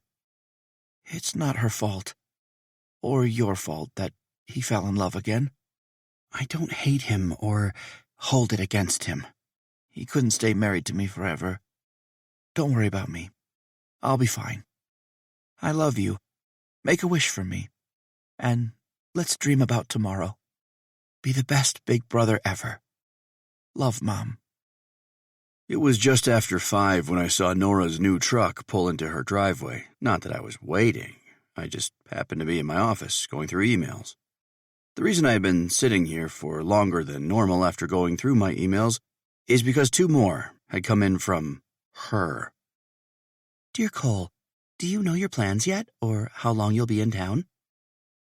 I still hadn't replied to her first correspondence. I wasn't sure what I was supposed to say to any of them, especially the next one I clicked on. Dear Cole, I get that you hate me. I really do. But can I get your cell number? I need to talk to you. It's sort of important. I can wait until Christmas if you don't get this email, but it's crucial that I see you. Please. The knock on my door had me closing the laptop screen and walking away. I'd think about that later. For now, I had a black pencil skirt to deal with. How come you haven't made yourself a key yet? I joked, swinging the door open for Nora. She still looked as gorgeous as she did earlier, even if she had tamed those wild, gorgeous curls. She had reapplied the lipstick that she had on when I'd walked in earlier, and I was already imagining that color smeared along the base of my cock. Long day? I kissed her cheek as she set her things down. You promised a bath for my toes, she said, sitting on the entryway bench. Bending low, I carefully pried the high-heeled boots from her toes. Why are you wearing these? It's like 12 degrees outside. Wincing in pain, she watched as I gently rubbed the arch of her foot. They're cute with this skirt. My smile turned diabolic. About this skirt. We need to get you out of it. Picking her up and hearing her let out a thrilled squeal, I tossed her up onto my shoulder while running down the hall. "Colson!" she shrieked as I entered the room and tossed her on my bed. "Don't move." Standing, looking down at her as she smiled up at me, my heart burst. This was getting too real for me. If she walked away I pushed the fear down and walked into the bathroom, leaning over the tub to fill it for her. When I walked back to the bed, Nora had unbuttoned her shirt and was lying there in her white bra and pencil skirt. Her hair fanned out behind her, while her deep purple lips spread in a sensual smile. The way her dark lashes fanned the tops of her cheeks had me bending low and kissing her gently there. She fit under me so perfectly. "Do you know how beautiful you are?" I whispered, slowly dragging my finger down her face and tracing it along her collarbone. She parted her lips as I kept placing small kisses on her face. "When I first met you," I pressed my lips gently to her eyelid. "It was your eyes that stopped me." I moved to her nose, and then her chin. And those curls. Fuck, that hair drove me wild. I kissed her lower, right above her heart, where her chest kept rising and falling in quick succession. Then you kept showing up on all our work sites, and you'd wear these cute-as-fuck outfits. I remember 2 occasions where you wore this skirt. I moved lower, licking between her cleavage and up along the swells of her breasts. Her fingers tangled in my hair gently, rubbing in a caress. You would bring coffee for all the guys, and in my mind, I would make up this story that you saved me for last because you wanted that few seconds of eye contact. Do you remember all those times I'd stare at you while our fingers would touch? Some days I waited all day just to see you come by. I knew I had to stop. This was crossing too many lines, but I couldn't seem to. Then you moved in right next to me, and at first, I thought it was your dad playing a joke on me. I honestly assumed he'd bought it and put you there to tempt me, but now I realize it may have been fate. Her breathing was ragged. Her stomach was dipping as my lips trailed a line down to her belly button. Swirling my tongue there and holding her ribs, I placed a gentle, sweet kiss against her pebbling skin. I let my mind wander for 2 seconds, thinking what it would be like to do this someday with her, while she was swollen with our kid. I'd kiss her belly every night. I'd run her baths and take her shoes off. Looking up at her, I admitted how I felt. That first time you smiled at me, that's when you had me. "Coulson," she whispered, bringing her hand to my jaw and pulling my face up. She had tears in her eyes. One went rogue, running down the side of her temple. Our gazes clashed, and there were 3 words on the tip of my tongue. She seemed to struggle to say something too as she opened her lips. "Coulson, The sound of water splashing made both our eyes go wide. "The bath!" Nora gasped as I jumped up and ran. "Shit!" I stepped through the overflowing water and turned the faucet until it stopped. The water had spread to every corner of the bathroom, soaking the bath mats and circling around the toilet. "I'll go get towels," Nora said after peering in the doorway. She darted away as I reached for the 2 hanging and a few left on the shelf. Throwing them down, I mopped up the water. Nora walked back with a huge pile in her arms. We laughed as we cleaned up the mess, but the confession on the bed had gotten tangled in my ribcage, threatening to tear it completely apart and expose my heart. I had to protect it, but I'd said too fucking much. "Here, the bath is still good. Come on over." I held out my hand to her, and she stepped closer while her arms dipped back, peeling off her shirt. Turning her so she faced away from me, I deftly moved my fingers over the back of her skirt until I had the zipper and pulled. Excitement thrummed in my sternum as I carefully bent her forward. I had waited all day for this moment, to see her ass peeking out from the open fabric of her skirt. Nora peeked over her shoulder as the zipper parted and then laughed. My face fell. "What are these?" I rubbed the material with the pads of my fingers, confused why her thong and ass wasn't currently filling my palm. She smirked, her chin on her shoulder. Her lips spread wide while she wiggled her ass. "Fleece tights." With a sarcastic laugh, I roughly pulled the material down her hips and then stopped at her thighs. She made some sort of squeaking sound as she tried to catch her balance by falling forward and grabbing the counter. She couldn't move, and I finally had total and complete access to her. She sucked in a quick breath as I stood behind her and ran my hand down her back, adjusting her so that her chest was bent over the counter. I didn't waste any time getting her prepped or wet. I didn't let her orgasm or tell her to play with herself like usual. I stared at her round ass and lightly slapped the cheek. I repeated the process, then pulled my cock out and lined myself up. Then I thrust forward. Nora gasped, gripping the edge of the counter. I pulled out the slightest bit, wrapped her hair around my fist, and then thrust again. I realized me taking her like this, how rough I had entered her, and the way I held her hair, it contradicted the sweet sentiment I had shared in the bedroom, but that was calculated on my part. I had shared too much, gotten too real. I was going to scare her off if I didn't rectify it and remind her that it was just physical. Such a fucking tight pussy, I grunted in between thrusts. Look at how well you take this cock. She made a whimpering sound, gasping for air as I exposed her neck, pulling on her hair. In the mirror, our bodies reflected an erotic visual as her breasts pushed against the cups of her bra, jolting every time I drove into her. Those aqua eyes were half open, watching me as I watched her.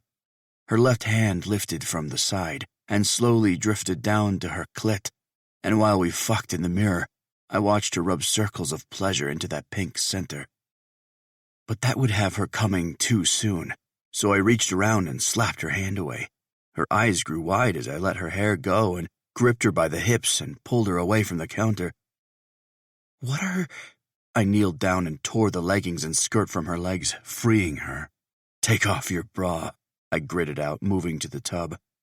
It was still plenty hot, so I finished stripping and settled inside, resting my head against the pillow. Nora watched me while a line formed between her dark brows. Come here. I held out my hand, inviting her into the tub. She did as I said and dipped her toe into the steaming water. She kept her eyes on my fist, where, under the water, I rubbed my cock, until she lowered herself while lining up with my tip. Her knees went wide as she sank down, inch by inch. Even with the water, it took her a few seconds to adjust completely. Once she did, her hands landed on my bare chest, and her eyes locked on mine. I flashed her a carnal smile, and pulled on the ends of her hair, tilting her head again. Now fuck me. Parting her lips, she did as I said, rocking her hips. Water sloshed as she moved, but I didn't care. We'd already made a mess of the room. Don't hold back, Nora. Fuck me like you want to milk this cock for every drop of pleasure that your greedy pussy always gets. Show me how greedy you can be. Her movements increased. She gripped the base of my neck as she took what she wanted from me, rotating and grinding against my hardness. She moaned, making sharp crying sounds every time my cock hit her G-spot, and while she fucked me, I savored her tits. The water splashed over her breasts as they bobbed and bounced. I pulled them into my palms and sucked the hardened nipples into my mouth as she threw her head back and moaned. I let her breasts go to pin her hips with my hands, thrusting in harsh strokes. This, Nora. Fuck, I bellowed, finishing inside of her. Sinking against me, she nestled her head under my chin as she slowly caught her breath. I traced lines into her back softly, gently stroking her arms around my neck as she clung to me. We stayed like that until I finally lifted her hips, and she freed my softening cock, but I returned her to my lap, where I could hold her against me. I wanted to stay like this, just holding her, stroking her back while toying with pieces of her hair. The bathroom was a mess. We hadn't lit candles, the overhead light was on and brash against our skin as every single towel I owned, save for 2, were on the floor to mop up water. It was ridiculous and not romantic, and yet it felt real. The most tangible thing I had ever held between my palms. Growing up, I always assumed relationships had to look perfect in order to last. My parents, from what I could remember, always smiled and doted on each other when we were in public. but behind closed doors there was always a lot of yelling and crying. The house was a disaster, until our maid would come and clean up Mom's outbursts. I remembered helping one time, and my mother took my hand, leading me away from the mess while tears streamed down her face. She smiled at me like she didn't know mascara ran down her cheeks or that her lipstick was smeared. She would take me to her garden and tell me to make sure it looked presentable. Things didn't last unless we made them look worthy of care. Maybe that was why Nora was such a mindfuck to me. She never seemed to care about those things. Her hair could be frizzy and wild or tamed and relaxed. She could have it matted to her face from a workout or tucked under a hat while she worked in her garden. Her house was the ugliest one on this block, and yet she was the most substantial person I had ever known.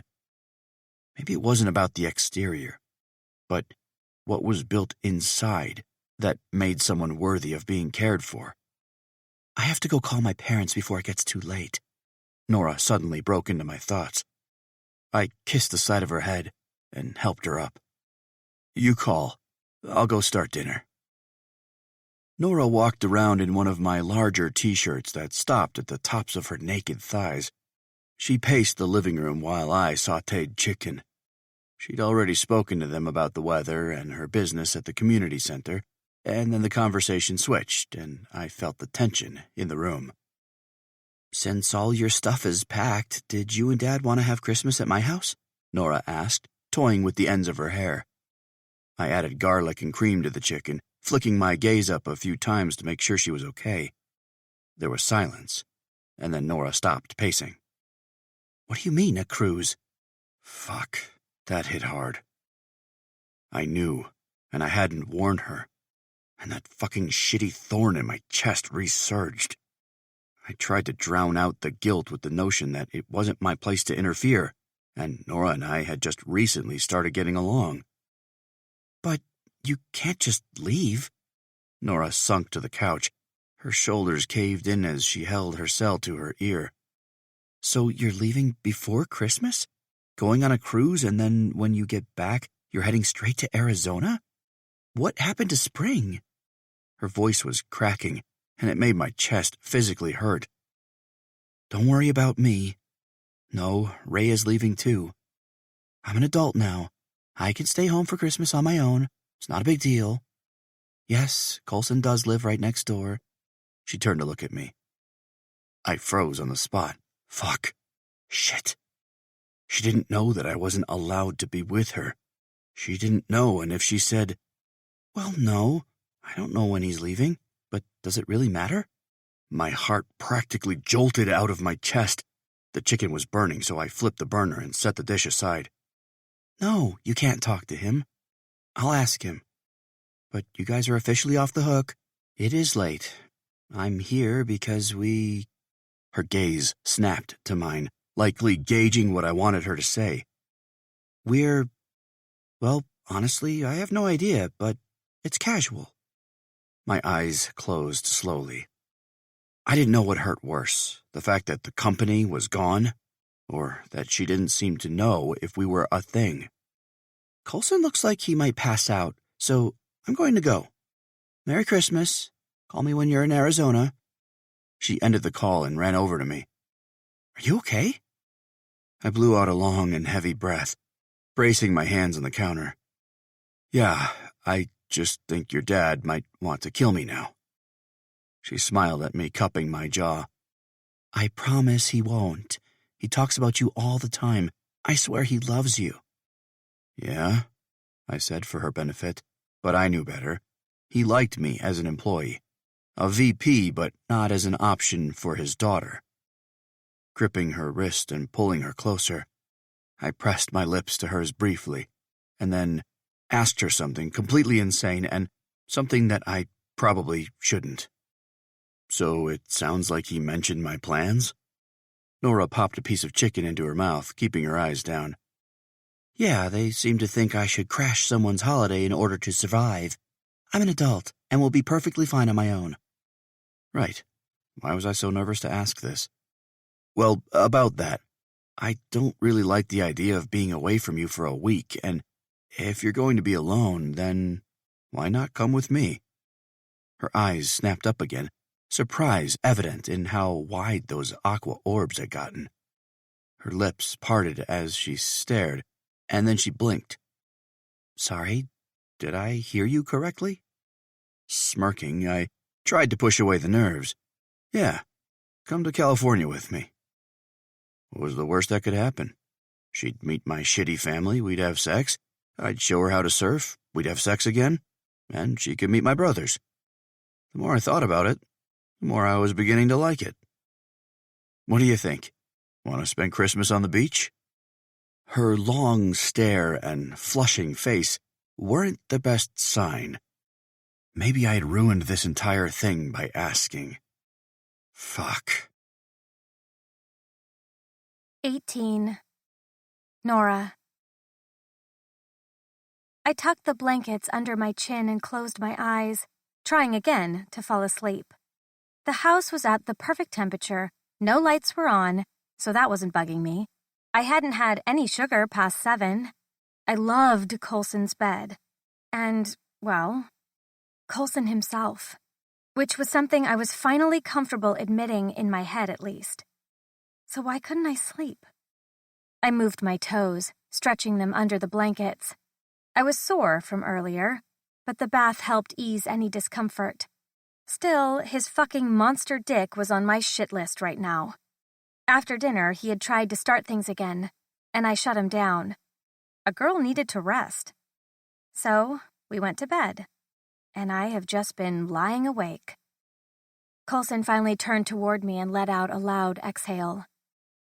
You're very loud when you can't sleep. I tilted my head on the pillow and stared at him in the dark. I literally haven't said or done anything but stare at the ceiling. It's this. He put his hand on my chest. I can tell when you're upset or breathing harder than normal. When worry slips in and ties up your heart, I feel it tighten around mine too. I grabbed his hand and brought it to my lips, kissing the pads of his fingers. I think I'm struggling to wrap my head around what you offered. I could tell his eyes were still closed as he stroked my arm. What? Your offer. The one where you said I should go with you for Christmas? Oh, that.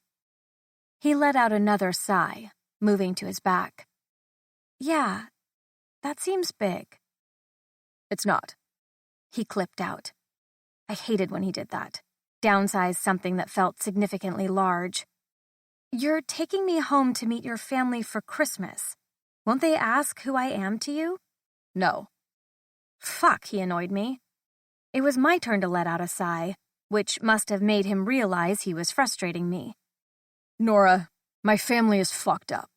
They want to see me once or twice a year so that we can be photographed together, or so they can brag about their latest accomplishment.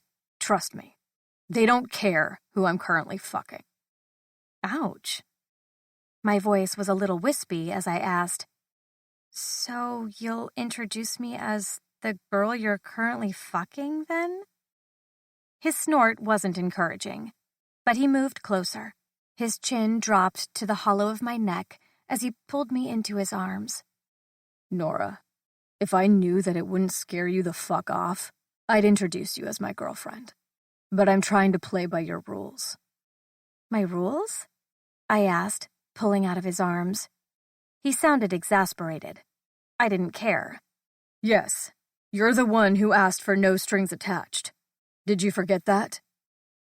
Oh, no, he did not just act like I was the one who wanted this. I jumped out of bed and flicked on the light.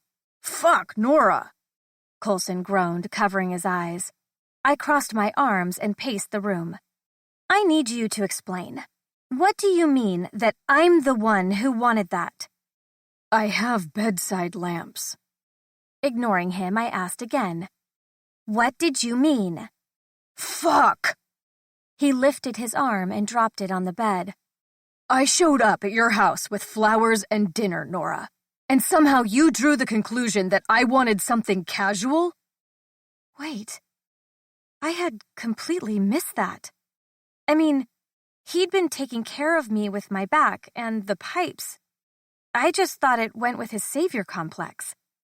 Stepping closer to the edge of the bed with arms linked, I stared down at him. His hands were over his eyes and the blankets pooled around his waist, revealing his muscled chest. It made me think back to all the sweet things he'd said before the bath. The confession. I had tossed the entire thing away as a move to fuck me, especially because of how brash and rough he was with me directly after said confession. So you wanted... I faltered, too nervous to throw it out there and risk rejection. Finally, he sat up, glared at me, and answered. Strings. Lots of them, Nora.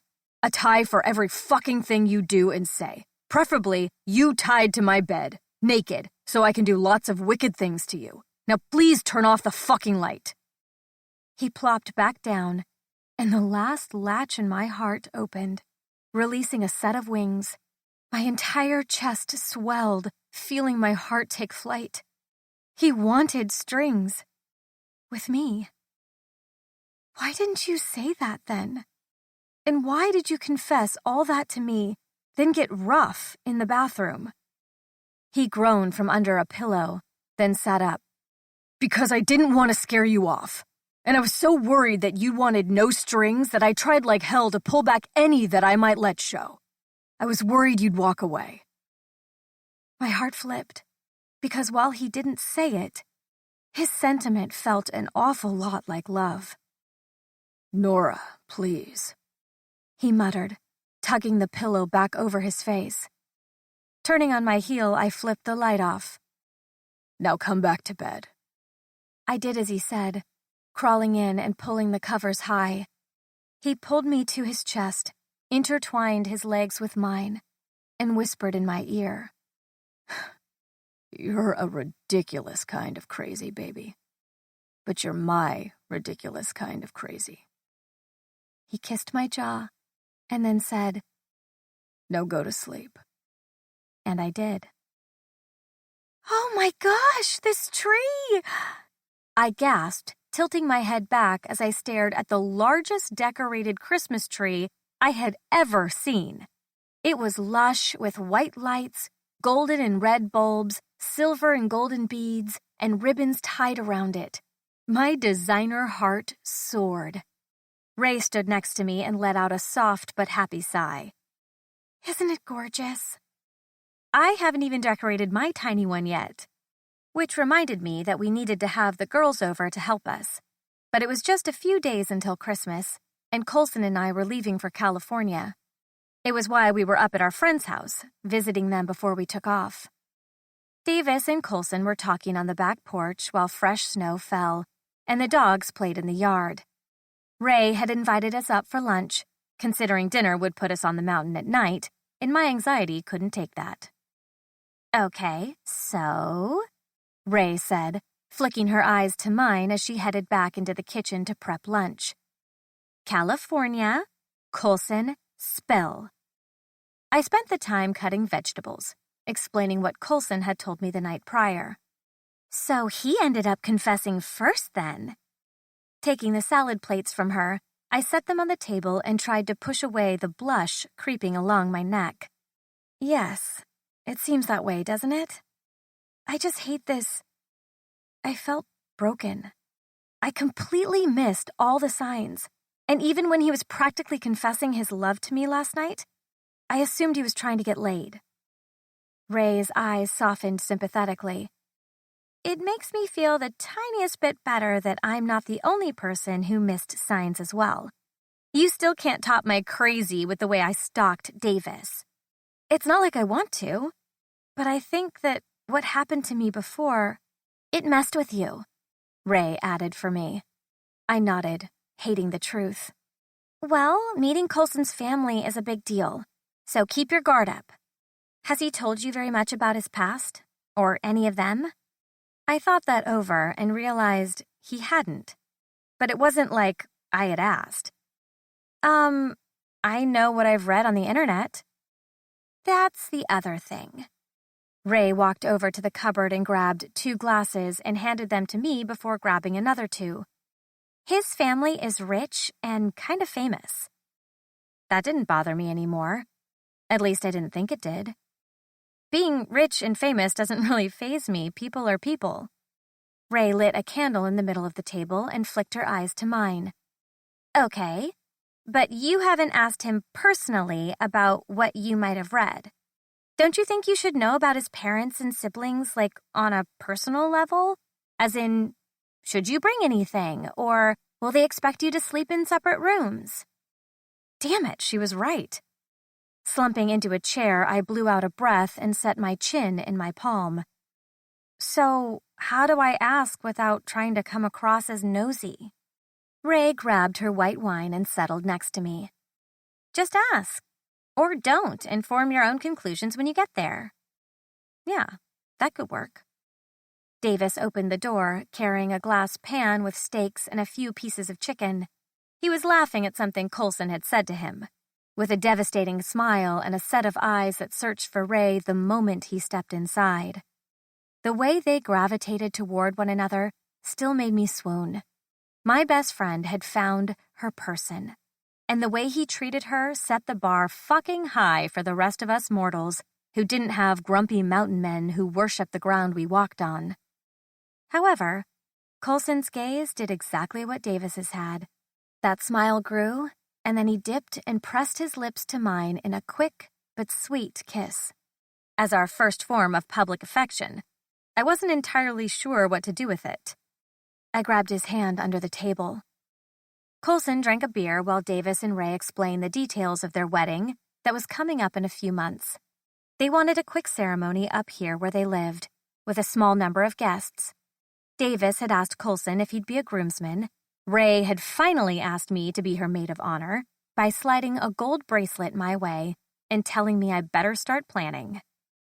I already have an entire Pinterest board created for you, I assured her with a hug. On the way back down the mountain, I asked Coulson a few questions about his family like Ray had suggested. I looked over at him, feeling nerves shudder under my skin. Is there anything I should know about your family?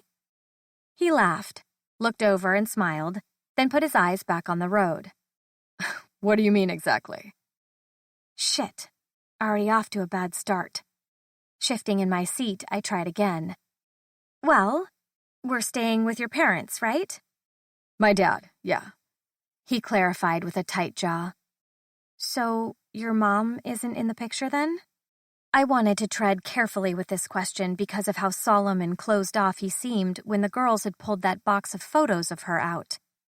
He adjusted his hand on the steering wheel, but the muscle in his jaw kept jumping, until he finally muttered, No.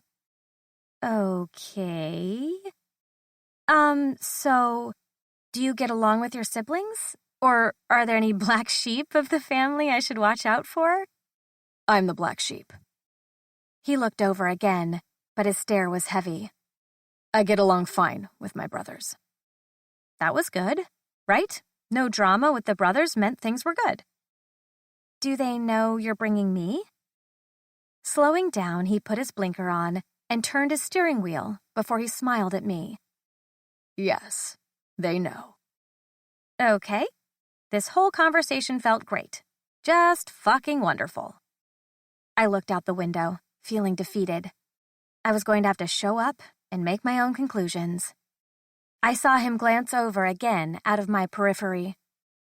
So, Liam texted me. He mentioned having a training session that was booked last minute.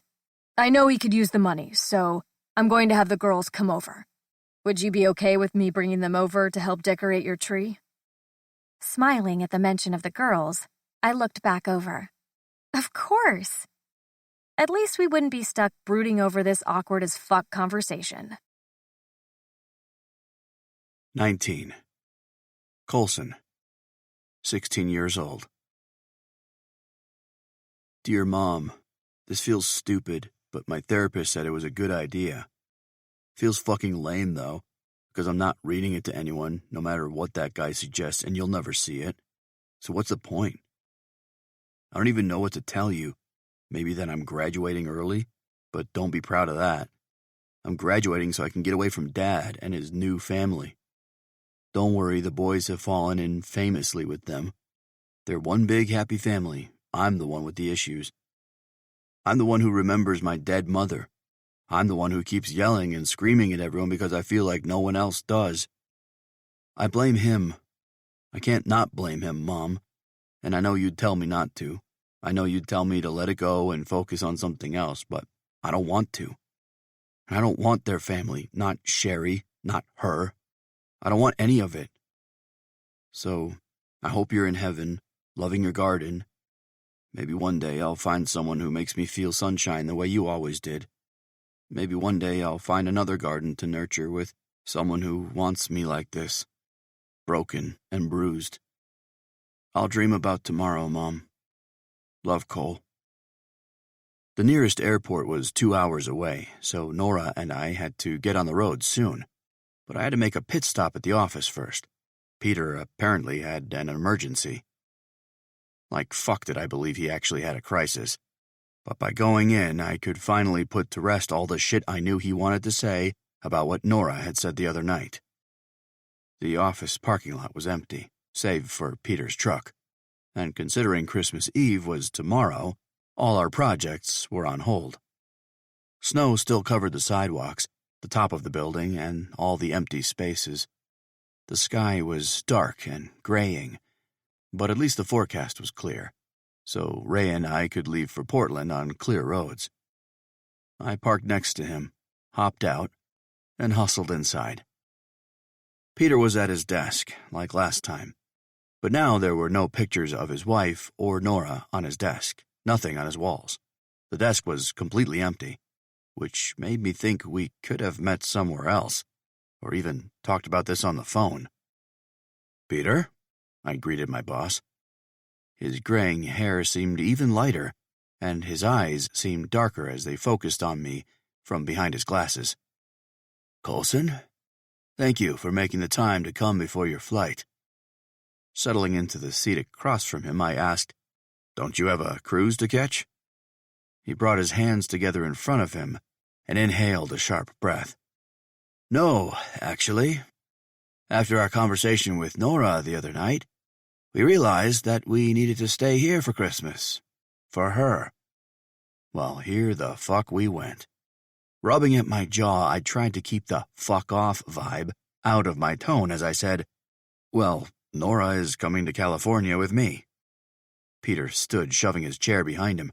"What part of me not wanting you two to be romantically involved do you not understand?" I slowly got to my feet because like fuck was I going to allow anyone to yell down at me.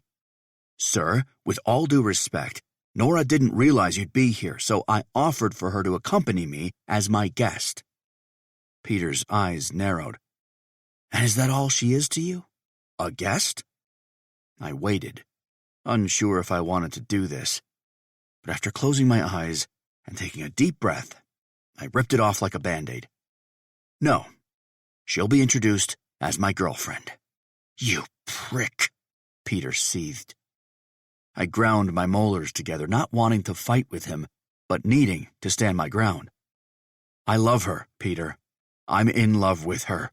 You know this. Fuck, you knew it the day I met her. And I told you this can't happen." I shook my head incredulously. "And I listened to you, and almost ruined everything with her. I stayed away from her for a year, Peter. You stabbed me in the back, took an assignment and twisted it to fit your own agenda." Gripping the back of the chair, I dipped my head and laughed. "My agenda? Are you fucking serious? I wanted this company, Peter. I worked my ass off. I wanted to be the first in line to buy it from you. That was my agenda. That and falling for my next-door neighbor. She won't be your neighbor for long," Peter said, like he knew a secret that I didn't. I decided to ruin that for him, too. "You're right. I plan on asking her to move in with me around the new year." "Why did you want this company, Coulson?" He tilted his head as though he were truly curious. But Peter had heard about my family. He knew about my father. "I want something that's just mine. Something I can build. Leave to my family if I ever have one. Something that isn't tied to my father in any way. And you're willing to give all that up for a 23-year-old girl who can't even decide what her favorite flavor of ice cream is?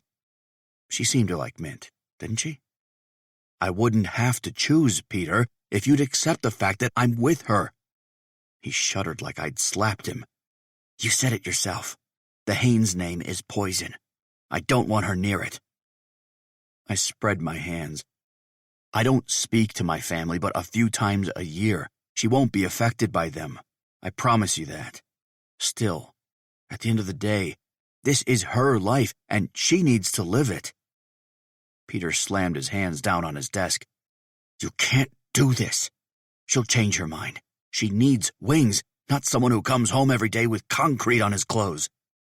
Why is it okay as her father to have this job, but not the man who wants to settle down with her? My boss scoffed. You'd understand if you were a father. Any parent wants their kid to have better. I want her to be taken care of, swept away. I want her to see the world. If she marries you, you'll put a kid in her right away and she'll be stuck here. You'll work some construction job and she'll resent you for the life you kept her from. Done with hearing any more, I shoved off from the chair and backed up. If you do this, if you choose to take her with you for Christmas, you're pulling your name from the bid officially, and, Coulson, something tells me you're going to want to have your name on that list after you realize who else has put theirs on it. Dipping my brows, I turned back toward him. What does that mean? I'm not showing all my cards, but I am telling you, once you realize what's at stake, you'll be calling me. I gave him one last look before walking out of his office.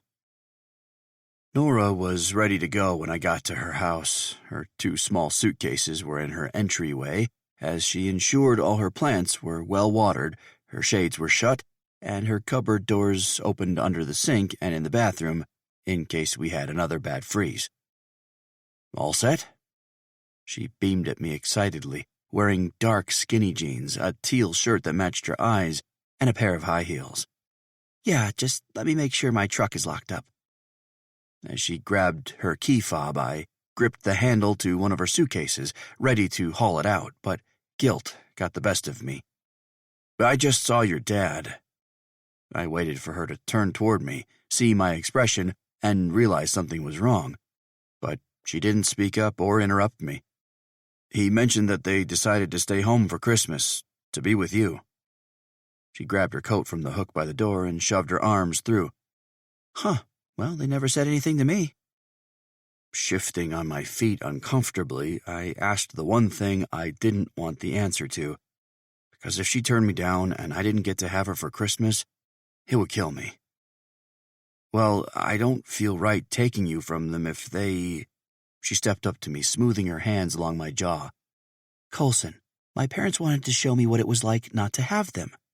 I hope they have a great Christmas, but I'm going with you. That is, if you still want me. Breathing a little easier, I wrapped my arms around her and pulled her tight. Of course I want you. Good. Then let's catch our flight. She smiled and dipped to grab one of her suitcases. On the plane, I checked my phone before switching it to airplane mode and realized I had another email. Dear Cole, I heard you're bringing someone with you this year. Thank you for allowing us to share this story with you. Let's enjoy a quiet interlude before the next chapter begins. This audiobook is yours. Freely given.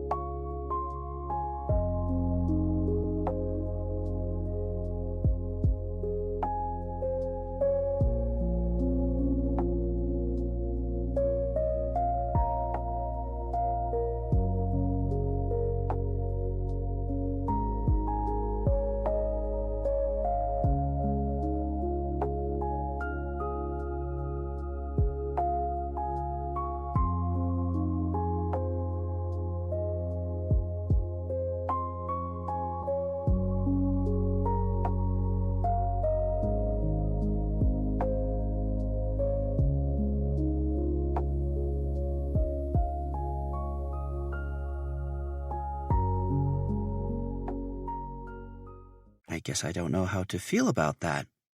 Maybe excited, but please understand that I need to talk to you when you get here. It's really important. More important than pissing him off. Again, I hated that she didn't sign it. It always made me feel like she was trying to remind me of who I had made her out to be in my life. No one. Nora's hand closed over mine. I rested my head against the seat and closed my eyes. This was probably going to be a shit show, but at least for the first time in my life, I didn't have to face it alone. 20. Nora. The weather was sunny and gorgeous when we landed at LAX and drove along the coastline to Malibu. Coulson was reserved and quiet, but he covered my knee with his large palm, and we relaxed in the back seat of a luxury town car. Apparently, Coulson's father, Oliver, had ordered it to pick us up. I had no idea what to expect being around his family, but seeing the town car parked with Coulson's last name scrawled onto it was basically the coolest thing that had ever happened to me. Coulson, of course, didn't act fazed whatsoever. As we drove, I tried to appreciate how beautiful the white-capped waves looked underneath the sapphire sky, but my nerves got the better of me. Coulson seemed to have flipped some sort of switch emotionally. His hand remained on my thigh, but his gaze was distant. I was gathering that he didn't like coming home often, especially from the little he'd said about them when he mentioned he only saw them once or twice a year, and the reunions were usually shallow. It left me feeling apprehensive. But as I looked over and Coulson tightened his grip on my leg, I decided not to worry. After driving for close to an hour, we circled a massive butte with the glistening ocean directly off the sheer cliffside. Once we crested the top, we drove past two massive mansions that had privacy gates, security, and a plethora of other systems in place that screamed expensive and important. When the nose of the car finally turned down a drive, with its gate wide open, I had expected something modern, maybe a mansion that looked like something I'd seen in a movie or on a magazine cover. But the car pulled up to an older, almost rustic-looking house. Red brick sprawled up the length of 3 stories, with large, gaping windows.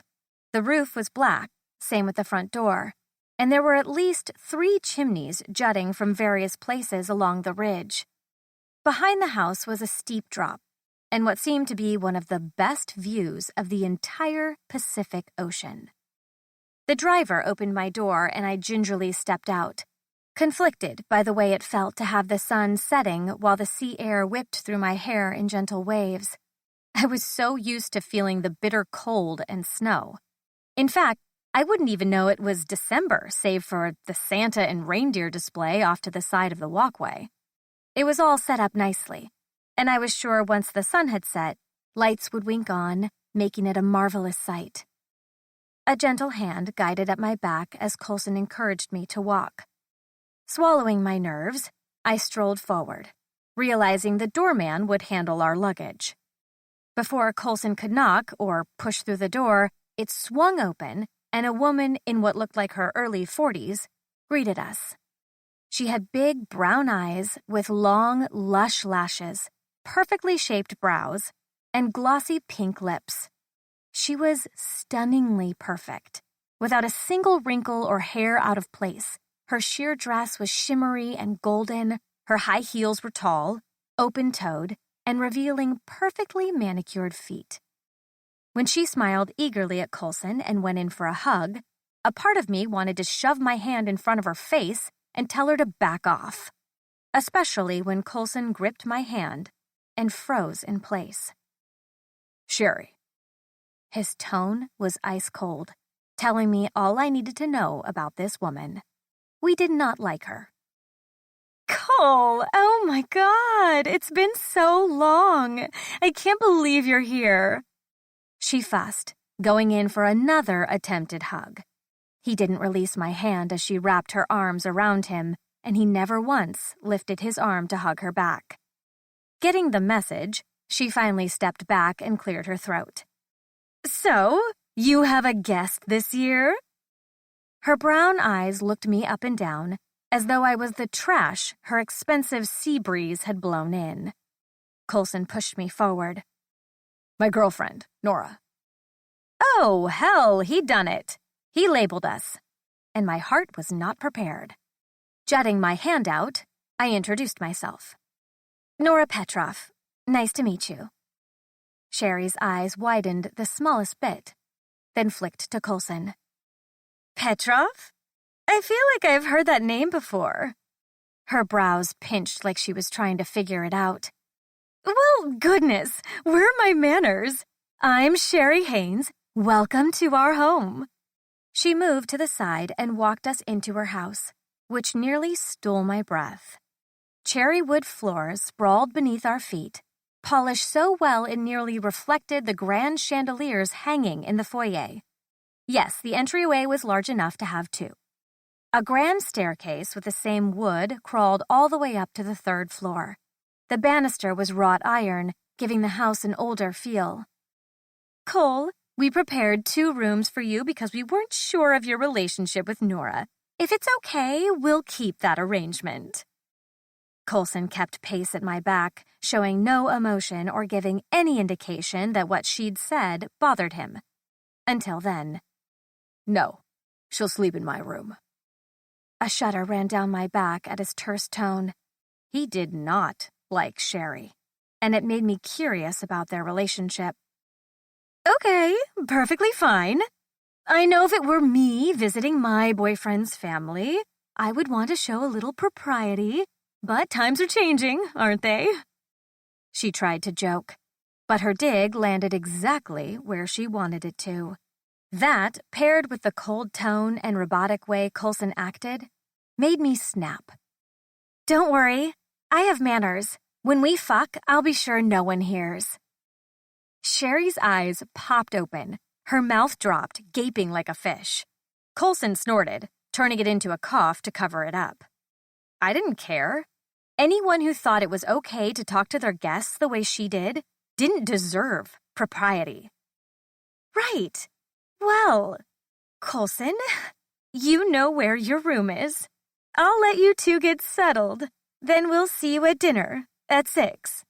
Sherry spun away, a cloud of perfume and irritability leaving in her wake. Coulson tugged my hand, guiding me toward the staircase. We walked up, Coulson trailing behind me with the luggage. I wanted to help, but he kept pushing me forward. Here, he said, gesturing with his head toward the hall once we'd cleared the 2nd floor. The windows on this side of the house were open, letting a breeze in from the ocean. I moved to them so I could see the view from the back of the house. Oh my gosh, I breathed, watching as the sun set on the horizon. The water roared in the distance below, crawling up the cliff. This is beautiful. I gently touched the pane of glass, loving how the windows seemed to let in the whole sky. This used to be my mother's favorite spot. In the house, at least. Coulson whispered from behind me. I snapped my head around, hating the wince he tried to hide, and the tick in his jaw that jumped before he walked past me, down the hall.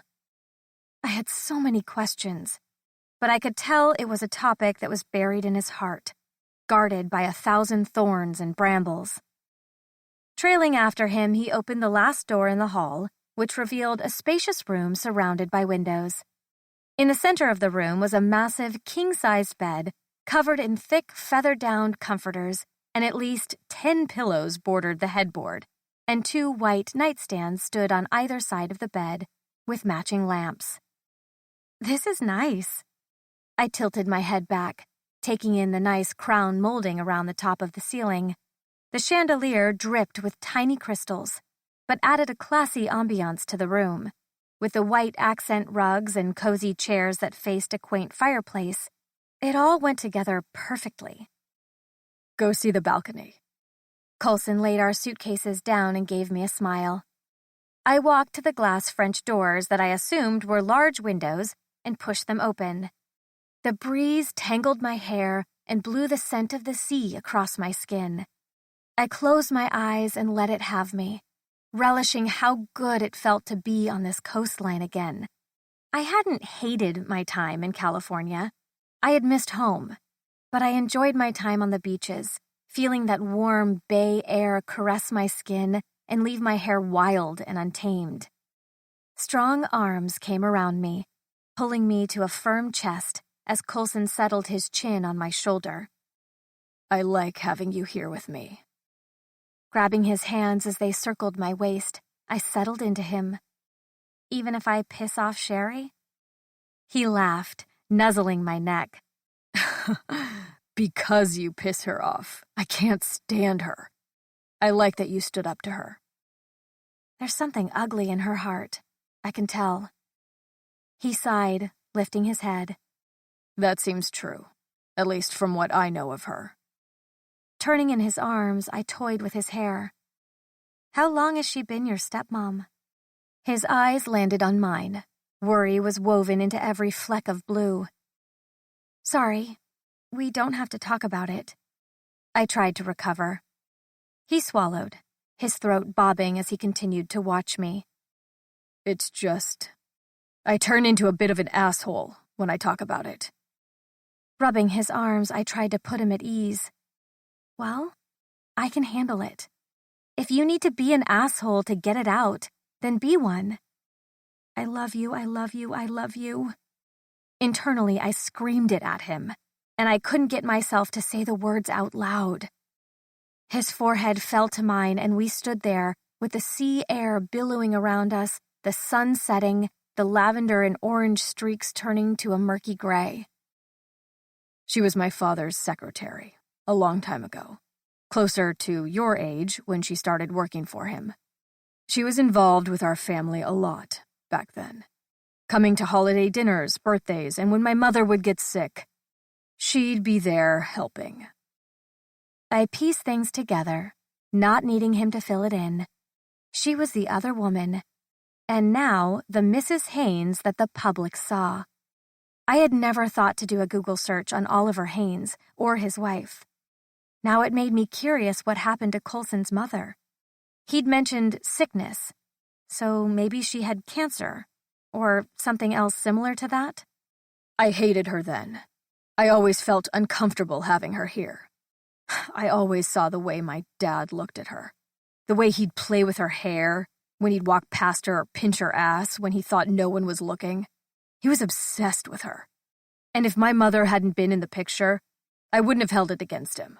As an adult, I can look back and see that he'd fallen in love with her. But your mother? I whispered, unsure if I was overstepping.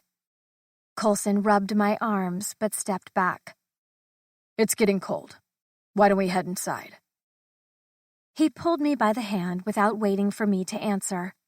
I gave one last look at the horizon, curious how many times Coulson had come out here and watched his days end, or how many new mornings he had to witness, and how painful each of them were for him, considering how much pain he showed whenever his mother was brought up. Coulson and I both showered separately.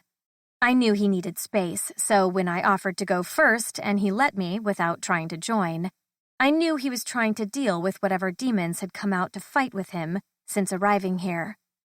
I did my makeup and worked smoothing product into my hair before drying it. Once I was done, I straightened and then curled a few strands, leaving my hair wavy. With my hair and makeup done, I slipped into a black dress that dipped modestly, revealing the top of my cleavage, wrapped around my hips in a tight, sensual way, and then fell to the floor, leaving a long slit up the side. Walking out of the bathroom while putting an earring in my ear, I didn't realize Coulson had stopped buttoning his white shirt. Our gazes clashed momentarily. I smiled, finishing with my earrings, but his hungry stare wouldn't stop caressing my curves. I could feel the heat crackle in the air, even without his hands on me.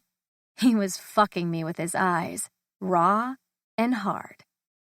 My breathing hitched as I walked toward my shoes, but when I stood, he was there at my back. His lips came to my shoulder, and slowly he lowered the strap of my dress. "Coulson, we have to go to dinner," I said, feeling my heart jackhammer at his touch. He growled something unintelligible and gripped my ass through my dress. "We don't have to do anything." His lips marked my jaw and up near my ear, where he swirled his tongue around the shell. This was his house and his family, so if he wanted to go down late, then we would. Hell, it would drive home the point I had made to Sherry. "You have two choices," Coulson whispered in my ear, pulling my hips against his erection. "Either I thrust into you again, like I did in the bathroom that night, and just let your pussy adjust." He lowered the other strap of my dress, making it pool at my waist. "Option 2?" I asked breathlessly. He slid my hair to the side, away from my neck. "You get on your knees and use that tongue to get my cock nice and wet, so it's ready for you." I turned, looking up at him through my lashes, and felt his thumb press into my lower lip. Then I slowly lowered to my knees. My fingers worked the button on his soft slacks, pushing them down and freeing him from the confines of his boxers. His hands picked up my hair, cupped the back of my skull, gently pushing me closer to his bobbing cock. Gripping the base with my hand, I licked up along the shaft, wetting the entire monstrous size of him. If he was going to fuck me, he was going to be lubricated. His hiss and the way his hips jumped forward told me he liked the way I licked him. "Wrap those lips around my cock, Nora. I need you." The way his eyes blazed with heat had me opening for him and taking him as deep as I could go. "We have to get it nice and wet, baby, which means you're going to have to choke a few times." He pushed further into my mouth, hitting the back of my throat until I couldn't breathe. Saliva pooled in my mouth, and I felt it drop down his shaft as he pulled back, and strings of spittle left my mouth, clinging to him. He groaned and repeated the process, pushing my head down until I was choking, sucking him into my mouth, licking and being reckless with how messy my chin and lips were getting. He pulled back again, and I tried to catch my breath as more dribble left my mouth, soaking his cock. "One more time, and then you'll be ready to take me." I gripped his waist as he pushed his swollen cock to the back of my throat, and while I stood up on my knees, I worked his hardness by bobbing up and down as fast as I could, but he wanted me consumed, so he pushed me down, gagging me until I was nearly suffocating. Then he pulled me off and lifted me up. With his cock bobbing, he shoved my dress aside from the slit and then pinned me against the bedroom door. "You're not wearing any underwear." His voice gritted next to my ear, aligning himself while holding me in place. My arms went around his neck as he plunged forward, spearing me with his thick length. "Coulson!" I gasped, as I always did, because even after how many times he'd stretched me, every time seemed to feel like it was the first. "Shit, I'm already so close." He pressed his forehead to mine. I wanted him to come, to lose himself, so I kissed him, biting his bottom lip until he was hissing and fucking me hard against the door. It creaked and thudded behind me with every thrust of his cock. "Yes!" My head slammed against the wood as he slowly wound me up, and I spun faster and faster. "Yes! Yes! Yes!" I cried in sync with every hard thrust. "Oh, where are your manners, Ms. Petrov?" Coulson tisked, gripping my ass cheeks in his palms before pulling out of me. His tongue circled my pebbled nipple, sucking and pulling as he thrust back in. I lost it. "Coulson!" I screamed, knowing the whole entire house was probably hearing us, but I didn't care. I wanted him completely, and after hearing about Sherry's insertion into their lives, I didn't want her to be comfortable. I wanted her to hear our passion and hopefully remind her of how she must have made a much younger Coulson feel on far too many occasions. "Yes, baby, fuck!" Coulson spat, while pumping briskly, until he held me still, and he released a string of curses. Once he'd caught his breath, he slowly let me down. Put some underwear on," he whispered, kissing my forehead. Quirking a brow, I asked, "Why?" "Because I want you to go to dinner with my release between your legs." Fuck, that was hot, but impractical. That's how UTIs happen, so no, I will be going to relieve myself. I moved past him, but he gripped my wrist and then slammed my back against the door. "Just tonight." He cupped my sex, toying with the mess he'd left inside me, which was already dripping down my thighs. He touched it and rubbed along my pussy, shoving his fingers in and out of me. I tilted my head back and tried not to get turned on, but fuck. I liked this dominant, bossy side of him, and I liked him treating me like this. "Is your pussy that greedy that it needs another orgasm?" He rasped, closer to my ear. My breathing was shallow as he continued to shove his fingers inside me, slowly fucking me while his release spilled through his fingers and dripped down my legs. "Why can't you just obey me, Nora? I guess you need to be taught a lesson if you're going to ignore me." Why did it make me so insanely hot when he talked to me like that? He gripped my neck and pulled me away from the door, throwing me on my stomach across the tall bed, lifting my dress so my ass was on display. He spanked me hard. I hissed and dug my fingers into the plush comforter. "Now you're spilling all over the bed, aren't you? It's going to get all over your dress, and I'm not going to let you change." My hips bucked, writhing, begging for his touch. His fingers spread my pussy from behind, and I could feel his release still inside me. He toyed with it, making another mess when his wet fingers moved to my tight hole, where he started coating it. Humming, he continued doing that, bringing as much of his release as he could to that tight space and circling his finger.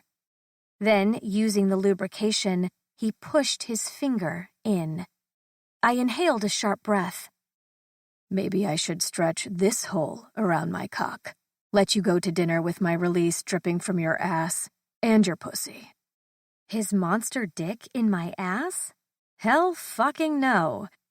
I wiggled, trying to renegotiate the terms of this punishment kink, when he hissed and gripped the globe of my ass. "Calm down." I did as he said, and he spanked me again, which only worked to turn me on. "I was kidding. You'll wear my handprints on your ass, and I'm going to fuck you one more time so that you're consumed and dripping."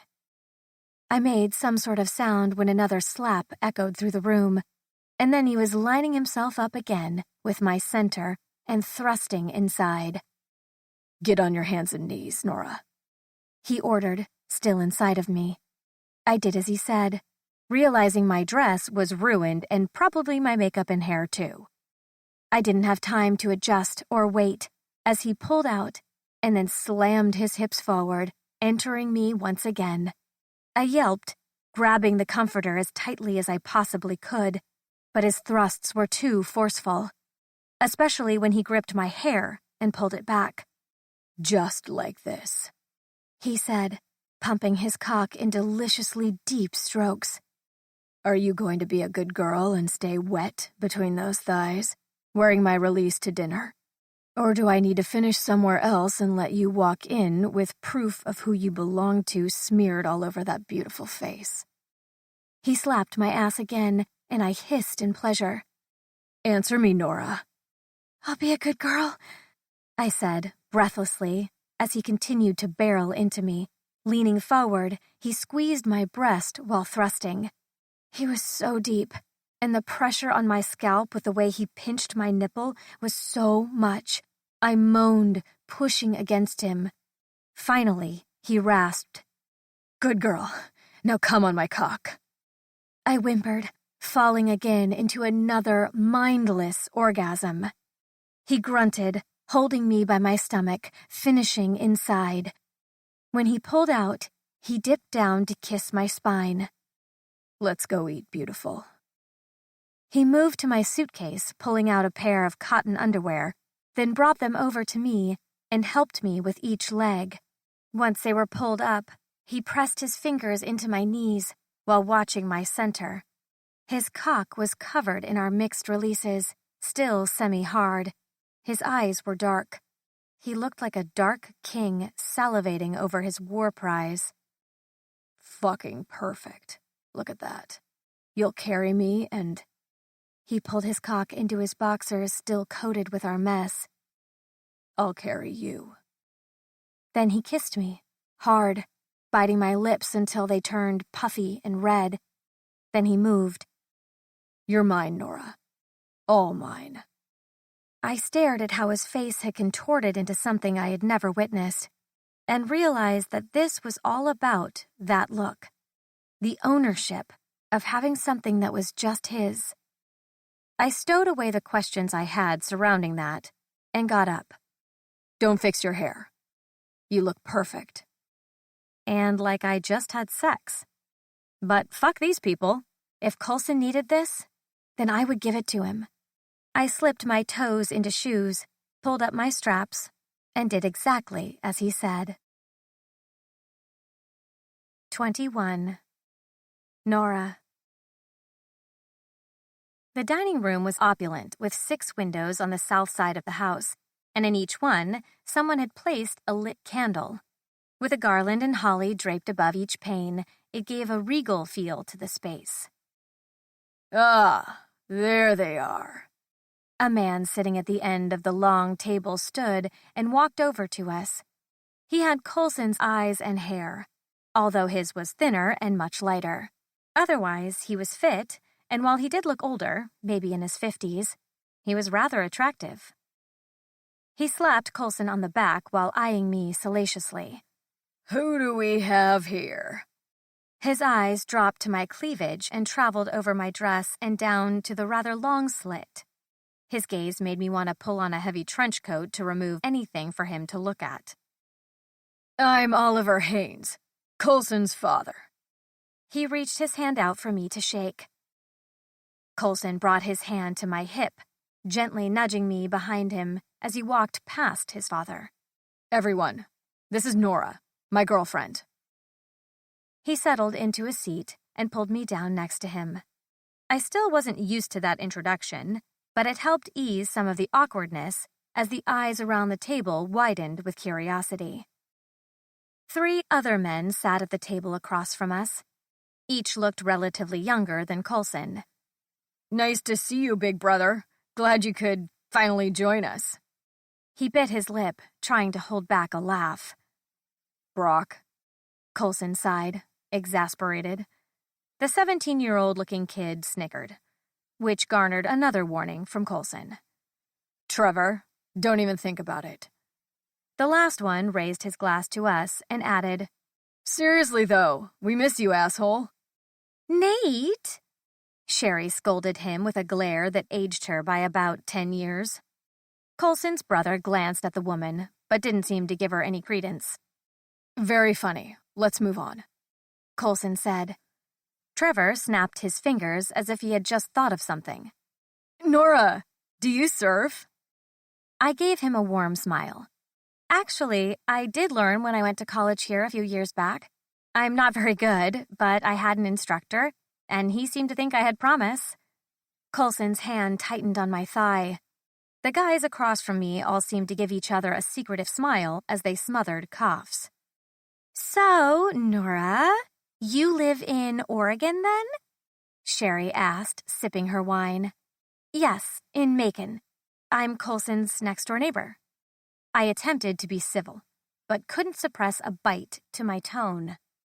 Sherry flicked her gaze to me, then Coulson, and then set her glass down. Well, how charming. I wasn't sure what to say to that, so I sipped my water and tried to focus on the decor. In front of us, the spread was beautiful, with white and gold plates and crystal glasses, but there was no food.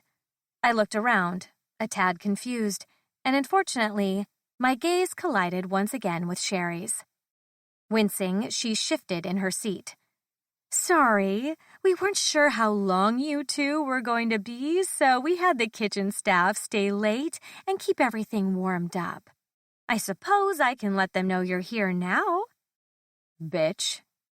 I shoved the knee-jerk reaction to apologize deep, deep down and instead stayed quiet. Why wasn't anyone else talking? Sherry glared, then pushed away from the table and walked away. Damn, this sucked. I hated feeling like I was the reason everyone had been waiting to eat dinner. Not that anyone seemed to be put out by it, but still, how incredibly rude. Coulson's hand landed on my back, rubbing circles in soothing strokes. But as soon as I sat back, Oliver's eyes were on me. I felt like a snake had slithered around my neck, cutting off all the circulation. So, Coulson, Oliver started, and I could feel the hand on my thigh move higher, almost as if he was trying to calm himself. Tell me where you've been working again. I work at Petrov Construction. It's actually owned by Nora's father. For now, he's selling it, I added, although I wasn't sure why. Oliver looked intrigued as he leaned forward. Really? Now that is interesting. So tell me, son, did you put in a bid? I peered over at Coulson, but he remained unfazed. I had never asked if he had plans to try to put in a bid for the company, but last I had heard it was a different company who had offered to buy it. Okay, dinner is ready and— Oh, good! Sherry came out, beaming while staring somewhere behind us. You made it! My head swung around to see a young woman, near my age, standing in the archway of the dining room. The woman hugged Sherry briefly, but her gaze stayed glued to the man at my side. I turned to catch his reaction, but his eyes were on the woman as well. Oliver leaned back in his chair watching his son, not the newcomer. The woman made her way to the table, slowly.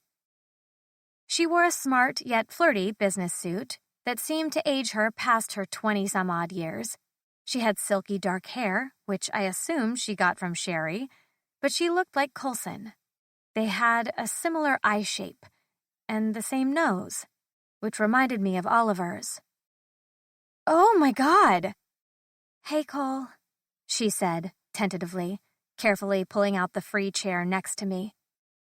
Coulson didn't reply. Servers filtered out of the kitchen, wearing nice ties and aprons. They moved meticulously as they set trays of food in front of us and refilled everyone's glasses. I was slightly geeking out.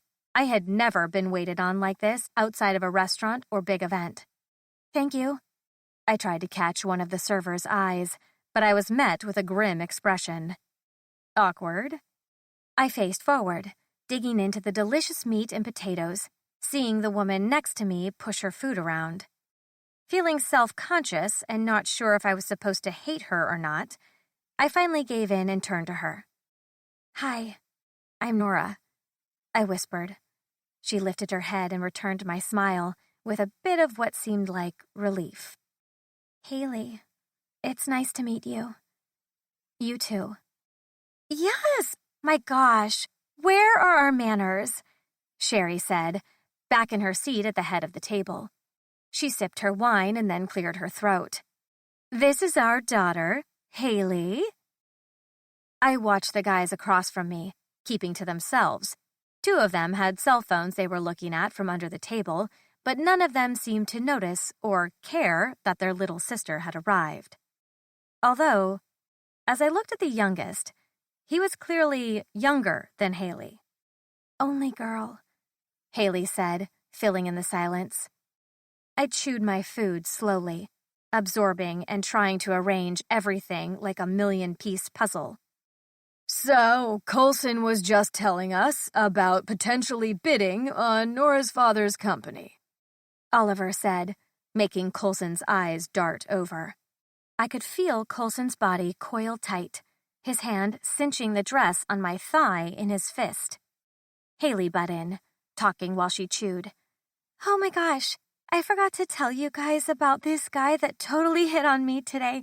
It was the worst. Haley, not now, we're talking. Oliver scolded her sternly. Coulson, tell us.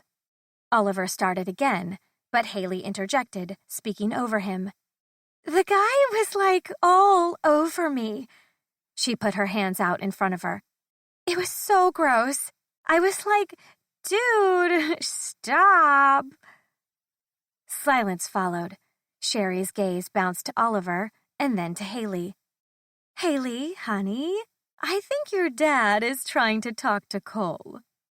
Oh, stupid me. Haley shook her head and drained the rest of her glass. Oliver cleared his throat and opened his mouth, but Haley made a sound again. But here's the thing, she interjected, pointing her fork with a speared potato toward the room. He was sorta hot, so do you think I should have given him a shot? Oliver's hand came down in a hard slap against the table.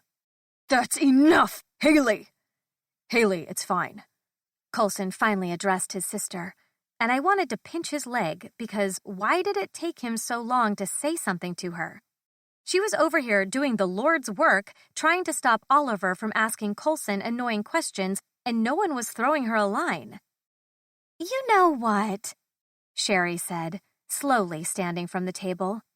I think we should go out on the veranda and have some hot cocoa. The lights are really beautiful right now, and we have the chimeneas going. Mom, no, Haley quickly responded, freezing with her fork in her hand. Oliver, Brock, Trevor, and Nate all stood. Hales, stop it. You're embarrassing yourself. Trevor snidely commented. I slowly slid out of my chair, my heart desperately trying to reach out to Haley, unsure why she was so uncomfortable.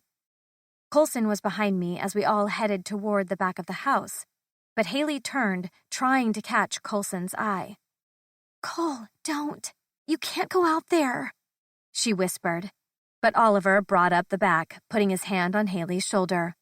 Come on, dear. Let's go prep the cocoa. I watched as Haley's eyes begged for us not to go outside. I slowed my steps, my gut telling me to heed her warning. Coulson didn't.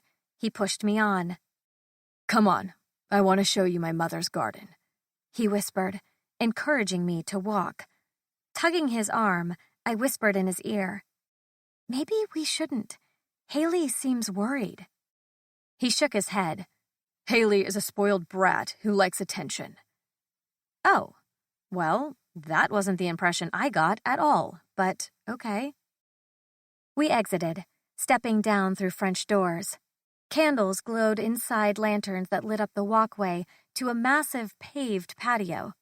Lights were strung up overhead, and as Sherry mentioned, there were 4 little chimeneas set up facing patio chairs. Wow, this is... I looked up, staring at the beautiful night, but Coulson had stopped walking. I turned to see what had stopped him, but his eyes were over to the right, where there were no lights. It looked as though a separate batch of concrete had been poured over a large square, and all that was set up on it were 2 sun loungers. I turned, gently tugging Coulson's arm, but he refused to move. Oliver walked out behind us, clapping Coulson on the back as if nothing was wrong. I stood off to the side, seeing this was a tense moment between them. Come on, Cole, let's have some hot cocoa. Coulson swallowed, his eyes watering. Where is it? His voice cracked, and my chest mirrored the sentiment. Oliver acted like he didn't know what his son was talking about, but even I had noticed that there was no garden out here, and that patch of weird concrete seemed like the perfect place to put one. Where's what? Coulson inhaled sharply. Where's my mother's garden? I flicked my gaze over to Brock, Trevor, and Nate. They all had their heads down, but didn't say anything. Sherry was the one who stood, her heels clicking along the stone as she faced Coulson head-on. I paved over it. I sit out there now getting a tan. That spot is the perfect place to catch the sun. No, she couldn't. That was too heartbreaking, even for a twat like her. You let her do this? Coulson asked his father, his eyes watering. He looked like he was waiting for his father to make this right, to fix it, as though he was a young boy looking to his dad for protection. Son, your mother has been gone for a long time. There wasn't a reason to keep it. Not a reason? He scoffed, and right then, Haley came out, looking worried with her green eyes wide, her lips thinned. Coulson noticed her and pointed his drink at her. How about her? Is she reason enough? Or her? He pointed at Sherry. Was the fact that you caused my mother to kill herself not enough for you? He screamed, throwing the glass in his hand against the wall. Tears coated my lashes, mirroring Haley's as silence swallowed the patio. Sherry had her elbow tucked across her chest, her expression annoyed, even bored. Coulson, that's enough, Oliver warned. No, it wasn't enough then when you were fucking your secretary in our home throughout every one of our mother's episodes. It wasn't enough that you had cheated on her with that whore, or then, on the brink of her getting better, you push her over the edge by telling her you were not only marrying the very woman you cheated on her with, but that you also had a child with her. Coulson screamed, his neck bulging in rage. None of that was enough for you. Sherry spoke up, her face turning red. She was never on the verge of getting better, Coulson. You're delusional if you think that. Don't, he rasped in a deadly tone. You don't get to talk about her. Brock stepped in, arguing. Cole, man, come on, chill. She was our mom too, but you're freaking out over nothing. Trevor and Nate hung their heads. You don't remember her garden and how that was the only thing that made her happy? Coulson asked, tears blurring his eyes. Son, nothing made her happy. She was depressed, in and out of mental hospitals for most of their lives, and yours. You were the only one who wrote to her, but you have to understand that the letters she wrote back to you... Oliver shook his head. She wasn't in her right mind. The image she presented to you was different from what the doctors told me. Sherry helped keep us together. And while I did slip up when Haley was born, I did everything I could to shield your mother from that. Fuck. Becoming an adult sucked, because it put things that framed your entire childhood into a different perspective. Sometimes that perspective was more painful than the original image. Coulson had finally had enough. He raked his hand through his hair and walked past everyone. Haley went after him. I was on her heels while everyone else stayed out on the patio. Sherry had to know what would happen when Coulson saw that garden paved over. On principle, she was a bitch for doing that without warning him. I need to talk to you, Cole, Haley yelled, trailing after him as he stalked off. Coulson, please! He finally spun on his heel and yelled at her. I know, Haley. I got all your fucking emails. Did you not get the hint? I didn't respond to a single one. I never do. I don't call on your birthday. I don't answer when you call on mine. I don't care about anything at all in your life. Why do you keep trying with me? Haley had tears streaming down her face as she pulled her arms in close to her chest. I'm your sister, Cole. Whether you want to admit that or not, she said, feebly with her lip trembling. He lowered his face until he was her height. You're a reminder of the worst day of my life.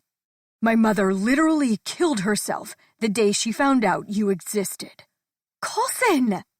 I ran up, grabbing Haley's shoulders. She was shaking, sobbing as Coulson seemed to finally realize I was there, witnessing all this. He blinked and faltered back a step, then briskly walked away. Haley wiped at her face, pulling out of my arms. It's okay. Can you just go check on him, please? She hiccuped. Her green eyes were red and irritated as I tried to gauge if she was okay. Are you sure? She laughed. I've been dealing with this my entire life. I know he's in pain because he just found out they did this. Go see if he's okay. Giving her a nod, I did as she suggested and left her standing there as I went after Coulson. 22. Nora. Coulson wasn't in our room when I went up. As badly as I wanted to make sure he was okay, I knew he needed space. So I showered, washing away all signs of our time together from earlier. Then I pulled back the sheets and crawled into bed. I stared at the ceiling, trying to process everything I had heard tonight. Poor Coulson. To have your mother ripped away from you like that, and then to have to call the person somewhat responsible for it your stepmom, would be so difficult. While I had no idea what he'd gone through or who Haley really was, she didn't seem like she deserved to be treated the way he had treated her. I desperately wanted to call Ray and ask for her advice on how to handle this, or what to say. I had never seen Coulson angry like that. It reminded me of how earlier he'd mentioned that he became an asshole when his mom was brought up, and how I told him I wouldn't be scared off if he was. Pulling my cell out, I brought up his number and shot him a text. Me. Please just tell me you're safe. The text bubbles moved like he was going to respond, then they stopped, until a few seconds later. Coulson. I'm safe. I hesitated, not wanting to push him, but needing him to know that I was here. Me. Are you close? Coulson. ... I smirked at the airdrop location of the house that he sent through. Me. Where? Coulson.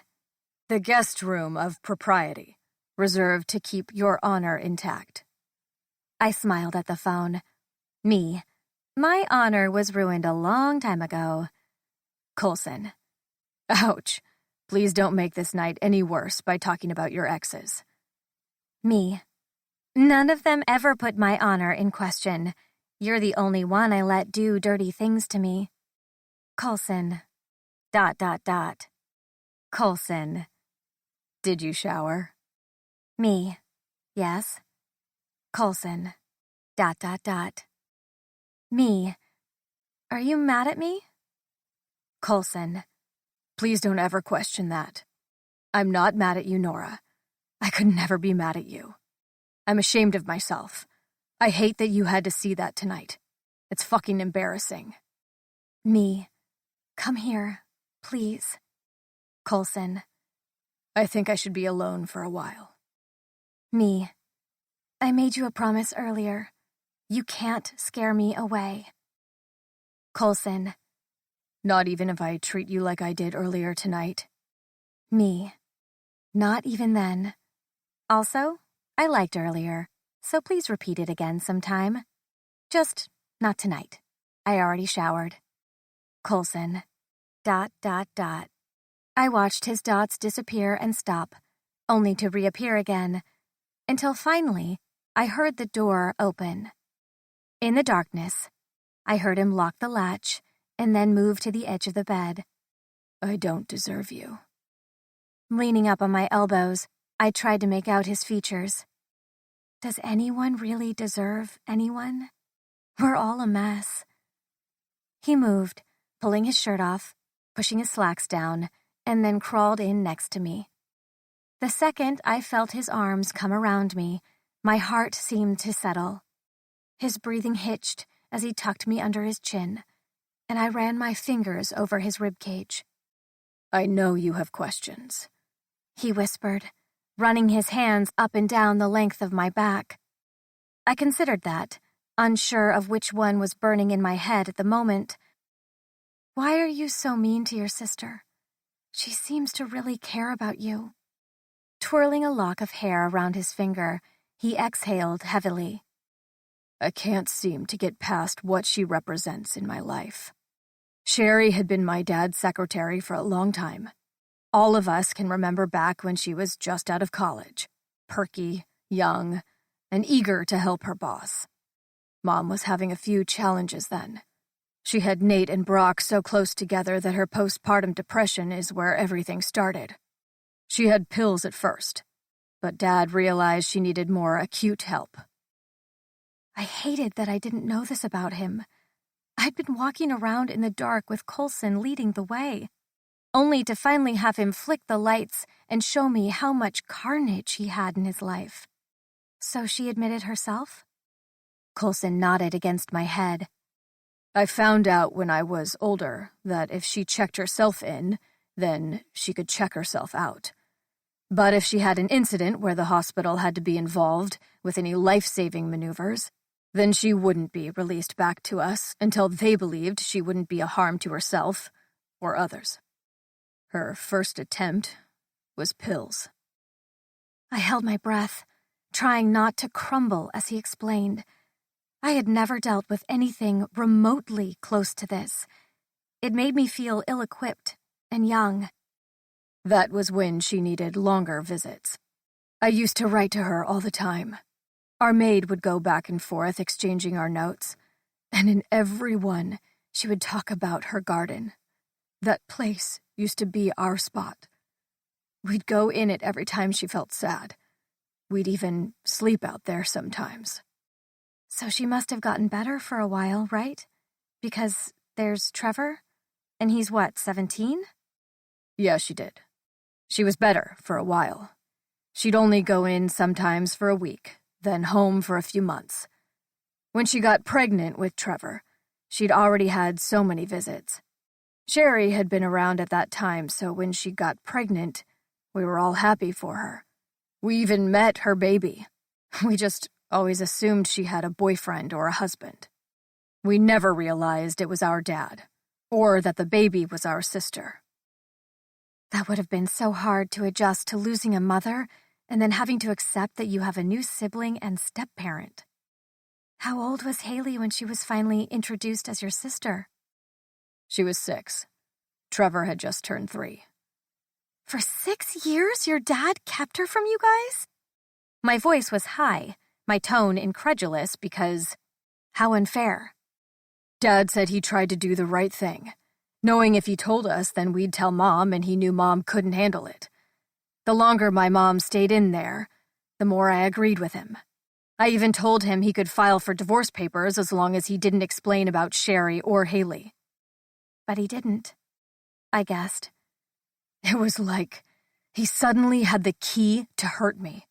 I was only 14 years old at the time, and we'd been arguing a lot. He wanted me to go to some school in Europe. I didn't want to. I begged him not to tell her, but he did it anyway. The next thing I knew, we were being told she had found a way to...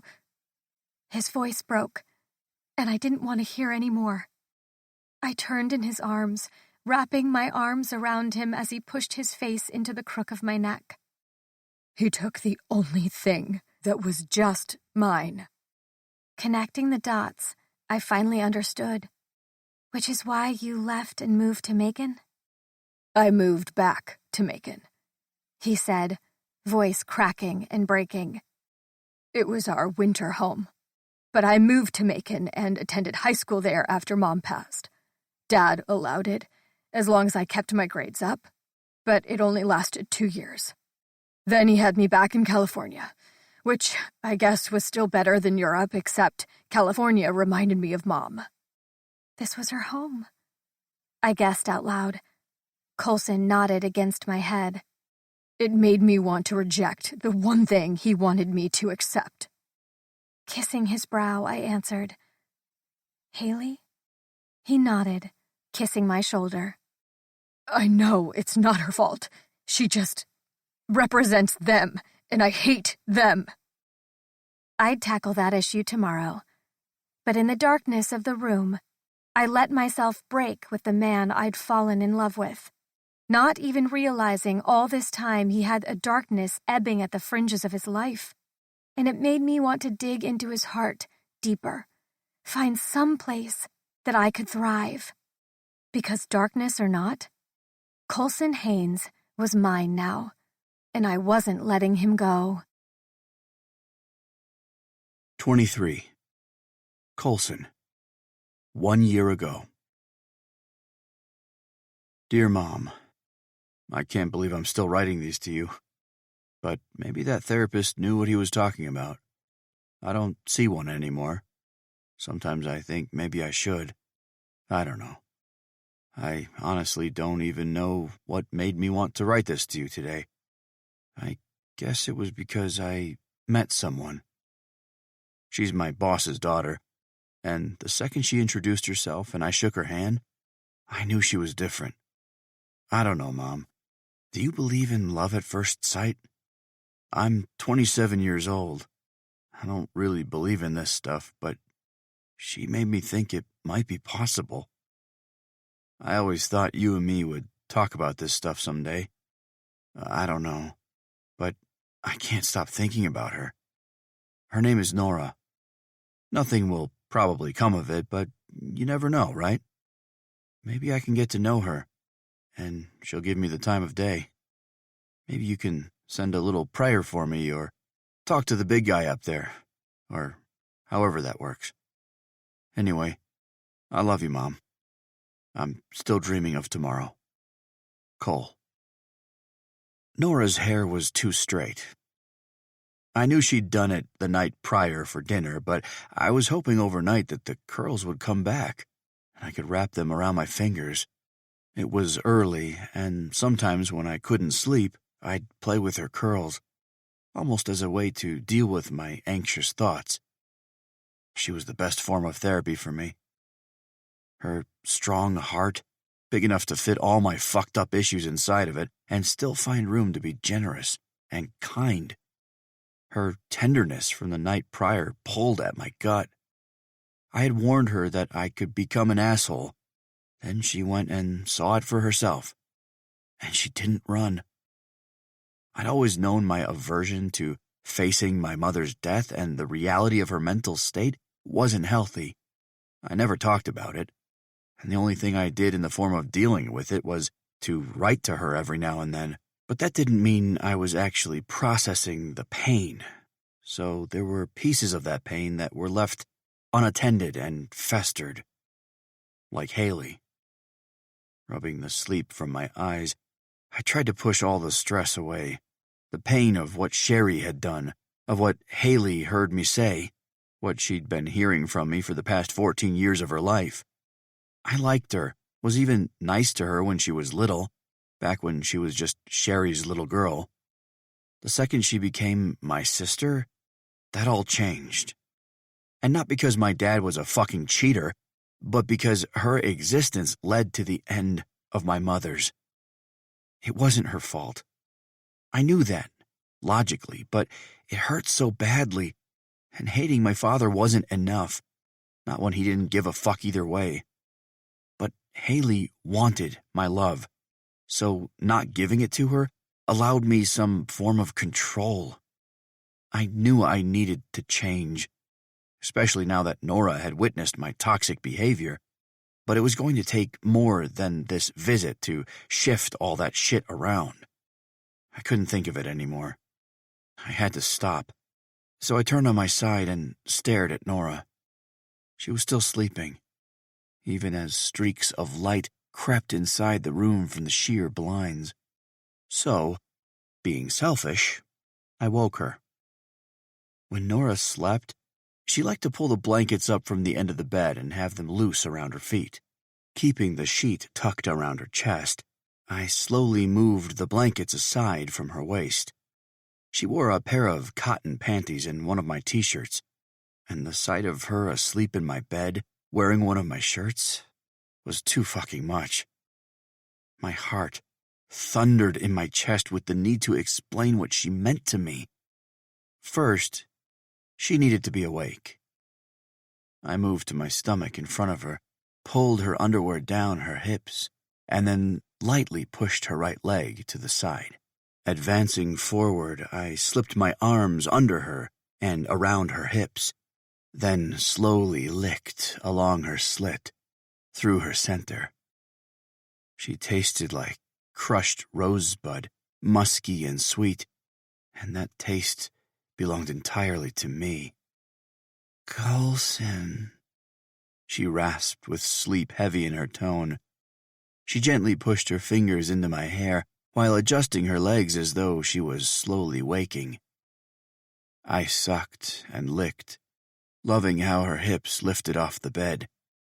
My arms caged her in. My hands came together over her stomach as I continued to suck her clit into my mouth. She was losing herself as she gasped and muttered curses under her breath. Her hips swiveled and rocked against my face until I felt her shudder against my tongue.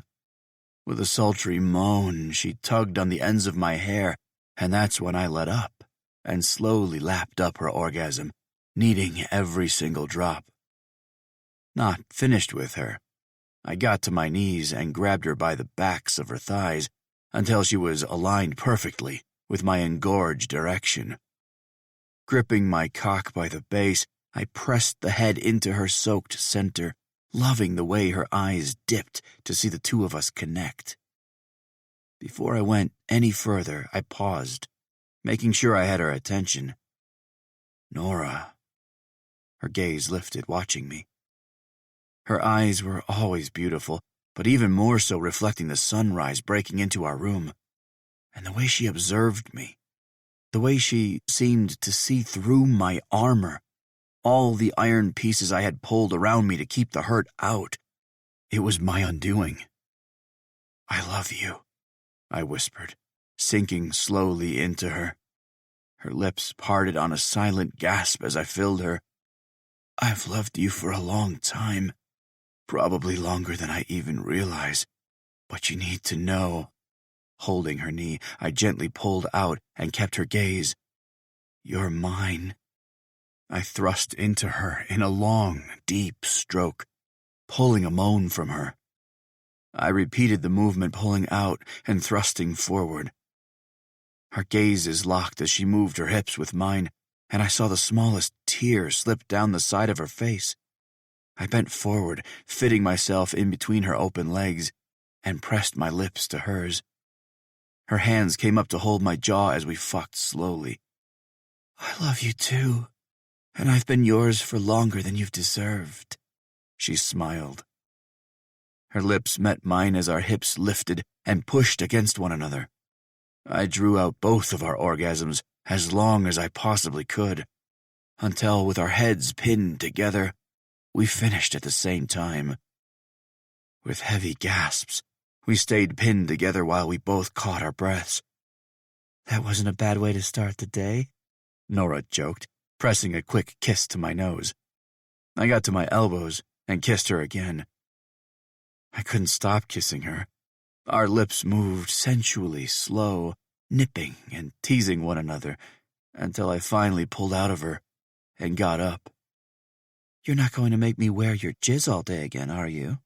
Nora slid to the edge of the bed and gingerly placed her feet on the floor. Pinching her ass, I smiled over my shoulder at her.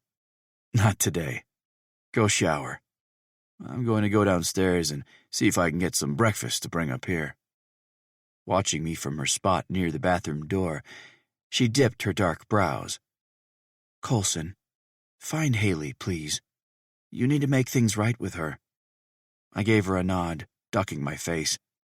I knew she was right, but I still wasn't entirely sure how genuine it would be if I went to her. I could apologize, though. I could start there. Pulling on some jeans and a shirt, I padded downstairs, assuming I'd see my brothers watching something on the TV or goofing off in the kitchen, but no one seemed to be around. An entire breakfast spread was laid out in the kitchen, with bagels, yogurt, orange juice, and fresh berries. From the amount Sherry had prepared, you'd assume she'd opened a fucking bed and breakfast. Grabbing an orange juice, I spun on my heel and started for the library looking for Haley. She was a reader, so I knew she appreciated hanging out in the elaborate collection our dad had. As I passed the office, I heard my dad.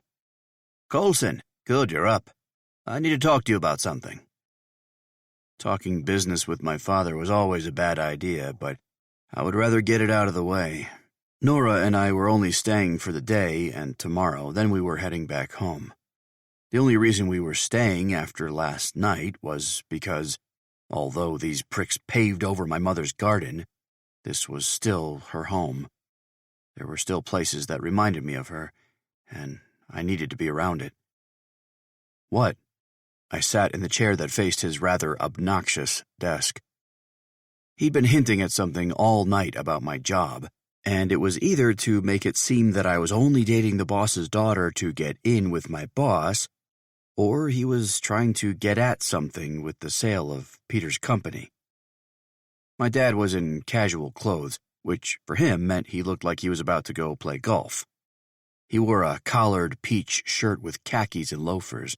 It was Christmas Eve. Dude could afford to dress down once a year. I just wanted to extend a professional courtesy to you regarding the bid on the Petrov company. My confusion must have reflected on my face because one of his shit-eating grins slowly spread across his pasty white face. Oh, your boss didn't tell you. He settled into his chair, drawing a cigar out. Sherry hated when he smoked in the house, but only because my mother used to. Once upon a time, my father's secretary cared about my mother, or at least she pretended to, but the two tag-teamed Oliver into quitting his ugly habits of drinking and smoking, for a while at least. After you turned the bid down by bringing his daughter here, he reconsidered my offer. What the hell are you talking about? Peter wouldn't have done that. There's no way he would have sold the company to my dad, not when he'd preached about my dad being poisonous. Well, considering you're my son, Peter and I have gotten close. Professionally speaking, of course. And, well, we talked about the offer you had on the table. He shoved his hands deep into his pockets. It was assuming you'd leave his poor daughter out of our dirty family affairs, of course. Interesting choice of words. I narrowed my eyes on the man I knew as father but had more than proven was my enemy. You lost the bid. It's going to me. So I suppose I'll be your new boss. His smile was conniving as it disturbed his normal scowl and deep-set jowls. Like fuck are you getting that company? I stood to leave. My dad's voice trailed me. You're too late. I already have it in motion. You made the wrong choice bringing her here. Now you don't have a shot. I entered the hallway right as Haley came out of the library, her face withdrawn, her brows dipped as she tried to piece together what we were talking about. I half turned to my dad. He's not selling to you. He would never sell to you. I just need to talk to him. My dad stepped closer. How strange that you were willing to risk it, knowing it's the only way to be truly free of me. You'd be out of your trust fund money and own something not tied to me in any capacity. That company was your way of standing on your own 2 feet. Fuck you, I yelled right as Nora rounded the corner. Her eyes were huge and worried. My stomach swirled with fear and the anxiousness to talk to Peter. He wouldn't sell to my father. He had to be bluffing. Haley walked closer. Coulson? Haley interjected, trying to insert herself into our conversation. My dad swung his gaze to her, sneering at her interruption. Haley, not now. Nora focused on Haley, her gaze going soft and a line forming between her brows as though she wanted to know what the interruption was. I ran upstairs with Nora trailing. Nora followed me. Coulson, what happened? I couldn't explain it until I had a chance to clear it up because there was no way. No fucking way. Coulson, talk to me. What's going on? Nora asked again. I had to get out of there. Pushing through the door, seeing our beds still tossed from our sleep and time together this morning, I ignored it and the look that Nora gave me when I ran up here. I had to talk to Peter. I had to stop this. He wasn't going to sell to my fucking father. Not this. Coulson, Nora pressed on the door, walking inside.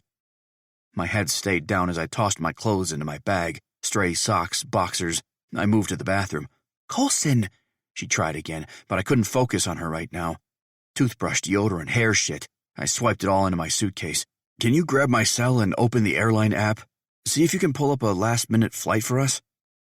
Nora scowled, her arms linked over her chest and her mouth set in a firm line.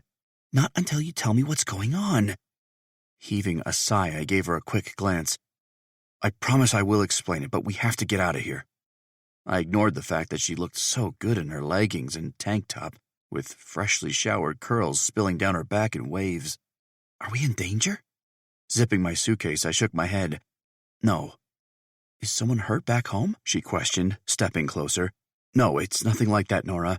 I just need to get back home, and I promise I will explain everything on the plane. I pulled the case shut and set it on the floor. She stared at it, then glanced at her suitcase, which was still open by the closet. Well, I think you need to talk to Haley first. Whatever this is, it can wait. Shaking my head, I grabbed my charger and phone base. Nora watched, but didn't move to gather her things. I'm serious. She has something important to tell you, and she said you've been dodging her. I'll call her. My eyes were on my cell since Nora hadn't grabbed it. I'm not going with you unless you talk to her. My head lifted at that. What? Her shoulders lifted like she wasn't sure what other options she had. You need to talk to her. And you're not telling me what's going on, so I'm not leaving with you until you take 2 seconds and explain. Then listen to her. I didn't have time for this, and I wasn't about to be told what to do, not when it came to this fucking family. Nora didn't know them like I did. Haley was using a manipulation tactic, that was all. Let's talk about this later, on the plane, preferably. No. She stood her ground. Fuck. Nora would understand later, but I absolutely could not allow my father to sign those papers. You're an adult, Nora. I'm not going to play this game with you. I don't want to talk to Haley, so I'm not going to. And I already told you that I will explain everything once we're on the plane, but I need to go. If you really want to stand on some moral high ground and not get on a plane with me, then I love you, and I'll see you in Macon when you come back. Grabbing my suitcase, I pecked her on the cheek and then walked past her. 24. Nora. Well, that backfired pretty fast. I understood Coulson had something happen with his father, and it was bad enough that it made him want to rush out of here. But whatever it was, he could have taken 2 seconds to explain it to me. Honestly, as much as I loved him, I wasn't a doormat. And for the life of me, I could not understand why he was throwing this relationship with his sister away. My heart broke for her, and no matter how hard I tried, I couldn't just leave her. If I was the only link to Coulson, then I'd do whatever I could to help her, which apparently included finding my own way back to Macon. It was Christmas Eve. Sherry was gone, the 3 boys were out drinking, or so Haley said, and Oliver was nowhere to be found.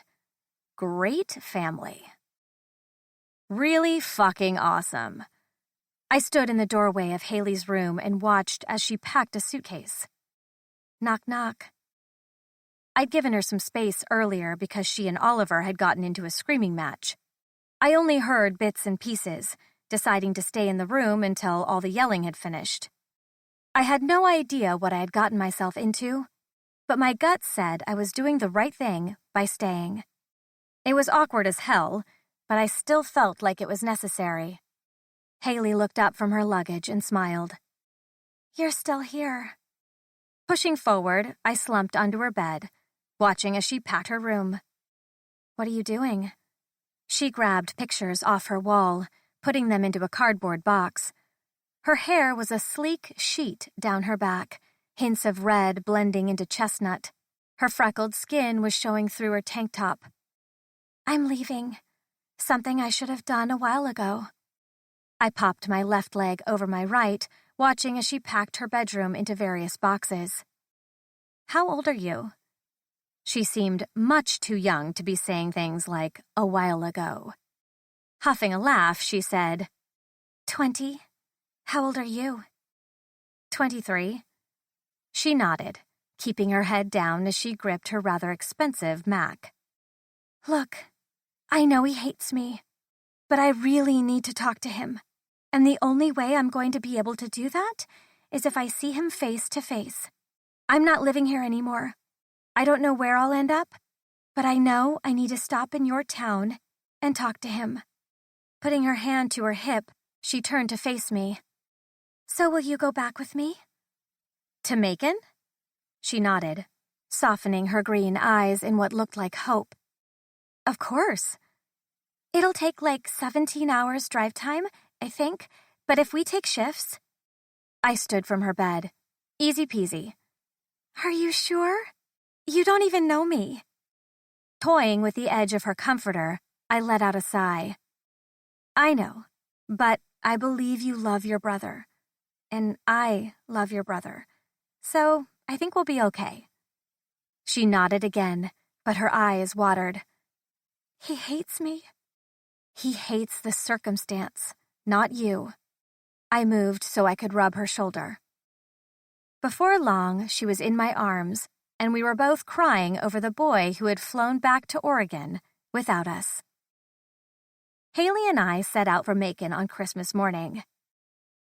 She privately spoke with her parents, or at least I assumed she did. She was an adult who didn't have to tell them if she didn't want to, but I assumed she at least told her mother where she was going. Haley had the twin to my new vehicle, except hers was a rugged SUV made for driving in the snow. It was going to be perfect for Macon. And since frivolous things like gas money weren't relevant to an heiress, it made the perfect road trip vehicle. She also liked to drive really fast, like 30 above the speed limit fast. By the time we pulled into Macon, we'd shaved 2 hours off our expected drive time. It would have been more, but I hogged time behind the wheel, trying to increase my odds of staying alive. Coulson had texted and called, but I wasn't ready to talk to him yet. Oh my gosh, Haley whispered, plastering her face to the window as we pulled into the city limits of Macon. Slowing to stay within the city speed limit, she got her fill of all the holiday decorations. This is the cutest freaking town that I have ever seen. It's fairly adorable, I muttered, seeing the sunshine on Mount Macon, which the town was propped up against. It made the entire town look magical. So, if you want to head to your house, we can drop you off and I can look up a hotel. Turning the vehicle down Main Street, I clicked my tongue. I have a guest room, and a pretty nice guest bed, at least according to my best friend. But anyway, it's yours for as long as you need it. Twisting toward me, she asked, Are you sure? Of course I'm sure. I veered onto my street and slowed. Coulson's truck was in his drive, making my stomach somersault. Pulling up against the curb in front of my house, I put the car into park. Oh, and by the way, I unsnapped my buckle as my neighbor's door opened and that messy head of golden hair poked through. My neighbor is your brother. Coulson darted off the porch in bare feet, heading toward us. I was out the door, but I didn't race to him, and I tried not to care that when he was close enough, his hands shoved into my hair, or that his lips urgently claimed mine. I was upset with him, but there was still that part of me that felt tied to him, as if those strings we joked about not having had been tying us together all along. When I was close to him, I craved him, and so I caved and kissed him back. Pulling away to catch his breath, he pinned his forehead to mine. I'm so fucking sorry. We'll talk about it later, I said, then turned. Haley gently shut her door, watching us. Coulson's hand dropped to mine, tangling his fingers through mine as he turned to see his sister. They didn't move or speak. They just watched one another. You're not wearing socks or shoes, and there's like 15 feet of snow, Haley mused, pushing her purse up her shoulder. I looked down, realizing she was right. Coulson, get inside! Oh my gosh! I pushed his shoulder. Okay, Haley, can we catch up later? My heart thundered in my chest at his inclusion of her. She gave him a small nod before he kissed me and jogged toward his house. So, you guys are neighbors, Haley said, following me to my porch. Yep, it's recent. She nodded, letting out a little laugh. Right. Haley was settled into my guest room, but we both realized how awkward it was that she was staying with me and not right next door with her brother. I asked if she wanted to come over with me to his house, but she said she was too tired and would try for tomorrow. I left her clean towels and then explained that I'd be next door for a little while with Coulson. I didn't knock on Coulson's door, assuming he knew I was coming over. When I pushed inside, I noticed he had all his lights off except the ones on his Christmas tree, and the few strung up around the room. Holiday music played from his television, and there were a few presents under the tree.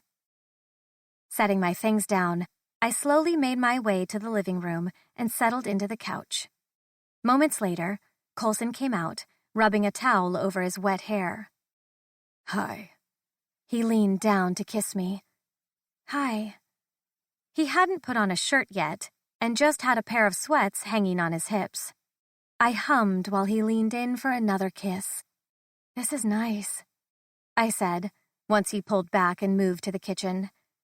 Grabbing 2 mugs, he came back and set them down in front of us. I noticed the chocolate balls sitting in the midst of heated milk, slowly melting. I got you the peppermint one. My smile garnered a few tears because he'd remembered. He saw them and rubbed his hand up my leg. It's Christmas, and I feel so insanely shitty that you spent the entire day on the road. That was never my intention when I took off. I'm so sorry. Reaching forward to grab the cocoa, I kept my eyes down. Yeah, it did suck.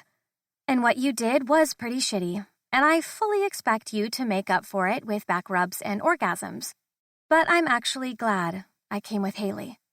I have a feeling about her. He let out a long sigh, reaching for his mug. We both watched the fire flicker against the glass while the music played overhead. I peeked over at the tree, seeing the gifts. Are any of those for me? Smirking, he set his cup down and jumped up. 1 is for you. And the rest? I raised my brow in confusion because who else was this man shopping for? Seraph, Maddie, and Mila. My God, this man. I love you. It came out as an exhale, but I felt it in every fiber of my being. He stopped where he was, crouched next to the tree, and stared at me with so much hunger and adoration that I nearly melted on the spot. I love you too. He grabbed a small wrapped gift and brought it over, placing it in my palm. Watching him settle next to me again, I tugged on the string, then lifted the top. A silver key rested inside on a box of white fluff. Oh, a key. Coulson smiled. To my house.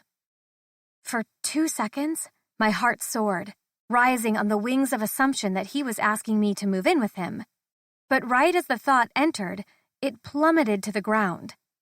Just so you can be kept safe in case your tree falls or you run out of hot water or something. What? Why was he making it seem like the key was only used for emergencies? Why did I need more than that, though?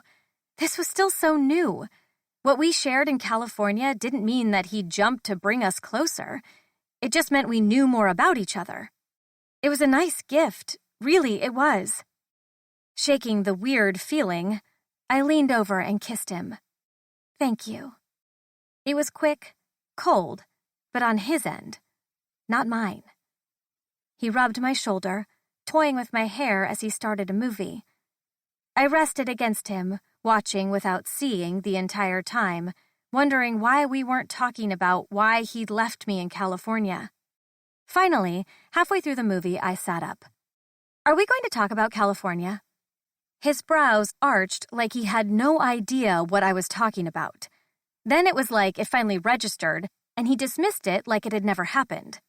Yes, I'm so sorry. It was just a big misunderstanding. I overreacted. The movie played, but my focus was completely on the man next to me. Okay, but I still want to know. Coulson played with my hair, letting out a sigh. Your dad was going to sell his company to my dad. And I guess I freaked out because of the issues I have with my dad. I didn't want him to win that bid, so I rushed back to talk to your father.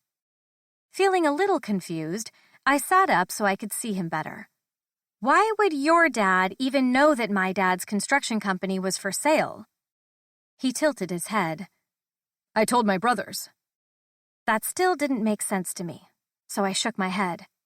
You told your brothers it was for sale because you might lose your job? Why did you bring that up to them unless you planned on putting in your own bid? And if you were planning it, why not tell me? Pausing the movie, he shifted to see me better.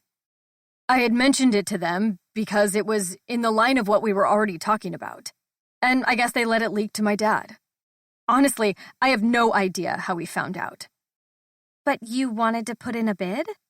I clarified. Dipping his head, his wet hair shifted, a little piece falling over his brow. Yes, I did. I have wanted his company since the day I started. It would be something to own, to have that's just mine. It would also allow me to use up the last of my trust fund, severing the last tie to my father. I know I could just spend it to spend it. But I want a legacy I can pass on to my own family someday. But something that has nothing at all to do with the Haynes' name. My heart softened, realizing how important this was to him. Our relationship was still new, so I understood on some level why he hadn't shared it. So I cupped his jaw and brought his face up. Did you get the company? He smiled, his devastating jaw glinting in the firelight. I'm in the process of getting it, but yes, he agreed to sell it to me and not my dad. Relief swelled in my chest, happy that he was going to get his dream. Okay, good. I know we're still newish, but is there anything else I should know? Coulson leaned in to kiss me. No. Well, I mean... He rubbed his neck, the muscle in his jaw tensing. I was offered the bid first, but I walked away from it when we went to California, which was why I freaked out hearing that my dad had gotten it. Why did you walk away from it? His eyes were soft as they landed on me. Your dad wanted a promise from me that I wouldn't be involved with you romantically.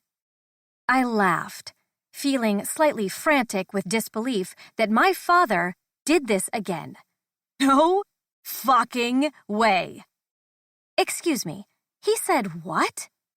Coulson leaned his elbows on the tops of his knees as he tilted his head toward me. Your dad hasn't wanted us to be together from the beginning, so, seeing an opportunity... He took it. I finished for him. I sat there for a few moments, processing all the information, confused and heartbroken. But it still felt like there were pieces to this puzzle that Coulson wasn't sharing. I watched him for any sign of deception because my gut twisted and screamed that there was something more that he wasn't telling me. When he didn't elaborate, I extended some trust. I'm so sorry he did that. I'm not surprised, but I am sorry. I'm glad you were able to stand up to him. Something flickered in his eyes, and my chest felt hollow. What wasn't he telling me? Sinking back into his side, he resumed the show. Let's just put it behind us. He pressed a kiss to my forehead and pulled me closer. Coulson remained silent as his hands rubbed my back in slow strokes. I should have known something was wrong when we kissed goodbye that night, and he didn't ask me to stay. 25. Nora. After tossing and turning all night, I woke early and went for a jog, which ended the moment I opened my door and realized how cold it was. Instead, I checked my laptop, drank coffee, and went through my emails. Haley slept in, which was fine. I wasn't ready to face her anyway, not with this weird sensation buzzing under my skin.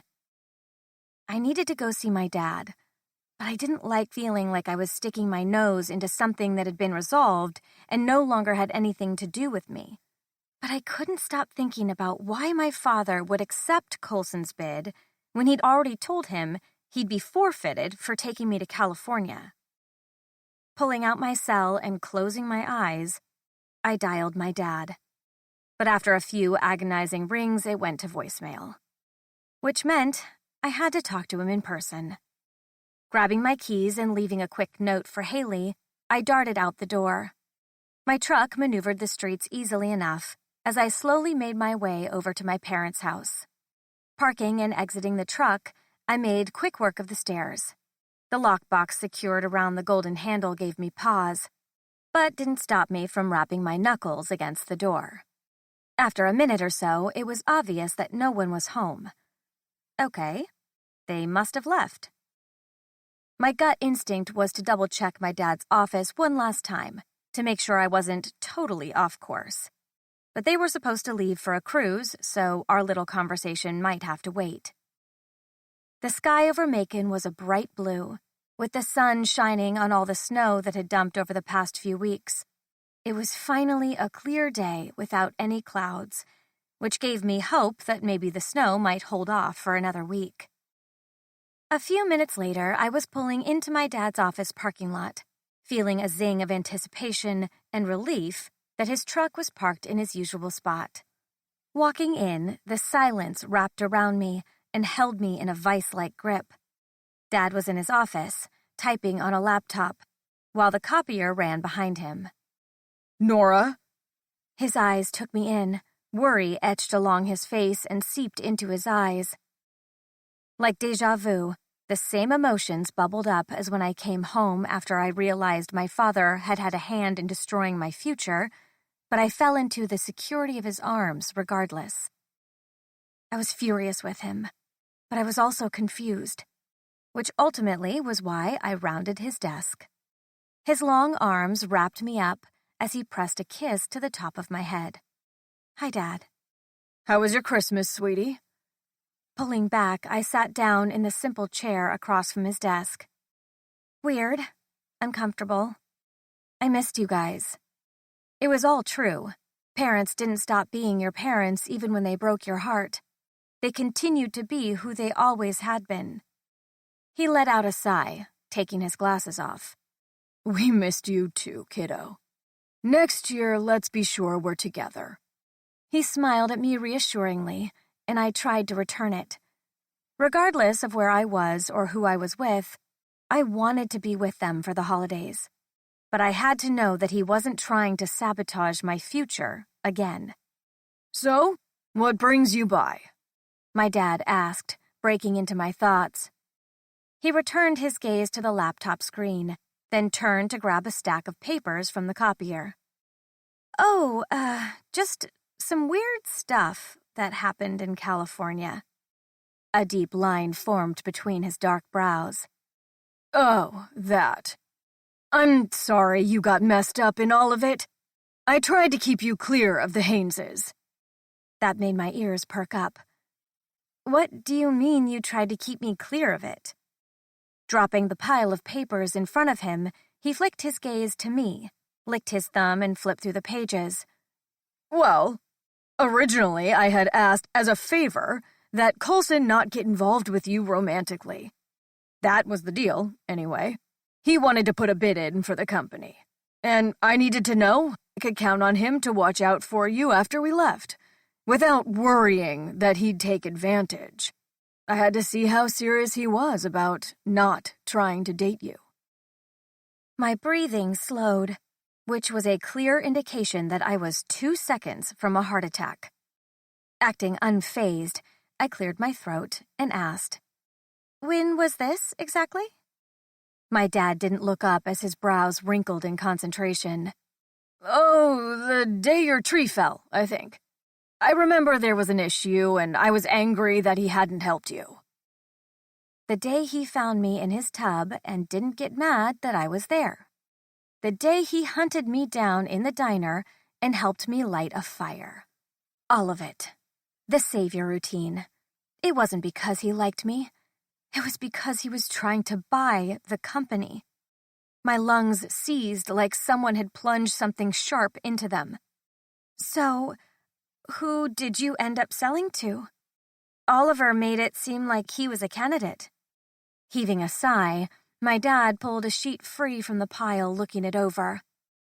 No, I can't stand that man or what he stands for. I ended up selling it to Coulson after we renegotiated the terms. My chest was 2 seconds from collapsing, as though those latches that had unhitched were flapping in the wind. What terms? I said, around a thick ball of nerves stuck in my throat. I had to hear them. I had to know. My father finally paused his movements and leveled me with a stare as if he assumed I knew.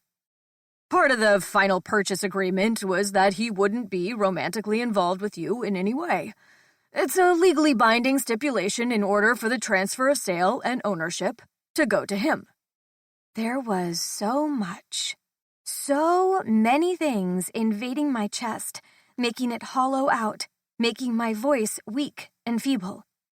He wouldn't agree to that, I barely managed to say through a cracked set of lungs and a barely functioning voice box. With one tiny lift of his wrist, my father handed me the page he'd pulled out, and there on the bottom was Coulson's signature. I snatched the paper from my father's hand, reading every word on the page to confirm that this wasn't some joke or elaborate scheme. Tears clogged my throat as I tried to speak, but nothing but a sob worked itself free. "You can't!" I tried, and failed.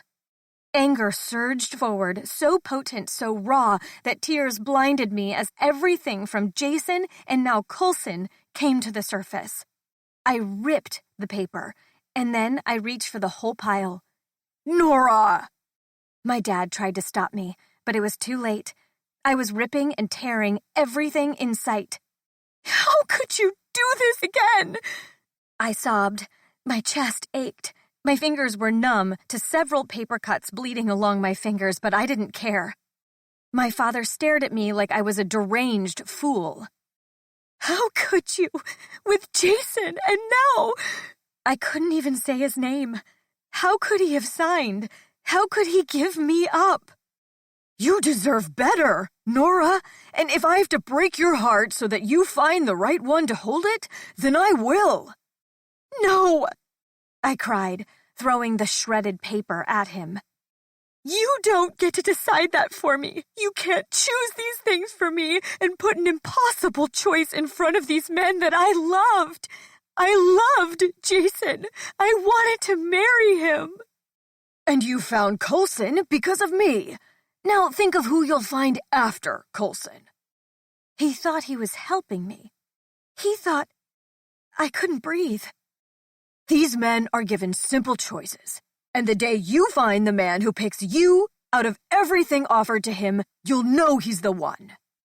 I wasn't hearing him anymore. Not really. I had no idea what sounds I was making, but my chest was burning. "Nora, calm down," he soothed, trying to calm me, but it wouldn't work. My heart was shattered. All I could see was Coulson's signature on that line. A few paces above it said he agreed not to ever enter into a romantic engagement of any kind with me. I sank to the cold floor, hiccuping as sobs worked through me and tears streamed endlessly. "Call Ray. Please call Ray. I can't look at you, and I don't ever want to speak to you again." "Honey, you need to breathe. I think you're having a panic attack." I couldn't focus on his face, or even his voice. Black dots danced in my vision, which made me angry. I hated that this hurt so much. I couldn't breathe around the crater in my chest.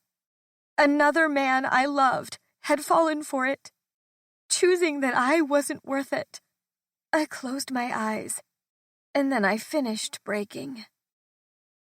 I could hear Ray talking, and I knew that Davis had carried me into the house. I had no idea what time it was, or why she'd brought me home, but I didn't want to be here, or anywhere close to Coulson. Sitting up, I slowly gathered myself enough to start packing. "Hey, you're up," Ray said from my doorway. She held her elbow like she wasn't sure what to do with me. I didn't know what to do with me either, so that was fine. "Thank you for getting me," I rasped, my voice raw. She moved closer. Of course. Your dad didn't say much, just to get you home. I laughed sardonically at that. What happened? Ray's voice was small as she settled on the edge of my bed, watching me grab clothes. Slamming a drawer, I tried to make my voice work without sobbing. He gave Coulson an ultimatum to buy the business. Ray's eyes searched mine, and I knew she understood all the things I wasn't saying. Her head shook as she whispered, He didn't agree. Tell me Coulson didn't agree. My gaze moved past my best friend, and that's when I saw him, hovering near the doorway. His voice was low and tainted with pain as he made his way into my room. I agreed on paper, but only because it was bullshit, Nora. He was going to be in Arizona. I could fight the stupid shit in court. I had a plan. Coulson walked in, trying to defend himself. I shook my head, while Ray got up from the bed to block his path. I think you should go, Coulson. He ignored her and stepped forward, pushing his hands into my hair as he cupped my jaw. No, it wasn't real. He hesitated, his jaw working and tensing. I couldn't let him have it. Pushing him away, I cried, Well, congratulations! Your father doesn't have the company, but you lost me in the process. I hope your dream is everything you hoped it would be. His brows came together, as if he couldn't process what I said. Then his mouth twisted. No, I didn't lose you. He grabbed for me, but I pushed him away again. Leave, Coulson, and give me your key. Yours is still at your house, by the way, because I saw right through that bullshit. His eyes closed, and I knew I was right. I panicked. I needed time, but I still needed you close until I figured it out because I can't lose you, Nora. I won't lose you. You already did! My voice was sharp and loud. I knew Haley was in the house, so was Davis. I had no idea who else, but he wasn't hearing me. Now maybe he would. No, he whispered. Tears coated his lashes as he shook his head. Please, no. I messed up. Let me fix it. I already gave it up, Nora, the first time he... His pause nearly made me laugh. The first time he asked you to watch out for me? The real reason you were suddenly nice to me and couldn't seem to leave me alone? When you said you were just being a good neighbor? Yeah, he told me about that too. Did he tell you that I wanted to be with you a year ago? Coulson stepped forward again, the muscles in his neck straining as he pleaded with me. Nora, I've wanted to be with you. I've been in love with... Stop, Coulson. Just stop. Because all I hear you saying is that you let my father decide for you, and I refuse to be with any man who would allow that. Not ever again. Nora. He strained again, but I moved to the bathroom and shut the door, locking it. I heard him yelling something, but then Davis intervened, and I wasn't sure how they got him out, but eventually they did. I finished packing my things, and thankfully Davis and Ray stayed, helping me load it all into my truck. I couldn't run into Coulson again. It would hurt too much. I'm so sorry about all this, I said to Haley, hating that I left her in the lurch. She shook her head, waving me off. Don't worry about me. I'm sorry my brother is such a mess. Nodding my head and swiping at my tears, I handed her a key. Would you mind house-sitting for me while I'm gone? You said you didn't have the next place picked yet for where you would go, and you need to talk to him. So please stay here until I'm ready to come home. She nodded and then wrapped her arms around me. Of course I will. Davis mentioned a gym that I might like, so I'm going to check that out and treat this as a sort of vacation. Good. Grabbing my purse and snagging my favorite plant, I headed toward the door. I'll text you to check in with you. Haley walked out with me. My eyes stayed down, refusing to look over at his house. Okay. Take all the time you need to. Opening my door and tossing my bags in, I gave Coulson's porch one glance, just one. He was standing on it, white air clouding in front of him as he watched me. His hands strangled the railing as he dipped his face. That muscle in his jaw jumped, and the sight made my stomach swoop. He'd done this. He broke it. As I climbed in and my door was still open, I heard him yell my name. Then my door slammed shut, and I put my truck in reverse. 26. Nora. Ray's guest room was dim, with the blackout curtains drawn shut. I preferred it that way, and honestly, I had no intentions of getting out of bed at all.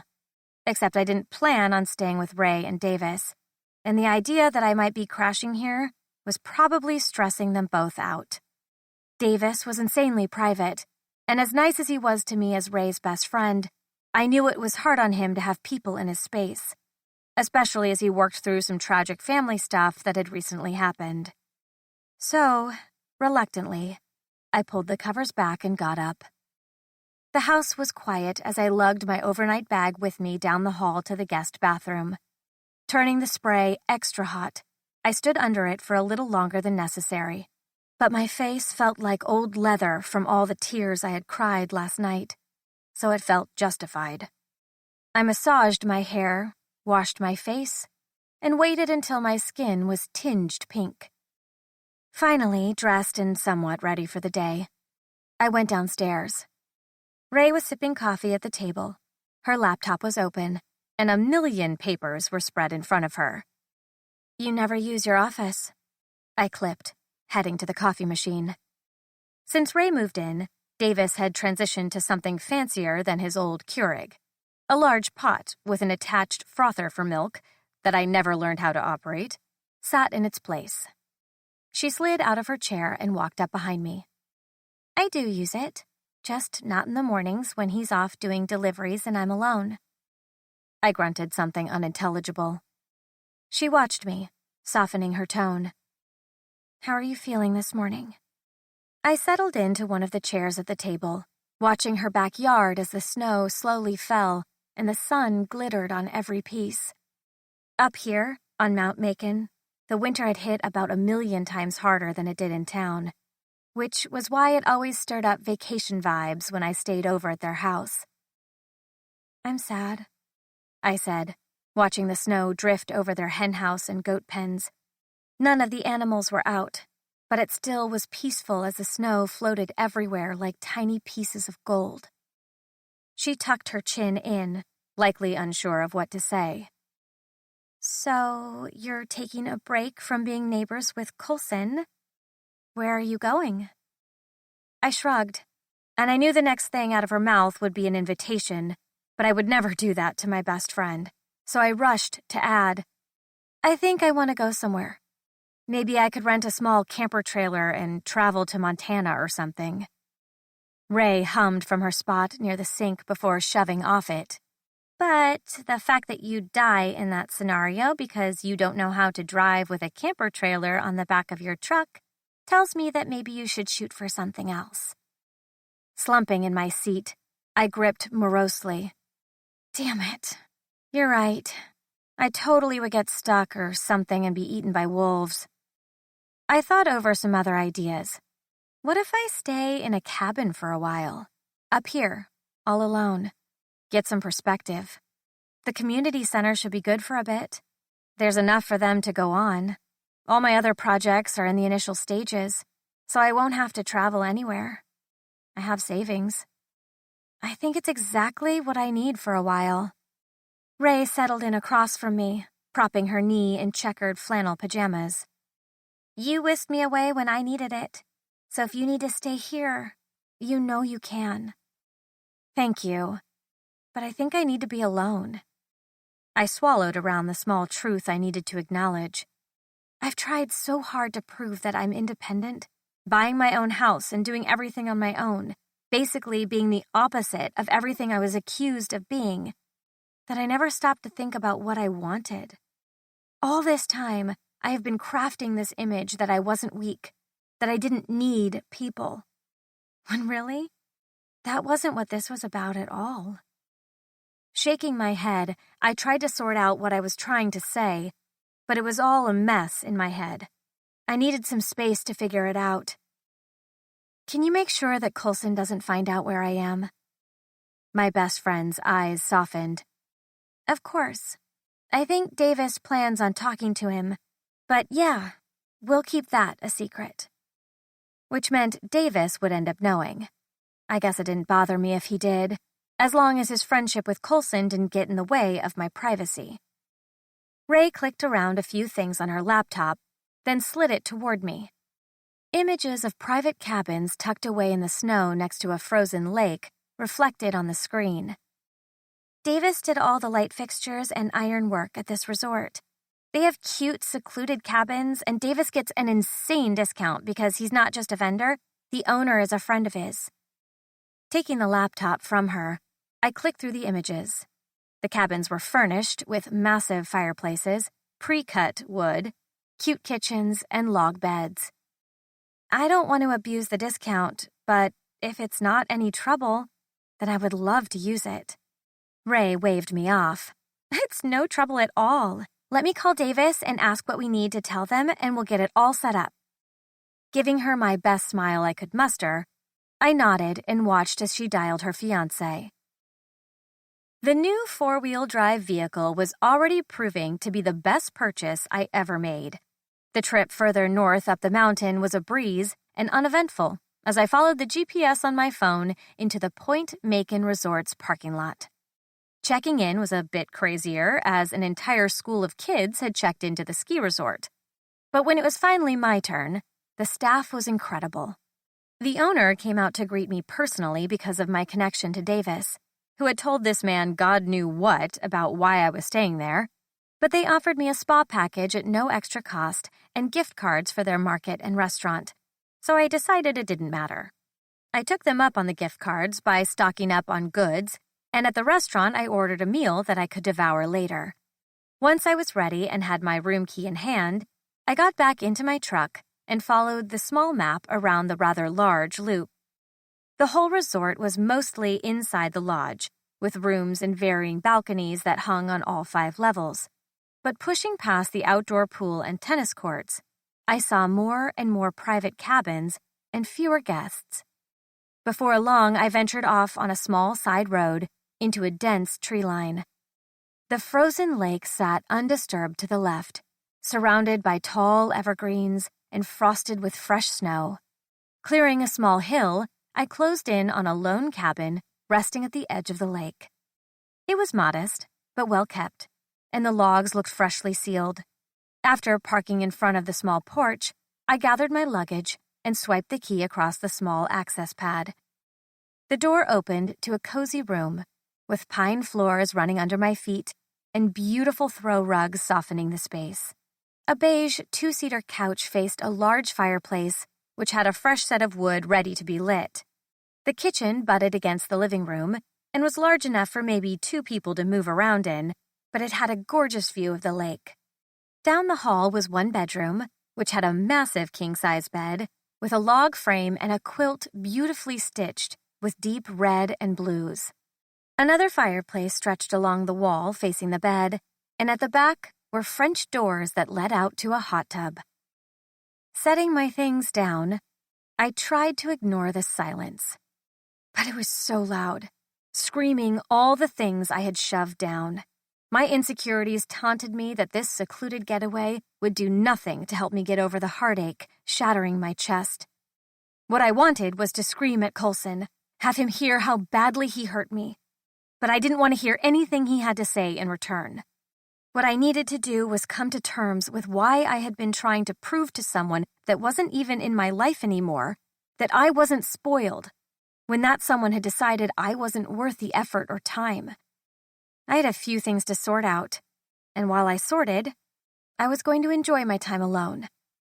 At least as much as I could. 27. Coulson. 6 months ago. Dear Mom, I still don't know why I write to you every time I feel like this. When it comes to Nora, it's this feeling that I've never had before. Like, every time she's near me, my heart might explode. Is that love? Did you ever feel it with Dad?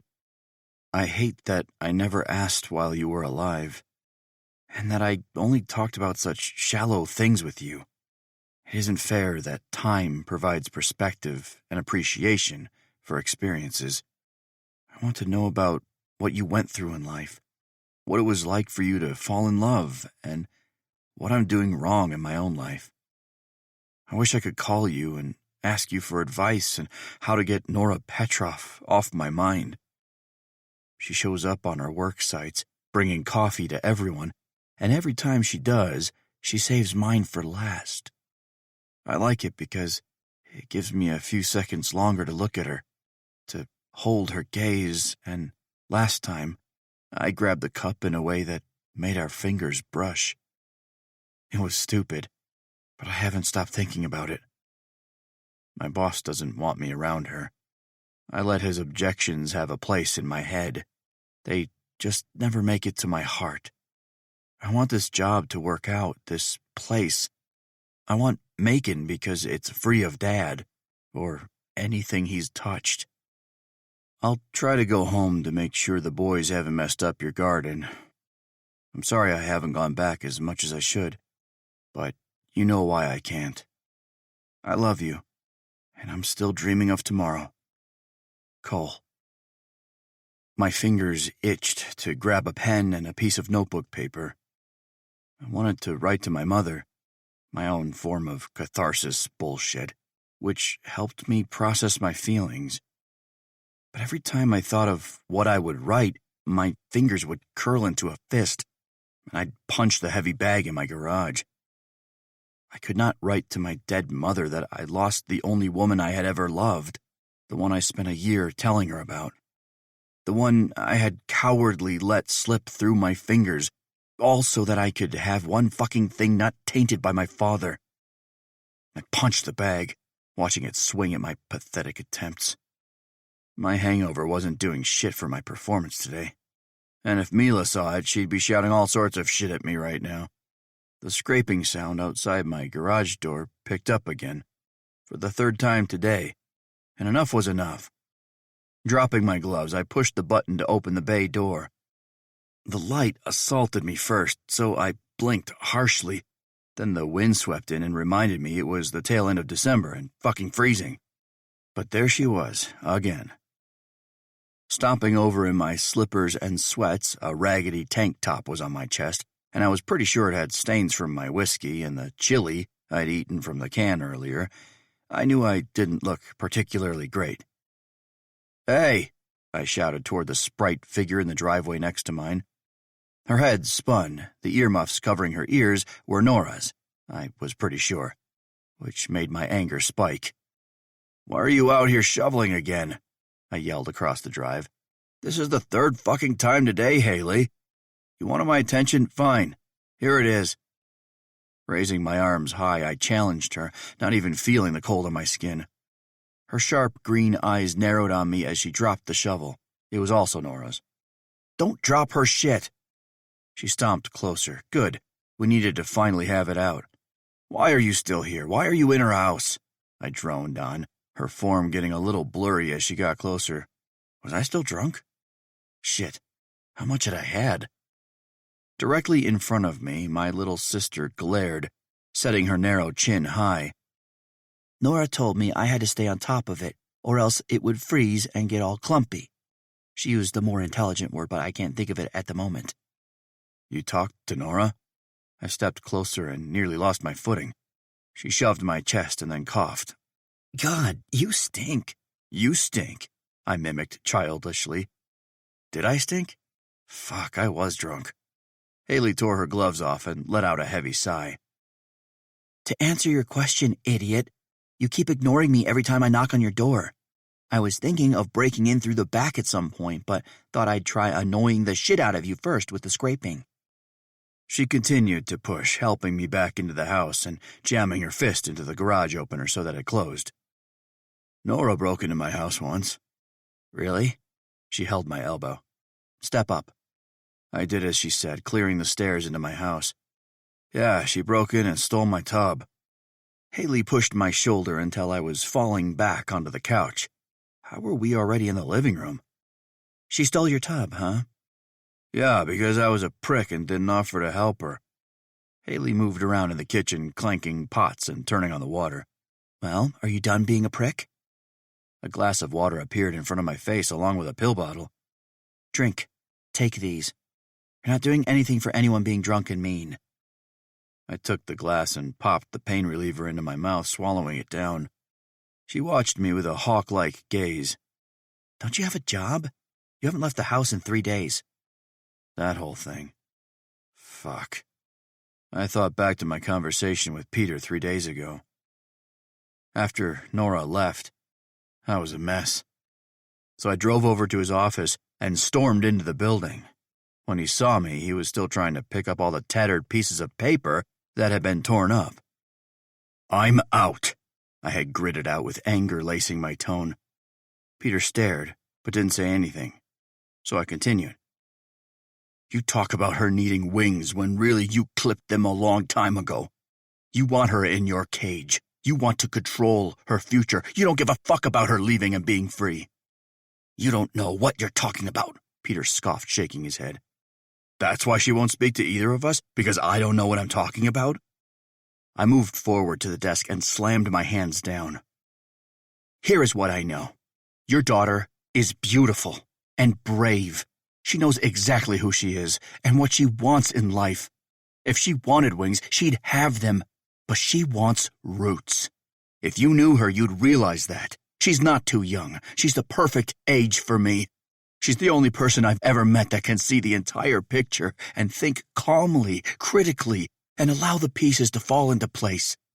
She works harder than half the guys on the crew, and she doesn't need anyone to take care of her. It's a privilege if she lets you, but she doesn't need it.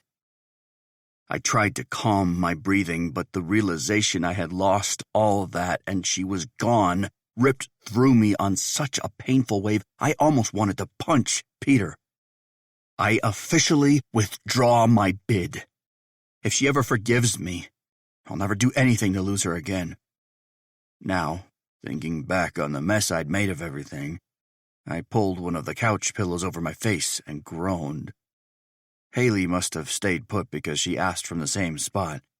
Well, what happened? Shifting position on the couch, I realized she'd taken a spot on the coffee table. I quit my job and pulled out of the deal. Her eyes stayed level, and her mouth thinned into an apathetic line. Bravo, brother. Do you want applause? Her fake clap had my molars slamming together. Fuck you. No, fuck you. She shoved my leg with her boot.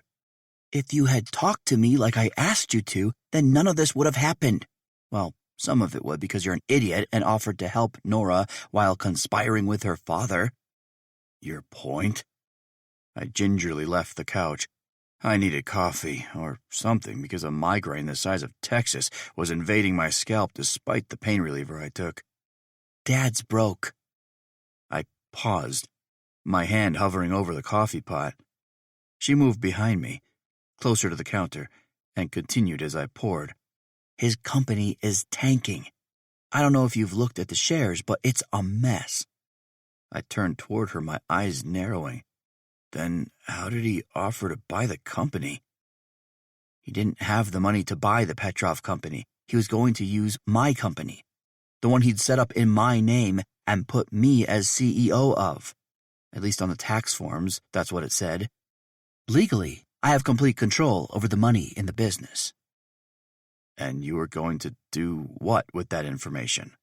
I sipped my coffee, letting it burn my tongue. She removed her earmuffs and jacket, likely realizing I wasn't going to kick her out. I was going to buy the company out from underneath Dad and then sell it to you. Well, shit. He's not a threat anymore, Cole.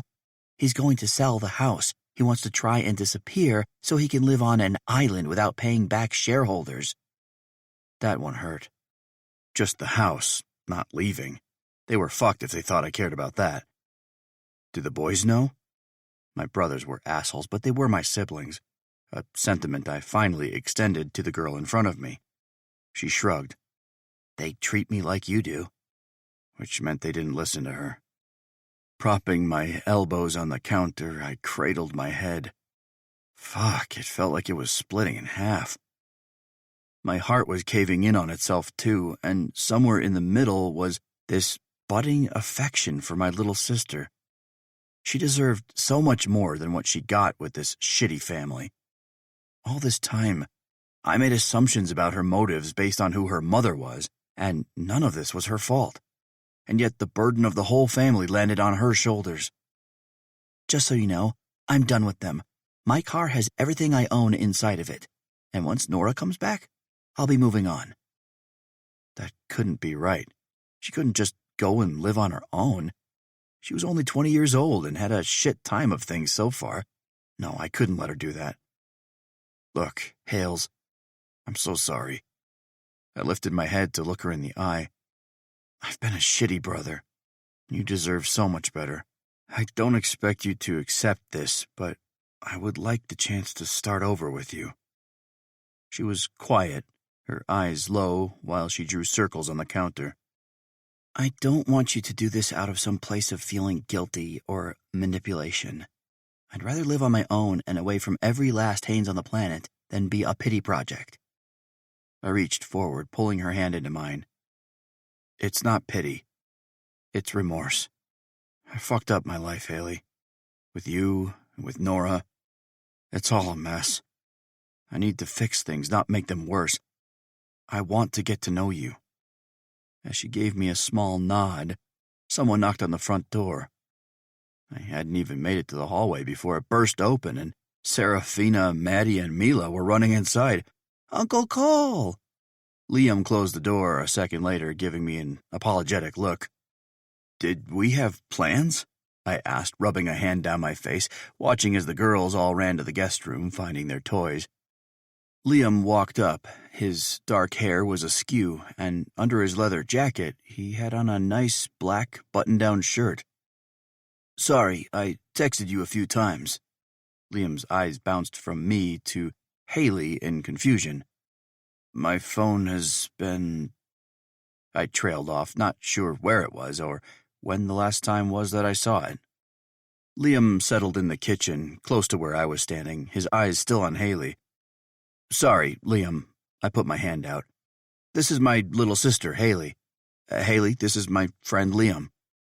Liam shoved his hand out, and Haley slowly accepted it. Nice to meet you. I frowned at their touch, confused as to why Liam lingered so long.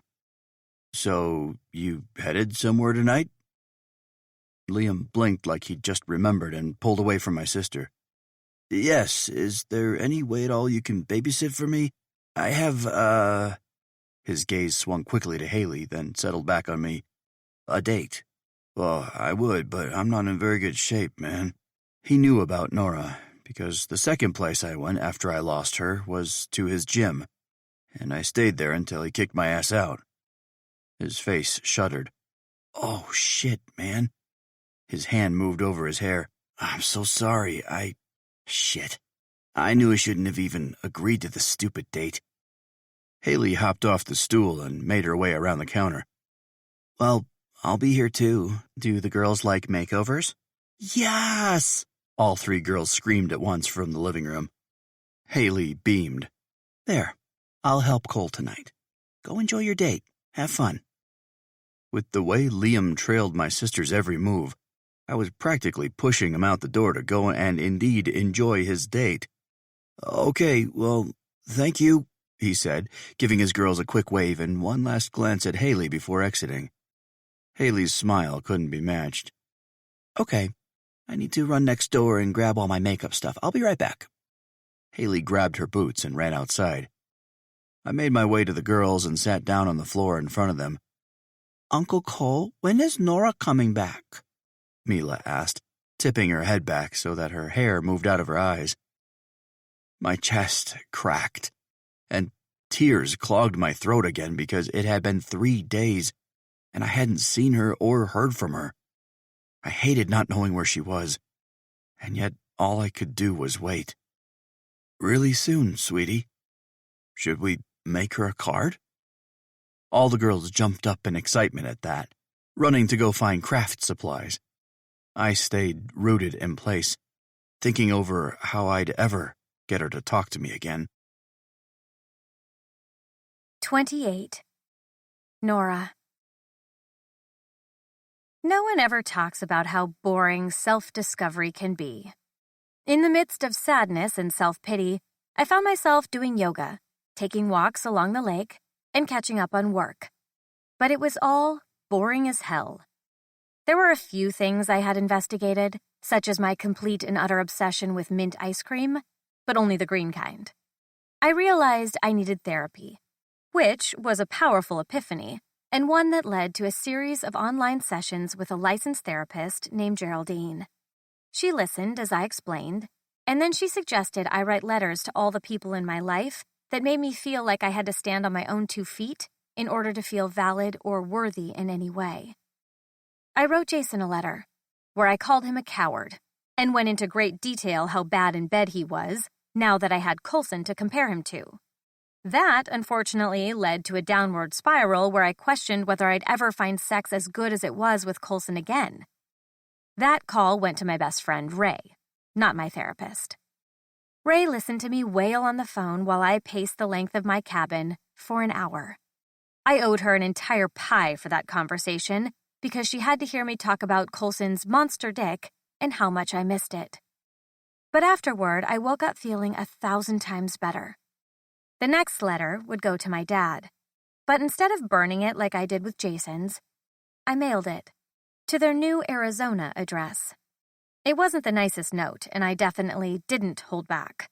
I explained how badly he'd hurt me by taking too many liberties with my life, and how that would no longer be happening because I would not be including him in mine until he agreed not to ever interfere with any aspect of my future. I didn't bring up either of the men that he'd played like a violin, because men would come and go in my life. But I wanted my father to understand how I needed to be treated going forward. The third letter was currently tucked inside my pocket, because it was going to Coulson. On my way down the mountain, I stopped at Ray's to check in on her. Pulling her front door open, she looked like she hadn't slept in days. Her hair was a rat's nest, and she was in the same pajamas I left her in days ago. Surely she washed them in between days, but still. "What happened to you?" I shut the door, following her inside. Ray waved her arm up in the air, grabbing for a carton of orange chicken. "Oh my gosh, I have so much to catch you up on." I hope the first item on your list is how you got your hands on Chinese takeout all the way up here. "Davis brought it home from town." She dug into the carton with her chopsticks. Her kitchen table shed light on her situation. "Whoa! Nora, everything is falling behind. I'm stressing out." Every inch of her table was covered in papers and plans. What happened?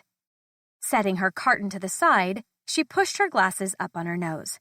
"So, there have been a few developments." "Okay." I sat down, pulling on a few pieces of paper to try to make sense of what was going on. "Coulson quit. So your dad's company sort of dissolved or something, but there's no one working on the community center, and all the other bids are months out, so Davis and I have been trying to come up with some idea on how we can get it done and stay on track. Meanwhile, Davis is trying to open his new storefront, and there's a lot going into that.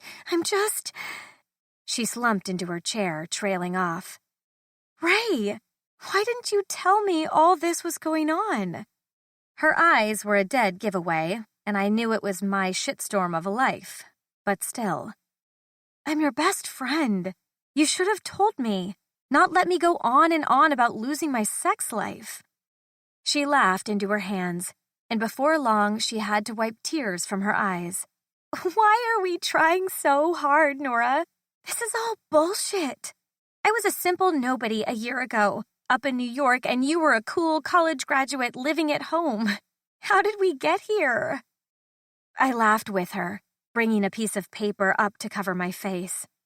"We're not mature enough for this." Davis walked in on us while we pretty much unraveled into fits of laughter and tears. He shook his head, cracking a small smile while he grabbed the carton of food from Ray. Okay. I blew out a breath. Want me to reach out to my dad and ask what's going on? Or talk to anyone? Your dad is on his cruise, officially, Ray answered, gathering a few papers into a pile. I narrowed my eyes. How do you know? Because at present, I'm your voicemail service, and your parents wanted to be sure you were alive. I relayed that you were, and they told me they're on their cruise until the middle of January. Of course they were. Dad got to do a shit ton of damage and then go on a cruise. Oh well, he'd get that letter the second he got back. I knew Ray wasn't going to ask me to talk to Coulson, but he was the next logical choice for how to get someone started on the community center project. Okay, I'm going to head back home and see what I can do to help from there. I'll call you later. I stood, heading over to give her a hug. Nora, you don't have to do what I know you're thinking of doing. Taking her face in my palms, I squeezed her cheeks until she laughed. Yes, I do, and it will be okay. Because it was time I started doing things for myself, not worrying about what anyone else thought. The snow had melted, and even with the tiny snow blizzards now and then, thankfully it wasn't sticking, which meant the roads were clear and the sky was a gorgeous blue. Haley and I had been in touch throughout my absence, and while I was gone for 9 days, we only talked once or twice. Never once did she bring up Coulson. Pulling up to my house, I saw her SUV was missing, so I'd have the house to myself for a while. It would give me some time to figure out how to talk to Coulson. Once I parked and opened my door, I heard the sound of a latch clicking and looked up. I immediately wished I hadn't. Coulson's eyes were red and tired. His face was ghostly white, his hair skewed and messy, and it was clear he hadn't shaved a single day since I left. In plain jeans and a dark Henley that gaped open at his throat, he stood on his stoop, watching as I pulled my suitcases out. His jaw worked as he pushed his hands into his pockets. He cleared his throat nervously. Do you need any help with those? As angry as I was, seeing him as worn and beat down as I felt emotionally, softened my stubborn streak. Yes, actually. He moved, striding down his steps, and the closer he got, the more aware of his scent I became. My nose wanted to dive into the crook of his neck, and I desperately wanted to feel his arms around me. I had never felt this way before with anyone. My heart was physically trying to exit my chest just so he'd hold it again. He opened the door to my back seat and stood there staring. I knew what he was seeing, and my throat worked around a sob as I envisioned us back there in the car lot, making love as he fought against his feelings, as I fought against letting mine through. Feeling a surge of emotion hit my chest, I stood there with the doors open and blurted, "You said you wanted strings." My brows dipped as I tried to work out his intentions and if they were all false. Why say that if it was an act? He shifted his feet, his dark boots crunching the small rocks that had been left in my driveway, and his blue eyes caught mine, revealing a storm of emotions. Brewing, manifesting, and tearing through pieces of him. It was never an act. Not a single moment with you was an act. Your father did ask that I look out for you, help you. But none of it was an act, Nora, trust me. He never encouraged me to get romantic with you. That went against everything he wanted. So when I kissed you, that was me. He had gotten closer. His breathing was coming out harshly as he hit his chest. When I took you home, put you in my bath, and took care of you, that was me. He hit his chest again, advancing closer. His lips were a breath away from mine as he whispered, "And when I fucked you, Nora, when I held you in my arms and finally let you fill the space you'd claimed a year before." He pressed closer, whispering at my ear, "That was me. All of it was real. It was just overdue." I was going to fall into him and let him kiss me. I could feel it. But all that would do is patch the gaping hole between us, and we'd keep falling through it over and over again until it was repaired. So, pulling myself together, I grabbed the letter from inside my pocket, and when my hands landed on his chest to push him back, the letter poked him. I wrote this for you. If you could read it, that would mean something to me. His hand moved over mine, holding it to his chest. I refused to look into his eyes. I'll read it. He stepped back and then grabbed my suitcase. And I'll hold on to this for you when you're ready to come and talk. But I tried to speak up, but he was already moving, taking my suitcase with him up his porch and into his house. A spark of something flitted inside my sternum. He hadn't pushed me away. He hadn't given up or left. Part of me assumed he'd leave if he couldn't have his dream. But he was still here, and based on the way he just devoured me with those eyes, he wanted me more than ever. 29. Colson. 3 months ago. Dear Mom, there's been this house sitting vacant next to me for as long as I've lived here. It's a shit-stained brown color and an eyesore in the neighborhood. I loathe looking at it every day, but today the pending sale sign came down. At first, I wondered if I was being punished, and then I considered that maybe you had indeed shot a prayer up for me because my new neighbor is Nora Petrov. She's still off limits to me, according to my boss, and honestly, Mom, I'm not proud of how I've behaved around her. I don't think she likes me very much, and I don't blame her. I've had to push her away, so much so that I made up a fake girlfriend. It's a long story, but I think she sort of stripped for me or something. Anyway, I walked in on her, and I froze, totally panicked and blurted that I was dating someone. How pathetic does that make me on a scale from 1 to 10? I'm feeling like it was a 10. She's stopped coming to the work sites. I feel like I never see her anymore.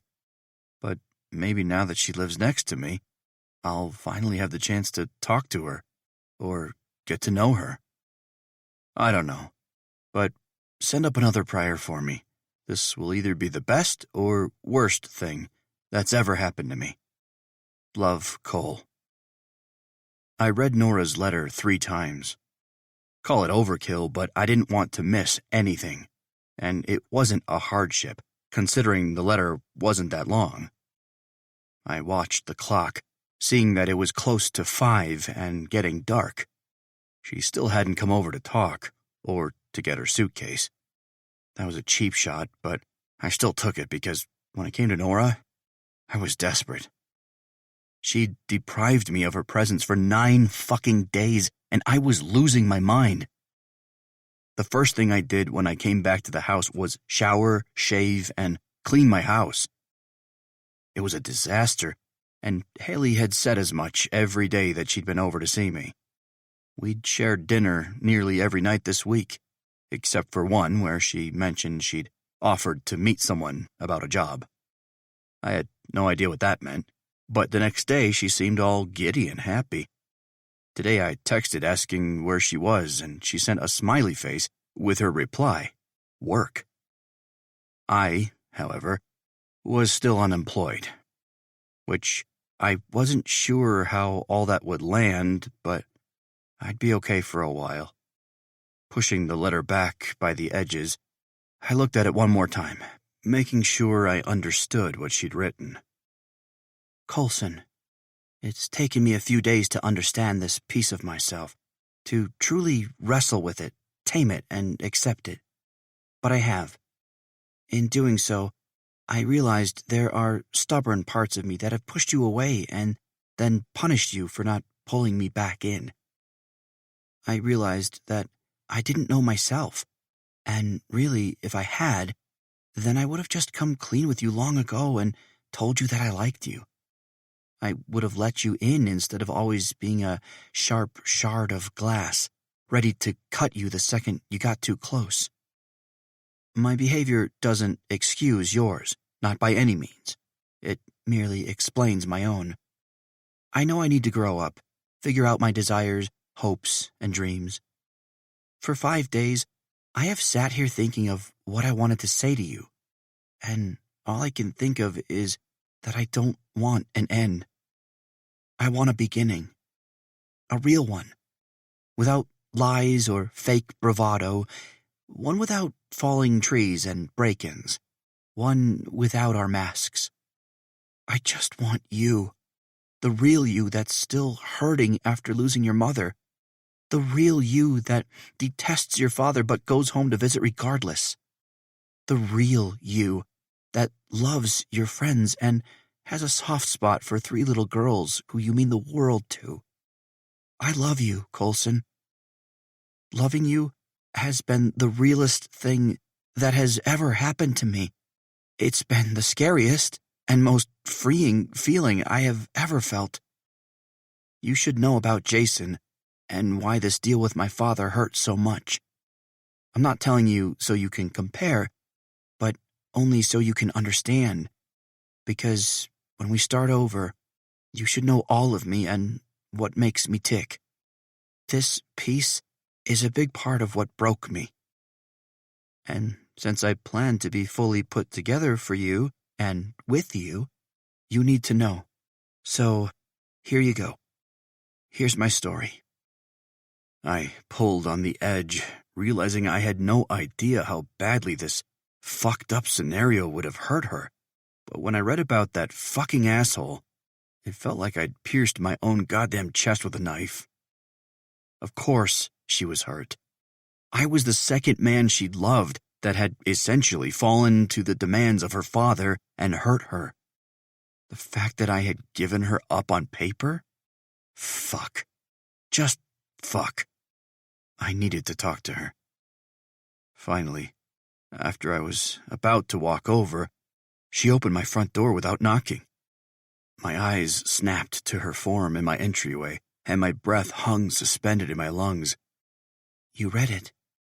Swallowing, I dipped my head and nodded. She moved forward. Good. So, a few things. Her tone was all business, no emotion whatsoever. I didn't like it. Her hips pressed against the counter as she searched my face. I wanted to touch her. It was a burn under my fingers so raw and so strong that I reached forward and placed my hand over hers. The air finally left my lungs when she didn't pull away. First, I'd like a letter from you. I know it's circa Ross and Rachel. We were on a break, but humor me. I nodded because that was easy. Done. Her face flushed the smallest bit when my hands enveloped hers by intertwining my fingers with hers. She cleared her throat.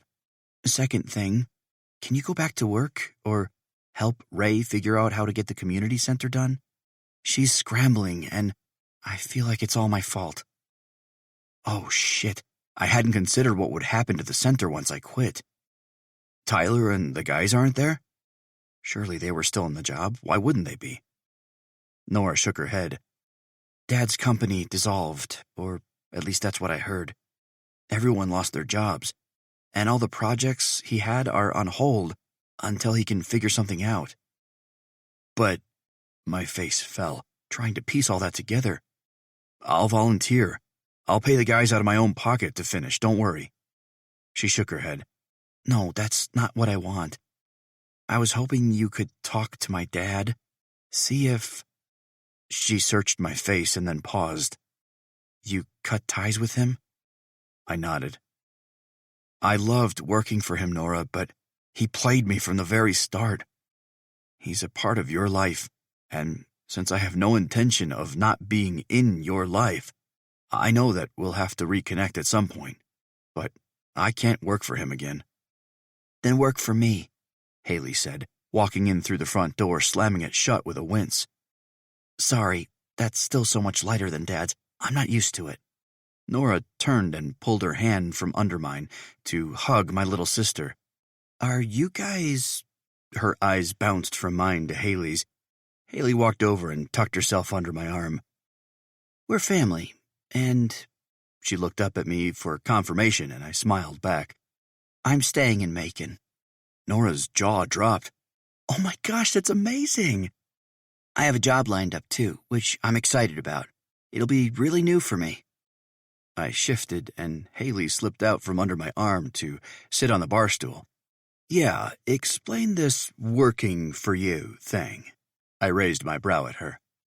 Well, I tracked Peter Petrov down and spoke with him on the phone. Nora and I glanced at one another. He's on a cruise and unreachable, Nora explained as though she'd tried to reach him but couldn't. It pissed me off that her dad left with things so shitty between them. Yes, well, every cruise ship has a captain and point of contact for emergencies. I can be very persistent when I want to be. Nora glanced at me again, biting back a smile. So what happened? Haley folded her hands in front of her. I bought the company. While my dad thought he'd use our names on these fake companies for his own purposes, I was busy investing my trust fund and allowing my money to make money. I own several franchises around California and Oregon. Peter and I came to an agreement. He requested that I make sure you have a job if you want one. He even suggested I make you partner because you're such a great asset. I hummed, unsure how to feel about him saying that. It felt too soon to give it any levity. So, this is your new job then? Nora asked. Haley shook her head. Oh no, not even close. She laughed. I'm handing things over to Cole completely. I want nothing to do with the company. In fact, he can buy it if he wants. But it's his to run. He's the boss. I'd let that settle in my chest as my eyes searched for Nora's, knowing there was no chance I could enjoy getting what I thought was my dream when I had finally realized she was it. Nothing else. Congrats, Coulson. I'm happy for you, Nora whispered softly. I was about to tell her that I wasn't happy for me, that I'd turn it down if it meant she'd give us a shot. Her letter indicated she wanted a beginning, a start. Leaning in close, I pressed a kiss to her cheek. A nice beginning. She stilled and then pulled away. So, Haley, what's your new job then? My sister excitedly tapped the counter. I'm going to be a nanny.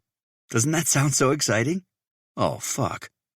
Nora laughed, and my gaze swung from her to a confused Haley. What? It's nothing. I'm going to let you guys talk. I have to get back, Nora cut in, waving at Haley as my sister's gaze stayed withdrawn and confused. What, Cole? What aren't you saying? Haley asked, but my mind was on Nora. I followed her outside, down my steps, trying to get her to stop. You made it seem like the job thing for the community center was number 2. What was supposed to come after that? I asked, trailing Nora to her driveway. The night was crisp and cold against my face and like ice inside my lungs. Nora kept walking. Nothing, I just... Once she was at her door, I tugged her hand and stopped her. What do I have to do? I begged her, my eyes searching her face in the shadow of her porch. Your letter mentioned a beginning for us. I want that. What do I have to do to make that happen? She shrugged, tears welling in her eyes. I don't know. She ducked her head, then lifted it and finished. I need your letter first. Then we can talk. Okay, I hurried to agree, and let her arm go. Once she was inside safely, I walked back to my side of the fence and got to work. 30. Nora. The letter? I banged my head against the door after I shut it because I was an idiot. I didn't care about a letter, but I was too terrified at the notion of letting him back into my life, especially after he'd gotten his dream without sacrificing anything to have it.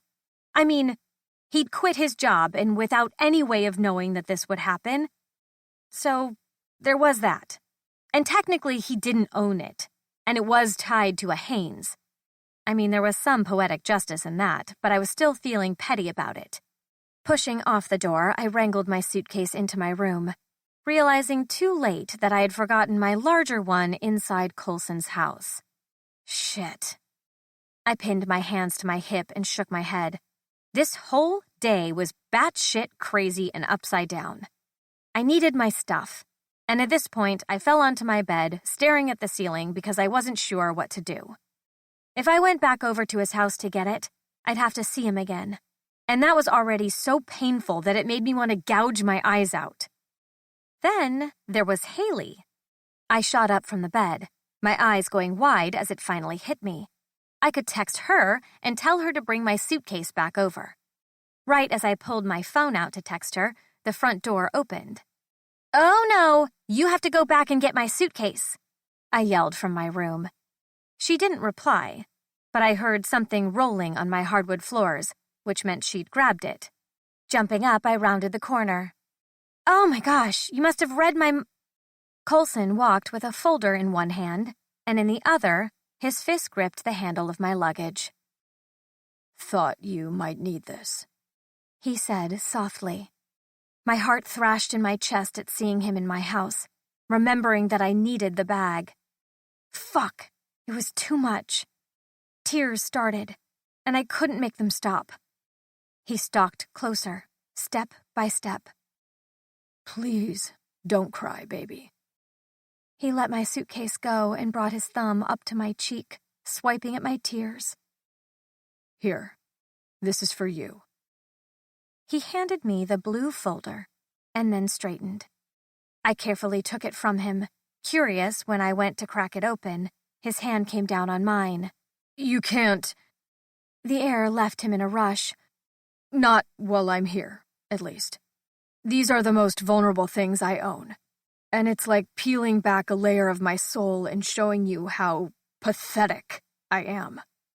I don't want you to read these, but I feel like you need to." I quirked a brow. "Your letter?" He gestured to the folder. "Everything I could ever say is in there. If you still need space after you read them, I'll understand. You can have as much time as you need. I'll wait. But I need you to know, Nora, that you acted like you weren't sure who you were in your letter, or that you've recently discovered yourself. And that's not at all how I saw you. You remind me of spring. You thrive in all the right conditions, baby, even spring. In all the ways it thrives and brings life, stays buried during winter. Struggling during a harsh season isn't in any way a reflection of who you are as a person. I love you, Nora. You're exactly who you should be." He pressed a kiss to my nose, and then my lips, and turned to leave. I stood there watching, frozen in place, with tears trailing down my face. My bedside lamp cast a glow in my bedroom as I curled up under my blankets and pored through the folder. The first page I pulled free was crumpled and dated over a year ago. When I glanced at who the letter had been addressed to, my heart nearly seized. "Dear Mom." Oh my God. Carefully and slowly lifting them from the folder and flipping through each one, I saw that these were letters he'd written to her. About me. I flipped to another one. "Dear Mom." And another. "Dear Mom." And each and every one was about his growing crush on me. By the third letter, it didn't seem like a crush, but something more. "Dear Mom, tonight, I crashed a dinner party at Nora's house. I wasn't even invited. How pathetic is that? My friend Davis had to invite me because he saw me in the backyard watching while I sipped a beer. I was wallowing in self-pity because, earlier that week, Nora had made a comment about having a boyfriend. We went back and forth plenty about that stuff, but she had no way of knowing how deep it hurt when she threw her barbs out, or how badly I wanted inside her world. She gardens, Mom. Did I tell you that? I feel like I did, but every time I see her out there, catering to that little patch of dirt, I fall a little bit more in love, because I feel like she was made for me, Like you helped pick her just for me, knowing I needed someone in my life who knew how to harness the sun and produce life, just like you always did. I ended up making Nora mad at this dinner party. I kind of hate myself right now because no matter what I do, it seems I'm always messing up. One of these days, I'm just going to blurt out that I love her and have no idea what she's going to do. Send a prayer for me, Mom. I could use it. Love, Cole. Tears clouded my eyes as I continued to read about the times he'd seen me but was too stubborn to be nice, and how that had become our normal way of communicating. The more I seemed to hate him, the angrier he became, like a vicious cycle he couldn't break. Then there were letters closer to the end of the pile that made my breath hitch. Dear Mom, my boss offered to consider my bid for the company over the other offers, but he wanted to know if he could count on me to help with Nora. Mom, I'm so confused. How do I go about this? Because Peter knows that I've been in love with Nora since I started working for him, yet he's asking if I can help without being tempted by her. I'm going to fail this test, Mom. I know I am. But I'm worried about the fallout. What if she likes me back? What if she wants me the way I want her? I don't know what to do, but I know that I won't be able to resist her. Send a prayer up for me. I'm still and always will be dreaming about tomorrow. Love, Cole. The last one robbed me of breath, and I knew I wouldn't be able to keep this stubborn facade up with him. Dear Mom, I messed it up. Nora's gone. I don't know for how long, but all the cards were on the table and she flipped the table over. She wants nothing to do with me.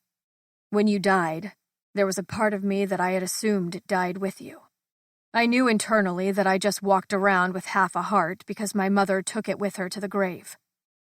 But with Nora, for the first time ever, I felt like maybe that empty half could grow back, like I could be whole again.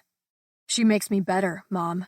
She also makes me feel like I can hurt and grieve, but with her there, it won't consume me, not like it used to. She was my tether, and while I know it's my fault and all of this is my fault, I'm still selfish enough to want her. I need her, Mom. I want her future. I want to see her walking down the aisle toward me. I want to see her pregnant with our kid. I want her in my house, decorating for Christmas. I want her creating gardens wherever we live. I want her breathing life into every dead place I've been existing in. I don't know how to get her back, Mom, other than just staying and waiting. I love her. So send a prayer up for me, Mom. Help me get her back. That's my dream for tomorrow. Love, Cole. I tossed the blankets off, feeling my heart break and mend all at once. There was no chance of me sleeping after that. I had to see him. Glancing at my phone, I realized it was after midnight. I had showered, unpacked, caught up with Haley, and basically done everything in my power to hold off reading these letters, and now I was paying for it. I thought I'd want to sleep on it, whatever it was I would read, assuming it was his attempt at apologizing or justifying what he did. But this... I couldn't. I grabbed my coat and phone, then tiptoed through the house, grabbing my boots. Once I was bundled up, I exited through the back door. The sky was violet with white stars smearing the inky expanse. The snow had frozen over after nearly melting all day, so it crunched loudly as I walked. The buildup near our fence was enough to climb, but once I'd made it to the top, I ended up sliding on my butt the rest of the way down. Coulson's yard was as dark as his house, and I belatedly realized he might lock his doors at night, which was smart, but not so great for me. Still, I had to check. Quietly creeping up the stairs, I pulled on the handle, and, like the first time I had broken in, the door slid open in a silent whoosh as I stepped inside. Securing the door behind me and locking it this time because safety, I stepped out of my boots and took off my coat. The warmth from the house enveloped me, and I immediately felt at ease. Padding down the hallway, I crept into his room, seeing his sleeping form snuggled under the sheet. Stripping out of my clothes, I slowly slid in next to him and closed my eyes. Even if he didn't wake up, this would be enough. My breathing calmed as I relaxed into the pillow and tried to rest.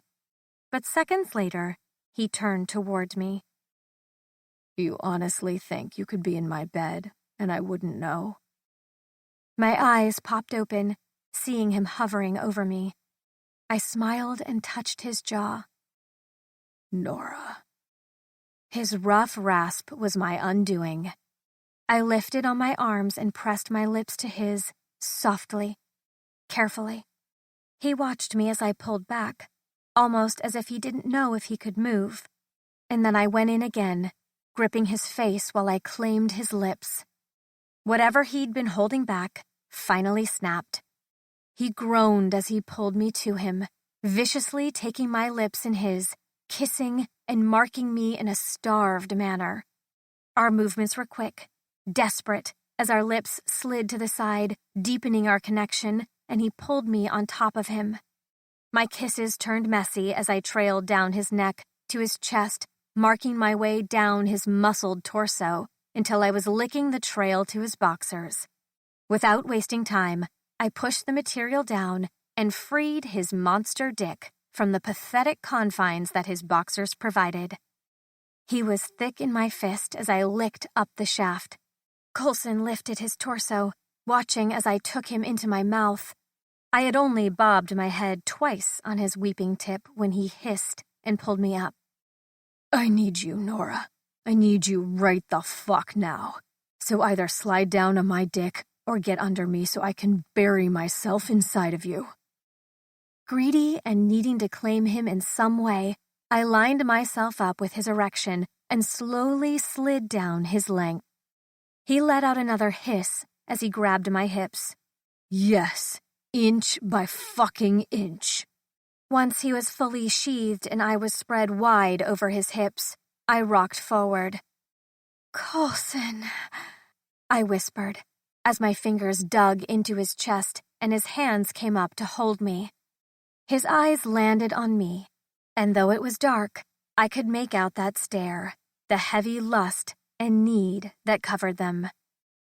Nora. We moved at the same time. He slammed my hips down while thrusting up into me, and I rocked forward, fucking him in slow strokes that with each one drew out my own pleasure with silent gasps and an arching back. I rode him, swiveling my hips in tandem as he thrust and thrust and thrust. Fuck! He groaned, holding me against him while he found his release. Without wasting a single second, he flipped me until I was under him. Then he buried himself in me once more, pinning his forehead to mine as he moved in slow, powerful strides. Nora, tell me you're mine. Tell me this is real. Gasping for air, I tangled my fingers in his hair. "This is real." Kissing my neck, he groaned. And mine. Swear you're mine. He rocked his hips, hitting that spot deep inside me that had me crying out. "I'm yours, and you're mine," I added. "Forever." He froze over me, staring down. It made me marginally nervous the way he watched me as if there was a problem, but his length remained hard and erect inside of me. Then, on a guttural rasp, he said, "Don't tempt me, Nora. If you offer me forever, I'll take it." I stared into his eyes, realizing how badly he needed this. The letters, now etched into my heart and serving as a way to better understand him, had me tracing his eyebrows and down his nose. "I promise you, Cole, you have it. My future, my forever, all of it." His lips landed on mine, starved for as much as he could take. His hips moved once more, and I was soaring, crying out my pleasure and need for him, and he groaned his own. Connecting with him in this way, with him spilling inside of me, now that we'd made these vows, felt so much deeper than any other time we'd ever fucked before. Having him like this was more intense, knowing he was claiming my body, my heart, and soul all at once. It wasn't enough. His lips found my neck as he marked my skin, and I pressed my rear into his growing hardness. His hands cupped the globe of my ass, stroking and massaging until he was thrusting into my core from behind. His previous releases were still inside me, spilling down my legs, but I didn't care. My head went back to his shoulder as his hand came around to my front, holding my stomach. We didn't need words this time, as he pulled out and thrust forward, fucking me senseless. My tits bounced as his frenzied movements shook the bed and left my mouth gaping in shock. He had never fucked me this hard, and when his orgasm finally ripped through him, it was my name that fell from his lips. Catching my breath and feeling him sag against me, I turned and kissed him hard. Then I whispered in his ear, "Again. Fuck me again." We ended up in the shower, his sheets completely destroyed and on the floor after so many rounds we lost count. Our mixed releases were all over the place. I couldn't get enough of him, but out of sheer exhaustion, he pulled me into his arms, like he was worried I'd try to slip away. "You wrote to your mom about me," I whispered into the darkness of the room. His warm breath was soft against my neck. "Yeah." We waited in silence for a few moments until finally I broke. "You loved me. All this time. You loved me." His embrace tightened. "I didn't know it was love, Nora. I just knew I couldn't get enough of you. But I was so worried you didn't feel the same way and that I'd get fired. So I buried it with insults and trying to get under your skin." I laughed, rubbing the hair on his forearm. "You were already under my skin. I made a secret wedding board for us a long time ago. Ray found it a few months ago and ruthlessly teased me about it."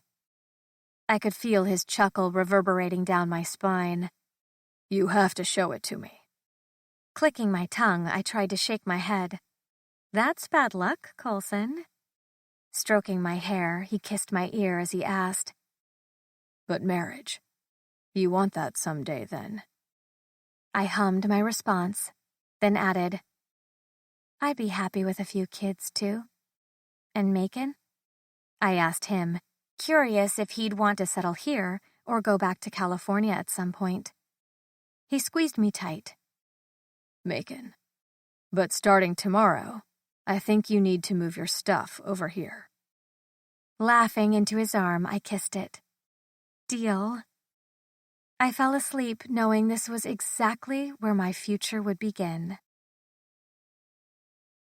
31. Nora. 2 months later. Maddie and Mila were staring at me through dark sunglasses. Serafina had hers pushed up into her dark hair while she devoured her ice cream cone. "Nice shades, ladies," I mused, adjusting my own shades on my face. The sun was warm against our skin as bits and pieces of winter melted away. We all knew this was false spring. Every year around this time we were treated to sunshine, warm weather, and the temptation to take off our winter tires. Newbies always fell for it, but we knew better. "Haley bought us these? Aren't they glamorous?" Maddie asked with a dazzling smile. I raised my eyebrows, feigning shock. "The most glamorous that I've ever seen." "She's from California. She knows these things," Mila said in her cute little 5-year-old way. Haley was off near the cotton candy booth, talking to Jeffrey Akers. Coulson and I hadn't failed to notice how often he hung around her, or how now that Haley rented my house from me, he was over all the time with flowers and coffee. We asked if she liked him, but she'd always shrug as if she didn't know. Coulson disagreed with my other theory, which was fine, but because I was curious and nosy as fuck, my gaze slowly moved to the left of the massive barbecue, which was where Liam stood, And sure enough, his eyes were on Haley and Jeffrey. I counted down in my head. By the time I got to 1, his jaw ticked. Every time, I mused to myself. No one seemed to notice that Liam had a hard time keeping his eyes off his new nanny. And while Coulson brushed it off, saying he was just watching the girls, I specifically watched for the times when she wasn't near them. Like now. Well, what do you girls think of the new community center? I asked, taking in the big celebration around us. Ray had planned all of it, of course. And even with snow on the ground, the people of Macon wouldn't be stopped from gathering and having a great time. Serafina wrinkled her forehead. Isn't it for old people? Ray, who was on the other end of the bench, choked on her coffee. Mila added, Yeah, Daddy said it's for old people. I watched my best friend as she slapped at her chest. I heard there was an entire room dedicated to kids, with painting, floor mats for exercise, and foam pits for playing. The girls perked up. Really? Yes, really. Ray finally recovered enough to add. Her eyes met mine in a panic. Do you think everyone assumes it's a senior citizen home? Of course not. They totally did, but with enough time, they would know all the things it offered. I could tell my friend was already trying to find different ways to market it to the public, so they knew it wasn't just for senior citizens. The building had been completed in record time. With Haley as the new owner and Coulson taking it over as the new boss, it was like everyone blinked and the entire thing was done. They were here 5 days a week.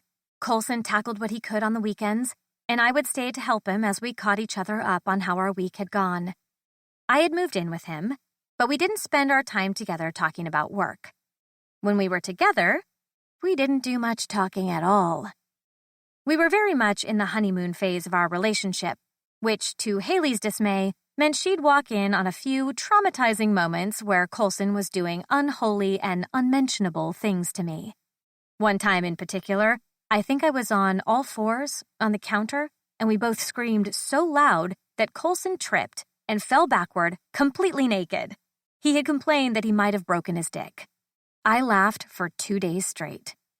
After that, Haley made a big show of knocking and ringing the doorbell 1,000,000 times before entering. She seemed to enjoy nannying, although she seemed completely oblivious that her boss was the hottest man alive, excluding Coulson, of course. Liam was all toned muscle, hard jawline, and dark hair shaved closely on the sides of his head, but left longer on top in that way that made girls go stupid. He honestly could pass for a rock star when he wasn't wearing gym gear. But he was also 12 years older than Haley, so maybe she didn't see him like that. Although Jeffrey Akers wasn't that much younger than Liam, she didn't seem to have any issues accepting his flirtations. You are way too invested in her love life, Ray whispered next to me, pulling my gaze away from Haley and how she patted Jeffrey on the shoulder, then walked away. Poor guy. She's just so clueless, it's cute. You are honestly going to have to reel it in, because if you say anything at all to her, you will ruin it, Ray warned, and I knew she was right. Fine. Turning toward my best friend, I smiled and shoved her shoulder. You ready to get married? Her face took on that same dreamy state that it always did when we talked about her wedding. I can't believe it's a week away. I can't believe you are literally engaged, moving in, and getting married to Davis all in less than 6 months. The heart wants what it wants, she shrugged. Can we be flower girls? Mila asked brazenly. Ray looked at me with a twinkle in her eye. I think that would be fun, and I think you girls might be doing a lot of that here pretty soon. My eyes widened as I shot a look to Coulson. He was laughing at something Davis had said across the yard. Do you know something? I gripped her arm. She pulled it away. Ow! Nora! OMG! Spill. I reached for her again, but she got up and laughed at me. Nope, not now. You need to learn to control yourself. I will tackle you, Raylene Jackson. It's almost Raylene Brenton to you, ma'am. And how soon will it be Nora Haynes? She stopped all of a sudden, and her mouth gaped as she stared at me. Oh my gosh, Nora, your dad is going to lose his shit when he realizes his baby girl will have the last name Haynes. I snorted. She cackled, and soon we were being shushed by two elderly women. Coulson hadn't even proposed yet, but we always made jokes about my impending marriage. My dad had finally received my letter, and when he asked if he could come to Macon to talk, I told him yes. I didn't, however, warn him that my house was now shared with Coulson. That was a fun little perk, and I relished how uncomfortable it made him to sit on Coulson's couch and be offered a drink from Coulson's fridge. And the cherry on top was when Coulson sat close enough to put his hand on my thigh. No, he didn't have a private audience with me. Everything he said in front of Coulson. Down the road, I knew we'd get there, but I was still so hurt over his control, and it was something we had to build up to. My mother wasn't happy and had been staying with her sister for a while until they figured out where this need to control me stemmed from. She had reached out, offering to host both Coulson and I for a weekend at their house in Arizona. We hadn't decided yet what weekend to go, but we both agreed that we would. She had also withdrawn the offer on me taking her house here in Macon. She wanted a place to stay when she came to visit, and was even considering making it her second home so that she was only gone during the winter. You know my dad will likely not even attend when he realizes it. I joked to Ray as we both got up and held our hands out to the girls to follow us. Maddie held her sister's hand as Mila latched on to mine, and Seraph hung on to Ray. Come on, girls. I want to show you the kids' room and how very un-old person-like this place can be, Ray said, heading toward the center. We all fell in line as I glanced behind me, seeing Davis and Coulson track our movements. I smiled at Coulson, feeling my heart warm in my chest, and the way he smiled back and left his conversation to head over made my belly swoop. I didn't know when he wanted to make me his wife, but I wasn't in a hurry. We were exactly where we needed to be, together and surrounded by our friends. Epilogue. Coulson. 4 months later. A rogue ocean breeze shifted the sheer curtains Nora had picked out for this floor. They were my favorite of all the ones she'd picked. Each floor had its own theme, but this one, my mother's favorite spot. She decorated all for me. I told Nora I wanted whatever color she picked to match her eyes. The aqua fabric had the sun bleeding through it, casting a glow over the hardwood.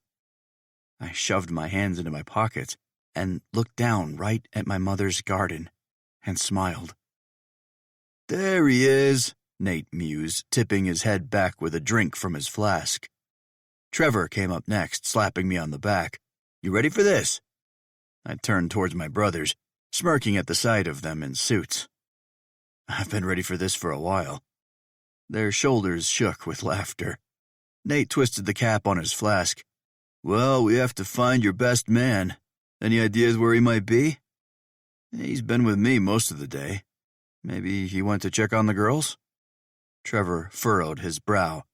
Last I saw, he was talking to Haley. They look like they might be in an argument or something. Fuck. I didn't need to be worried about whether or not my little sister was going to lose her job right now. Liam couldn't keep a nanny or babysitter to save his life. I had no idea why my sister would be any different. Regardless of what Nora seemed to think, Liam and Haley argued too often for her theories to be correct. If I find him with his hands near our baby sister, I will lose my shit. Your wedding or not, I will kill him, Trevor warned, stealing Nate's flask. Nate and I both laughed, shoving his shoulder. Liam is a fucking boxing legend, you idiot, and he'd never cross that line with his nanny. Not to mention, our little sister came here with a date. The sound of music starting up from below made my heart slam into my ribs. It took me back to that first time I had brought Nora here, and how much brokenness I had felt that night. How she saw me through the worst of it. How she gave me a chance to prove to her how much I wanted this. How much I wanted her. I planned on reminding her every single day. "We're going to go find Brock." Trevor slapped my back and the two of them left. I had no idea how much time passed as I stared down at the place where I'd marry Nora. The arch covered the expanse of my mother's garden. The cement that had been poured over it was gone, so now it was tilled fresh soil. Over the top of that soil was a raised platform where I'd stand, along with our bridal party and the pastor. There was green ivy, white gauzy fabric woven through the arch, along with big white flowers. I had no fucking clue what they were called, but I remembered when Ray and Nora talked in great detail at our kitchen table over which ones to order. The designer in Nora had come out in full swing and was showing up in every precise detail. I knew I'd go down first, but a small part of me wanted to just stay here, a few doors down from where I had stayed with Nora that night, a few doors down from where I first confessed to loving her, from the place where I realized that she wouldn't run from how broken I was. Part of me wanted to just have her come up here, marry me in the privacy of this hall in my mother's favorite place. But I wanted to marry her over that soil even more, to flip the middle finger to Sherry and my father. Fuck knows where they ended up. They left as soon as Haley had discovered that the house didn't even belong to him. Apparently, my mother left me the house. It was supposed to go to me on my 25th birthday. My fucking father never said a word. "Coulson, it's time." Liam walked in, straightening his tie. I turned to look at my best friend and realized he was clenching his molars, which made his jaw tick. I gripped his shoulder, distracting him from fixing his tie. "You good?" Liam wouldn't look me in the eye, which made my concern over Haley losing her job rise to the surface. I wanted to ask, but I knew this wasn't the time. Not the day. My friend finally gave me a smile. "I'm good. Just had an issue with the girls, but I'm fine. You ready?" I knew he was bullshitting me. Liam got that look in his eye when he wanted to hit something. I saw it when we sparred in the ring. I'd deal with his bullshit later. Walking past him, I took the stairs one at a time, feeling my pulse race each step of the way. The ocean air was balmy and felt good against the summer sun. It was nearly 6 in the evening, but the heat from the day was still heavy in the air. The breeze ruffled the white, gauzy material woven in between the ivy and flowers. I stared at the backs of the guests' heads, who were seated in rows of white fold-out chairs set up along the grass. The preacher was already on the raised platform waiting. My guys followed me as I stepped up and got into place. There, off to the side, were 2 people holding a violin and a cello, their strings moving in a beautiful rhythmic melody. My breathing was a mess of panic and excitement as I listened to the crescendo rise, and I realized this was happening. It was real. It made me think back to when I had asked Nora to marry me a few months ago. We had moved the fence line between our properties so that her original garden could be expanded on my side.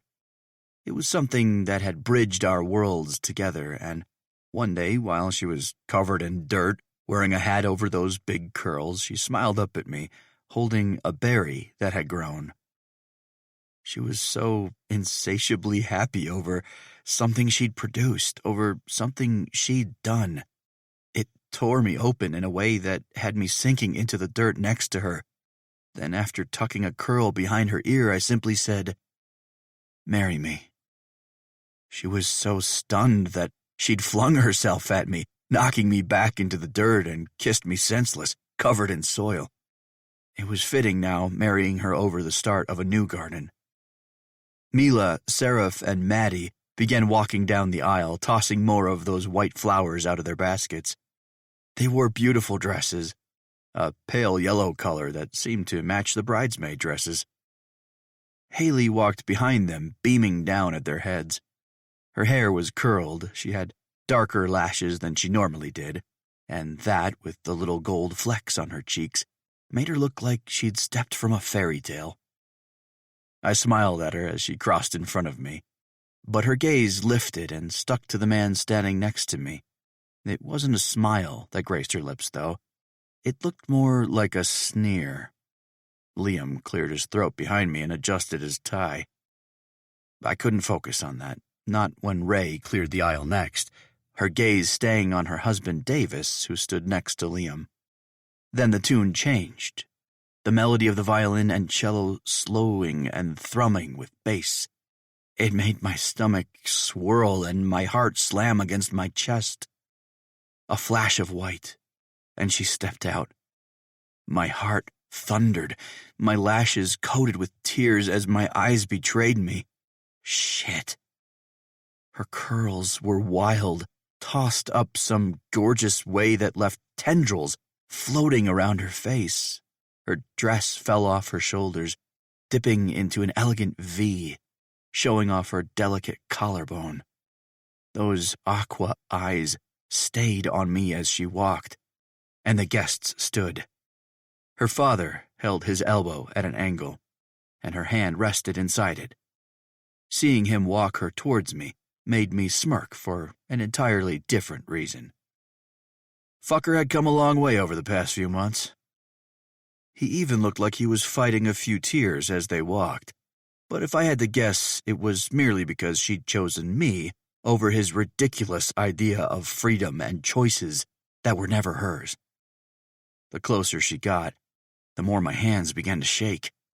She slung a wide smile my way, with that same purple color staining her lips that I loved so much.